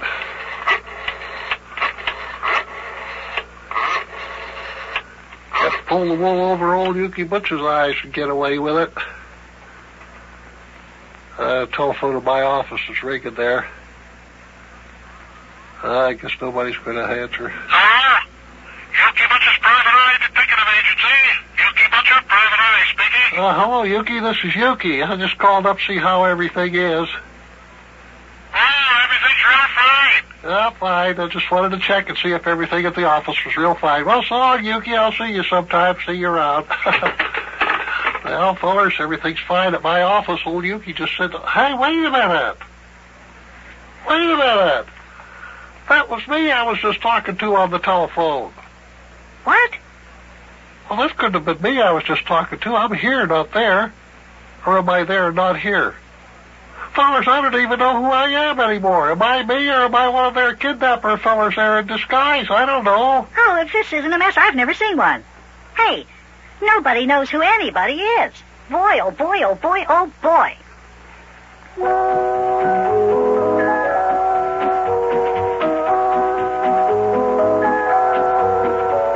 I'm telling you, kids, those kidnappers who kidnapped the widow Dilly have really turned this town upside down and inside out. Nobody knows who anybody is anymore. We're not really sure that the mayor is really Mayor Plumfront. Yukie doesn't even know if he's really himself. He just called his own office and his own voice answered the phone. Wow. Where will those kidnappers turn up next? I'm beginning to wonder if I'm really me.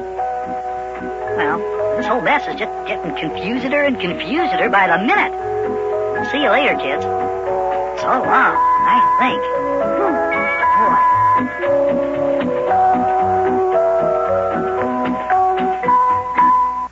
Hi, hey, hello there. Hi, boys and girls. Hi, kids. Hey, get in here right now, because it's time for the party with Big Jon and Sparky.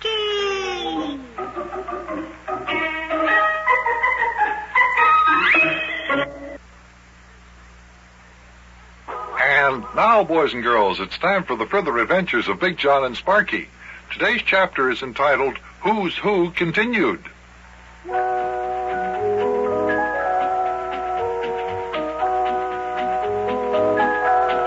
It was getting to be one grand and glorious mix-up. Our mystery of the kidnapping of Daffodil Dilly had taken an unexpected turn. In addition to demanding $250,000 ransom, we discovered that the kidnappers who wanted that money were very, very clever at disguises. They were disguising themselves as the chief of police, the bank president, even Mayor Plumfront had been successfully imitated. So we were very confused. We received a call to Mayor Plumfront's office, and we rushed over there, but we weren't sure that it was the mayor. Hey, wait a minute. How do we know this really is the mayor we're talking to? Maybe it's one of the kidnappers disguised to look like the mayor. Maybe this is just a trick to get us out of Yukie's office. Well, I can find out soon enough, lad. I'll just call up my old office, and if them kidnappers are there, maybe one of them will answer the phone. Wait a minute here. See, Let's see why they'd be crazy enough to answer the telephone even if they were there. That'd be a dead giveaway.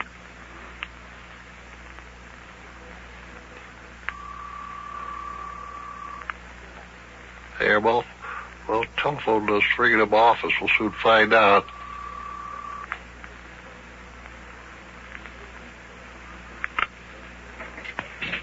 Hello? Yukie Butcha's private eye detective agency.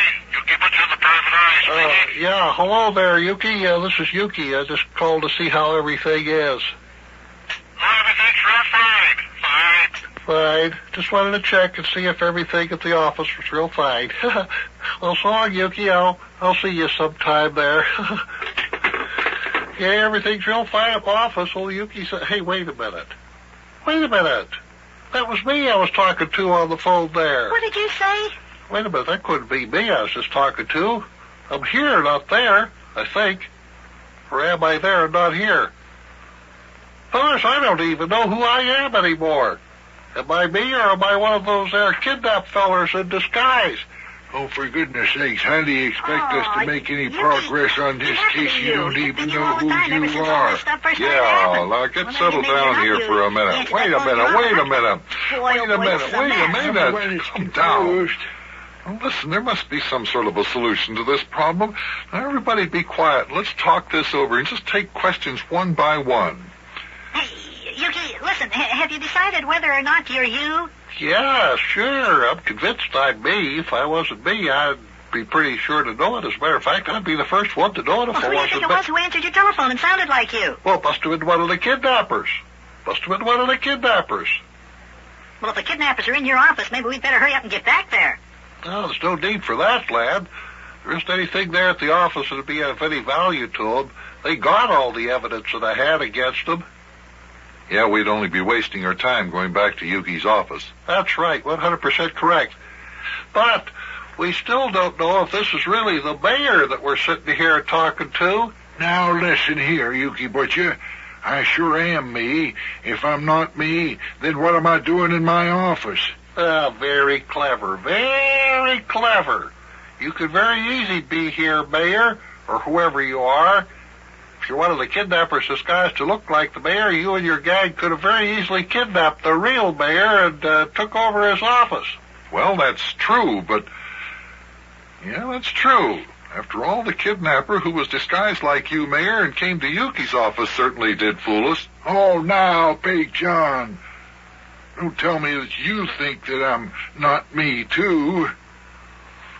Well... Big Jon, do you think maybe that's not Mayor Plumfront? Oh, no, of course. I think this is really Mayor Plumfront. Yeah, I know, but how can we be sure? Well, I don't know, but there must be some way to prove it. I tell you what, ask me questions. Just ask me anything. I'll answer questions that those there kidnappers could never answer. Yeah, that's an idea. Any questions you want to ask the mayor, Yukie? Yeah, I got a good question to ask. Mayor, what's my real first name?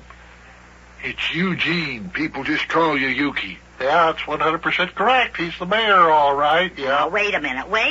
The kidnappers could know that too, Yukie. Yeah? All they'd have to do is go down to the courthouse and look up your birth record. Yeah, that's 100% correct, too. Yeah, he's not the mayor. Not yet. Well, now, no. Mayor Plumfront, I've got a question to ask you. Who did we go to Africa with? What was the name of the sea captain who took us? Captain Squinty McGinney. How's that, lad? Now do you believe I'm me? Well, now, wait a minute. Them their kidnappers might have known Captain Squinty's name, too. I've got a good question, Mayor. All right, let's have it. What was the name of our #1 native boy while we were in Africa? The kidnappers wouldn't know that, Yukie. Yeah, fine. All right, Mayor. What was his name? His name was Coco Joko. What was the name of the pygmy tribe that almost captured us? It was a Mumgunzi tribe. Oh, well, I'm convinced. Do you believe he's the mayor now, Yukie? Well, he could be the mayor. But maybe the kidnappers could answer them their questions, too. I don't know. Can't be too sure. Okay, wait, I've got one more question that I know that only the mayor can answer. Mayor, what's the name of the woods where my club has its clubhouse shack, and how do you spell it, and what is the name of my club? Lad, your clubhouse shack is in Wobbling's Woods, spelled Wubbolding, and the name of your club is the Grand Order of the Glorious Knights of the Mystic Secret Circle, of which you are the exalted High Lama of the Purple and White Garter, and of which I am the honorary Blue Walrus. Oh, that's Mayor Plumfront, all right. That's Mayor Plumfront. Boy, there aren't many people who can spell Wobbling's right, and Mayor Plumfront's one of them. Yeah, that's all right. There really is Mayor Plumfront, all right. Yeah, what about you, Yukie? Are you convinced? Just a second. I got a question to ask the mayor. Mayor, where did I buy my 19 and 13 Model T Ford? Oh, that's easy. You bought your 19 and 13 Model T from old Carl Rechsteiner. Old Grandpa Rechsteiner, that is. And old Grandpa Rechsteiner only drove his 19 and 13 Model T on Sunday afternoons to go down to Redland Field to see the Cincinnati Reds play baseball. That's 100% correct. Yeah, this really is the mayor. Well, good. Now that everyone's convinced that everyone here really is who they say they are, where do we go from here? Well, first of all, maybe we better make up a password for us to say to one another so that from now on we'll know who, or, know if it's really us. Yeah. That's a fine idea. I'm for that 100%. Yeah, it is a good idea. Well, okay. What should we have for a password? Well, it'll have to be a question which the other person will have to answer. How about, fine weather we're having today? Then the other party will answer, yeah, real fine. Oh, Yukie, that's no good. How about this one? One of us fellers will say to the other one of us fellers when we meet, where is the April blossom a-sailing?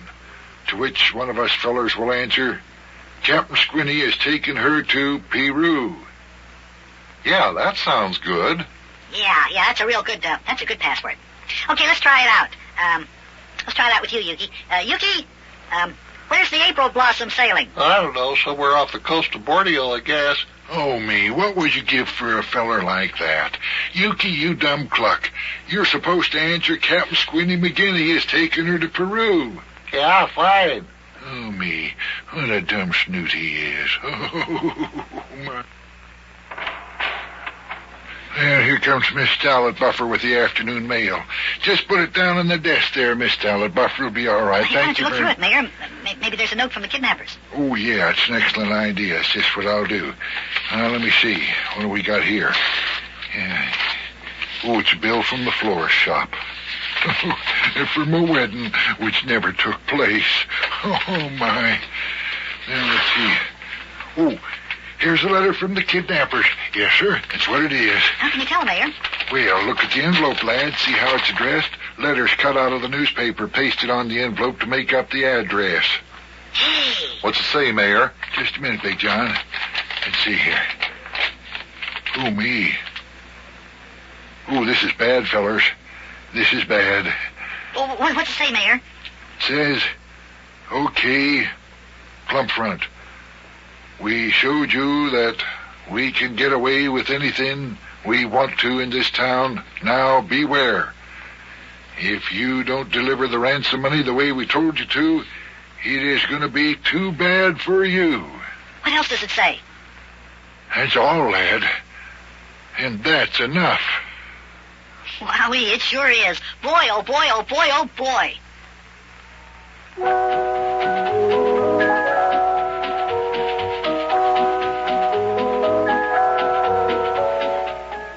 Boy, if you ask me, we're going to have to really get going on this case now.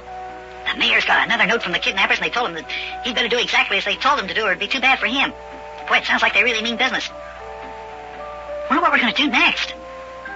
Well, you'll find out tomorrow. I'll see you then, kids. So long.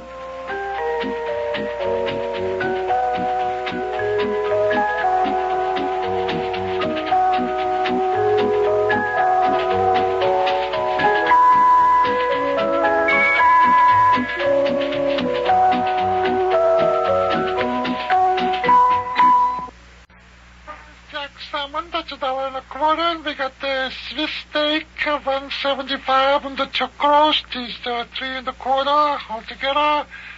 That's $6.25, Mrs. Weber. Und Dankeschön. Thank you very much.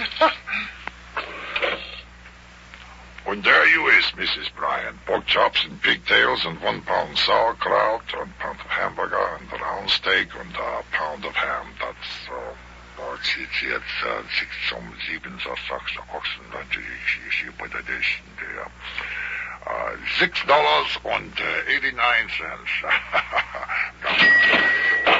Well, come again now. Now, Sparky, what is it you want to ask me here? What are the questions?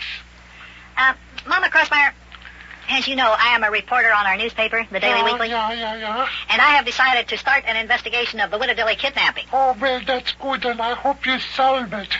What is it you wanted to know? What can I do to help? Well, all I want to know is one thing. Yeah. You said you saw the kidnapper carrying the Widow Dilly out of the church and put her in his car, right? Yeah, das ist richtig. I mean, das ist right. That's what happened, all right. Well, what did you do after you saw the Widow Dilly being put into the car? Well, I ran out of the church and I watched the kidnappers drive away. Aha. Now, that's exactly what I wanted to know. Yeah. In what direction did the car go? Well, now, let me see. The car drove down Glenmore Avenue. No, I mean in what direction, north or south? Well, Sparky, such a question to ask Mama. I don't know nothing about directions, north or south. It was south, Sparky. And I ran out of the church right after Mama, and then I hear her screaming, and the kidnappers was driving to the south. Good. Then, did they turn off at Glenmore Avenue? No. They went as far down Glenmore Avenue as I could see, and then they just disappeared. I see.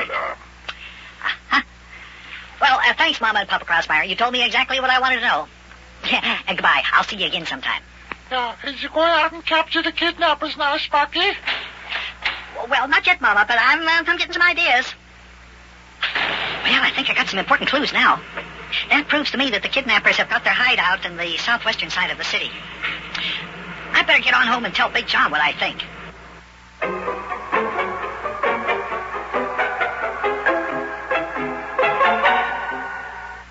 Big John! Oh, Big John, are you still home? Yeah, back here in the kitchen, Sparky. I'm peeling potatoes for supper. Oh, okay. Hey, Big John, I think I know in what part of town the kidnappers have got their hideout. Oh, is that right? Oh, wait till I answer the telephone, Big John. I'll tell you all about it. All right. Boy, now what is he up to? Oh, I tell you, that's Sparky. Hello? Oh, hi, Rabbit Ears. Hey, I thought you were out on Renfro Hincrow's father's farm. Oh, you are? What's this? Say that again? Yeah? Yeah? Hey, boy, just what I thought.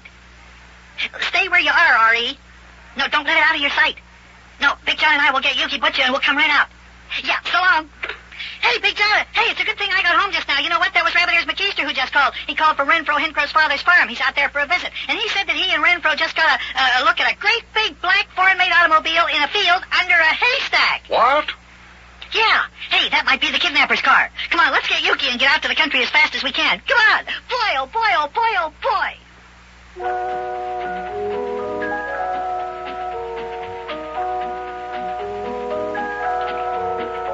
Now, to be frank with you, that's the first real clue we had in a long, long time. Someone had actually sighted the supposed kidnapped car and knew where it was. So, as you can imagine, we got in touch with Yukie Butcha and we hurried out to the Renfro-Hencrow farm. Toot sweet. Toot sweet. But as to what happened next, you'll just have to tune in to our next episode. Sorry to keep you suspended like this, so to speak, but you know how it is.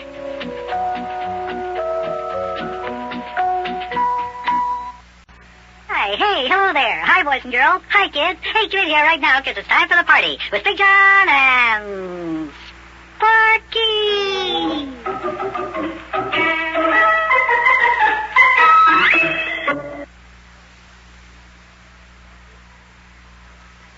And now it's time for the further adventures of Big Jon and Sparky. Today's chapter is entitled, Sparky Tracks Down a Clue.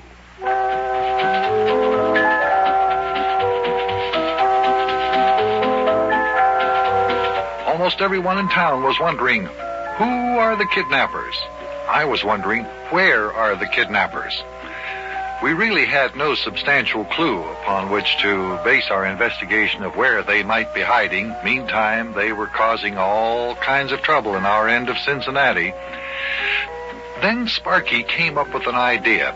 He decided he was going to be a detective and do some sleuthing, and, you know, it wasn't a bad idea that he had. As a matter of fact, it led to an important discovery. I'll tell you about it now.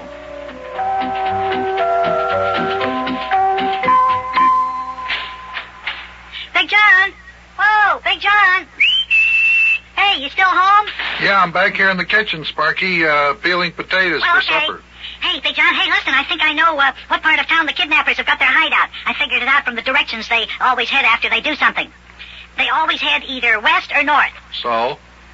Well, my guess is that they have their hideout in the northwestern side of town. Yeah, well, that could be. Oh, wait a minute, telephone's ringing. Just a minute, I'll talk to you about it some more after I answer the phone. Yeah, go ahead, answer the phone. Somebody's Hello? always ringing when I want to get supper ready here. Oh, is that you, Rabbit Ears? Hey, I thought you were out on Renfro-Hencrow's father's farm. Oh, you are? What? Hey, just what I thought. Stay where you are, R.E. Don't let it out of your sight. Big Jon and I will get Yukie Butcha and we'll come right out. Yeah, so long. Hey, Big Jon, boy, it's a good thing that I got home just now. That was Rabbit Ears McKeister who just called us on the telephone. He called to tell us that he and Renfro-Hencrow, they're out at Renfro-Hencrow's father's farm, has just found a great big black foreign-made automobile in a field out there on the farm. It's under a haystack. What? Yeah, it might be the kidnapper's car. Hey, you bet it just might be. Look, call up Yukie Butcha and tell him to come over here right away. We got to get out there as soon as we can. Yeah.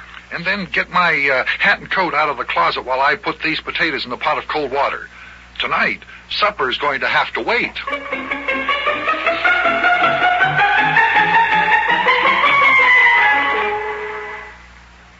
Okay, come on, Big Jon. I called Yukie on the telephone. He said he'd be right over. Come on, we don't want to keep him waiting. Come on, here's your hat and coat. Yeah, all right. Thanks a lot. Now, wait a minute while I set the timer on this oven. Boy, it's a good thing we got an electric stove with a timer on the oven. I already had the beans baking in the oven when that call came. Now, let's see. I just set the timer here to turn off the oven at the proper time, and then we won't have to worry about supper burning, you know. Yeah. Well, come on. Don't worry about that old stove or potatoes or beans or anything like that. Let them burn. We don't want to keep Yukie waiting when he gets here. All right. Give me my hat and coat. I'll put it on here. Yeah, well, hey, it's a good thing, too, because look, there's Yukie's Model T coming to a stop right out in front of the house. Yeah. Yukie's here now. Come on, let's get going. All right. Let's go. Come on, open the door there. Okay, Yukie, we'll be out there in a minute. We're coming. Yeah, hurry up, lad. We want to get on this clue while it's still hot. Go ahead, Sparky. I'll close the door and lock it. Go ahead. Okay, Big Jon. Boy, hey, what do you think about the clue I picked up, Yukie? Yeah, real fine, lad. Come on, hop in, Sparky, and sit up here in the front seat with me. Big Jon can sit over here right on the other side. Come on, in you go, Big Jon. Come on, Big Jon, hurry up. All right. I'm coming, Sparky. Just keep your beanie on. As soon as I climb up there in the seat next to Yukie, then we can be on our way. Here we are. How are you today, Big John? Oh, just fine, Yukie, just fine. That's what I always say. I know. Come on, let's go, Yukie. There we are. All right, lad, where are we headed? Out to Renfro Hencrow's father's farm. It's out on Devil's Backbone Road. Oh, that's right, lad. I know where it is. All right, here we go.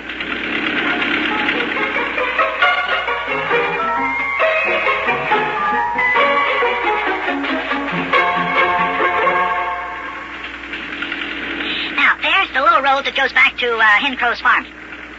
Now, Rabbit Ear said that they saw this automobile in a field just down the road from here. All right, lad, we'll just ride down the road here for a time and see what we can see. Sort of reconnoiter here, you know, spy out the land. Boy, I wonder where Rabbit Ears and Renfro are. I thought they'd sure enough be around here someplace. Well, I don't see anyone around here. No one anywhere in sight. Seems like I can hear a tractor or something working over there on the other side of that there hill. Well, undoubtedly the farmers are out working in their fields today. It's a pretty nice day. Yeah, I think that Renfro's father usually plows up his fields this time of the year. Say, look down the road there, fellers. See in that field, there's a haystack. Think maybe that's the one with the kidnapper's automobile in it? I don't know. At this stage of the game, I wouldn't be the least bit surprised, Yukie. Could be. Yeah. Ooh. Yeah. Hey, I'll bet that is it. Wonder where Rabbit Ears and Renfro are. We think they'd be around here somewhere. I don't see them anywhere. Maybe the lads got tired of watching the haystack and went off playing somewheres. You know how young lads are, Big John? Yeah, but apparently you don't know how these young lads are, Yukie. They never give up. Well, I'll just pull the old cab to a stop here. There we are.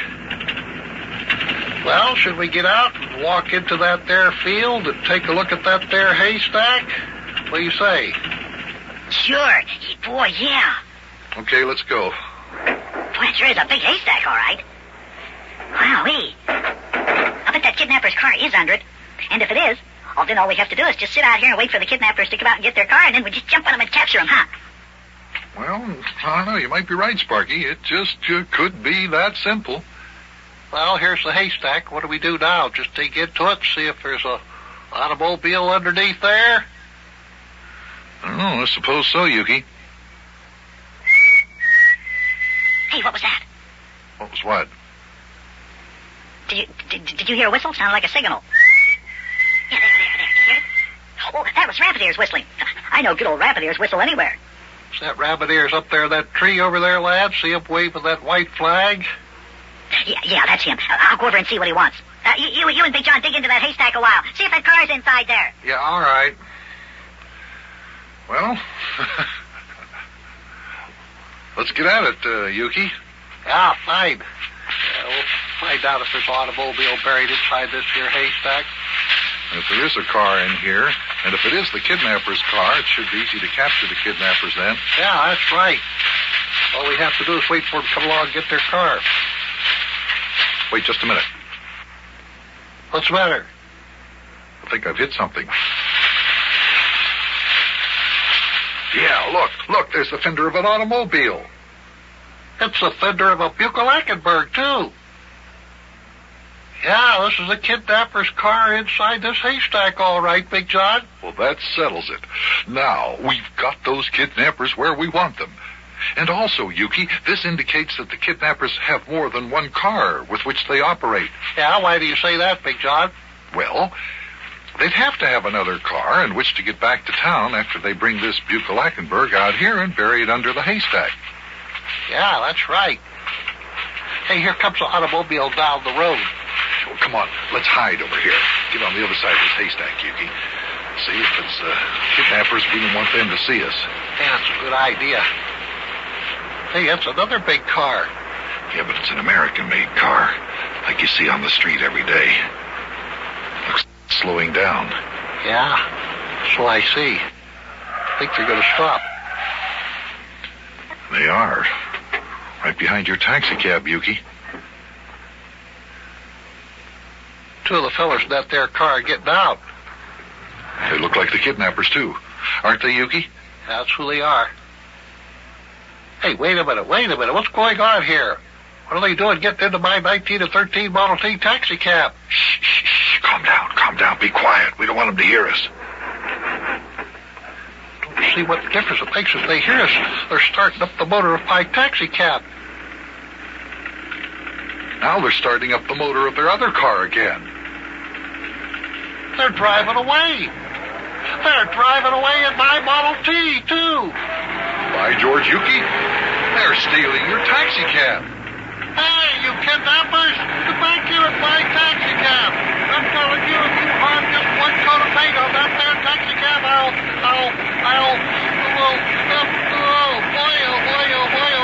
boy.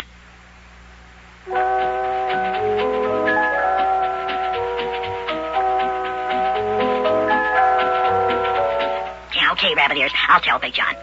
Well, I guess I'd better get back over to the haystack. Hey! What's going on here? Are Yukie and Big John going away without me? There goes the taxi cab down the road with another car following it. But there's Big John and Yukie by the haystack. Well, now who's driving the taxi cab away? Boy, look at Yukie. He seems awfully excited the way he's jumping up and down. I wonder if his taxi cab is being stolen. Oh, I'll bet the kidnappers are stealing Yukie's taxi cab. Oh, I better get over there and help out quick. I'll see you tomorrow, kids. So long.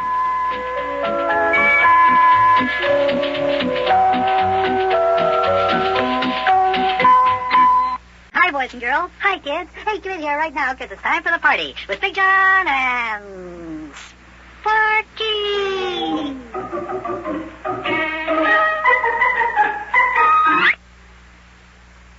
And now, boys and girls, it's time for the further adventures of Big Jon and Sparky. Today's chapter is entitled Sparky's Private Eye Agency. Who kidnapped the widow Dilly? Well, that's what we wanted to know. The police weren't able to find out. Mayor Plumfront, Yukie, and I had been working on the case for 3 weeks and had not cracked it. And then Sparky and his gang did a little detective work of their own. And of all things, they located the getaway car out at Renfro Hencrow Father's farm. Except when we went out there to follow up this clue, we not only lost the kidnappers, but Yukie lost his taxi cab, too. Well, Sparky's determined to crack the case, and he's hard at work now as we join today's episode.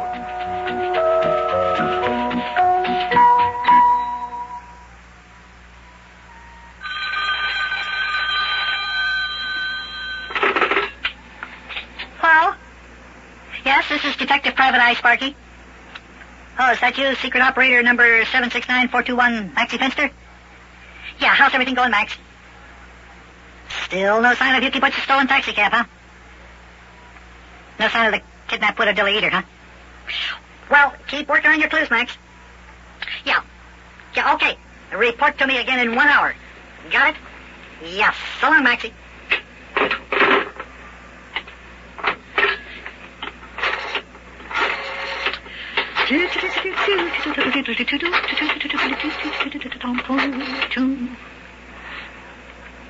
Hello?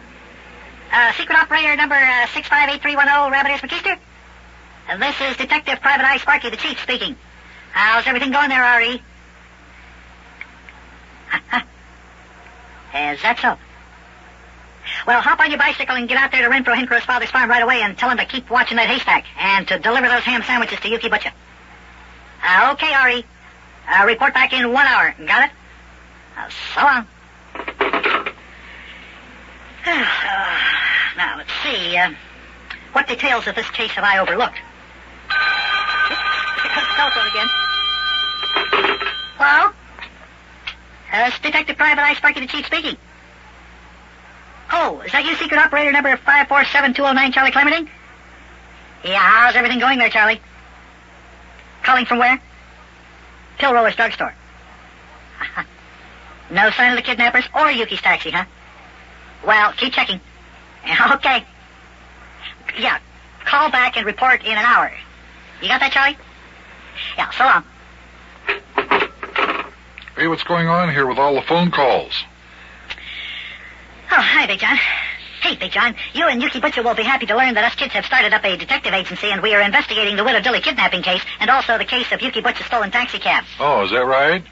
I've just got a few more phone calls to make here, Big John. Yeah, it's a good thing we don't have to pay for the number of phone calls we make around here. Oh, come on, Big John. Do you mean that you would allow a little thing like money to stand between us and capturing those kidnappers and recovering Yukie Butcha's taxicab? Well, I'd be tempted to. Big John, do you realize that we now have the biggest detective agency in town working on this Widow Dilly kidnapping case? Oh, we have? Yeah? Since when? Ever since my club, the Grand Order of the Glorious Knights of the Mystic Secret Circle, decided to form a private eye detective agency like Yukie's. Oh, no kidding. Is your club formed a private eye detective agency? Yeah, and all the guys in the club are detectives. Boy, we got the whole town completely surrounded. We are closing in on the kidnappers. You are you? Good. Sure. We'll probably know where the kidnappers are hiding out before long. Well, good. Good for you. Oh, there's the telephone again. Let me take a look at my schedule. Let's see here. Oh, yeah. That, Big John, should be secret operator number 436198, Globenstraddle reporting. Well, answer the phone and see what secret operator Globenstraddle wants, huh? Yeah, okay. Hello? This is Detective Private Eye Sparky, the chief speaking. Is that you, secret operator number 436198, Globenstraddle? How's everything going, Globby? Same as last time? Where are you reporting from? Harvey's Hamburger Hut? Globby, you reported from there last time. You were delayed. Delayed by what? Having something to eat, no doubt. 6 hamburgers? Well, listen here, secret operator number 436198. If you expect to get this case solved, you're going to have to cooperate. Stop eating those hamburgers and get out of Harvey's Hamburger Hut and get back on the job. All right. Goodbye. Good old Globby not keeping his nose to the grindstone, huh? Oh, boy. I'm having trouble with that guy. Instead of following up his clues, he's sitting out there in Harvey's Hamburger Hut eating hamburgers. Some detective agency, all right. Oh, whoops, there we go again. Probably another one of your secret operators reporting. Yeah, no doubt. Hello? This is Detective Private Eye Sparky, the chief speaking. Who? Oh, yeah. Secret operator number 3250870, Rappaport. Yeah, good to hear from you. How's everything going there, Cyril? Just the same? Listen, 3250870, where are you reporting from? The library, huh? Listen, that's where you reported from last time. Now, listen here, Cyril. If you expect to get this case solved, you're going to have to get out there and track down the clues we have. Huh? Oh, sounds like Cyril came up with something that stopped Sparky there. You've been reading a book titled what? An Analytical Research in the Psychological Aspects of Crime? Well, so what? Huh? Is that so? Hey, good for you, Cyril. Yeah, go to it. Yeah. Wonder what yeah, we'll capture them with the, yeah. Oh, they don't have a chance. Man, they don't have a chance, not with an on-the-ball detective like you working on the case. Yeah, okay. Yeah, report back in an hour, Cyril. That was secret operator number 3250870, Big John. Yeah, I know. Cyril Rappaport, huh? Yeah, he was reporting from the public library. Oh. He has just finished reading a 1,234-page book entitled An Analytical Research in the Psychological Aspects of Crime, and he thinks he knows where the kidnappers would go to hide out. Oh, is that so? Yeah. I told you we'd be closing in on those guys, Big John. Won't be long now. Oh, excuse me while I make an emergency phone call here. You mean you think you kids are actually going to track down the kidnappers to their hideout, huh? Sure. Come on, Sparky. The entire police force has been working on that case for over 3 weeks, and they haven't even got a single lead. Oh, boy, you kids. Well, you go ahead and laugh, Big John. Just go ahead and laugh. Don't worry. We'll... Hello? Secret operator 215976, Oswald Hassenfelfer? Yeah, okay. 215975. Okay, so I just missed you by one number, Oz. Look, this is Detective Private Eye Sparky the Chief, putting in an emergency call. Right. Listen, so you listening? Meet Cyril Rappaport. Secret operator 3250870, Cyril Rappaport, in front of Hector Gargoyle's La Petite junkyard. No, now, immediately. Right, and send out the word to the rest of the secret operators. And then report any further developments directly to me. I actually think they're going to be able to track down the kidnappers. Okay, Oz. Yeah, so long. Well, won't be long now, Big John. Boy, the Sparky Private Eye detectives are going into action now. Yeah, I see. Yeah, well, you just go ahead and laugh, Big John. You can laugh all you like, but you'll see. You'll see. We'll uncover the kidnappers' hideout. Well, I wish you could, but Sparky, I'm sure that you won't be able to do what the entire police force and Yukie and the mayor and I haven't been able to do. Well, maybe. Maybe. We shall see, Big John. We shall see. Yeah, we shall see, all right. Boy, I can see all my secret operators now heading for Hector Gargoyle's La Petite junkyard, where they will rendezvous. Rendezvous? Well. Yeah, and then from there they will go on to track down an important theory that Cyril Rappaport has worked out. Uh-huh. Good for them. Good for them. Oh, boy. Yeah. Yes, sir. Yep. In due time, we shall see what we shall see.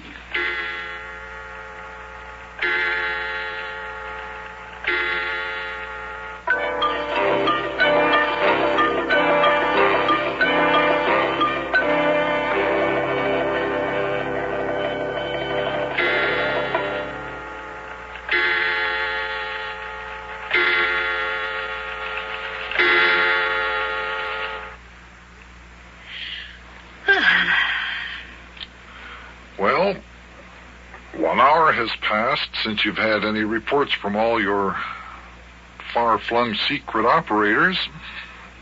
Well, they are no doubt very busy tracking down clues they have found as a result of Cyril Rappaport's very brilliant and cleverly devised theory. Yeah, no doubt. Or they stopped at Harvey's Hamburger Hut to pick up Globby Globbenstrudel and were detained by a dish of 6 hamburgers. Boy, they better not have been. That's all I can say. Oh, there's a call. That will no doubt be some news. Let me answer. Excuse me. Hello? Detective Private Eye Sparky the Chief speaking. Go ahead. Oh, hello there, secret operator number 325-0870 Rappaport. What's up? Well, this I've got to hear. They think they're going to uncover the kidnappers' hideout. Can you imagine a thing like that? Good. They're all... Hey, good for you, Cyril. Right. I'll round up the police, and Yukie and Big John will be right over. Stay right where you are. So long. Hey, Big John, Cyril thinks that he has uncovered the kidnappers' hideout.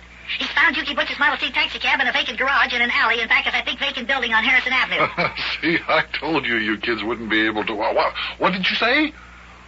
Well, why didn't you say that in the first place? Come on, let's go out there and investigate. Well, come on, what are we waiting for? Yeah, that's what I say. What are we waiting for? Oh, boy, oh, boy, oh, boy, oh, boy.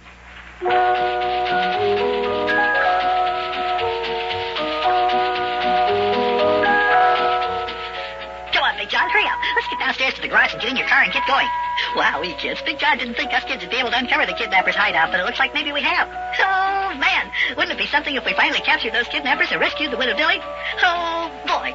Well, I hear Big John coming, so I guess we'll be on our way over to investigate Cyril Rappaport's latest finding. So long, kids. I'll see you tomorrow. Oh, listen, if you get any news, check in with me, right? Yeah. So long.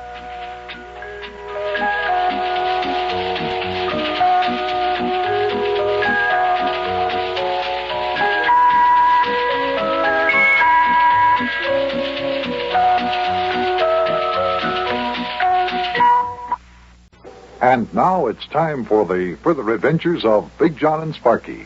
Today's chapter is entitled, Back to Normal, I Hope. We had so much excitement for 3 solid weeks when the widow Dilly had been kidnapped. Sparky and his gang were engaged in detective work, which finally resulted in the capture of the culprits, by the way, that we welcomed some peace and quiet. Of course, I knew from experience that it probably wouldn't be long before something else would happen. And yet it was a quiet day around our little house in Cincinnati. As we join today's episode, Sparky is talking on the telephone with one of the members of his club. Come join us.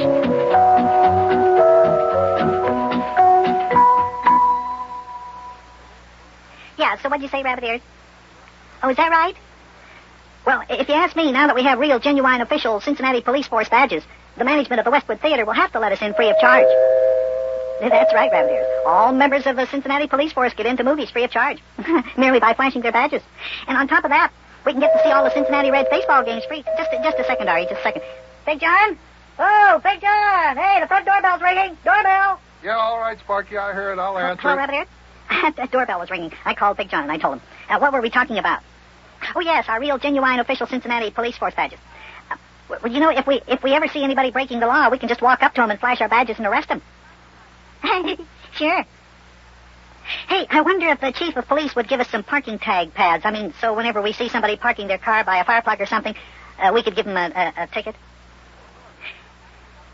Yeah, that'd be good. Yeah, maybe we could get some policeman whistles, too, and then we could stand on the street corner and direct traffic. Hello there, Yukie. Come on in. Glad to see you. Yeah, we could walk into Tony Castellini's fruit store and flash our badges and eat all the apples we want. Come on in here, Yukie, and let's sit down. Oh, I tell you, Ari, those badges are really going to come in handy. Hey, where's Sparky lad? Out playing with his buddies, is he? Yeah, that's right. That's right, Ari. Oh, we'll have all kinds of fun with our policeman's badges, yeah. Oh, yeah, I see. There he is. And then we get our rewards for capturing those kidnappers. Boy, we'll be rich. Hey, Sparky, Yukie Butcha's here to visit us. How about hanging up there? What's that, Big John? Oh, hi, Yukie. What'd you say, Big John? I said, how about hanging up? Yeah, okay, Big John. I'll see you later, Rabbit Ears. Yeah, I have to go. Okay, bye. Okay, I'll finish my telephone call with Rabbit Ears McKeister. Hi, Yukie, how you doing today? Oh, fine. Talking to Rabbit Ears McKeister, are you, Sparky lad? Yeah, good old Rabbit Ears called up to talk about the real, genuine, official policeman's badges that we got from Mayor Plumfront for capturing those kidnappers. Uh-huh. Boy, aren't they something? Yeah, is that what you got pinned on your shirt there, lad? Yeah, that's it, all right, Yukie. Sparky hasn't had it off. Anything he's been wearing since he got the badge last Saturday afternoon. He even wears it to bed, does he? Yes, he even pins it on his pajamas. Well, sure. Boy, it isn't everybody who owns a real, genuine, official policeman's badge. Boy, no. I knew a feller once that had 763 policemen's and detectives and firemen's badges. Lived up in Soft Shoulder, Ohio, a feller by the name of Sylvester C. Hicey-Micey. Old Hicey-Micey, as we called him. He made a career of traveling around the United States, getting jobs on various and sundry police and fire departments. And that's how come he had 763 policemen's, detectives, and firemen's badges there. He had 763 badges? Yep. Wowee. What'd you say that fellow's name was there, Yukie? Sylvester C. Hicey-Micey. Hicey-Micey. Sylvester C. Hicey-Micey. We called him Hicey-Micey for short. Very unusual feller. Very unusual name. Oh, not so unusual. Unusual feller, though, because he never liked to stay put in one place for more than 6 months. And he worked on 763 different police and fire departments? In various parts of the United States. That is right, lad. Boy, I'd sure like to have that many badges. The badge of which old Hicey-Micey was most proud was the one that he had to wear when he was the city sewer inspector of a little but charming community called Dank Drainage, Kentucky. Where's that? Dank Drainage, Kentucky. It's down near where Eddie Hash used to come from. Don't tell me you never heard of that very delightful little community, population 432, elevation minus 678. Elevation minus 678? Yeah, it's not much more than a hole in the ground. But a very charming one. Hey, what's that you got under your arm, Yukie? Oh, this is my Parcheesi game. Thought I'd bring it over today. Thought maybe somebody would like to challenge me to a little fast and furious game of Parcheesi. Over on the other side of the board, we got a layout for the game of Tiddlywinks, which I am also willing to play if anybody cares to snap out a few tiddlies there. Tiddlywinks, huh? What's that? Lad, don't tell me that you never played Tiddlywinks. No, I don't even know what it is. Never heard of it. Hey, John, this feller has never played Tiddlywinks. He has been neglected. He has been living a too sheltered life. Well, now, Yukie, I don't think that the kids today play Tiddlywinks like they used to, or like we used to whenever we were kids. Well, by goodness gracious sakes alive. What's this here world of ours a coming to? No Tiddlywinks? Oh. Never heard of it before. Oh, lad, you amaze me. Lad, I will have you to know that back in the year of 1937, I played on the world champion Olympic Tiddlywinks team. Played left tiddly under the guidance of old Coach Stuyvesant M. Creechslert, the greatest Tiddlywinks player of all time. That's right. Is Tiddlywinks a game? Old Coach Creechslurp would snap the fastest and the highest flying, not to mention most accurate tiddly that you ever did see. Well, Yukie, is it a game or isn't it? I mean, how do you play it? Never will forget the little bout of Tiddlywinks that our team played against the Lower College of Gastric Research team. Game lasted for 6 3/4 hours straight through without even stopping for lunch, and we finally won out 3 tiddlies to 2. And old Coach Creechslurp, the only playing coach in the league, made all 3 tiddlies that day. Well, then Tiddlywinks is a game, huh, Yukie? Fine. Lad, you amaze me. You mean to tell me that you have never heard of Tiddlywinks? Where have you been all your life, lad? Well, Yukie, it's like I said before, Tiddlywinks just isn't as popular as it was some years ago. Well, now, you amaze me, lad. Never heard of Tiddlywinks. Big John, what do you think of that? The lad has never played Tiddlywinks.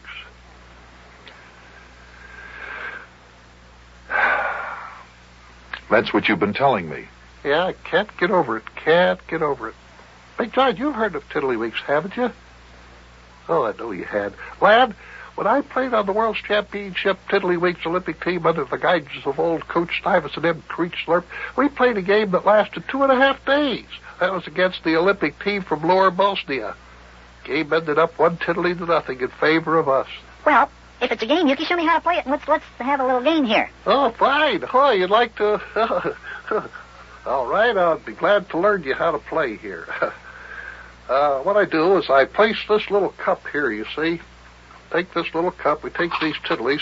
These here little colored things are the tiddlies, see? And this is a cup. Now, we put this down here. Whoop. The object of the game is to press the big tiddly against the edge of the small tiddly, see? Put them out here like this. You make the small tiddly jump up into the air, and it's supposed to land into the glass cup there. Oh. Well, that looks easy. Yeah. Okay, let's play. You can go first, Yukie. All right, fine. Now watch the performance of a champion, lad. I shall snap my first tiddly here.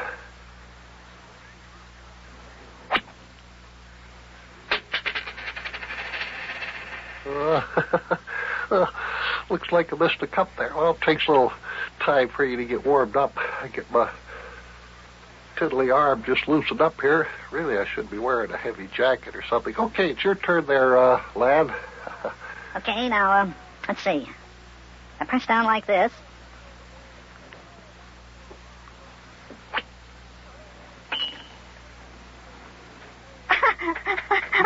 Hey, look, it flew right into the cup. Hey, boy. What do you know about that? Take another turn there, Sparky lad. Okay, here I go. Now, let's see. I press on the edge and... Oh. That went into the cup, too. Yeah. I guess I got another turn, huh, Yukie? Okay, here goes. Let's see. I press on the edge. Oh, my. Hey, another tiddly went into the cup. Hey, this is fun. Well, I guess I got another turn, huh? Okay, here goes. Hey, watch this, Yukie. I'll do it left-handed. Oh. Another one in the cup. Oh, boy, I got another turn. Watch out, Yukie. I'll do this one with my eyes closed. Oh, Big John, I suspect that the lad was fibbing when he said that he had never heard of tiddlywinks before.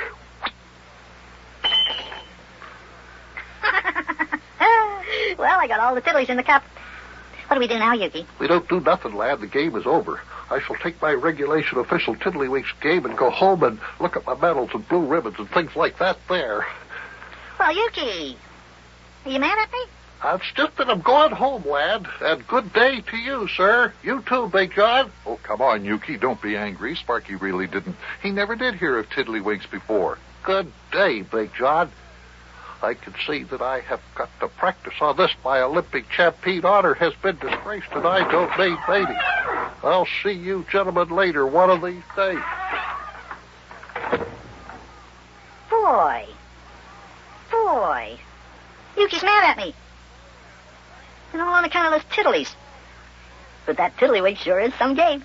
Yes, sirree. Boy, oh boy, oh boy, oh boy.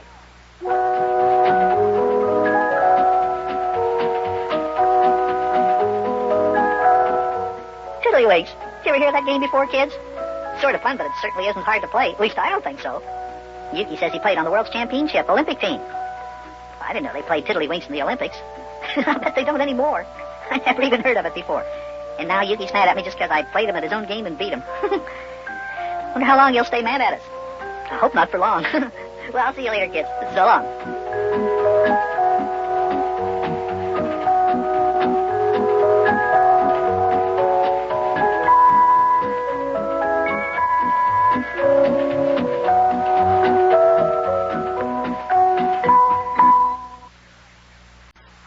And now it's time for the further adventures of Big Jon and Sparky.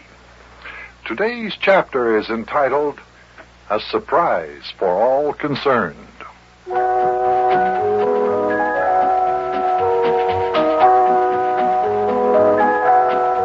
After our 3 weeks of rather hectic activity during the kidnapping case, I was very, very happy to settle down for a little peace and quiet. I was enjoying the afternoon at our little house all the way up the next block in Cincinnati. And I should think that Sparky would be enjoying the restful relaxation as well, but he was a little bit edgy. Come join us now for today's episode, and you can tune in with Big Jon and Sparky.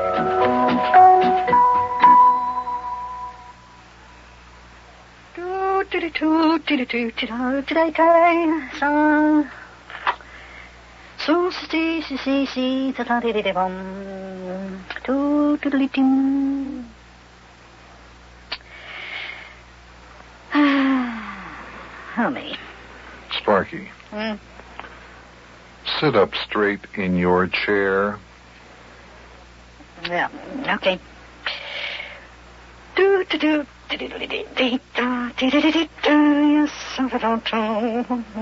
What's the matter with you? How come you're so restless? Oh, I don't know. Just nothing to do. What do you mean, nothing to do? You have your homework finished? Yeah. We didn't have much today. Well, why aren't you out playing with the boys in your club? Why aren't you in the back in your clubhouse shack in Wobbling's Woods? Well, all by myself? What? Maxie and Rabbit Ears and Charlie, Hennessy Q and Isidore Z, Smoogerty Fogarty, Smilin' Sam and Globby all had to stay in after school this afternoon. Cyril Rappaport had to go downtown with his mother. Renfro Hencrow was out in his father's farm. Biddy McGleek went to the dentist. Oswald Hudson Pfeffer has to stay home and watch his little brother. Well, if none of your friends are available, how about reading a book? I don't feel like reading.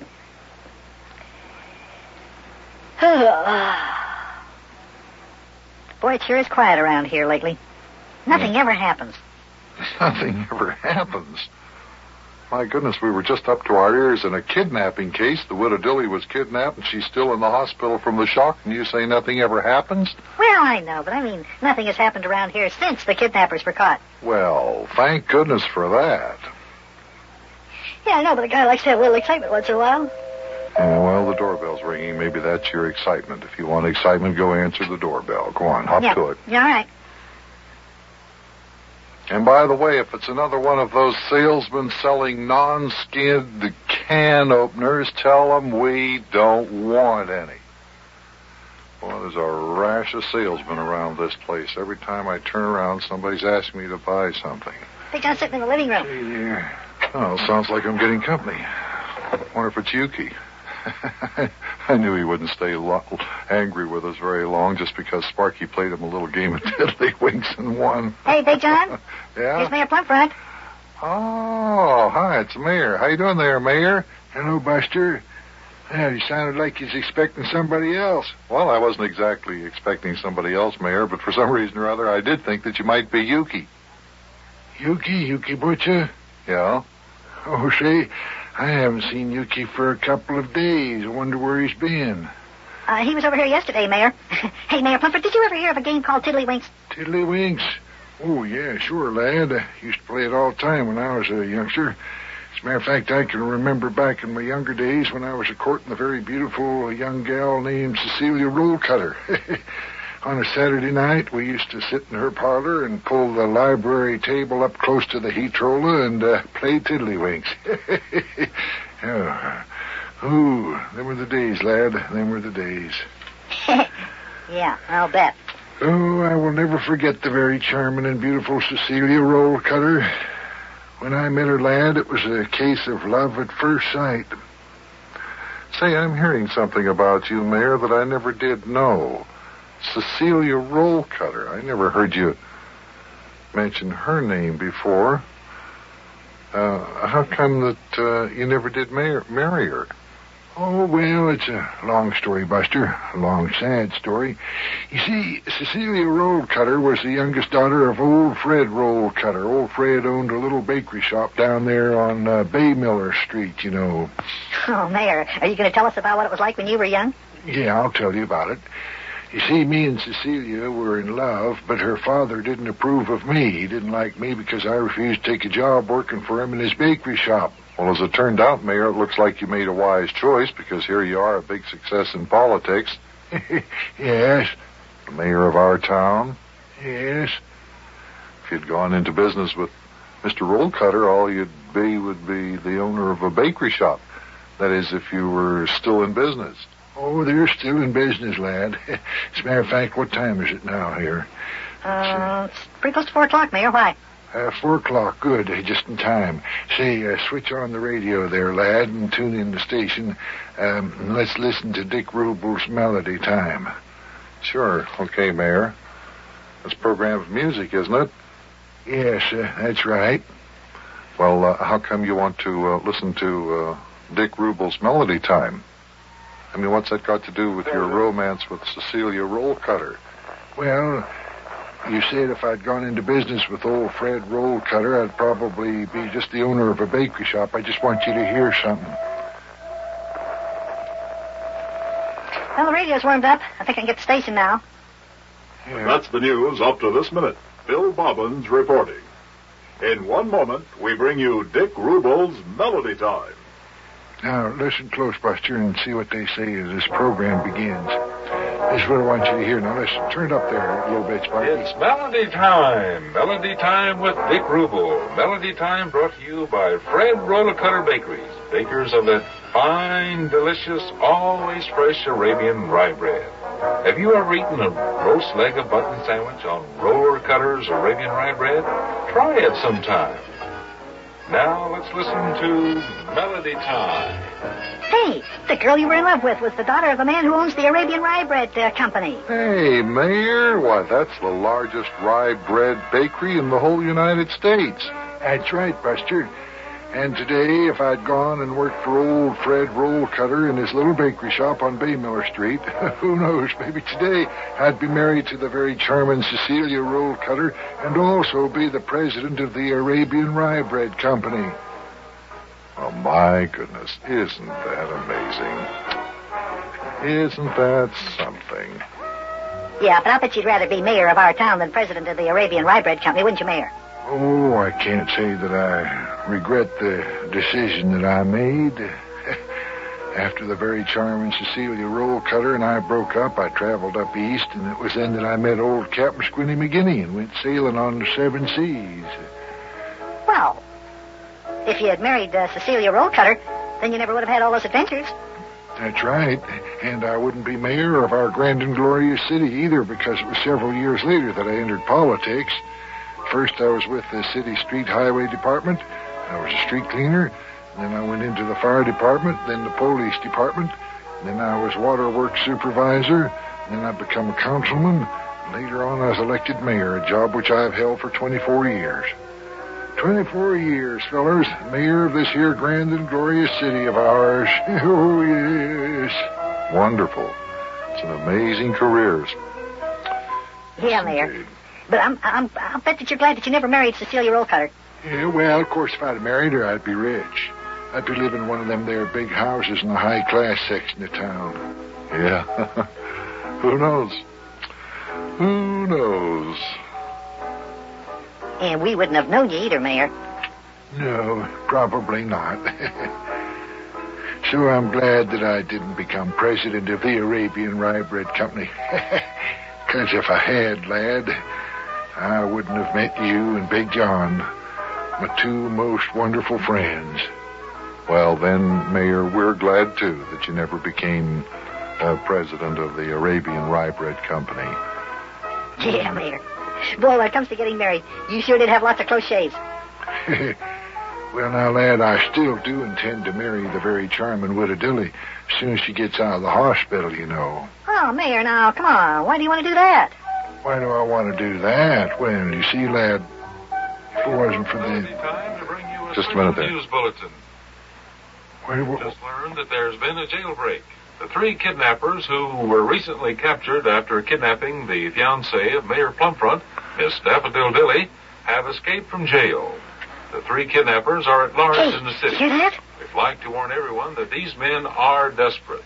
If you think you see them, report to the police immediately. Hey, the kidnappers are out of jail again. Hey, this is terrible. Mayor, do you suppose they'll try to get us because we're the ones that captured them? I don't know, Buster. But I'm going to have to get up to my office in City Hall right away because this is an emergency. Yeah, quick, Sparky. Get our hats and coats. We'll drive the mayor up to his office in City Hall. Well, who would ever have thought that those kidnappers would escape from jail like this? Boy, this is something. Oh, I'll say hot dog.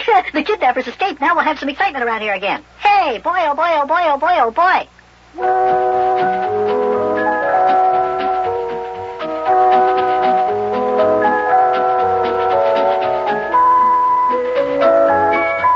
Come on, BJaS, hurry up. Let's get into our car and drive the mayor up to his office.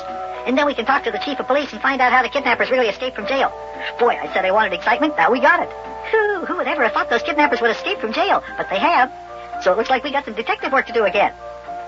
Well, here comes Big John and Mayor Plumfront. I'll see you tomorrow, kids. So long.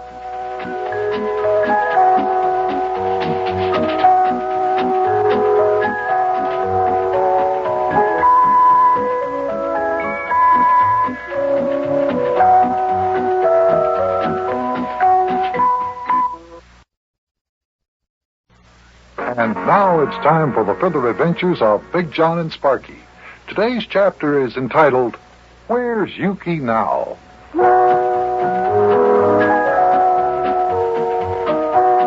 One trouble upon the heels of another. Just when we thought everything was safe and the kidnapping mystery was over, we learned that the kidnappers had escaped from the Cincinnati jail. Can you imagine that? We wanted to tell Yukie Butcha, who is a detective, about it, but we weren't able to reach him.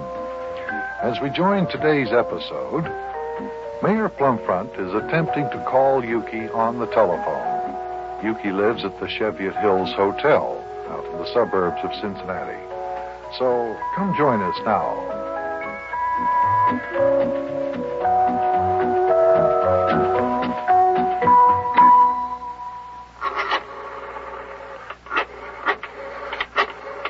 Sam, the desk clerk up the Cheviot Hills Hotel where Yukie lives will be able to tell us where Yukie is. Buster, don't worry. We'll soon track him down here. Hello, Sam. Mayor Plumfront here. Say, Sam, can you tell me if Yukie Butcher's up in his room? Must be, huh? 'Cause his 1913 Model T is down in the garage? Well, ring his room for me. Will you do that, Sam? Boy, wait till Yukie finds out the kidnappers have escaped from jail. Sam says that he hasn't seen Yukie come out of his room all day, Buster, so he must be in. I should think so. Can't imagine Yukie going out without his taxi cab. Yukie would walk around the corner if he could help it. Oh, that boy loves to drive that there 1913 Model T of his. Hello? What's the matter, Sam? Yukie doesn't answer. Oh, are you sure his Model T is down in the garage, Sam? You are, huh?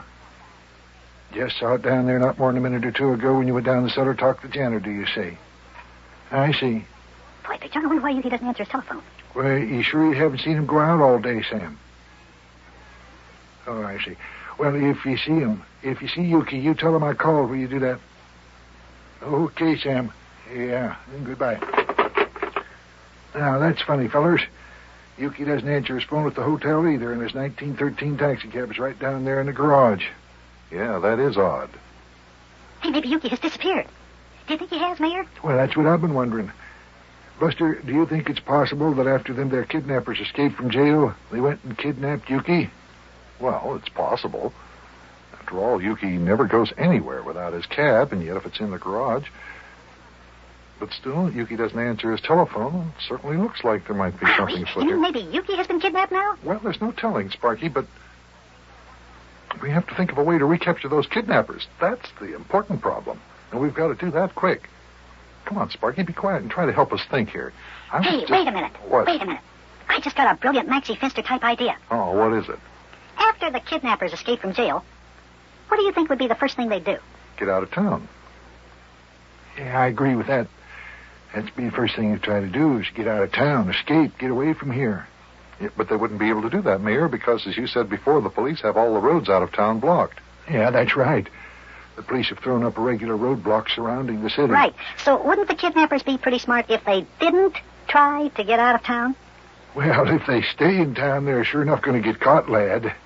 Yeah, but look, everybody, including the police, think that they're trying to get out of town. So I say the kidnappers would go to the one place that nobody thinks they would go. And just where would that be? Sherlock, Sparky? Where else but back to the very hideout where they were captured? Oh, come on. They'd never go back there. My goodness, no, lad. Those kidnappers would never go back there. No, you're wrong. Wait a minute. Come think of it. Why wouldn't they? What do you mean? Why wouldn't they? Well, they wouldn't go there for the pure and simple reason that we know where their hideout is. Yes, but they would go there because that's the one place we wouldn't think they would go. Sure. By George, you might be right. I'll have a policeman in a squad car take us over there right away. You mean we're going to ride in the police squad car? Hey, wowee. Come on, let's go.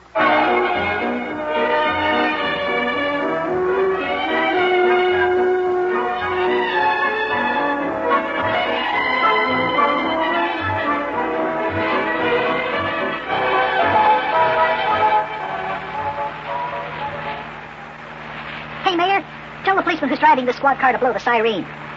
Oh, my goodness, no, Sparky. That would warn the kidnappers that we're coming. Oh, yeah, that's right.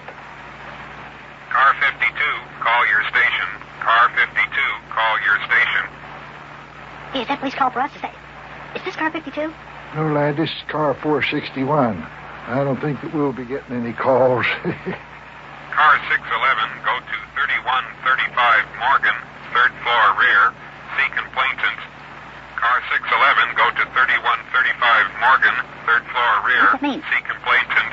Well, that means it's somebody living at 3135 Morgan Street called the police, and car 611 has to go there and find out what it is that they called about, you see. Hey, boy, this is interesting. Oh, there's the vacant building where the kidnappers were hiding out. And look, there are 2 police cars out in front. Yeah, and there's Officer Style coming out of the building. Stop the car there a minute, Officer Tuesday. I want to ask Style a question. That's it. Now let me roll down the window here. Oh, hello there, Officer Style. Did you fellers search the building for the kidnappers? He's nodding his head, yes. I guess they did. Did you find anything? Nothing, huh? Okay. Well, I guess we don't have to look there for the kidnappers. They're not there. Okay, Officer Tuesday. Let's be on our way. I would almost bet those kidnappers would have gone back to their old hideout. Well, guess not. Now, where do we go to look for them? Well, that lad's a good question. Where would you suggest? Well, Mayor, we're not absolutely certain that Yukie has been kidnapped by those men. What do you say we concentrate first on trying to find Yukie? I think that's the logical thing. It's okay by me, Buster, but where do we look? He's not in his office. He's not in his hotel room at the Cheviot Hills Hotel. So far, we haven't... Hey, why didn't we think of this before? Maybe the reason Yukie doesn't answer his telephone at his office or in his room is because he's out in his Invention laboratory on the old Plug Nickel farm. Nope, negative. How would he get out there? He couldn't take his cab, remember, because it's still in the garage. Oh, yeah, That's what Sam that's said. right. But wait a minute. Maybe the kidnappers took him out there. Maybe they're hiding out there. That's a possibility. Yes, that's a distinct possibility. Officer Tuesday, get this here squad car out to the old Plug Nickel farm as fast as possible, and don't spare the traffic lights.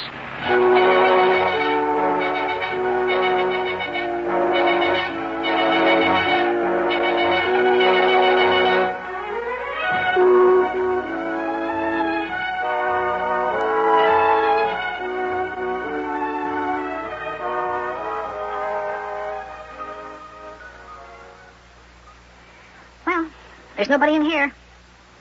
Boy, you wouldn't think that Yukie would let the door of his barn unlocked with all these valuable inventions in here. Oh, you can't tell what Yukie's liable to do. Well, let's get back to town. It's plain to see that Yukie isn't here, and we're not going to capture any escaped kidnappers out here in the country. Yeah, that's right, Mayor. Close the door, Sparky, and let's get back into the squad car. Sure would like to know where Yukie is. You and me both, lad. Well, come on, get in the car. I'll sit up front with Officer Tuesday again. Start her up, Tuesday. Let's get ourselves going here. Now, let me think. Where could Yukie be with those kidnappers? Yep, where could he be? That's the question. Calling all cars. Calling all cars. Discontinue search for escaped kidnappers. They have been apprehended and are in jail again. Repeating, to all cars. Discontinue search for escaped kidnappers. They have been apprehended. That is all. Time. 4 o'clock. Did you hear that? The kidnappers have been captured. Wait a minute. Let me contact the police station with the squad car's two-way radio here. Hey, we got a two-way radio in this car? Hot dog. Hello? Car 461 calling Station Y. Car 461 calling Station Y. Mayor Plumfront speaking. Yes, Mayor. Go ahead. You say that the kidnappers have been captured. Was Yukie Butcha with them? No, Mayor. Nobody was with them. We captured the 3 men by themselves under the suspension bridge. I see. Okay, Station Y, that is all. Well, lad, you heard that, didn't you? Yeah. Yukie wasn't being held by the kidnappers. Well, now, that does present a problem. Where could Yukie be? That's what I'd like to know. I called his office and he didn't answer the telephone. And he's not in his hotel room because he didn't answer the phone there either. Well, where is he then? He's not driving around in his taxi cab because it's in the garage at the hotel. Certainly presents a problem. Fellers, if you ask me, we have got a mystery on our hands. You said it. And this is the most mysterious mystery I've ever seen. Where is the missing Yukie Butcha? Boy, oh boy, oh boy.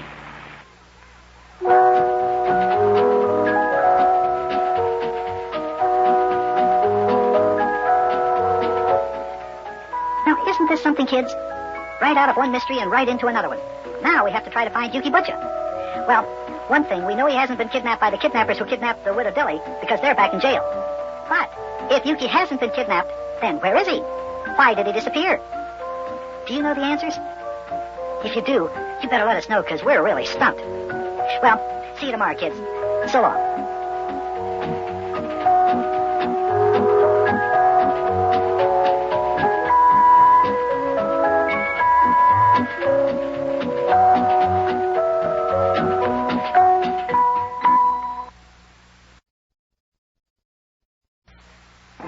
And now it's time for the further adventures of Big Jon and Sparky.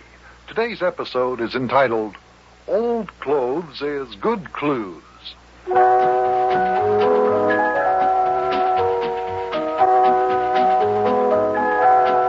One of the most baffling experiences of our lifetime was the disappearance of Yukie Butcha. He just seemed to drop out of circulation. We just couldn't find him anywhere. He wasn't in his room. He wasn't driving his taxi cab. He wasn't seen by any of his friends. And we had been searching desperately for him because we felt that maybe he was angry with Sparky and with me after Sparky had decisively beaten him in a game of tiddlywinks. When we were at loss for what to do next, the mayor received a telephone call from one of the policemen investigating the case. Hey, boy, look at Mayor Plumfront's face, Big John. Whatever it was the policeman on the telephone told the mayor, it sure has got him real surprised and excited. Yeah, it sure has. Mayor looks awfully shocked about it. Well, listen, Gorgonzola, you stay right where you are. Yeah, keep that coat. We'll be down to take a look at it right away. All right, goodbye. What was it, Mayor? You certainly are excited. Hey, was it something about Yukie, Mayor? I don't know, lad, I don't know. In a way, I hope it isn't anything about old Yukie, but then again, well, it just might be a clue. Well, what is it? Tell us. Well, Buster, lad, that was Officer Gorgonzola calling, and he says they have found a jacket. A jacket just like Yukie Butcha always wears, you know. And they found the jacket that Yukie wears. Boy, where? Hey, let's get down there. Maybe we finally got a clue as to where he might be. Yeah, Mayor, where did the police find this jacket? Well, Buster, I hate to say this, but they found it down on the riverbank, near the spot where the kidnappers were captured. You're kidding, on the riverbank? The riverbank? Yep. I'm afraid so, fellers. Hey, you don't think that Yukie jumped in the river, do you? Oh, now, Sparky, Yukie wouldn't do a thing like that. Well, then what's his jacket doing, laying on the riverbank? Unless... Hey, maybe he was kidnapped by the kidnappers and they threw him into the river. Well, I don't know what happened, but get our coats, because we're heading for the riverbank right now. Okay, but let's hurry. We haven't got a minute to lose.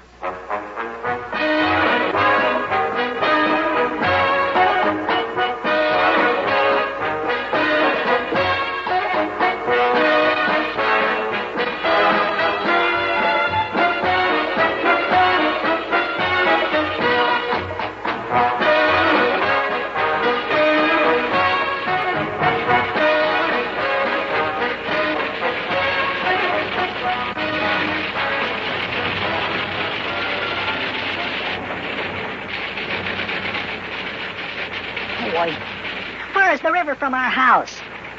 About 12 miles. Well, it seems to me we've traveled more than 12 miles by now. You sure you're going in the right direction, Big John? Of course I'm going in the right direction. We'll soon be there. Just keep your beanie on there. Just seems like we've been riding for a long time, lad. This here old Tin Lizzie of Big John's, when he laughingly calls an automobile, just doesn't go very fast. Boy, Big John, I don't see why you don't get a new car. Don't you ever feel kind of silly driving around in this old heap? What's the matter with this old heap, or this car? Why, it's as good as new. Why, they don't make cars like this anymore. Yeah, you can say that again. Yeah, you can say that again. They sure don't make cars like this anymore. Boy, listen to that motor. Sort of sounds like a coffee grinder that somebody threw a lopsided monkey wrench into. All right, you guys. Enough of those nasty remarks about my car. I like it, and I still say it's in perfectly fine condition. Hey, look, there's the river. There's the river, Big John. Wow, hey, look at that big white boat parked over there. That's the Green Line Wharf, lad. That there big white boat that you see docked there is the Delta Queen. She makes regular trips up and down the Ohio and the Mississippi rivers between Cincinnati and New Orleans. Boy, I'd sure like to ride on that boat someday. Hey, that would be nice. Mayor, hey, look, after all this business with Yukie Butcha is over, what do you say we all make a little trip down to New Orleans on the Delta Queen? I think that'd be a lot of fun. Yeah, I guess it would, lad. I've always wanted to ride on a river steamer. You mean to tell me you've never been on a river steamer? Nope. My goodness, Mayor, I can remember one of the biggest treats of my boyhood was a ride up to Coney Island and the old Island Queen. Oh, well, I used to ride on the Island Queen, Buster. I mean, I've never took a long trip on a river boat. Oh, yes, I rode on the Island Queen up to Coney Island lots of times. Ha-ha. Good old Island Queen. Too bad it had to burn. Yep. Going up to Coney Island just isn't as much fun as it used to be when there was a good old Island Queen to ride up and down the river on. Hey, there's the suspension bridge. Yes, I suppose we'll have to turn down one of these streets to get under it, won't we, Mayor? I'm not very well acquainted down here. I just better turn down this next street here, Buster. Turn to the right there. We want to get behind those fruit and vegetable warehouse buildings. Okay. Let's see, here we go. Wow, look at all the police cars. I've never seen that many in one place before. Yeah, looks like they think they really found something, Buster. I'd say it does. Look at the police. Boy, they're everywhere. Let's see, I'll park over here behind this squad car. I guess that'd be all right, don't you think? Yes, that's a good place there. I can see Officer Gorgonzola stand right there. I want to talk to him. Oh, baby. Whoa.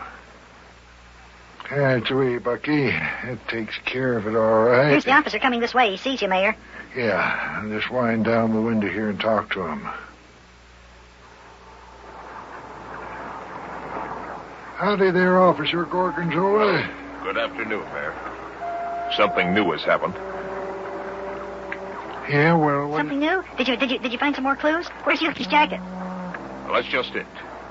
Seems a tramp. He came along and he says that a jacket was his. And now we don't know what to do. Well, Officer Gorgonzola, you didn't let the tramp take the jacket away, did you? No, he's sitting in that squad car. I'll go get the jacket so you can look at it. Yeah, you go get it and let's take a good close look at it. We can tell you in a second if it's Yukie's jacket, all right? I'll be right back, Mayor. Just sit tight. Well, I've heard of Irish policemen, but that's the first Italian policeman I've ever seen here in town. Oh, Buster, Officer Gorgonzola's wife makes the best Italian spaghetti and meatballs you ever done it. My mouth waters just thinking about it. Is that right? Boy. Tell me about it. I don't know how you and Big John can talk about food at a time like this. We're here to find out whether or not Yukie jumped in the river. Oh, come on, Sparky. It's like I said before. Yukie just wouldn't do a thing like that. Well, then what was his jacket doing on the riverbank? Well, I don't know. Perhaps he was kidnapped by those men who escaped from jail, and when they brought him here, he escaped from them and left his jacket laying on the riverbank. That's one way Okay, if Yukie escaped from the kidnappers, then where is he now? Well, he's probably... Well, that's a good question. I guess we'll just have to wait before we can wonder about that one. First, we're going to have to take a look at the jacket that the police have found. Well, we won't have long to wait, Buster, because here comes Officer Gorgonzola with the jacket, all right, and from here... It sure looks to me like the one Yukie used to wear. Yeah, it does. What do you think, Sparky? Yeah, it does look like Yukie's jacket. Elmer, here's the jacket we found laying on the riverbank. Is this the one that Yukie always wore? Here, let me take a close look at it. What do you think, Big John? Looks like Yukie's jacket to me. Yeah, I'd say it is Yukie's jacket. Red and black plaid with a brown fur collar. Sure looks like it to me. What do you think, Sparky? Yeah, that's the same kind of jacket Yukie used to wear. The same kind? You mean you think this isn't Yukie's jacket? Wait a minute. Let me take a little closer look at it here. Well, what do you want to look at, lad? Something special you know about Yukie's old plaid jacket? Yes, and I happen to know that this isn't Yukie's jacket. It isn't? How do you know that, lad? Well, first of all, the jacket that Yukie has that's just like this one, he's had for a long time. And he always wore his taxicab driver's union button on the lapel. And there were lots of torn threads on the lapel where he kept pinning on that button, see? But this jacket doesn't have any spot like that. Well, what do you know about that? Now, there's detective work for you, and the lad's right. This jacket doesn't have any torn spot where Yukie pins his taxicab driver's union button. And then on top of that, Yukie had his name sewed inside the collar. See? No name here. And nothing was ever sewed in here. Well, what do you think, Big John? Well, that settles it. It's not Yukie's jacket. All right, Officer Gorgonzola. Give this here jacket back to the man who says it's his. Sure thing, Mayor. Oh, and, Mayor? Yes? We just want the facts. Just want the facts. Yes, just the facts, man. Well, now we're right back where we started from. The jacket found on the riverbank doesn't belong to Yukie, but Yukie's still missing. I wonder where he could be. Boy, oh boy, oh boy, oh boy.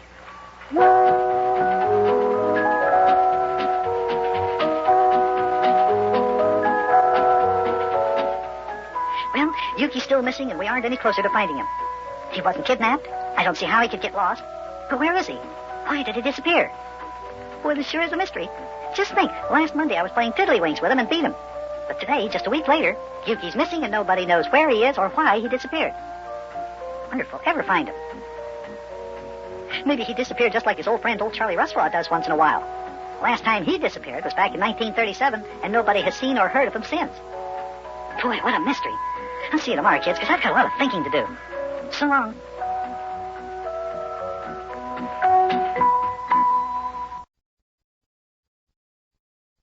And now it's time for the further adventures of Big Jon and Sparky. Today's chapter is entitled, So Close to the Forest We Can't See the Trees.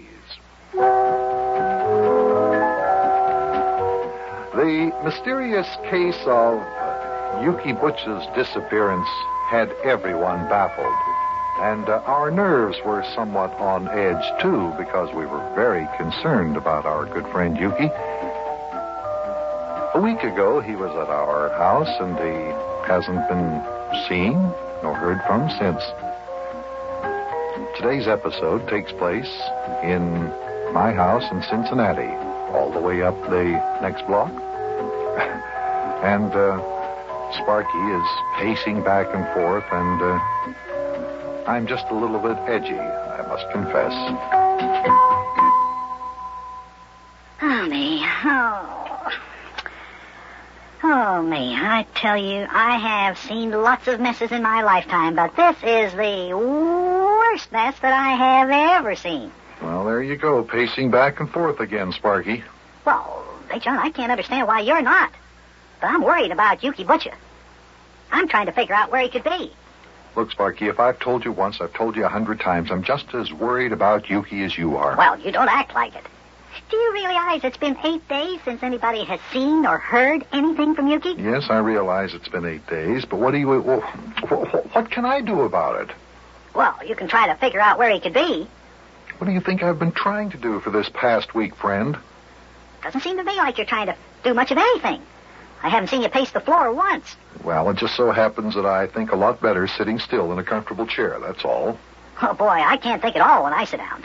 I have to get up and walk. When I walk back and forth across the floor, I can get a million ideas. Well, I get a million ideas when I sit in a comfortable chair, when I just sit down.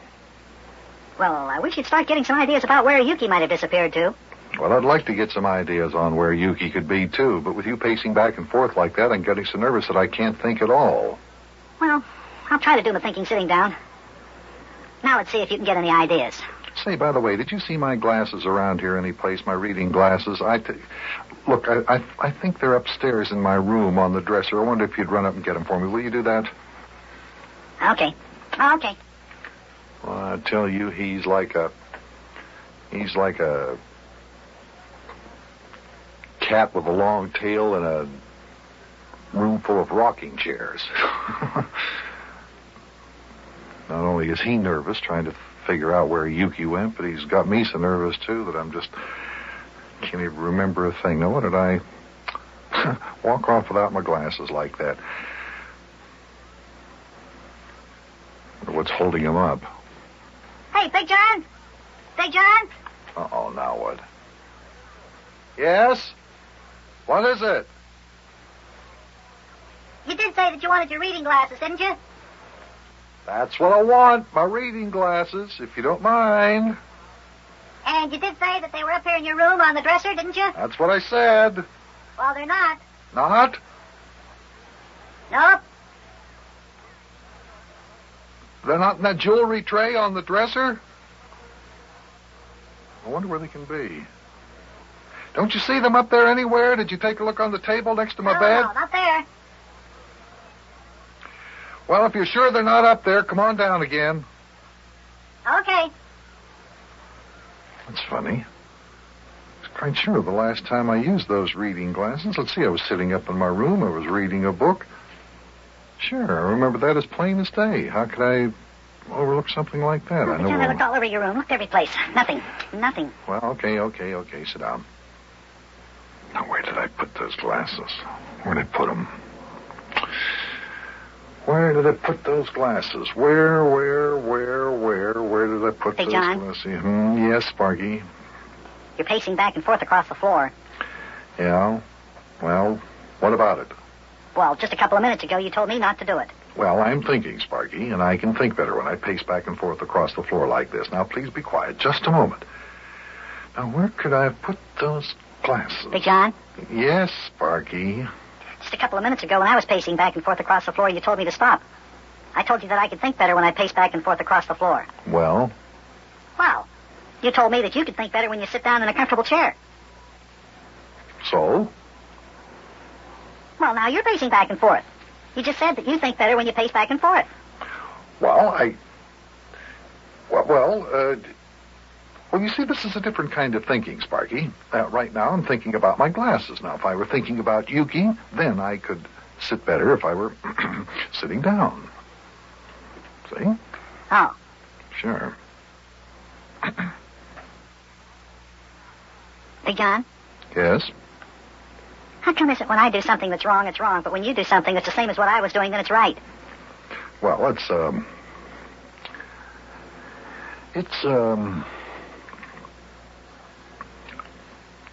you say? I mean, never mind. Look, if you want, Sparky, if you want to pace back and forth, if that makes you feel any better, just go ahead. Go ahead, pace back and forth all you want to. Okay. Now, are you satisfied? Can you think better? Oh, yeah, I can think a lot better when I pace back and forth like this. Now, let me see. Where could Yukie have disappeared to? I sure wish I could think what I did with those glasses. Let's see, where'd I put them? I distinctly remember using them last night when I was sitting in my room reading. And I had this. Let me see. The last time we saw Yukie was last Monday afternoon. That was Monday last week, that is, not yesterday. And that was when he came over here to play tiddlywinks, and I beat him, and he went home mad. Sure beats me. I was reading last night after you went to bed, Sparky, and that's the last time, of course, I remember having them. Hey, I know. Good. You know where my glasses are, you mean? No. Not your glasses, Big John. I know why Yukie Butcha disappeared. At least I think I know why he disappeared. What? Look, the last time we saw him was last Monday afternoon. That's the last time anybody saw Yukie. He left here, and he was angry because I beat him in a game of tiddlywinks, okay? Right. I'll bet he left town because he's angry at us. Oh, now, come on. I'm quite sure that a grown man like Yukie wouldn't let a little thing like losing a little game of tiddlywinks make him do such a thing as just disappearing. Oh, it's an idea, Big John. Well, yeah, sure it's an idea, but it's not a very good one. Now, if you'll just wait till I find my glasses, maybe I can help you think about Yukie. Well, I sure wish you'd hurry up and find him. Well, I'm trying my best. I just can't seem to think where they would be.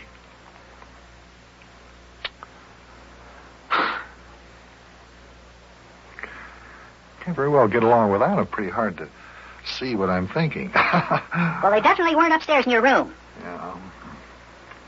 Wonder where they could be. Now, let's see. Let me reconstruct my activities last night. I was... Well, look, while you're trying to figure out what you did with your glasses, Big John, I'm going to have to do some more thinking about Yukie. Because I'll bet his disappearance does have something to do with losing that game of tiddlywinks last week. Oh, okay, you think about Yukie. Now, let's see. Sparky went to bed. I listened to him when he said his goodnight prayers, and then I went into my room, and I read Colonel Fawcett's book about his expedition in the South American jungle. That book was about a man who disappeared and was never heard from either. My goodness, everything and everybody seems to be disappearing around here lately. Did you say that you were reading a book about a man who disappeared in the South American jungle, Big John? Mm-hmm. Well, could you get any ideas from that book about how Yukie could have disappeared? Oh, no. No, this case wasn't anything like Yukie's. And besides, Yukie disappeared right here in Cincinnati. There aren't any jungles in Cincinnati, you know. Well, no, but there's Wobbledink's Woods. I mean, Wobbledink's Woods, that's just like a jungle. Only it's a whole lot smaller. I should say it is, a whole lot smaller. Afraid it wouldn't be possible for anyone to get lost in Wobbledink's Woods, Sparky. Eddie Clammerding, Charlie's little brother, did. Don't you remember that? Oh, Eddie Clammerding's only a little boy 5 years old. Now, Sparky, look, if you'll help me try to think where I put my reading glasses, then we can get down to the business of trying to think where Yukie could be. But first, let's see if we can't find my glasses. Well, okay. Let me see. If you don't put them in that glass tray on your dresser, then where do you put them? Yeah, where do I put them? Uh-oh, Big John. What's the matter? I got news for you. What about? About your glasses. I know where they are. You do? Where? Well. Where? They're on your forehead. You just pushed them up. They're on your head. What? Well, what do you know about that? There they are. Now, isn't that something? Oh, so close to the forest you can't see the trees. I didn't even know that I had pushed them up like that. Oh. Neither did I. Oh, boy.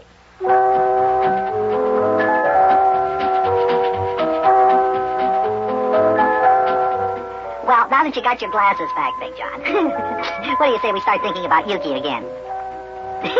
Yeah, that was funny, Big John, the way you couldn't find your glasses and all the time you had them pushed up on your forehead and in your hair like that. Yeah, that was something like the time I couldn't find my hat and I had it on my head. Oh, well, come on, let's get down to business and see if we can figure out where Yukie disappeared to.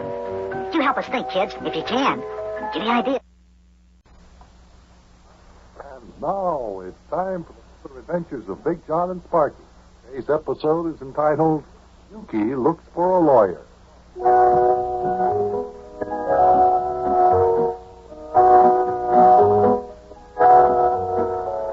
Today we're going to tell you about how Yukie Butcha made plans to sue the city. I know that sounds rather ridiculous, and you're probably wondering why. Well, it all started with the Tiddlywinks game. 2 weeks ago, Yukie came to our house to play a game with Sparky. Sparky defeat him decisively, Yukie got angry and went away for 2 weeks, and we thought he disappeared.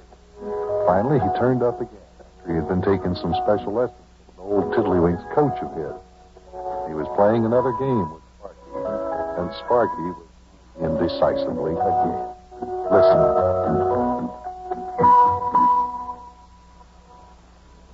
Okay, everybody watch. Here we go. Huh. Did you see that? Did you see it? Right into the cup. Well, what do you know about that? Hey, you see that, Buster? Yeah, sure did. I have to admit, Sparky's a real Tiddlywinks player, all right. Hey, Yukie. You haven't got a chance to win it. Do you concede the game to the lad? Yukie. Hey, Yukie, why is your face so red? Yukie, don't you hear me? What's the matter? Aren't you talking, Yukie? Look, as long as you fellas insist on making a farce of a serious and time-honored tradition of a game, I refuse to comment. The lad has another shot if he cares to take it, or he has the privilege of refusing to take his next shot, in which case he automatically forfeits the game in my favor. Now, what are you going to do there, Sparky lad? Okay, I'll take my next shot. Now, this time I'll put the Tiddlywink snapper between my teeth and shoot. Oh, this I've got to see. Okay, go ahead, Sparky. Quiet. There he goes. I did it. Okay, I win. I got all 5 Tiddlywinks in the cup. Oh. Right. Hey, Yukie. What's the matter with you? Why'd you grab your Tiddlywinks game off the table? Hey, where are you going, Yukie? Hey, where are you going there, Yukie? Listen, you're not going away mad again, are you? You don't have to leave so soon, Yukie. Where are you going? I do not wish to associate with the likes of such people who make a farce of a time-honored tradition of the game of Tiddlywinks. Good day, gentlemen. Hey, Yukie. Yukie, come on. You're not going away mad again, are you? Are you going to disappear again? Hey, where are you going? Up to City Hall to collect that there $1,000 reward they're offering for my return. And now I bid you one and all, good day. Well, Big John, now what do you suppose Yukie will do after he collects the reward? That is, if he can collect the reward. I don't know. I'm sure I don't know. What do you think, Mayor? Well, there's just no telling what that feller's liable to do. Of course, I still say he won't be able to collect the reward. I don't see how he can do that. Think he can, Mayor? Oh, no, I've never heard of no such thing in all my born days. Who ever heard of a feller collecting a reward that was offered for his own return? Did you ever see any of those cowboy pictures on the TV, lad, where the cowboy is wanted, dead or alive, and he comes and turns himself in and collects the reward? No, I don't think I have, Mayor. Not even Cactus Sam Saddlesoap does things like that. I should say not. It's the Cactus Sam Saddlesoap. Who's he? Oh, he's just a cowboy in a program I watch on TV. Just another one of Sparky's heroes, Mayor. He's like Captain Jupiter of the Universe Patrol. Oh, I see. Thought there for a minute Sparky knew about a for-real live cowboy who was wanted dead or alive. Hey, do you want me to tell you about Cactus Sam's last program, Mayor? No. The mayor doesn't want to hear about Cactus Sam. Besides, we have Yukie to worry about. What do you mean we have Yukie to worry about, Big John? Well, if Yukie does collect that $1,000 reward, there's no telling where he's liable to run off to. Yeah, what do you mean by that? Well, the reason Yukie disappeared in the first place was because he got angry when Sparky beat him in a game of Tiddlywinks. Isn't that right? Right. Well, Sparky has beaten Yukie in another game of Tiddlywinks. And you have to admit it, when he left here, he was pretty angry again. Yeah, boy. He's not sure he was going to beat me this time. For the past 2 weeks, he's been up in East Cantankerous, Illinois, taking lessons from his old Tiddlywinks coach, Stuyvesant M. What's-his-name. Yeah, Creech Slurp. And for that very reason, Yukie might decide to disappear again. Look, I'll tell you right now, I don't want to go through another disappearing act. Not on Yukie's part. No, me neither. Well, what do we have to do to keep Yukie from disappearing again, fellas? Have you got any suggestions? Well, it seems to me that the only way we can make Yukie stay in town is to follow him wherever he goes. Yeah, you might be right, Sparky. What do you say, Big John? Well, where would Yukie have to go to collect his reward? We have to go up to the police station. Well, why don't we go up to the station house and wait for him to come out? If he collects the reward, he'll probably try to leave town right away. And then we can stop him. Okay, up to the police station we go.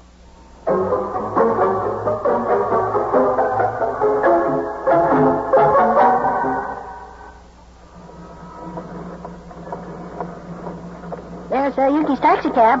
Parked in front of the bakery shop. I guess Yukie couldn't get a parking space any closer to the police station.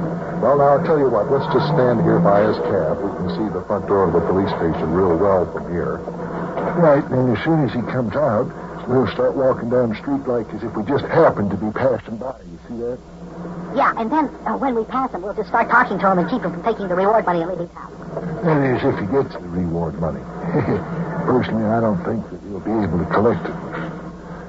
Yeah, but even if he doesn't collect the reward, I wouldn't be worried about losing that game of tiddlywinks. I never thought he'd take such a thing so seriously. He sure was disappointed. He's coming out of the station house. See, he's coming down the front steps. Oh, yeah, that's him. All right, come on, fellas. Now, let's start walking down the street. And remember to act real surprised whenever we see him. You got that, Sparky? Okay, come on, let's go. Here he comes down the street toward us. Now, if we're going to act surprised whenever we see him, I think we better be doing something besides walking down the street and just staring at him like this. Let's carry on a little conversation. What should we talk about? Well, I don't know. What do you think, Mayor? Talk about the Cincinnati Reds baseball team. Well, what do you think the Cincinnati Reds will do in the National League this year, Big John? Oh, I think that they have a nice chance of ending up in the first division, don't you, Sparky? First division? Why, they'll win the pennant, that's what. Well, I hope you're right there, lad. What do you think of the Reds' new outfielder, Big John? Did you see him play any games at the end of last season? Looked pretty good to me. Yes, he did. He looked rather good to me, too. I think he'll be one of the National League big stars within the next few years. Oh, me too, Buster. Yeah, I think the boys will do well. Well, what do you know? Look who's coming down the street here. It's our old friend, Yukie Butcha. Howdy, Yukie. Where you going there, buddy? Well, what do you know? Hey, there's Yukie Butcha. Well, imagine meeting you in here, Yukie. Isn't this a nice surprise? Didn't expect to run into you, Yukie. You going anyplace special? Want to join us? We're just going down to the drugstore. Well, what do you know about that? Hey, he walked right past us without even saying a word. Just stuck his nose up into the air and walked right by without even so much as looking our way. Hey, Yukie. Hey, it's us, me and the lad and Big John. Don't you see us? Hey, Yukie. Ain't you going to talk to us? Yukie, you aren't mad at me because I beat you in a little old game of tiddlywinks, are you? Listen, don't talk about tiddlywinks to Yukie, Sparky. That's a sore spot with him. Yeah. Well, I believe it's going to get him to talk to us, though, Buster. Look, he's stopping. He's turning around. Hey, what's the matter, Yukie? Are you mad at the lad because he beat you in a little old game of tiddlywinks? Oh, here he comes back. I beg your pardon. Were you gentlemen talking to me? Of course we were talking to you, Yukie Butcha. You come down off that high horse of yours and talk to us like you always do. I beg your pardon? I do believe you gentlemen are laboring under the grave misapprehension that you and I are on cordial and congenial speaking terms. To which I must inform you that you are laboring under a grave misapprehension. Oh, you don't say. Why? Is that so? 100% correct. Now, if you three very uncouth gentlemen will please excuse me, I shall continue on my way. Now, wait a minute. See here, Yukie Butcha. Us three uncouth gentlemen are just as couth as you are. Yeah, maybe even couther. I said, and I repeat, I have got a very important engagement. So, you will please excuse me there, please. Little boy, will you please excuse me? Well, Yukie, where you going? My dear little lad, I beg to inform you and your cohorts that is my private business. However, if you must know, I will tell you that I'm going to see my lawyer. You're going to see your lawyer? Why? Well, as you will recall, the city has displayed on various telephone poles a poster informing the citizens that the police force is offering a $1,000 reward for my return. I have turned myself in at the police station, and the police force refuses to pay me the reward. So I'm going to sue the city. You're going to sue the city? That is right. Well, boy, now I've heard everything. Sue the city. Well, boy, oh boy, oh boy, oh boy.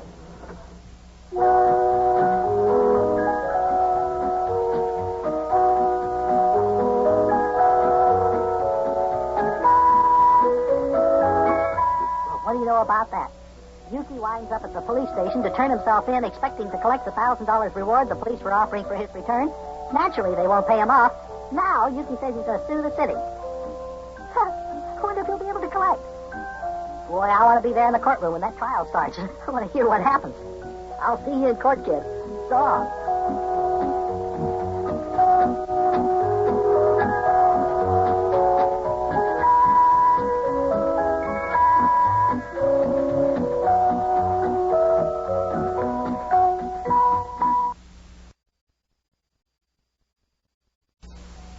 And now it's time for the further adventures of Big Jon and Sparky.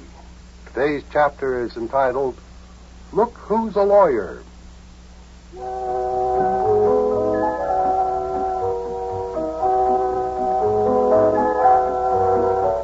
Yukie Butcha was going to sue the city of Cincinnati. Yes, he was going to bring to court his old hometown. All because Mayor Plumpfront wouldn't pay the reward that had been offered for Yukie's return. The only problem was Yukie wanted to collect it himself, and he threatened that he would go to court to get his way. Well, the big day has come, and Sparky and I are now driving down through Cincinnati on our way to the courthouse. We're almost there, so come join us.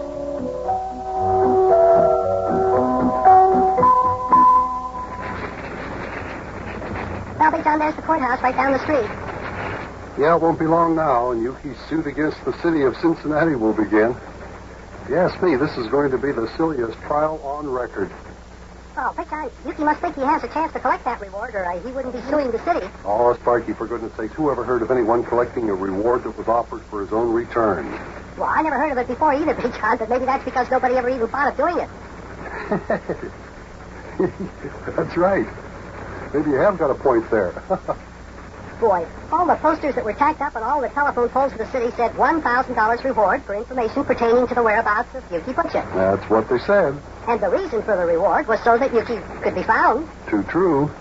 Yeah, well, Yukie walked into the police station and told them where he was. And he asked for the reward. Why shouldn't he get it? Well, I guess, yeah, I guess. Well, that's a good question, all right. Yeah. Hey, here's a parking space, Big John. Yeah, okay, I see it. Okay, in we go. There's not a fire plug there, is there, Sparky? No. It's okay. It's okay. Just pull right in. All right. Here we are. Perfect 4-point parking. How about that? All right, Sparky. Open up the door and let's go on into the courthouse there, huh? Okay. Well, there sure are lots of steps to climb before you get up to the front door of this courthouse. Hey, you know what this reminds me of? This reminds me of the Capitol in Washington, D.C. Yeah, it sure is a long hall up here. Well, we finally made it to the top. Okay, open up the door, Sparky, and let's go on in. We don't have very much time before the trial begins. Okay. Boy, this big door is sure heavy. Is it? Here, I'll give you a hand. There we go. All right. Go on in. Hey. Boy, this sure is a fancy-looking place. I've never been in the courthouse before. Well, it is a nice-looking building. This marble corridor sure is impressive. Beautiful. Yeah. But where's the place where they have all the trials? Well, there are several courtrooms in this courthouse. The one we have to go to is a municipal courtroom. I believe that's the one just down the hall there. Oh, yeah, there it is. See the door with a little white sign sticking out? It says Municipal Court. Municipal Court, yeah, that's it. Oh, there's Mayor Plumpfront sticking his head out of the door. He must be looking for someone. Maybe he's looking for us. He sees it. He must be looking for us. Look, he's coming this way. Hey, how come he's wearing those long black robes? I don't know. Looks like he's going to be the judge in this trial. The judge? You're kidding. Is the mayor a judge, too? Well, in a way, I suppose he is. He has to act as a judge in such cases as this one that Yukie is bringing against the city. Yeah, here comes the judge. Well, howdy there, Buster. Howdy, lad. Glad to see you finally got here. The trial's about to begin in just a few minutes. Hey, Mayor.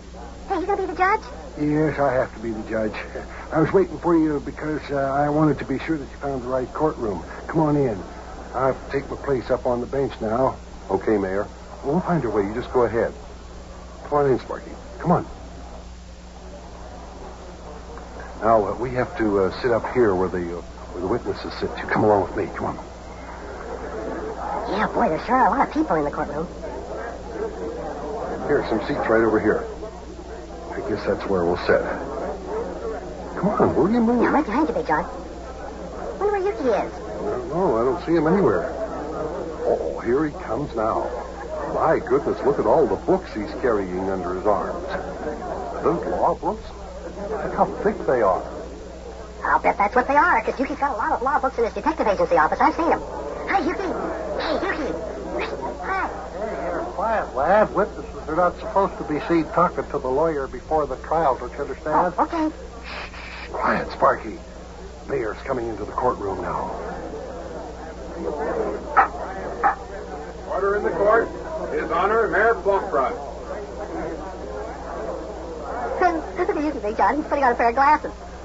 Yeah, with those heavy horn-rimmed glasses, I think he thinks he looks more like a lawyer. Pretty cute, though, isn't he? All right. And the first case. What's the first case there, bailiff? First case, Yukie Butcha versus the city for recovery of $1,000 reward. Mr. Butcha, have you appointed counsel to plead your case? Yeah, of course I have, Mayor. You know that. I'm going to be my own lawyer. And you know that as well as I do. I told you last week. Oh, me. Do you have any witnesses that you'd like to bring to the stand? I have, Your Honor. Mayor. First, I'd like to call a little feller that I have known for many, many years. His name is Sparky. I'd like to call Sparky to the stand. Sparky, will you take the stand? It's for you, Sparky. Go ahead. Go on up to the witness stand. Okay. Boy, this is fun. Now, just sit up there in the chair, lad, and raise your right hand when the bailiff tells you to. Raise your right hand. Do you declare that all the testimony you are about to give is the truth, the whole truth, and nothing but the truth? Oh, sure. Big John told me I should never tell Pip. Boy. Order in the court. Order in the court, please. You may question the witness now, Mr. Butcher. Yeah, fine. Hi, Sparky lad. Sparky lad, what is your name? My name? Oh, come on, Yukie. You know my name. It's Sparky. Yes, lad, but for the formality of this here court, you'll have to conduct yourself with aplomb and decorum. You understand that, don't you, lad? Sure. All right, then. Lad, where were you on the night of the 6th of this month? On the night of the 6th. Fine. Night of the 6th. Uh-huh. Boy, Yukie, I don't know. I object, Your Honor. That question is wholly irrelevant, immaterial, and on top of that, it doesn't have anything to do with this here case. How's that? Come on, Mayor, get on with it. Aren't you hip to this here courtroom legal talk? What are you talking about, Yukie? You're objecting to one of your own questions. That's right, 100% correct. Just wanted to make sure that you were paying attention. Oh, fine. Now, lad, tell me this. Did you ever see any posters tacked up on the telephone poles around this here town or city? Yes. They were posters offering $1,000 reward for the return of Yukie Butcha. Fine. Isn't that you? Fine. That is me. And now, Your Honor, I wish to call my next witness, name of Big John. Big John, would you kindly come up here and take your place on this here witness stand so we can cross-examination you?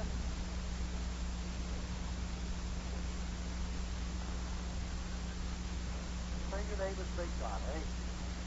So, tell me this, Big John, and I want straight answers here. Why don't they call you Little John? Well, I don't exactly know. I thought so. You don't know, huh? Isn't that rather odd? Surely you know why you have the name you have. Why do they call you Big John? Why don't they call you Little John? I'll tell you why. Everybody calls you Big John because you're bigger than you are little. That's why. I see. Right.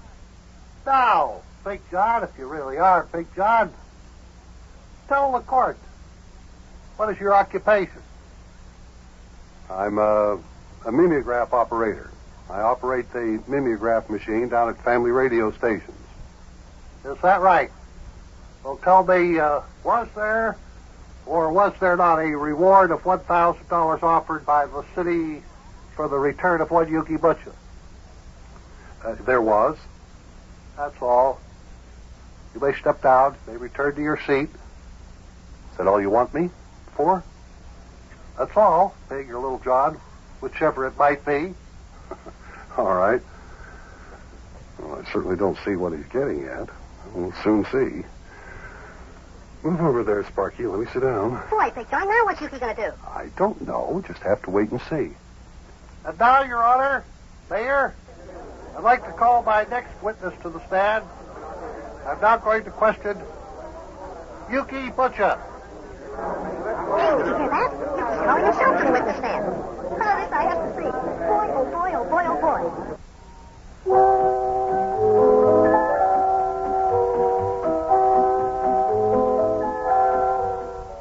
Well, this trial sure has taken an unexpected turn. Yukie Butcha is his own lawyer, and he's called himself to the witness stand. I don't know how he'll be able to ask himself questions. Look at Mayor Plumfront up there behind the judge's desk. He sure looks confused. Paging through the law book to see if it's legal for Yukie to call himself to the witness stand to ask himself questions. And now it's time for the further adventures of Big Jon and Sparky. Today's chapter is entitled Peace and Quiet Once Again. Almost.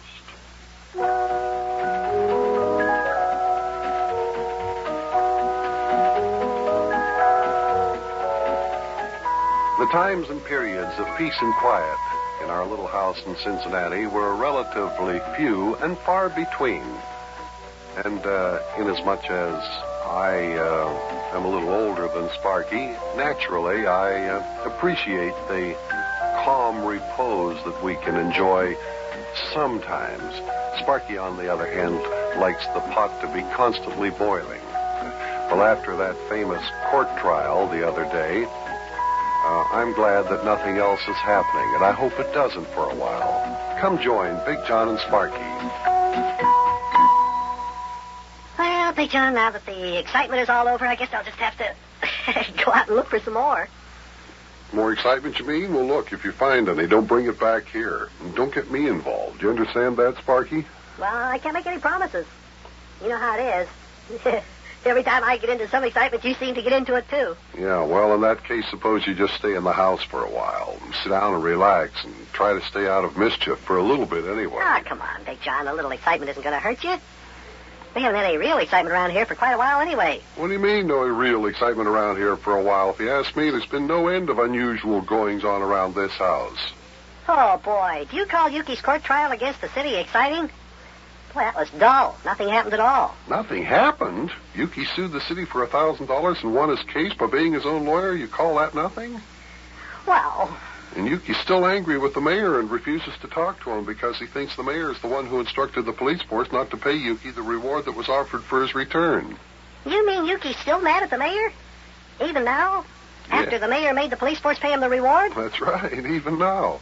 Yukie claims the only reason the mayor paid off at all was because Yukie proved in court that it wasn't legal not to pay him.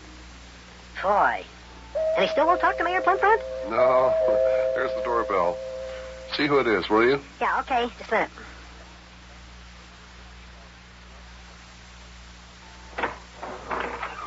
Hello there, Mayor Bucky. Plumfront, Big John. Come on in here, Mayor Plumfront. Big John's in the living room, as usual.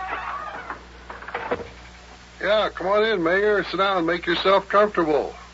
Okay, Buster. Guess may as well. Yeah, may as well.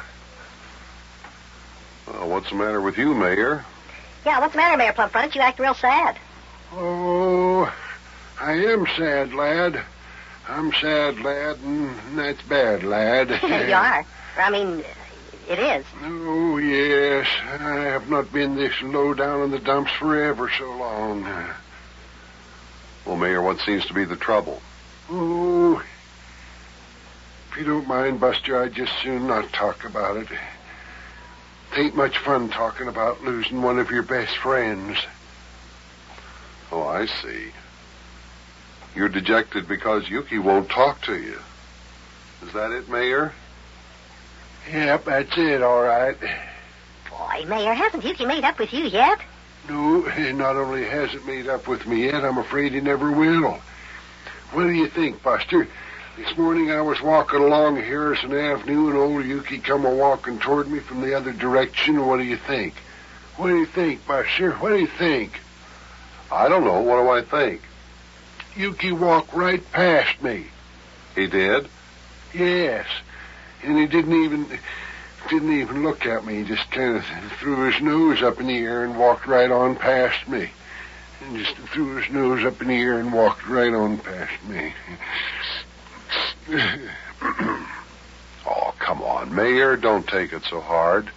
I can't help it. I just can't help it. I don't like to be ignored by my old bosom buddies. Well, you know, Mayor, I mean, don't take it so seriously. Maybe Yukie didn't even see you. Oh, he saw me. He did. I know he did, because he was looking right at me whilst I was walking toward him. And then when I said, "Howdy, Yukie," I said it real friendly like. I said, "Howdy, Yukie." And he just went and pushed his nose up in the air and walked right past me without even so much as saying a single solitary lone individual word. Boy, Yukie really must be mad at you, Mayor. He is, lad, he is. And I wish he wasn't, too. Well, Mayor, if you ask me, it's silly. And if I see Yukie, I'm going to tell him a thing or two. Yes, you do that. I will. He's acting like a little child. Uh-oh, doorbell's ringing. I wonder if that could be Yukie. Let me take a look out the front window and see. Yeah, there it is. There's Yukie's 1913 Model T taxi cab. Well, then that's Yukie at the front door. I'll go let him in. Yeah, you go open the door and let him in, Sparky.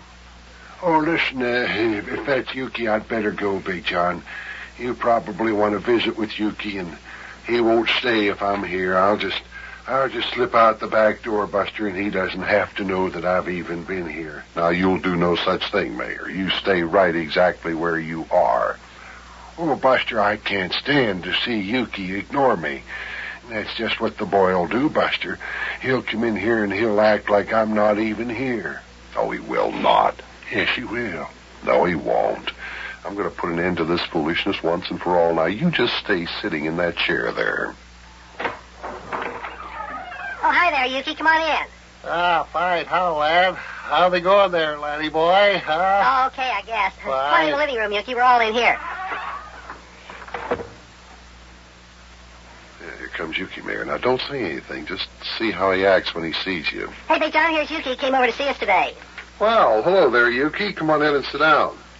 Hi, Big John. Just thought I'd come over and, have company. Well, I don't want to disturb anything. I'll just be on my way. I'll drop in again sometime, see you sometime later on. Now, wait a minute, Yukie. You don't have to leave. You just sit down. There are 4 of us, and we can have a nice little game of Monopoly. How about that? Monopoly, you say? Yes. No, I don't think I feel like Monopoly. Don't feel like playing any game of Monopoly, especially with certain people. What do you mean, Yukie? Especially with certain people? You mean me? No, Big John. I don't have any objection to playing Monopoly with you.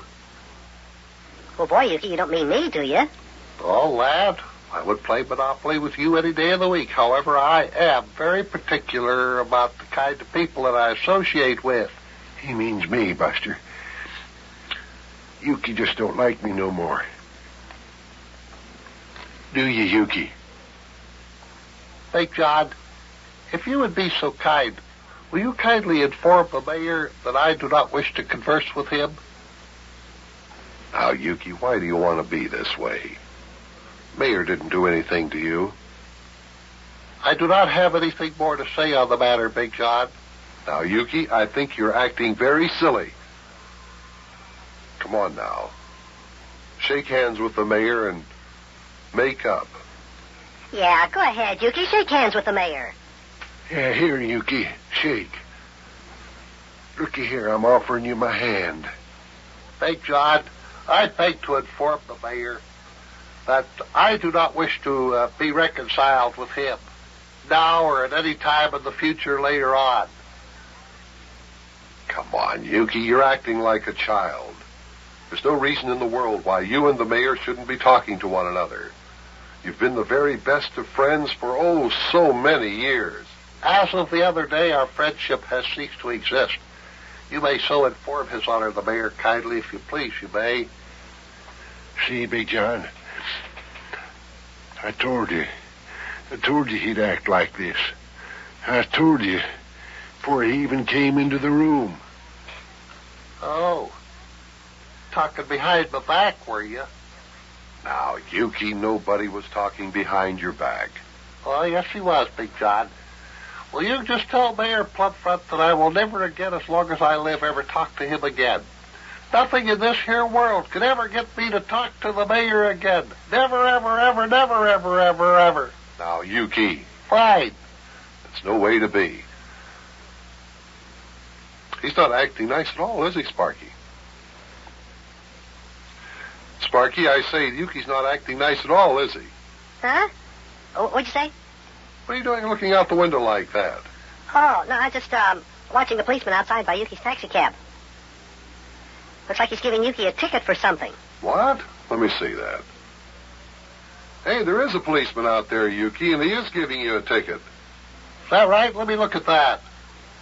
See, Yukie, there he is, standing right in front of your taxi cab, and he's writing out a ticket. Say, what's the idea of him giving me a half-wit ticket?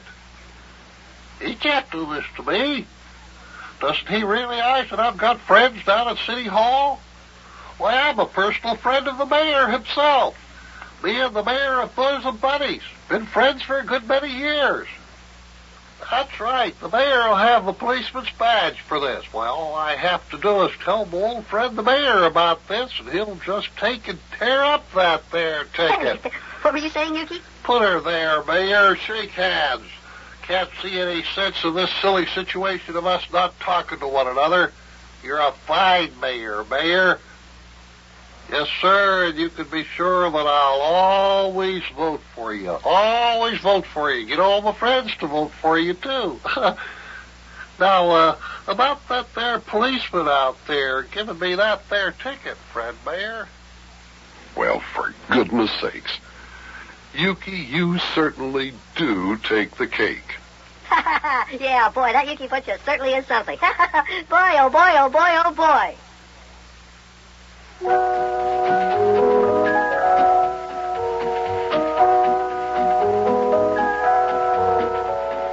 Well, looks like we're finally back to normal, doesn't it? I thought sure Yukie was going to stay mad at the mayor forever. He said he'd never talk to him again as long as he lived. And then when he found out that a policeman was standing outside giving his taxi cab a ticket, that made him change his tune. He thinks that the mayor will get him out of paying a fine. He hopes. Well, but the mayor doesn't. Well, anyway, now maybe I can concentrate on trying to talk Yukie into trying out with the Cincinnati Reds baseball team or some other big league team. I'll think about that. And I'll see you tomorrow, kids. So long.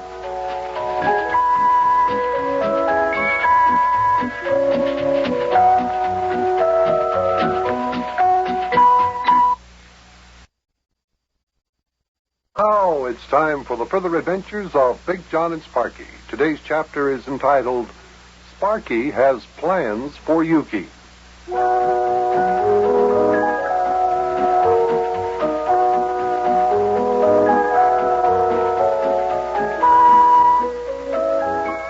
I thought today I'd start to tell you about the time Yukie tried out for the big league baseball team, the Cincinnati Reds.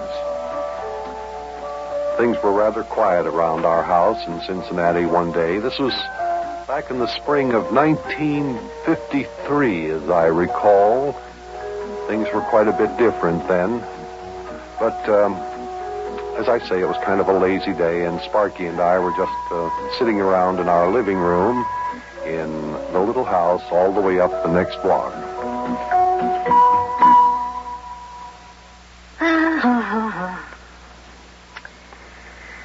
Oh, me. What's the matter with you, Sparky? You tired? No, I just feel lazy. Well, I think it's this little bug we've got. I kind of feel that way, too. As soon as we get over these colds and get our strength back, I think we'll be all right. Did you ever feel like all you wanted to do was just, kind of lie down and be quiet? Sure, many times. But I certainly am surprised to hear that you feel that way. It seems to me that you always want to be on the go. Well, I would like to have some excitement, but right now I just kind of feel real lazy. I guess it's the weather. Yeah, maybe it is. I hope it lasts. Yeah. Big John? Mm-hmm. Didn't Yukie Butcha say one time that he used to be a professional baseball player? Well, I don't know. He's told us stories about that fabulous friend of his, old Charlie Rusflaw, and when he played for the East Cantankerous Illinois Blue Jays. Yeah, and don't you remember Yukie said that he played with that team, too? Yeah, I'll come to think of it, I believe he did say he played on that team. It was a minor league team in what Yukie called the old 4I League. Yeah, that's right, the 4I League. Indiana, Illinois, Iowa, and India. Yeah, India. Why do you ask? Oh, I was just wondering. I mean, since it's almost baseball season and the big league teams are in their spring training camps, why doesn't Yukie go south and try out for one of the teams? Sparky, Yukie probably isn't that good a baseball player. Listen, I'll bet you anything that if old Yukie tried out for the Cincinnati Reds baseball team or any big league team, I bet he'd make it. Oh, now, look, you'd have to be a pretty good baseball player to get into the big leagues, buddy. Well, sure. And I still say that Yukie Butcha is a pretty good baseball player. Well, how do you know? You've never even seen him play baseball. Well, no, but I've heard some of the stories that he's told about when he used to play. And sure, and he's good. Well, he'd have to be exceptionally good. What position did he say he played? Well, he plays a couple of positions. He's a pitcher, and he's an infielder, and he's an outfielder, too. Yeah. Well, if he's a pitcher, can you imagine Yukie pitching against guys like Ted Kluszewski or Andy Semenick or Ralph Kiner? Well, I've seen Ted Kluszewski smack a ball high up into the middle of the right field bleachers. You'd think the thing was really going out of sight. Sure, but Yukie wouldn't have to pitch against Ted Kluszewski if Yukie played on the Reds team. Well, if you played on the Reds team, you'd have to be pretty good to get a place in their outfield. You know, the Reds have 2 new outfielders this year, and they're pretty good. As a matter of fact, they have 3. 3 new outfielders? Who are they? Well, there are 2 new rookies, Jim Greengrass, who plays left field, and Bob Marquis, who plays center field. And I heard they're both supposed to be real good. They are, huh? Who's the other new outfielder? The fellow they got from Pittsburgh, Gus Bell. And I hear Roger Hornsby thinks that he'll turn out to be a great star. Nah, Sparky, I doubt if Yukie would be good enough to make the outfield on the Reds. Well, maybe he could play the infield. I don't know. I doubt if he could beat out good old Bobby Adams at third base. And I know that Yukie couldn't play shortstop as well as Roy McMillan. Now, you know that. What about second base? Maybe Yukie could play second. Why, Yukie'd fall all over himself playing second base. Besides, imagine Johnny Temple will be playing second base for the Reds, and I expect him to become a real ball player, too. So just forget about second base. That's all nailed down for the season. Well, that just leaves first base, and I know Yukie couldn't beat out Ted Kluszewski. You agree to that, huh? You like Ted Kluszewski, don't you? Oh, sure, he's my favorite. I guess if Yukie wants to become a big league player, he'll have to try out as a pitcher. Yeah. Pitcher. Looks that way. Next time I see him, I'm going to ask him why he doesn't try out for the Reds. What makes you think that Yukie'd want to play with the Reds? After all, Yukie's from East Cantankerous, Illinois. Maybe he'd rather play with the Chicago Cubs or the St. Louis Cardinals. East Cantankerous is pretty close to St. Louis, you know. Oh, no. Yukie'd want to play with the Cincinnati Reds. Well, maybe. Maybe. He has been living in Cincinnati for a good many years now. So you can't tell anyway. What's the difference? Uh-oh. What's the matter? There's Yukie's taxi cab out front. He's coming in the house. Looks like you'll be able to put your proposition up to him a little sooner than you expected. Hey, yeah. I'll go open the door and let him in. Don't go away, Big John. Don't go away. Don't worry, I'm not going anywhere. You just go right ahead there. Boy, well, Yukie here's what I have to say to him. I'll bet he never even thought about trying out for the Reds team. Hi, Yukie, come on in. Well, howdy there, lad. Hey, didn't even give me a chance to ring the doorbell there. Well, I saw you coming, Yukie. Come on in. Hey, I got news for you. Got news for me? Yeah? What kind of news you got for me? Come on in the living room with Big John, Yukie, and I'll tell you. Oh, Big John's sitting in the living room, is he? Hi there, Big John. Well, hello, Yukie. Did Sparky tell you about the big plans he has for you? He says he has some news for me, but he didn't tell me what it is. What is it there, Sparky lad? Well, sit down. I'll tell you all about it. All right. Here we are. Okay, I'm sitting. What do you want to tell me? Yukie, didn't you tell me once that you used to play professional baseball? That's right. 100% correct, lad. Used to play on the same team with old Charlie Rustflaw, the East Cantankerous Illinois Blue Jays, the old 4I League. Played the infield, outfield, and also pitched. See, Big John, I told you so. Yeah, I know. And Yukie, you were a pretty good ball player, weren't you? Oh, well, I wouldn't want to say that I was exactly pretty good, but I was just about the finest ball player to slip on a glove and toss that old pill across the diamond. I wasn't any done with the willow either. I was a pretty fancy Dan fielder, too. And I would want to say exactly that I was pretty good. Of course, you know I'm a pretty modest lad. Always have been a pretty modest fellow. You know that, don't you, Big John? Oh, yeah, sure. Fine. Yeah, I can hit the ball farther than any player in the league. I led the league 6 seasons in a row with my batting and home runs. Is that right? Yeah. When I pitched, I struck out more batters than any other pitchers, too. But being as how I'm so modest, I prefer not to tell you about that, lad, if you don't mind. No, don't tell me about it, Yukie. No, I don't want to. I hit 110 home runs in one season. Never once did I hit less than 90 home runs in any season. My batting average was .478 one season. That was my first in the 4I League. Next year I dropped off to a mere .453. Then the following year I jumped back up to .476. But my best year was the next year. That's when I hit .482. But you see, I'm so modest, lad, that I never could tell anybody about it. Well, you really were a good ball player, Yukie. Yes, sir, really good. Oh, no, lad. Don't say that. You embarrass me.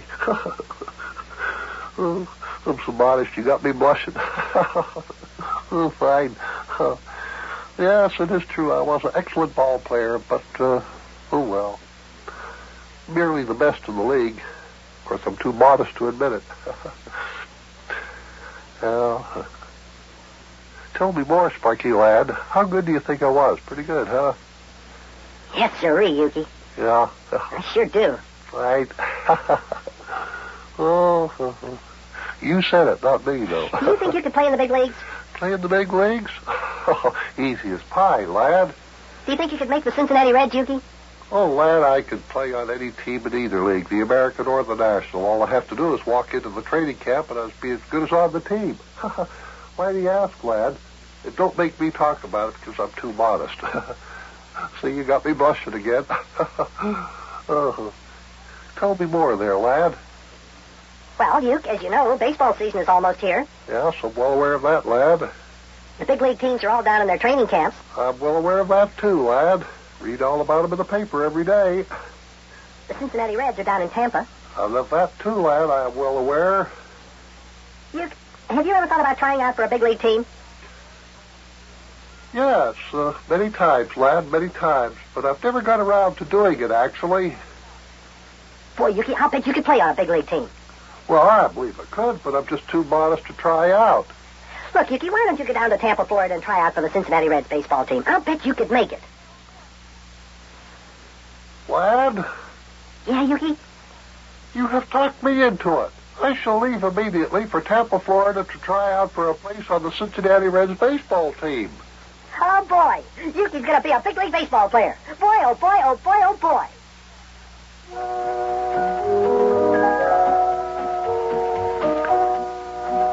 And that's the way it all started.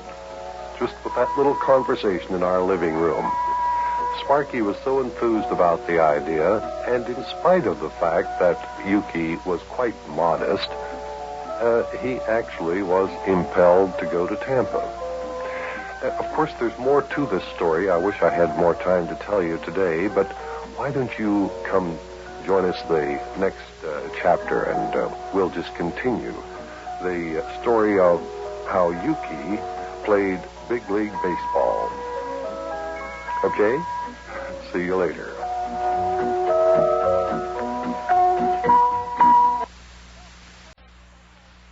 And now it's time for the further adventures of Big Jon and Sparky. Today's chapter is entitled, A Sudden Change in Climate.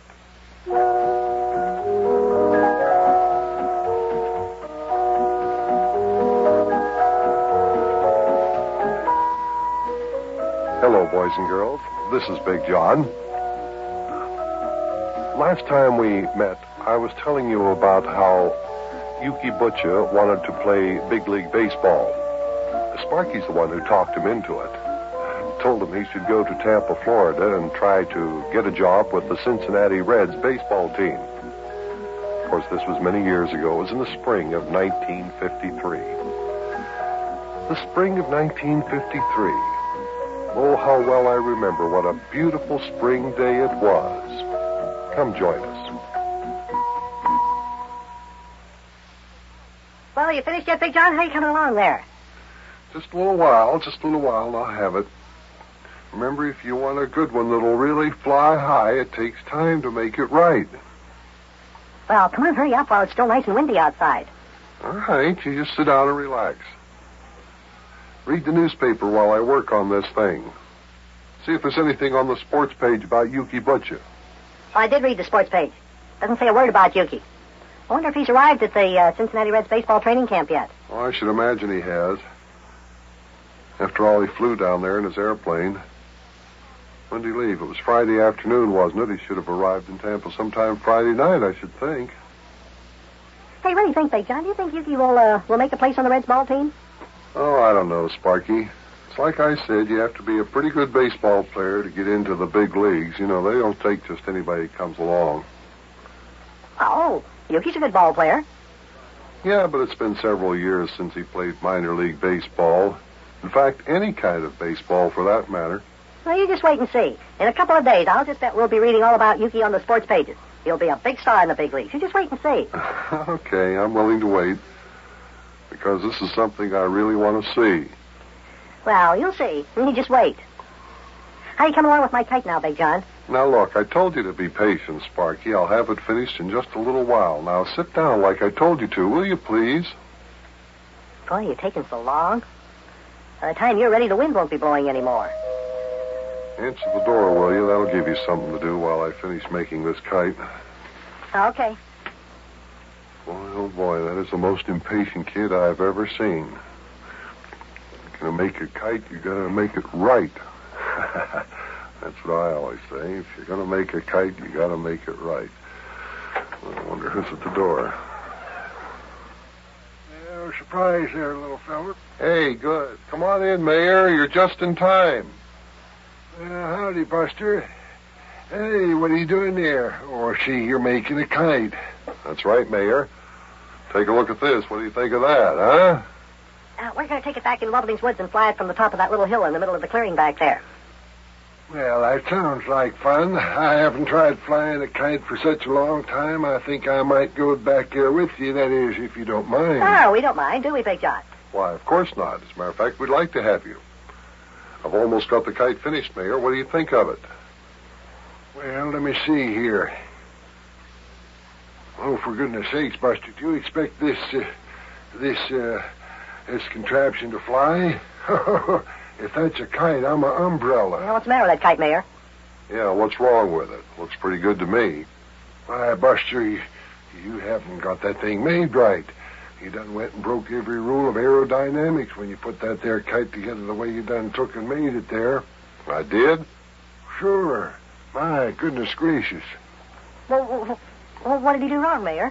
Well, first of all, take a look at this here strut stick here. It's crooked. That there kite won't fly with that there stick stuck in there like that. Well, Mayor, I haven't put the finishing touches on it yet. I was going to straighten out that strut stick, all right. Oh, well, go ahead and straighten it. And take a look at this here cross stick. You're supposed to be able to bend this with a string like a bow. Well, I know, Mayor, but I haven't put the string on yet. Oh, well, then why don't you just go ahead and put it on then? Well, I intend to. And hurry up, Big John. Boy, there's a real nice wind blowing outside, and it isn't going to keep blowing all day. Well, don't worry, Sparky. All I have to do is put on this string and bend this cross stick. Sure do get a lot of non-professional help around here. How's the temperature outside today, Mayor? Why, it's very nice, Buster, very nice. In fact, it's a beautiful day here in our grand and glorious city of Cincinnati today. Yeah, well, how about the temperature? How high is it? Oh, it's mild, Buster. See what I'm wearing here, don't you? Nothing but this here lightweight jacket and this sweater underneath. Okay.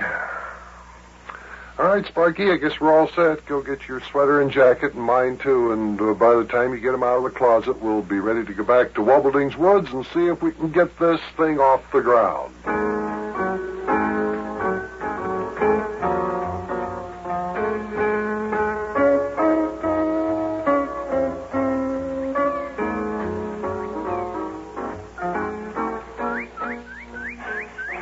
There, just a little bit further to go, Big John. Yeah. Now, there's the hill. That's where I meant we ought to go, see, right over there. Right in the middle of the clearing, see? Gee, that'll be a fine spot to fly this here kite from. Yeah, excellent. Oh, have you ever seen a more beautiful day for this time of the year? Oh, I'm telling you, Buster, it's always a beautiful day in this here grand and glorious city of ours. Boy. Oh, the sun is so hot, I'm going to open up the front of my jacket. Yeah, the sun is nice and warm, all right. Look at that sky, how clear and blue it is. And those fluffy white clouds here and there, aren't they beautiful? Why, they look just like big puffs of soft cotton. Yes, we certainly are fortunate with the climate we got here in Cincinnati, Ohio. It's one of our strong points in the city. Yes, sir, the best climate in the land, right here in this grand and glorious city of ours. I guess summer's here, wouldn't you say, Mayor? Well, summer's not here, lad, but I'd say spring certainly is. Oh, I don't know, Mayor. We might have some cold weather yet. What do you mean, some cold weather yet? With a day like this, we won't ever have any more cold weather until next winter now, you'll see. Oh, I don't know. You know how changeable Cincinnati weather is, Mayor. And what they always say, if you don't like the weather in Cincinnati, just wait a minute. Well, that's adverse propaganda. Changeable, you say? Tain't no such thing. Just look at this beautiful day. Smell the air. Feel the warm sunshine. Look at that clear blue sky. It's a beautiful, typical Cincinnati day. A grand and glorious day. Beautiful, perfect weather. Oh, here we are at the top of the hill. Okay, come on, let's start flying the kite. Come on, Big John, look. Yeah, run along the top of the hill and give her a good old start there. All right, here we go. You hold it up, and I'll start to run. Play out some string there, and I'll get it up in the air. Now, that's it. Just let go of it. Let go of the tail. Let the breeze take it over. There we go. Come on, let's go. She's going up. She's going up. Fine. Hey, let out some more string. Let out some extra. Get a little more string, Big John. That's all right, George. You can do this. Well, up already. You can stop running now. Here, the nice breeze caught and just taking it right up. Hey, look at that. Oh, hey, it's just fine. Just going right up there. How you doing, Mayor? Are you keeping up? Oh, I'm all out of breeze. Yeah, let out more string there, Buster. That kite's really going up there now. Let out more string there. Give it a little play. Boy, that really got up there in a hurry. Let me hold the kite winder down, Big John. It's all right. Here you are. Hey. Oh, boy, this is fun. Well, that certainly is a nice breeze. Certainly is. Look at that kite go up. Yes. We can let them people down in Florida and out in California talk about their soft, warm ocean breezes. Just feel this breeze, Buster. Oh, yeah. Stand up here in the top of the hill and it just wafts through your hair. Hey, you can't beat this here Cincinnati weather. Especially around springtime. Yeah, but it's changeable, Mayor. You know that. Oh, no, it isn't. Don't go saying that, Buster. Hoo-wee, look at my kite now, Big John. Way up there. I still got an awful lot of string on my kite winder, too. It's just about half filled with string. Hey, did you hear that? What was that, Mayor? Was that thunder? Thunder? What's the matter with you, Buster? Where in the world would thunder come from on a beautiful day like this? Ooh. Hey, I believe that was thunder, wasn't it? Yes, and look how dark the sky is getting all of a sudden. Wow, the wind is blowing awful hard all of a sudden. Hey, I better wind in my kite before it gets all torn to pieces. Hey, it's starting to rain. Raining. My goodness, it's really coming down hard. Hurry up, lad. Get that kite in so we can get in out of this rain. Well, you may as well resign yourself to getting good and soaked, Mayor. We're too far back in the woods to get out of the rain. Now, where do you suppose all this storm come from all of a sudden like this? Sure, I'm having a hard time winding in this kite. The wind's really blowing. My hands are getting cold, too. It is getting awfully cold. Here, give me that kite winder, Sparky. I'll bring in the kite for you. Wow. Hey, it's starting to sleet. Wow, the rain is turning to sleet. Oh, it sure is getting cold. Have you got the kite in yet, Big Jen? Come on, let's run home. Yeah, okay, the kite's in. Come on, Sparky, Mayor, let's get home. It's too cold for me around here. Me too. Boy, now it's snowing. Look at the snow come down. 5 minutes ago, who would have thought that it would snow? The sun was shining real bright and the sky was blue and just as warm as summer. And now look at it. It's snowing. The sky is dark and it's just as cold as winter. What were you saying about this wonderful spring weather, Mayor? Never mind, Buster. Never mind. Let's just get back home where it's nice and warm. Yeah, I'm cold.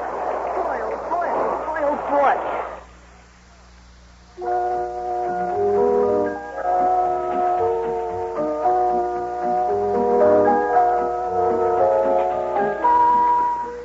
Well, as I may have mentioned before, if you don't like the weather in Cincinnati, just wait a minute, and it'll change. And that's the way that spring day went. The day we were waiting for news from Yukie Butcha, who had gone to Tampa, Florida, to join the Cincinnati Reds baseball team. Maybe by the time we meet in our next chapter, we'll have some further news. And I'll tell you more about what happened when Yukie joined the Reds.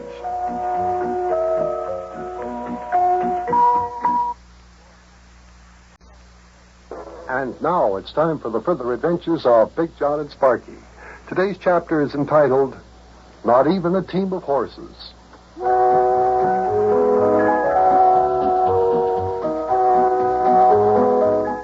Hello, kids. I've been telling you about our adventures back in Cincinnati, Ohio in the spring of 1953. That was the time when Yukie Butcha wanted to try out for big league baseball with the Cincinnati Reds. He had gone to their spring training camp in Tampa, Florida. Meantime, back in Cincinnati, Sparky and the mayor and I had taken advantage of the nice spring weather to go flying a kite in Wobbling's Woods.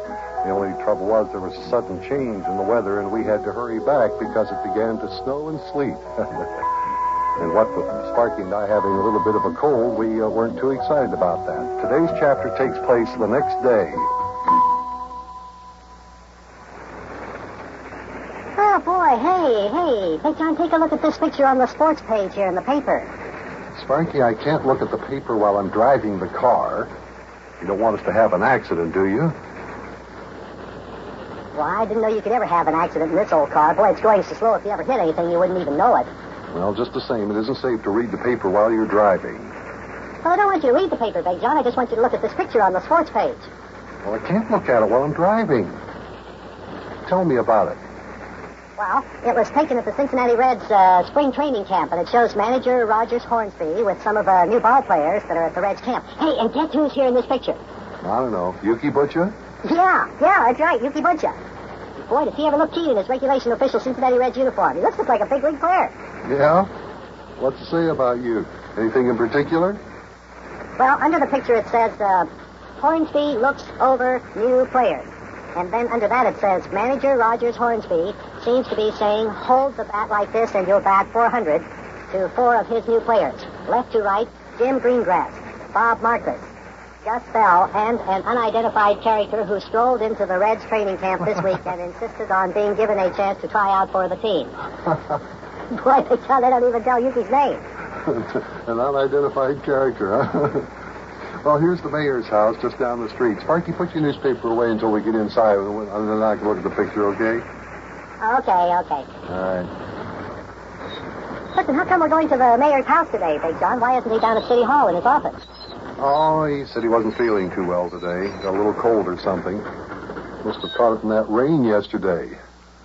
Yeah. Well, the weather sure did change fast, didn't it? Sure did. Didn't do my cold much good either. Well, here we are. Car's all parked. Open the door. Let's get out. Okay. Is the mayor sick in bed, Big John? Oh, no, I don't think he's really sick. I think he's just looking for an excuse to stay home from the office today. Boy, wait till I show the mayor Yukie's picture in the paper. Boy, then wouldn't it be something if Yukie makes the Cincinnati Reds team? Yeah, that would be something. Something I'd have to see, too. Okay, ring the doorbell there. Okay. There.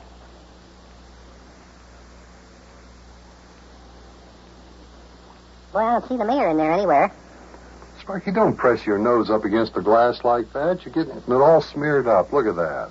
Shall I ring the doorbell again? No. The mayor will be here in a second. You think he has wings? He doesn't run to the door the way you do when the doorbell rings. Oh, there he is. I see him coming down the steps. He must have been upstairs. Oh. Coming down the steps, huh? I wonder if he was in bed. He's walking awfully slow. Wonder how come he's holding his hand on his back like that? I'm sure I don't know. Hi, Mayor. How are you? Hey, what seems to be the trouble there? Oh, me. Oh, come on in, Buster. Come on in, lad.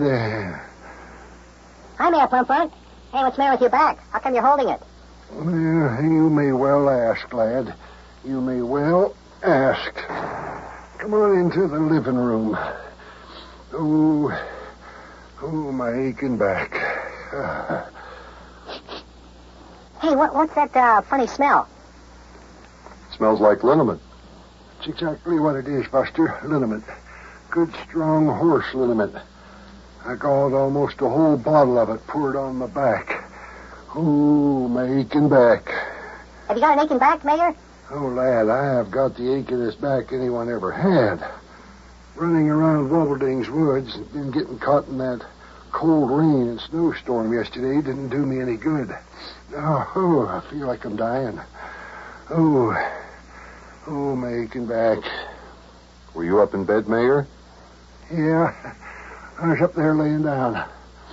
Oh, I tell you, Buster, my aching back aches so bad, nothing, absolutely nothing could drag me out of this here house today, that's for sure.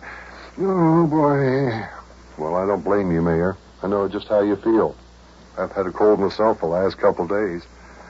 Sometimes those little aches and pains can make you feel pretty miserable. No, you're not kidding. Hey, Mayor, did you see Yukie Butcha's picture in the paper? Yukie's picture in the paper?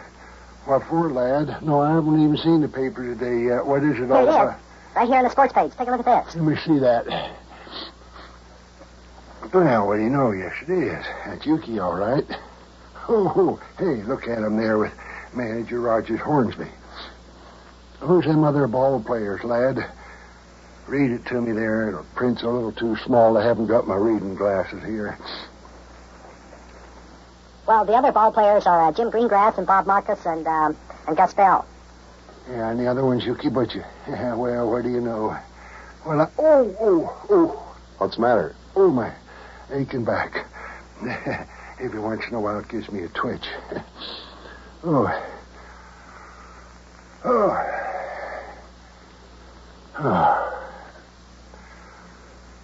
I'm telling you, a team of 100 wild horses couldn't drag me out of this here house today. Mayor, you ought to have a heating pad. Don't you have one? No, I haven't got a heating pad. Don't need one. Good old horse liniment's good enough for me. Makes you smell bad, but it sure does make you feel good. After it stops burning, that is. Oh, yeah, it burns all right.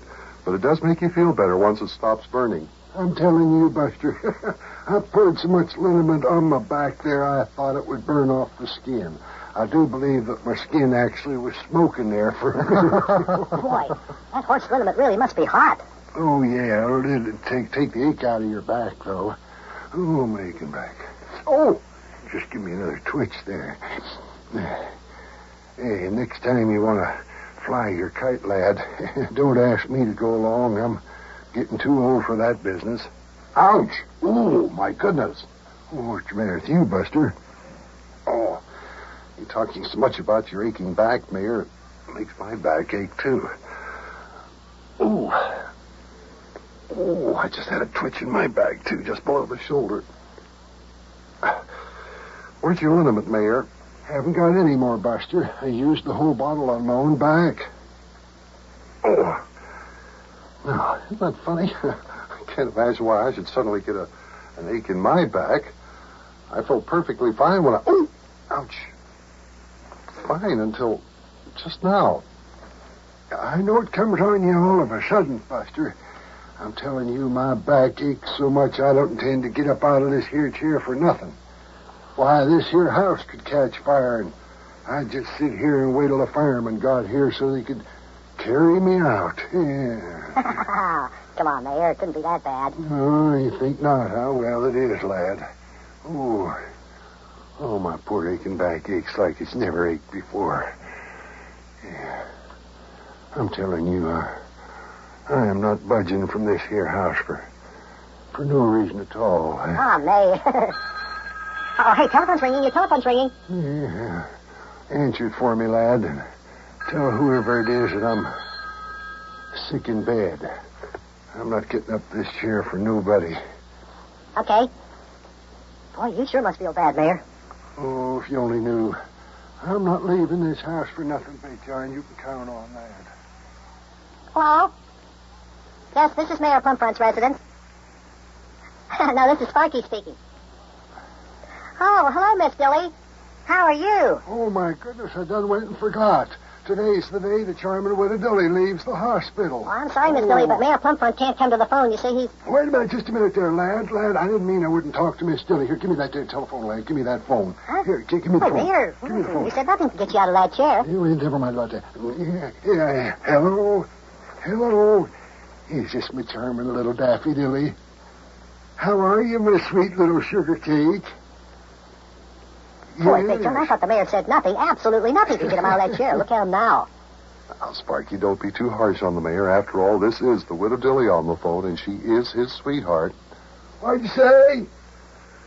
Oh, now, wait a minute, Daffy. Don't do that. Oh, you can't do a thing like that to me. Please, little Daffodil. Listen, where are you? My goodness, I wonder what's up. The mayor seems awfully excited. Daffodil, my little love pigeon. Don't leave. No, don't move a step. You stay right where you are till I get there. Oh, my little Daffodil, you just don't know what you're doing there, Daffodil. Boy, he sure is excited. Oh, my goodness. Look at him dance around there.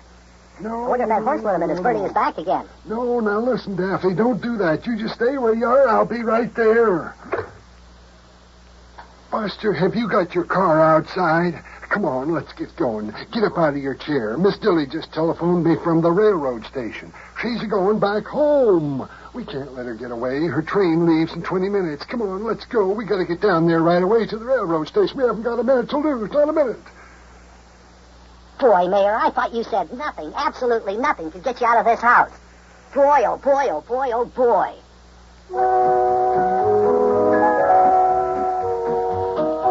Well, this is the kind of situation Sparky likes. Some excitement at last. Something that'll really move the mayor out of his house quicker than a team of wild horses. It appears that Miss Daffodil Dilly, who was supposed to get married to our friend the mayor, is threatening to leave town. I don't blame the mayor for being excited. Well, I'll have to run now, kids, because I've got to take the mayor down to the railroad station and see if we can't patch up this lover's quarrel before it's too late.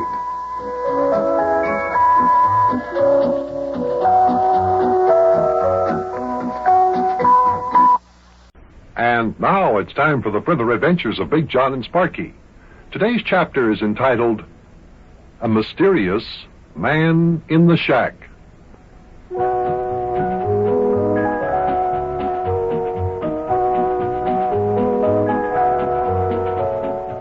springtime in Cincinnati, Ohio is one of the most pleasant times of the year, but you know, the weather is very unpredictable.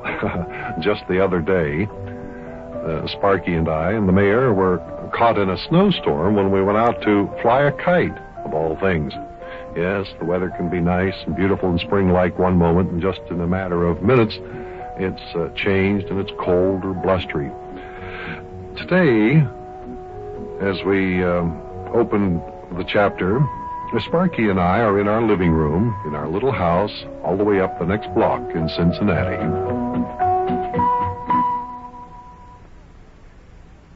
Oh, boy, Big John, it sure is lonesome around here today. Well, for once, I have to agree with you. It is lonesome around here with both Mayor Plumfront and Yukie Butcha not being in town. What do you think we ought to do to keep from just getting bored to death? I don't know. You got any ideas? Hey, I know. You want to go back to Wobbleding's Woods with me and fly my kite? Fly a kite? No, thanks. I had enough kite flying the other day. Nope, no kite flying for me, buddy. Well, hey, I know. Do you want to take Bunny for a walk back in Wobbleding's Woods? It's a nice day. Want to, Big John? Take a walk in the woods? Well, now, that sounds like a good idea. First, though, let me take a look at the sky out there. I want to make sure the weather doesn't change like it did the other day. Oh, it's real nice outside. Just take a look out the window. You can see. See how nice and clear and blue the sky is? Yeah, say, it is a pretty day. Of course, it was just as pretty as this the other day when we went out to fly your kite, and we were out more than a half an hour, and it started to rain, got cold, even snowed. I don't know. Come on, Big John. It won't rain today. Come on. Well, I won't take any chances. How's the temperature outside? I heard the man on the radio say it was 63, I think. That's warm. Well, okay, I guess it'll stay nice. The other day was just unusual. I'll go get my jacket and my hat and... Listen, by the way, you're not going outside without your cap, Don't worry. I'll wear my beanie, and I'll wear the jacket that all the guys in our team got last year for winning the championship in the Knot Hole Baseball League. Fine. Now, can Bunny go along too, Big John? Sure, Bunny likes to go outside once in a while, too. Go on down the basement and get him, huh? Okay, Big John, okay.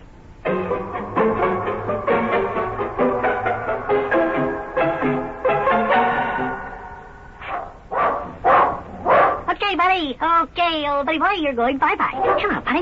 Come on, stop jumping up on me like that. Come on, let me get up the steps there. Come on. Big John. Hey, Big John, Buddy won't let me come up the steps. Oh, that dog. Bunny, come on up here. Here, Bunny. Come on, we're going to take a walk out in Wobbleding's Woods. That did it. There he comes. Boy, Bunny, there's one thing you like to do. That's take a walk. All right, now stop jumping up and down like that. Get down off me. Stop now, stop. All right. We're going for a walk. You don't have to beg. Yeah, now you got to barking again. Can't make up his mind. Well, let's go right out this back kitchen door. Come on, here we go, Bunny.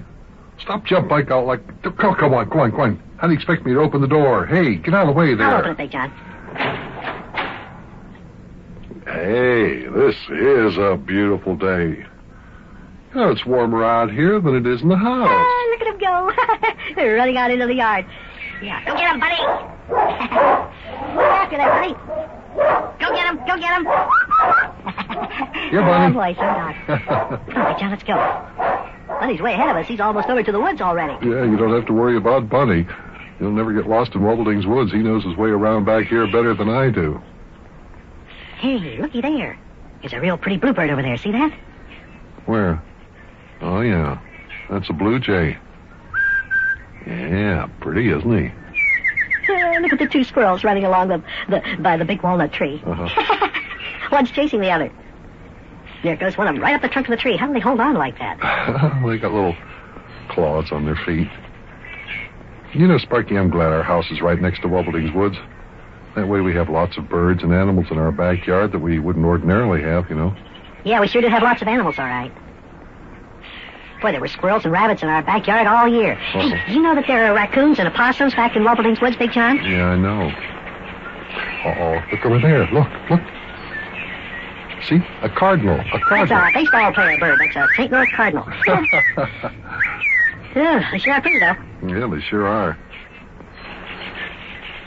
Oh, looks like I'm going to have to give this bench a coat of white paint here. Get a little Come on, Big John, stop feely. looking at garden furniture and let's get back into the woods. Yeah, all right. Lead the way. And there's Howard Boskin next door, walking into his garage. What do you say there, Howard? Hey, buddy. Hi, Mr. Boskin. You going for a ride in your sports car today? Yes, looks like that's what he's going to do. Oh, he likes that sport car of his. He's shaking his head. Well, come on. Push open a place in the bushes now so we can go through there. Come on through here, Big John.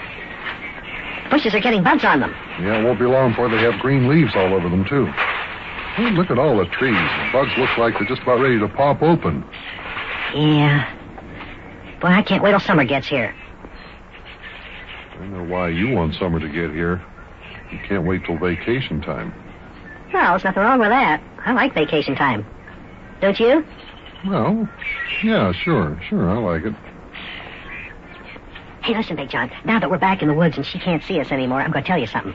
While we were walking in the backyard through the woods, Mrs. Twohill was peeping out her window at us. I could see her push back her curtains.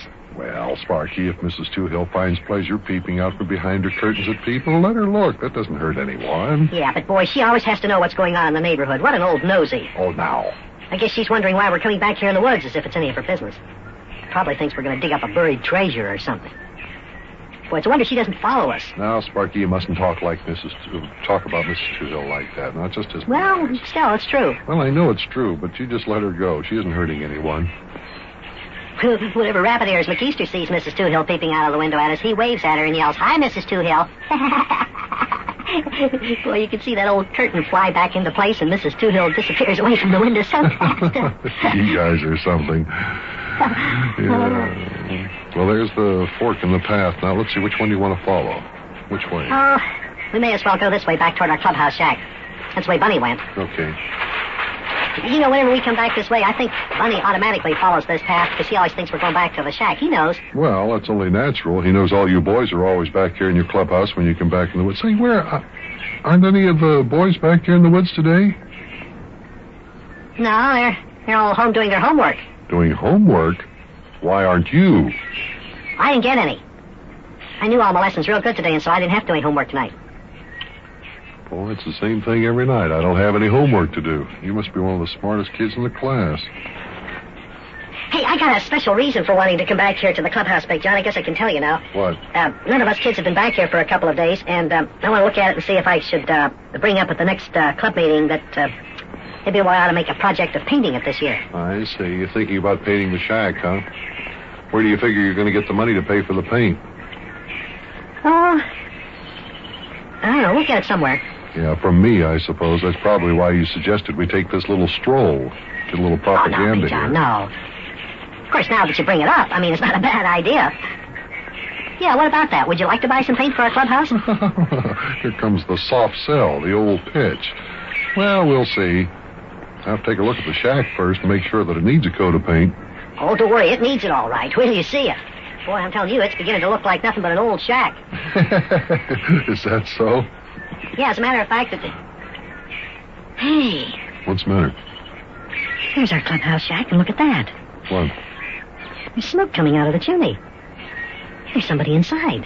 Somebody inside? Well, maybe it's one of the club members. Rabbit Ears McKeester, or Charlie Clamerding, Maxie Finster, somebody like that. Yes, sirree, it's not them. I know, because they're all home doing their homework. Yes, sirree, Big John, there's somebody inside our clubhouse shack who has no business being in there. Do you think perhaps it's Gas House Street Gorilla Gang? Maybe it's Crunch Hexensmasher, or Roscoe McKeever, or Hermie Zickenzacker, or one of those guys. Well, could be. Sure better not be, I'm telling you that right now. Look, let's be real quiet and sneak up on the shack and take a look in through the window. Okay. Be real quiet. Hey, Sparky, what are you going to do if it is the Gas House Street Gorilla Gang? Well, if it is, boy, they just better watch out. Shh. Quiet. All right. We don't want whoever it is in the shack to hear us. Okay. So here we are now. Let's peep in the window. Okay, now careful. So they don't see us. Okay. Hey. What? Look. What? It's a man. A man? Let's see. By George, it is a man. What's he doing in Yes, there? sirree, a man. Hey. A very mysterious man sitting on a box with his back to the window. Now, what's he doing there? Who is he? Where'd he come from? Hey, this is a real mysterious mystery. boy, oh boy, oh boy, oh boy.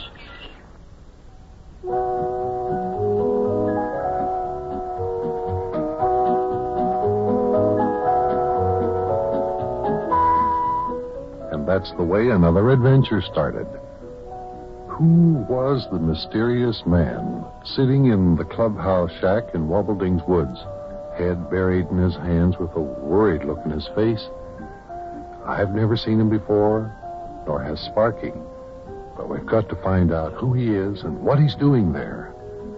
So, until next time, I guess you'll just have to wonder. So long, kids.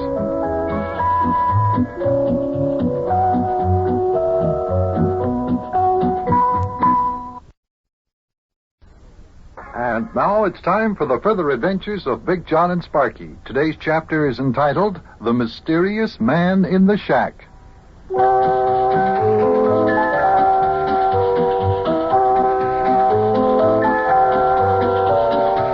It was a beautiful spring day in Cincinnati as today's adventure began. Sparky and I were taking a walk in Wobbleding's woods, enjoying the fresh air, the gentle spring sunshine. Bunny had gone with us, and he had run off into the underbrush someplace. As Sparky and I were approaching the clubhouse shack that Sparky's gang has back there in the woods, Sparky noticed that smoke was coming from the chimney. There was a mysterious visitor. Let me tell you about it this way. Hey, Big Jon, when we get back to our clubhouse shack, I want to take a look at it and see if it could use a coat of paint. For which I will have to pay, no doubt. Yeah, no doubt. Well,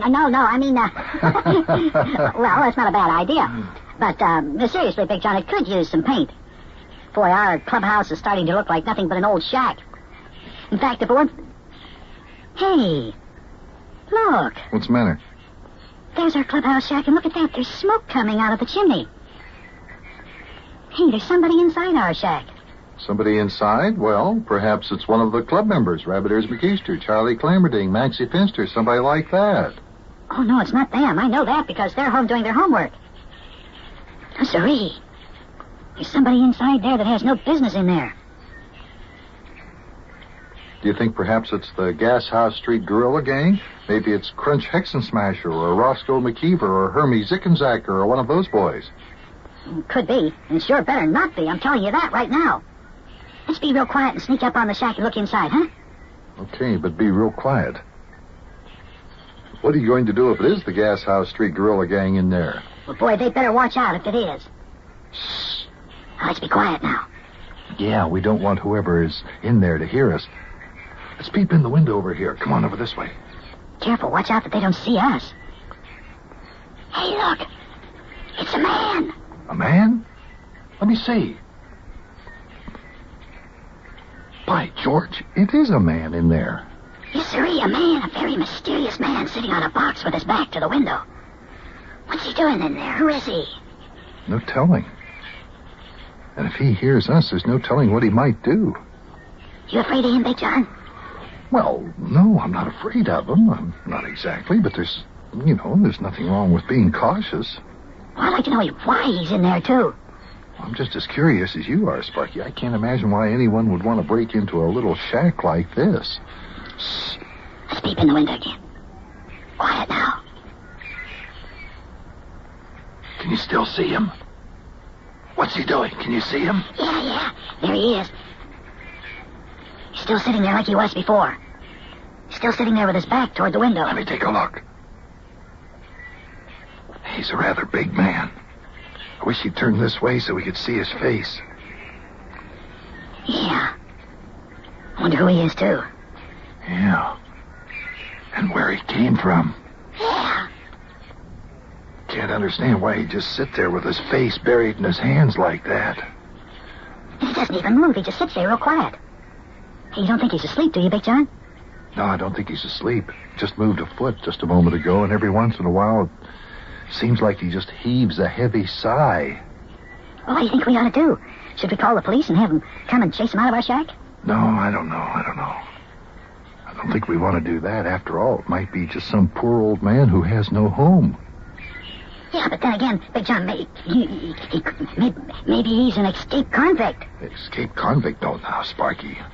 Where would an escaped convict come from around here? There isn't any prison nearby, and I don't recall hearing about any prison breaks lately. Oh, maybe he's somebody who's hiding out from the police. No. If he were, we'd have read about it in the papers or heard about it on the radio. Well, let's do something about it. That guy can't stay in our shack. Hey, wait a minute. Look, he's getting up. What? He's walking over toward the other side of the room. Hey, look what he's doing. What's he doing? He's eating our official club food. Food? Do you kids keep food in your shack? Sure. It's a big box of crackers. Oh. And that man in there is eating them. Come on, Big John, let's go back home so I can call the police. Now, wait a minute. Why are you going to call the police? I'm going to have that guy arrested for trespassing and stealing our valuable food. No, you're not. You can't have him arrested for trespassing. Why not? Well, in the first place, this isn't your property. Wobbledink's Woods doesn't belong to anybody. At least not anybody that I know of. Well, I know that, but our shack belongs to us, and that's what he's in. He's in our shack. Sure, but your shack isn't on your own property. Oh. Yeah. Now, forget about being so quick to call the police. Well, okay. Boy, if Bunny were here, I'd just walk in there and I'd ask that guy what he's doing in there. Hey, by the way, where is Bunny? He ran off into the woods somewhere, probably chasing a rabbit or something. He's all right. Don't worry about Bunny. What I'm concerned about is, what about that man in the shack? Yeah, what about the man in the shack? Let me look in the window again. Maybe if we watch him a while, we can determine whether or not he's harmful or whether he's dangerous. Well, he might be harmless, but he sure is eating up our box of crackers. Boy, the way he eats sure does act like he's hungry. I wonder if he's just a poor old man who doesn't have a job or money or even a home. He might be. Yeah, that could be. Well, then why don't we just go in there and ask him? Well, just a minute. Let's just stay here for a minute and watch him and see what he does. Well, he hasn't done anything except get up and get that box of crackers off the shelf over there in the corner. If we don't stop him, he's going to eat the whole box. Well, if he's hungry, let him eat them. If he eats them all, I'll buy your club a whole new box. Oh, well, okay. Hey, look, he's turning his head this way.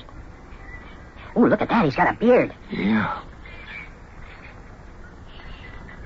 You know, his face seems slightly familiar, but I can't seem to place it. Well, he looks harmless enough. Yeah, he looks harmless. He does. Sure. As a matter of fact, he even looks a bit helpless. Look at those wrinkles in his forehead. He looks like he's worried about something. Hey, you know something? He almost looks like he's ready to cry.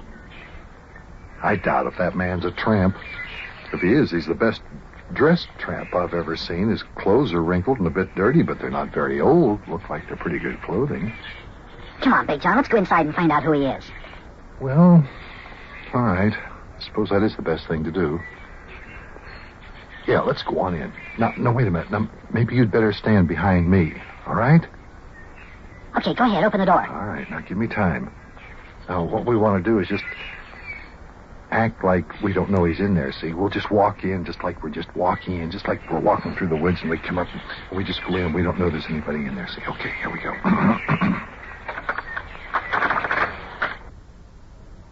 Well, looks like there's somebody in here. Hello there, mister. How are somebody you? in our clubhouse shack. Hi there, mister. What are you doing here? What's the matter, mister? Can't you talk? Big Johnny just sits there looking down at the floor. Yeah, so I notice. Mister, are you lost, or don't you have any home? Can't you hear me, mister? Boy, Big Johnny must know we're here, but he doesn't even look up. Hasn't looked up since we walked in. Hey, mister, what's the matter with you? Look, if you're cold and hungry, you're welcome to come over to our house. We just live nearby. I'll give you a nice warm meal and the price of a shave and a haircut. You could certainly use that. Yeah, he just sits there, Big John. Oh, here comes Bunny. Hey, mister, I hope you're not afraid of dogs. If Bunny comes in here barking, he's my dog. Don't be afraid, because he won't bite you. He just likes to bark a lot. Do you hear me, mister? Huh, he still won't talk. Say, mister, are you sick? Why don't you look up at us? Here's Bunny. Now, Bunny, don't bother that man. Hey, look, Big John, Bunny jumped up into the man's lap. Hello, Bunny, old boy. How are you, feller? I guess you're the only friend I have got left in this world. Huh? Hey! That's Mayor Plumfront, Big John. That man is Mayor Plumfront. Well, I'd recognize that voice anywhere. Mayor Plumfront. Boy, oh boy, oh boy, oh boy.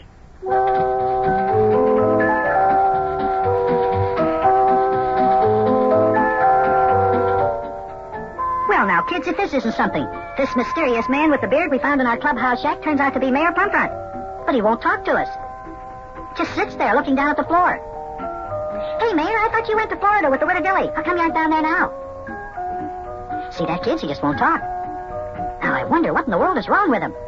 He just sits there and pets my dog, Bunny. Well, now, if this isn't a mystery. Well, I guess we have to leave you now, kids, but I'll see you later. So long.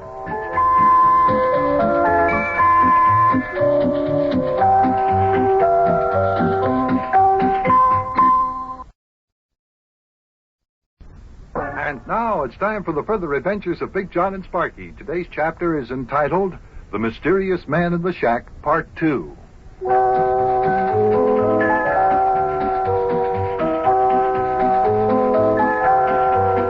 One day while Sparky and I, and Sparky's dog, Bunny, were out in Wobbledink's woods taking a leisurely stroll, we were attracted by a column of smoke rising from the chimney of the clubhouse shack in Wobbledink's woods. Sparky and I went to investigate, and we found a strange man huddled on a chair in the middle of the shack. We didn't know who he was, and, we didn't know until we went in to ask him. And then were we ever surprised to find it was... Well, perhaps you'd better listen to today's episode as we bring you part 2 of The Mysterious Man in the Shack.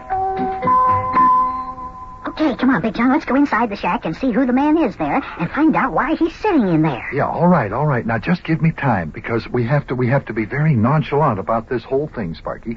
Now, what we'll do is we'll just walk into the shack as though we didn't know there were anyone in there, and then we'll act quite surprised. Now, you got it? Now, you stay close to me, so in case there's any trouble here, I want to be able to take care of you. All right, here we go. Well, I'll tell you, it's a very nice... Well, look at this, Sparky. There seems to be somebody here. Hello there, mister. Well, somebody in our clubhouse? Yeah. Hi there, mister. What are you doing here? What's the matter, mister? Can't you talk? Oh, Big Johnny just sits there looking down at the floor. Yeah, so I notice. Mister, are you lost, or don't you have any home? What's the matter? Can't you hear me, mister? Well, he must know we're here, but he hasn't even looked up ever since we walked in. Hey, mister, what's the matter with you? Look, if you're cold and hungry, you'd be welcome to come over to our house. I'll give you a nice warm meal and the price of a shave and a haircut. He just sits there, Big John. Oh, here comes Bunny. Oh, mister, I hope you're not afraid of dogs. If Bunny comes in here barking, don't be afraid, because he won't bite you. He just likes to bark a lot. Do you hear me, mister? Boy, he still won't talk. Mister, are you sick? Why won't you look up at us here? Bunny into the shack. Now, Bunny, don't bother that man. Hey, look, Big John. Bunny jumped up into the man's lap. Yes, he acts like he knows him. Hello, Bunny, old boy. How are you, feller? I guess you're the only friend I've got left in this whole world. Hey, that's Mayor Plumfront's voice. That man is Mayor Plumfront. So I see. Bunny, step out of the way here. I want to talk to the mayor. I know it's the mayor now. Mayor! Mayor, what are you doing here? Mayor! Will you talk to me? Mayor? Hey, Mayor Plumfront, this is Sparky. Don't you know me? Boy, Big John, maybe that's it. Maybe Mayor Plumfront has lost his memory and he doesn't know us. Oh, I doubt that, Sparky. Well, maybe he's lost his voice. You just heard him speak when Bunny jumped up in his lap. For goodness sakes, Mayor, why do you just sit there looking down at the floor like that? What's the matter with you anyway? And look at yourself. You look like you haven't had a shave in 4 or 5 days. You look like a bum, Mayor. Have you been riding freight trains or something? Well, he raised his head on that one, Sparky. Yeah, he's looking at me. Yeah, that's exactly what I am, lad. A bum. A shiftless old bum. A shiftless old bum who rides the rods. Oh, snap out of it, Mayor. What makes you think you're an old bum? Did you really ride a freight train there, Mayor? Yes. Yep, I rode the freight train. I'm nothing but a bum, lad. Nobody loves your old former ex-mayor. Ex-mayor? That's right. What in the world are you talking about? You're still the mayor. I won't be after they get my resignation up at City Hall, Buster. Resignation? What do you mean, resignation? Are you going to resign? Why not? Why not? Well, why? I mean, give me one good reason. Because I'm a shiftless, no-account, no-good bum, Buster. That's why. He's a bum who rides freight trains, Big John. Quiet, Sparky. My goodness. Just let the lad talk, Buster. It's true. What do you think happened on board the Widow Dilly's train when she was going home to Florida? I don't know, but I'd like to know. What happened? The Widow Dilly refused to talk to me. Said she was going back to Florida to forget me. Said she never wanted to see me again as long as she lived. Hey, that means that you won't be marrying her then. Sparky, I told you to stop that. Will you settle down there? Mayor, just because the Widow Dilly doesn't want to marry you, that doesn't mean that your life has been ruined. Oh, it's not only that, Buster. When the conductor came around in the train to collect the tickets, I didn't have any. Well, naturally. You hopped on the train at the last minute to try to talk the Widow Dilly out of leaving town. The train pulled out of the station before you could get off. Yeah, but the conductor wouldn't believe that. He wouldn't? No. Then when he asked me to pay my fare to Florida, I didn't have any money with me. I left it home in such a hurry I forgot my billfold. Didn't have a cent. Not a single solitary lone individual red cent. What happened, Mayor? I mean, did they kick you off the train? Now, Sparky, I told you not to talk like that. Why not, Buster? Why not? It's exactly what happened. When the train reached Lexington, Kentucky, off the train I went. And did the Widow Dilly lift one little finger to help me? I ask you, did she? Did she? Did she? No, didn't lift a finger. Oh. Well, Mayor, why didn't you tell the conductor who you were? I mean, surely after you told him you were the mayor of Cincinnati, he'd have trusted you. I did tell him, Buster. He wouldn't believe me. And I didn't have anything with me to prove it. And the Widow Dilly told the conductor she didn't even know me. Can you imagine that? The Widow Dilly said she didn't even know me. And here only just a few short weeks ago, she and me was almost married. Oh, now, Mayor, don't let it get the best of you. Buck up. Well, Yeah, buck up, Mayor. Buck up? What do you mean, buck up? They kicked me off the train in Lexington. So then what did I do? I had to ride on a freight train in order to get back to Cincinnati. Well, now, why in the world did you do that, Mayor? No money. You need money to get a ticket, you know. Well, why didn't you use the telegram? I'd have wired you money if you'd have just called on me. I'd have helped you out. Well, you see, There. There you are. There you are. Just goes to show you. Just goes to show you not only am I a shiftless, no-account bum, but I'm a shiftless, no-account stupid bum. Too stupid to wire home for money. Oh, I'm telling you, Buster, and you too, lad, I'm no good. Now, Mayor, I wouldn't say that. No, neither would I, Mayor. Well, I would. What do you think happened to me as the freight train on which I was riding pulled into the freight yards here in Cincinnati? I don't know what. What? I don't know either, Mayor. What happened? As I was getting out of the freight car, which I was riding in, a railroad policeman nabbed me, and I was trying to tell him who I was. He just laughed. You mean he wanted to arrest you? You bet he wanted to arrest me. But I escaped by jumping on another freight train, and the train stopped out here in the Chevy at freight yards, and I got off and I walked over here to Wubbledine's Woods. I've been hiding out in this here shack of Sparky's for the last 2 days. Oh, my. Well, you can forget all this business about you being a bum, and you come on home with us, Mayor. You can shave and take a bath, and then we'll have a nice warm meal, and it'll hit the spot, and you'll be feeling a lot better when it's all over. No, Buster. I'm a broken man. What do you mean? The Widow Dilly done up and left me, and I'm a broken man. I'm a broken man. Oh, now, Mayor. No, there's no use talking, Buster. I've got my mind made up.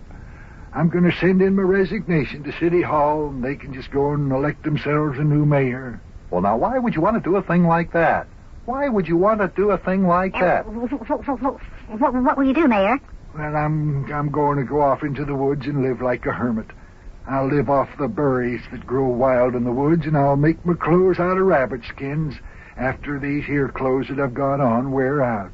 Oh, Mayor, this whole thing is ridiculous. Oh, yeah? Well, it's what I'm going to do. I'm going to live like a hermit.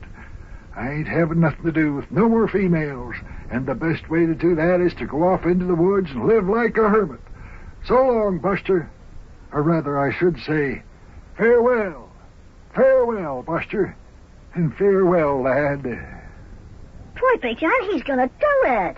I'll stop him. Listen to this, Mayor. You know how much you like sirloin steaks like they serve at Jerome and Thomas's Steakhouse. If you live in the woods like a hermit, you'll never be able to sit down at the table at Jerome and Thomas's and eat one of those steaks. I don't care. I don't care. I'm leaving this here world and all its pleasures behind to live like a hermit in the woods. Mayor, you don't mean that. Come home with me. We're going to have sirloin steak for supper, just like they serve down at Jerome and Thomas's Steakhouse. Come on. Yeah, come on. Come on home with us. Nope. You can't bribe me. You can't talk me into changing my mind by trying to tempt me with anything like a sirloin steak. I'm going off into the woods, and I'm going to live like a hermit. And I'm going off right now. Farewell. Boy, Big John, he means it. He's going to do it. There goes Mayor Plumfront off into the woods to live like a hermit. Boy, oh boy, oh boy, oh boy.